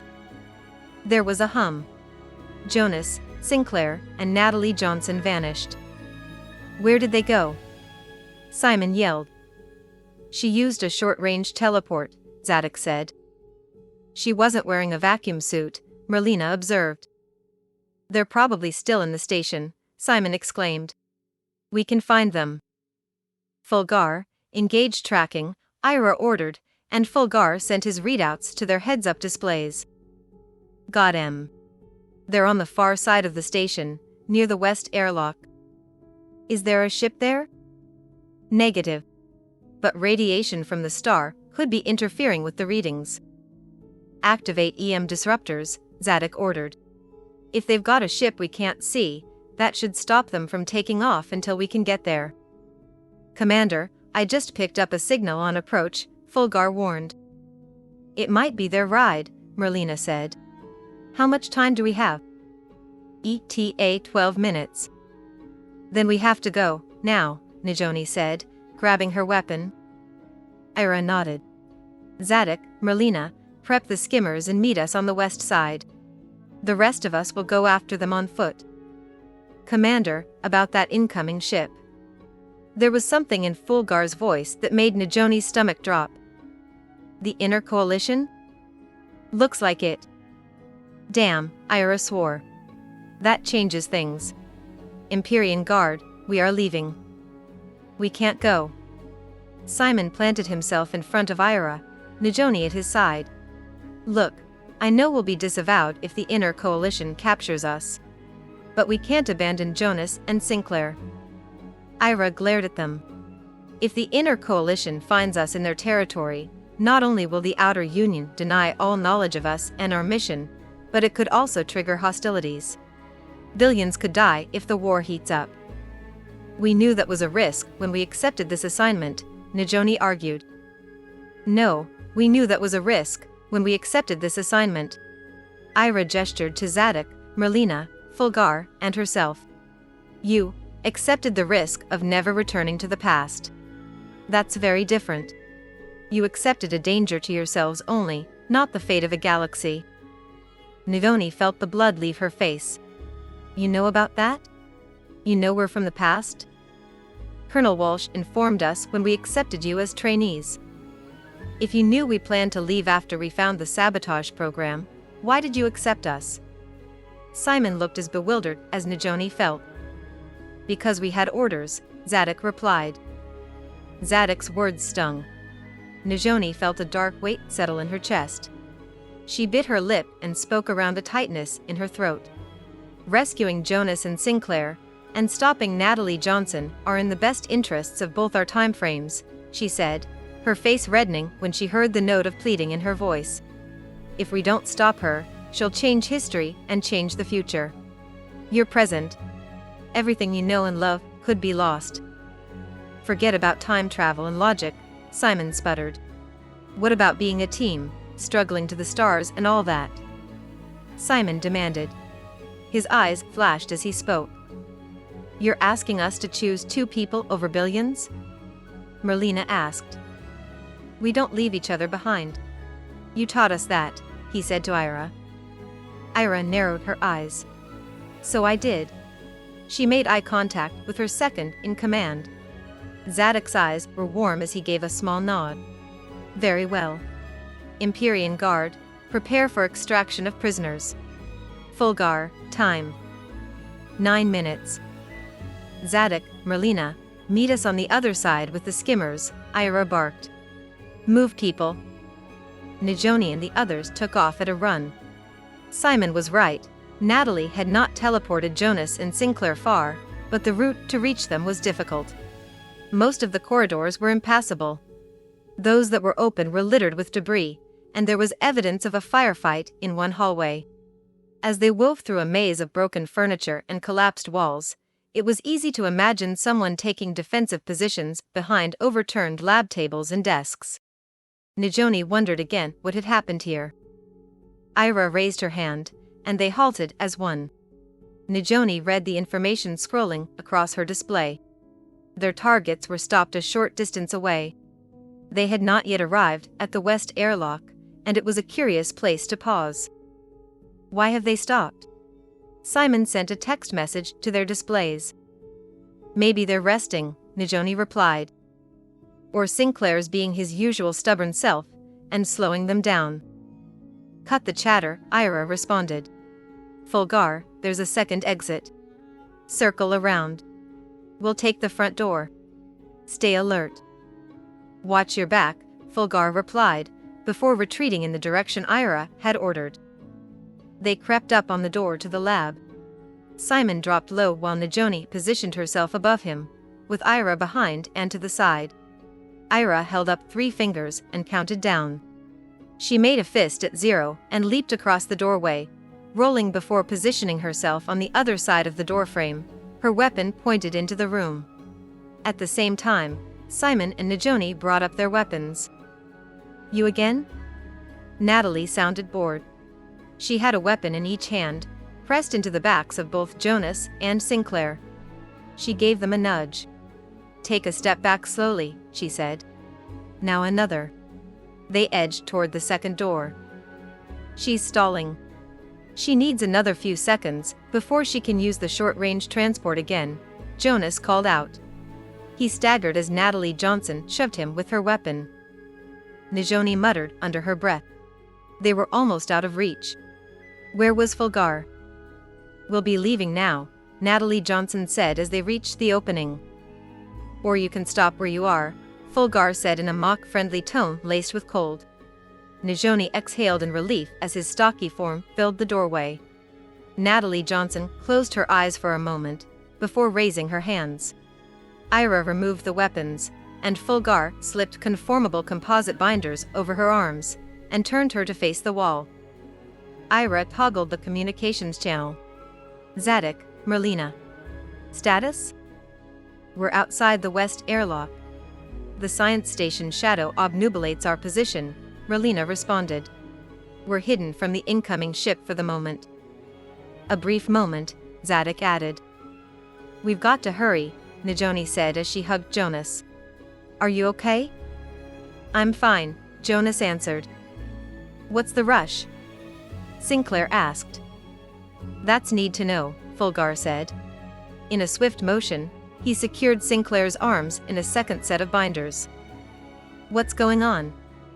Sinclair bellowed. You're in custody, Ira answered, as she removed his tariq and the Empyrean Guard sigil from his uniform. You are accused of attacking a superior officer, sabotage, and espionage. Your seat's interface has been deactivated until the outcome of the tribunal. Simon's jaw dropped. You attacked Ira? With an annoyed expression that enraged Najoni, Sinclair exhaled. I only knocked her unconscious. Big deal.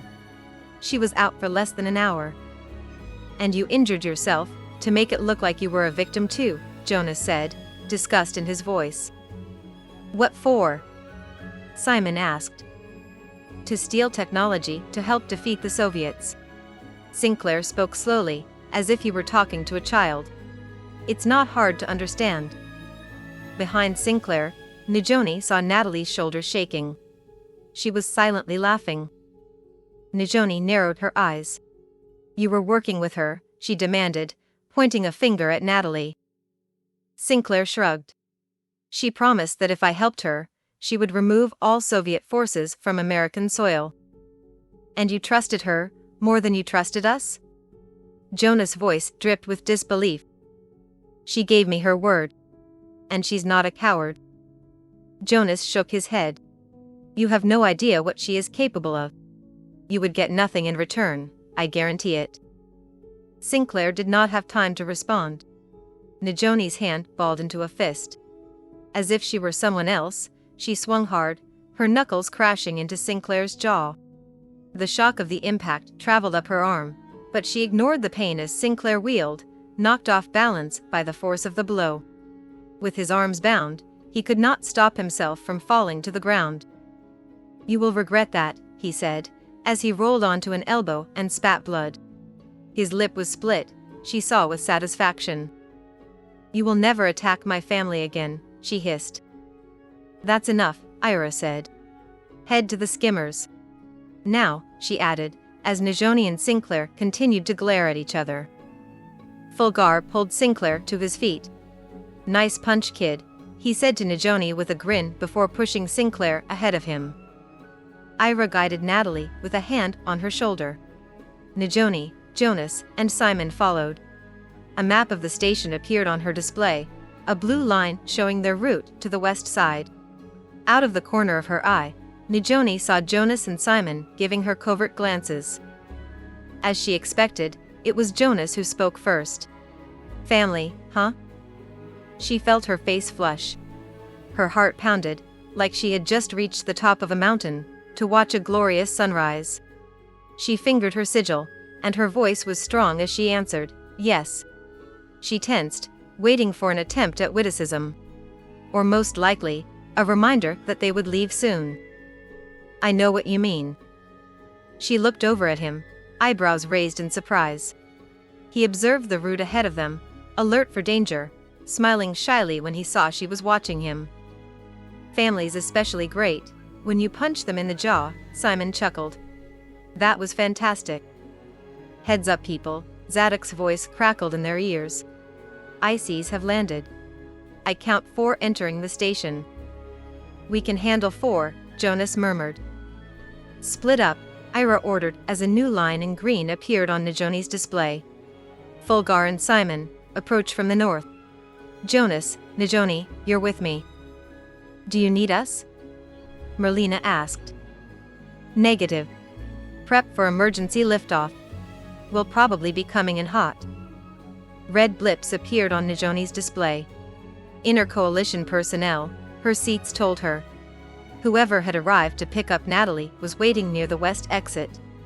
The Empyrean Guard could not get past them without being seen. Her seats provided her with tactical information about inner coalition weapons capabilities, armor weaknesses, along with strategies and tactics for hand-to-hand combat. Najoni's stomach churned as her heads-up display offered multiple ways of hurting another human being. Her training had been with holographic combatants. This time, it was real. Suddenly, Najoni understood Simon's revulsion on Corin. Ira and Jonas kept their weapons trained on Natalie and Sinclair. Najoni felt a twinge of envy. If the prospect of violence unnerved them, they did not show it. She saw Sinclair's left foot move slightly. He moaned. Quiet, Jonas breathed. My head hurts and I'm feeling dizzy, Sinclair groused. I need to sit down. You will be silent, or I will render you unconscious, Ira murmured. Fitting, don't you think? Sinclair huffed, and his knees appeared to buckle. Jonas reached to catch him, but he did not fool Najoni. She took a step back as Sinclair lunged for her weapon. Without his hands to catch him, he fell to the floor again. When he lifted his head, he found himself eye to eye with the muzzle of Najoni's weapon. Nice try, she whispered. Help! Help! We're in here! Natalie Johnson shouted. Her cries were cut off with a grunt as Ira punched her in the throat. Did they hear that? Jonas whispered. In the silence broken by Natalie's gagging, They watched the 4 IC blips, which remained in their position near the west airlock. Najoni exhaled, not realizing she had been holding her breath. It doesn't appear as if they did. Let's keep it that way, Ira said grimly. Sinclair collapsed. I accessed his seats and triggered the stasis command, she explained. He'll sleep until we wake him. Unfortunately, she said to Natalie. You don't have a seats, which means we'll have to do this the old-fashioned way. You're familiar with old-fashioned, aren't you? Before Natalie Johnson could respond, Ira shot her. The electroshock pulse glowed blue, and she dropped to the floor. You'll sleep until we wake you too, but your headache will be worse, Ira said to Natalie's prone figure, before turning to Jonas. We need anti-grav modules. On it. Soon the limp bodies of Sinclair and Natalie Johnson were floating above the floor. Anti-grav modules are secure, Jonas said. Good. Jonas, take point. Najoni, watch our rear. Let's go. They moved in single file, Sinclair floating behind Jonas, and Natalie floating behind Ira. They had not been walking long before Najoni's display flashed the words "the step." They had reached a part of the station which dropped a level, to accommodate the topography of the planet. When it was a working science station, grav lifts were used to get from one level to the other. Now with no power to run the lifts, the only way to get down the step was via emergency stairs. Scans show clear, Jonas muttered. What the scans did not show was how spooky the narrow, shadowy space was. Then there was the challenge of trying to move silently. It would be almost impossible to navigate the debris without starting an avalanche. Najoni was reluctant to go forward, but it was the only way to get to the west airlock. Our route will be cleared soon, Ira said. Najoni's display showed Fulgar and Simon on a converging course with the ICs, their warm yellow blips slowing as they neared the still unmoving red ones. Let's do this. Jonas went in first, pulling Sinclair through the door. Najoni's display showed his heat signature as he found stable footing on each stair. Ira and Najoni stepped where he stepped, and soon reached a landing. They were making the turn to the next flight, when Najoni felt in her feet a familiar vibration. You feel that, she whispered, finding a handhold on a broken metal railing. Gravity wave. Ira replied. How long do we have? Moments. Let's get off the stairs before it hits.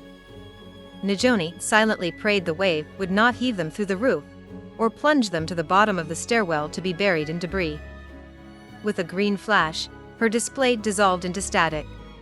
Figures in inner coalition uniforms appeared out of the darkness, 2 behind her and 2 in front of Jonas. Hands where we can see them, a woman's voice commanded. Najoni blinked as a bright light illuminated the stairwell. She followed Ira's lead and raised her hands above her head. I'm guessing these guys are our pickup, a man behind Najoni said, gesturing at Sinclair and Natalie Johnson's floating figures. Yes, but who are the others? Asked the man next to the woman who first spoke. They look like outer forces, he said. Unlikely.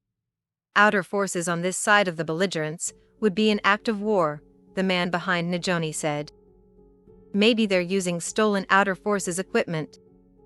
No, the woman moved forward, and peered at Jonas before her eyes dropped to the 7-rayed star on his collar.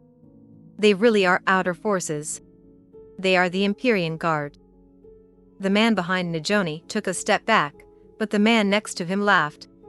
We caught the Great Empyrean Guard? They'll give us medals. How did you sneak up on us? Ira asked, with a glance over her shoulder at Najoni. False telemetry, the laughing man said.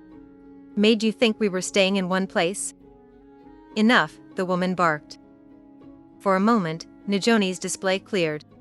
She saw 2 golden blips and then static again. Secure them. We'll take them to High Command and get those medals. Cooperate and no one gets hurt, she said to Ira. Ira nodded to Jonas, and they slowly set their weapons on the stairs. Najoni set hers in front of the men behind her, moving slowly, trying to get the timing perfect. The vibrations increased, and she grinned. "What are you smiling about?" the laughing man asked. He frowned at his feet, and the gravity wave hit. The floor beneath them rolled and lurched to the side. Najoni fell to her knees and reached into a side pocket she had created in her conformable composite uniform. There, hidden from view, was the temporal suspension weapon. One of the ICs shouted as she pulled it out. His hand reached for her, and she activated it. Everything slowed. She fell to the floor a millimeter at a time. Dust and chunks of debris hung in the air. "We need to move quickly," a voice said. Najoni groaned. Something sharp jabbed into her back. She sat up. There were bodies lying all around her, except for 2 floating at eye level. "The ICs," she said as Simon pulled her to her feet. Fulgar was helping Ira up. "What happened?" "Dunno," Fulgar shrugged.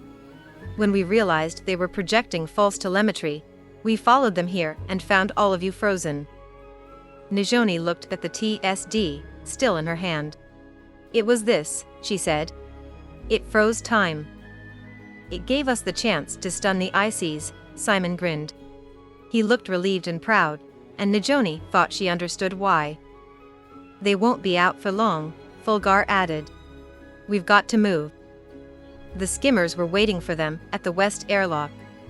They placed Sinclair and Natalie in Zadok's skimmer, with Ira and Fulgar keeping watch over the prisoners. Simon, Najoni and Jonas joined Merlina in her skimmer. Simon and Jonas volunteered for stasis, leaving Najoni sitting across from Merlina. "What about the ICs?" Najoni asked. "Zadok and I sabotaged their spacecraft," Merlina answered. "They won't catch us." "Will they be okay?" "They'll wake up when their people find them." "How will their people know to come?" Merlina snapped her beak, a sign of irritation. "They got a message off before Simon incapacitated them." A ball of ice formed in Najoni's stomach. "What kind of message?" "They requested transportation for Outer Forces prisoners." "Oh no," Najoni trailed off. "You did good," Merlina said, steering the skimmer away from Coudet. As the ship turned, Najoni's breath caught in her throat. Spread out in front of her were millions, no billions of stars. An ocean of suns stretching to the center of the galaxy. It was the most beautiful thing she had ever seen. "Welcome home, Najoni Diogo," Merlina said, her onyx eyes twinkling in the starlight. Chapter 25. Forward, backward, and across. Kaylin grabbed Anna's hand, tugging her away from where the Mexicans and Canadians were now coordinating with the locals, who were pouring into the area to join the fight. "Come on. We've got to see if we can save the Roman ring." Anna followed him uncertainly. Yuri was the expert on the Roman ring. There was little she and Kaylin could do to stop the sabotage, but she was not going to let go of Kaylin. The thunder of the Roman ring was so loud, it surprised Anna that they could not hear it outside the building. Then again, the battle with the Nazis was intensifying by the moment, bringing its own thunder. The same technicians remained in the Roman ring chamber, along with Yuri. A strip of fabric bound the gunshot wound on his leg, but it was still oozing blood as he hobbled from one console to another, trying to make sense of the readings. He looked up as they entered, and his eyes narrowed. "I can't let you destroy it," he shouted over the noise, standing up as straight as he could with his injury. "I will stop you if I can." "We're here to help save it," Kaylin replied. "Not destroy it." "What makes you think you know more of the Roman ring than I or my people do?" "Because I'm a time traveler." He glanced sidelong at Anna, gripping her hand tightly in case she tried to pull away. "I'm from the future. I was sent back in time for this moment." "I'm sorry," he said to Anna, flinching when he saw the hardness of her expression. Yuri's eyes fell to their clasped hands. "I see." He looked at Anna, sadness in his eyes. "Do you believe him?" What Yuri was really asking was if she trusted Kaylin, a question cunningly raised, immediately upon learning Kaylin had concealed an important truth from her. It was a last attempt to win her back, she realized. Her eyes mirrored Yuri's sadness as she answered, knowing this was the real end of their long-ago love affair. I do. I believe he can help us. Yuri looked as if he swallowed something unpleasant. Very well. He invited Kalin to his console with an exaggerated sweeping gesture. Anna did not understand the technical terms and concepts, but she saw clearly as Yuri's distrust transformed to surprise, then to grudging respect, and finally to hope. They were going to implement a stopgap, they called it. Something that had to be activated from each console at precisely the same moment.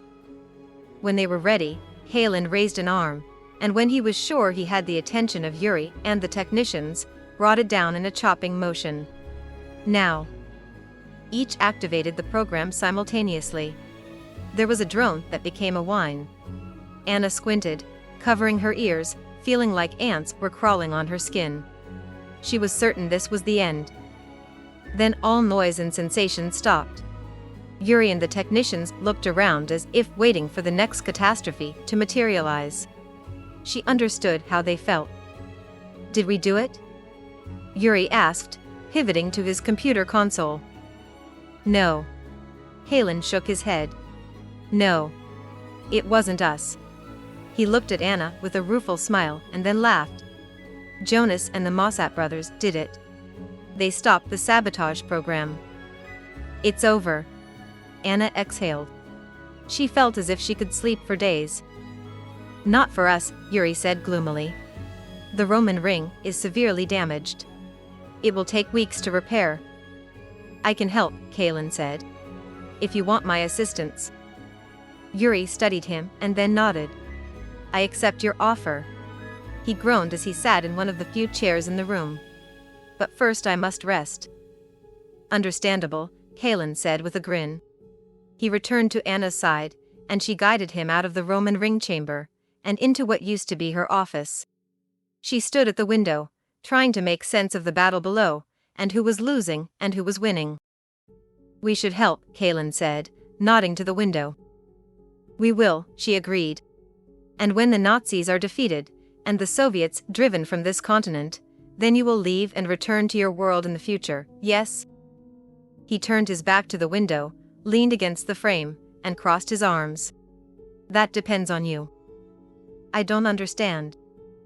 The World Time Organization, the people I work for, gave me broad latitude in how I carried out my mission. Including staying here, if I chose. If you stayed, wouldn't your presence in the past change history and your future? He shook his head. We monitored the crossing of the rift by Natalie Johnson and the Yorgas, and realized this time frame was a point in flux. He lifted his chin and looked at the ceiling. There were so many potential timelines spinning out from this point. It looked like a spider web. He focused on her again. We realized we had an opportunity to direct the flow of time. I was sent back to guide the timeline, along any one of several paths, including ones where I remained. Then why does it depend on me? If you can forgive me for hiding the truth from you, if you want me to stay, I will. Otherwise I'll return to my time. It's your choice. She stared out the window. A Soviet soldier dropped to the ground and did not get up. His comrades retreated, leaving him behind. Her people were dying. Her nation was falling. Her world was changing. A great anger rose in her breast, and to her surprise, hot tears filled her eyes. Everything she had known and counted on was vanishing, like a sandcastle in a rising tide. But there was a new world emerging in its place, she realized. A world where she could live with Kalin at her side. I choose for you to remain, she said. He held out his hand. Then let's finish this war. It did not take as long as she thought it would for the army of the Third Reich to capitulate to the combined forces of the Soviet state and the people of the Americas. It took a little longer for Soviet leadership to recognize they were being invited to leave the continent, peacefully or by force. You are a traitor to the motherland, Chelovek accused, as he and the Politburo were escorted to a cargo plane, destined for Moscow. As she turned away, someone spat at her feet. It was a member of the American Liberation Front, she realized. In that moment, her future crystallized in her mind, Her people hated her as a traitor. The North Americans hated her as the former head of the black operatives.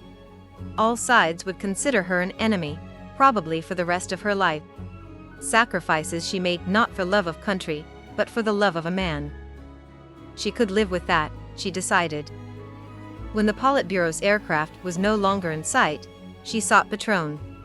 He was in the Roman ring chamber with Helen and Yuri, who had also opted to remain behind, choosing the time travel device over his country. The thought comforted her. It may be that the best thing for me to do is, how do you say it? Lie low for a while, she said to Patron with a wry smile. But if there is any way I can help, you need only ask. Thank you, Patron said gravely. And is there anything I can do for you? She nodded toward the Roman ring. There is one thing. I need your assistance to fulfill a promise. It was Yorga who began scratching lines into the cave wall to track the passing of the days. She joked she would add rudimentary drawings of deer in red ochre to delight future archaeologists, throwing her hands up in mock surrender when Sharon glared and refused to laugh. As the director of the TPC, albeit a TPC tens of thousands of years in the future, a time travel joke in the form of cave paintings was not funny. That was not why she glared, though. They had been trapped for weeks, waiting for a rescue that Sharon knew would never arrive. When the batteries in the portable interface unit finally died, there was no way the TPC could track them. Sharon had to accept the truth. Nijoni had not received the counterprogram or stopped the sabotage, and the TPC had been destroyed under Sharon's watch. She glared because every line Yorga etched into the wall deepened Sharon's fear and self-loathing.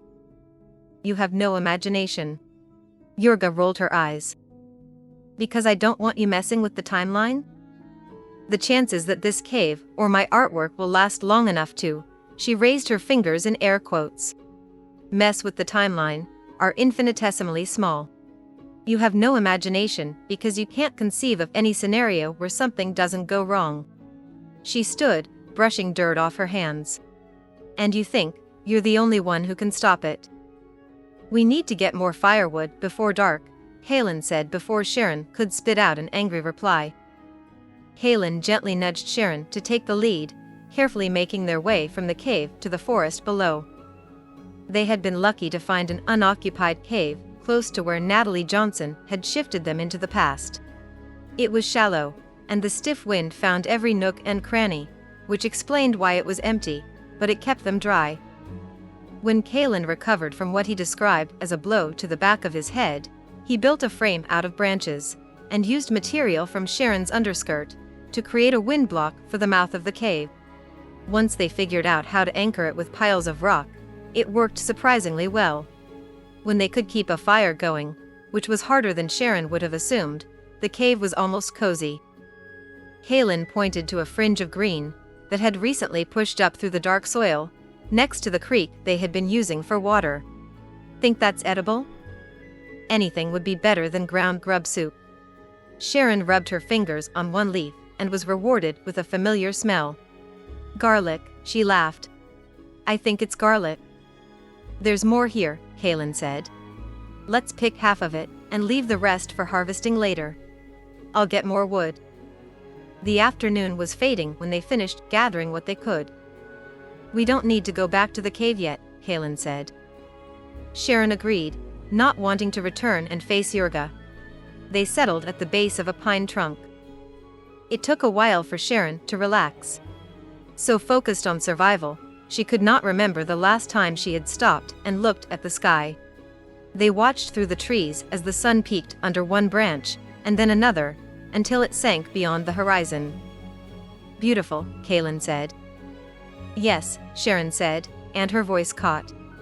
Beautiful. What's wrong? She's right, Sharon murmured. She's right. Who's right? She tried to inhale around a sob. Yorga. She's right about me. I imagine nothing going right, only things going wrong. And it's all on me. It feels terrible, she trailed off in a choked whisper. Suddenly, her chest was heaving, and sobs poured out of her. Kalen held her against his chest and gently stroked her hair. He did not speak until her sobs stilled and her breathing slowed. "Are you okay?" "Yes," she sniffed, and wiped her nose on her collar. "But I wish I had some tissue." She smiled weakly. "Look," he said, pointing up. Stars had blossomed above them, glittering like diamonds. In the east, the beautiful red and blue glow of the Milky Way rose over them like a blessing. "Beautiful," she breathed. "So beautiful." She took his hand. "Thank you," she said. "For what?" "For being here. For always being here." He smiled, and she met him when he leaned close, telling him with her kiss that she would always love him. "Director." Yurga was calling. "Director Gorse." Yurga's voice was insistent. "Agent Winters." "The fire's probably low," Sharon laughed. "Or she's hungry." Sharon got up and froze as she sensed movement in the forest. A figure emerged from the trees. Then another. It was not Yurga, but terrifying boxy-looking shadows. Light flashed against orange. Hazmat orange. They were people in hazmat suits, her disbelieving mind told her. The TPC had found them. "Director Gorse," a man said, his voice muffled by the plastic mask. It was Chosiku McGregor. "We're here to rescue you." "Chosiku," Sharon hugged him. "The TPC," she breathed. "The TPC survived?" Agent McGregor smiled broadly. "Agent Diogo received the counterprogram and stopped the sabotage." "How did you find us?" Halen asked. "That's a long story," Agent McGregor said, watching as they brought Yurga under guard from the cave. "You found us using the portable temporal amplifier I left with my ancestors, didn't you?" Yurga asked, her tone smug. With a look at Sharon, he nodded. "I left it with my family in Bavaria," Yurga said to Sharon. "I set it to scan the timeline for me, in case Natalie came looking and I suddenly vanished from history. Once we got the temporal nexus back online," Agent McGregor said, "we discovered the anachronistic technology and used it to track the last shifts made by your portable interface unit. That led us here." "Did you find Natalie Johnson?" Agent McGregor hesitated. "That's a little more complicated." He watched the agents removing all evidence they had been there. "We can explain when we return to the future." Sharon grinned at him. "I look forward to your report." Yurga was uncharacteristically quiet when Patron and Anna returned Yasa's body from the parallel Earth.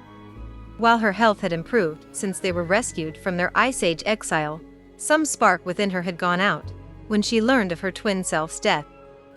"Are there any funeral rites or rituals you'd like performed?" Sharon asked in a gentle voice. They were sitting on the couch in her office sharing tea. Sharon waited for a cynical reply and was surprised when it did not come. "I think she would want to be buried under a fruit tree," Yurga said finally. "I will arrange it. Do you want to attend the service?" "Not really." Yurga met her eyes. "Are you going to send me back to Venice?" Sharon nodded. "I am. You can leave when you're ready." Yurga narrowed her eyes. "What about the world government? I hear the council members are screaming for my trial." Sharon sipped her tea. "They are. But we had an agreement, and you upheld your end of the bargain." She set her cup on the end table next to the door, under a fresh bouquet of roses. "I'm the TPC director. It's my call." "Are you going to stay director?" They had not discussed Sharon's confession to Yurga in Venice, when she thought Yurga was Kalen. Sharon took a moment before responding. "It was painful to lose my naivete," Sharon began, as Yurga snorted in agreement. "But I believe with wisdom and imagination," she emphasized the word. "I can do the job and do it well." "Maybe. They're already irritated that Agent Winters resigned, so you two could continue your relationship." Yurga rolled her eyes. "If you shift me into the past against the government's wishes, you might not be director for long. Or, I might be director for decades." To Sharon's surprise, Yurga laughed with her. She set her cup down. "I'm ready." Sharon went to her desk to activate the director's private temporal amplifier unit. She programmed the temporal coordinates Yorga gave her, and then reached out to shake her hand. Who would have thought at the beginning that this is how it would end? Sharon asked. The smirk was back. With time travel, what is the beginning and what is the end? Yorga said as she rippled away. Chapter 26. Per ardua ad astra. The future. We have Natalia Ivanova, also known as Natalie Johnson, in our custody, Major Quallam said. Jonas, Najoni, Simon and the rest of the Empyrean Guard were standing at attention in Colonel Walsh's office. It was the first time the team had seen each other, since they had been confined to quarters pending a hearing on their role in the resumption of hostilities between the Outer Union and the Inner Coalition. She and Sinclair Mossat will be tried for their crimes, the Major continued. If we find them guilty, they will serve their sentences in our time frame. And if they are found not guilty? Patron asked, his face looming large on the wall screen. I doubt that will be the outcome, Colonel Walsh assured him. Will you be contacting us to tell us what happens at the trial? Major Quallam shook her head. Use of time travel is illegal. The Council of the Outer Union gave us special permission to use your time travel equipment for this communication only. She looked at Jonas, Simon and Najoni. And to return your people. We appreciate everything you have done to stop the sabotage of the temporal nexus, Sharon said, an equally large face on an adjacent wall. On behalf of the Temporal Protection Corps, I thank you. When can we expect Najoni and Jonas to return? Jonas exchanged glances with Najoni. The moment had come. Major? Jonas said, taking a step forward. Major Quallam nodded, moving so Jonas could stand in front of the screens. Sharon, he cleared his throat. I mean Director Gorse. He paused. Sharon, he said again with a smile, his voice full of warmth. I will not be returning to the TPC. I'm staying here, as a member of the Empyrean Guard. Major Quallam? Sharon's voice rose in surprise. We have granted Jonas Fernley's request to remain in this time frame. Jonas, you understand there's no changing your mind, right? Once this decision is made, it can't be undone. I know. Sharon exhaled, her eyes shining with tears. We'll miss you, Jonas. Najoni joined Jonas in front of the screens. I'm staying too, Director, she said. This time Sharon's mouth moved, but no sounds came out. An array of emotions flashed across her face, shock, sadness, and finally bittersweet resignation. You found your home. It was Najoni's eyes that shined now. I have. Home is where the people you care about are, right? Sharon choked out a laugh. Indeed, she answered with a sad smile. Well, I'm returning to my world, Simon announced with a grin. He turned serious. I want to help build a future there. I'm glad to hear it, Patron said with a relieved chuckle. There is one thing before Simon returns, Jonas said. Patron, I can give Simon the instructions on how to plant a virus in the Roman ring, so that it can never be used again. I appreciate that, Jonas, Patron said gravely. Thank you. But that's unnecessary. We've decided not to destroy the Roman ring. We're going to use it?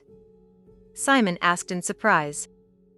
We have an expert who's teaching us how, Patron said. Halen Winter's face appeared next to Patron's. You're the expert? Jonas gaped. I'm from this world's future, Halen explained. You left me rotting in prison, because I refused to tell you how to destroy the Roman ring, and you knew how to do it the whole time? Halen glanced at Patron. As I have already explained, I had to be careful about what actions I could take. I'm sorry I could not do more to help you. How will you be using the Roman ring? Sharon asked. There was an edge to her voice. We will develop something like the TPC in your world, Patron said. And what about the rift? Once Simon returns, the rift will be closed. Permanently. You have my word. Thank you. One other thing, Najoni said. Director Gorse, you will need to leave a message on a data storage device for the Outer Union to find, explaining the danger of the sabotage program and requesting help for us. I understand. Major Qualum waited a beat and then, Simon Mossat, are you ready? I am, Simon said, his smile wide. He hugged them. Goodbye, Jonas. Bye, Najoni. Thank you for everything. If you see him, tell Sinclair. He stopped. A shadow crossed his face. Tell him I said good luck. And that I understand now. He faced the remaining members of the Empyrean Guard, bringing his arm across his chest and bowing his head. Ira, Zadok, Merlina and Fulgar did the same, speaking in unison. Per ardua ad astra. Take care of yourself, kid, Fulgar added. Simon nodded at him, unable to speak. Major Qualum activated the portable interface unit from the parallel Earth. Simon rippled away and reappeared on the screen next to Patron. The Major set the device on a metal table in front of the screens and fired her weapon. The portable interface unit disintegrated, and the screen displaying Simon's and Patron's faces winked out. Najoni Diogo, if you please. Najoni set several items on the table, holding them up so Sharon could see them. 2 TPC portable interface units, and the TSD. Tears streamed from Sharon's eyes as Najoni stepped back. She raised her hand in farewell as the Major fired her weapon. Then Sharon was gone. Bye, Sharon, Jonas whispered as Najoni wiped her face. He turned to Major Qualum and Colonel Walsh. Thank you for letting us tell her in person. Major Qualum straightened her shoulders. Of course. Before you return to your quarters, there is one other matter, Colonel Walsh said. Jonas braced himself. It was about the hearing, he was sure of it. When he and Najoni discussed not returning to the TPC, they knew that by staying in the future, they were facing possible prison terms. But, he thought, this time it would be worth it. We were able to recover the missing information from the data storage device left by Director Gorse, Major Qualum said to Jonas and Najoni. It contains a message for you. She activated the wall screen, and Sharon's face returned. She was smiling. Hello, Jonas and Najoni. As you asked, I have recorded a message to the Outer Union, requesting help when you arrive in the future. This data storage device fully explains the sabotage program and your mission, along with my personal request for assistance. Hopefully it will smooth the way when you arrive in the future. I received a communication from Patron, before he implemented their version of the Belial key, to prevent the rift between worlds from being opened again. He wanted you to know that Simon Mossat is well, and sends his greetings. Also, I thought you'd want to know what happened to the Urgas. One was killed on the parallel Earth, saving Anna Ivanova's life. The other helped us get the counterprogram to you. In return, I agreed to let her live out her life in 15th century Venice. Her smile turned sly. But I didn't tell her we have a TPC agent there too. If she causes trouble, I'll hear about it. Lastly, there's someone I'd like you to meet.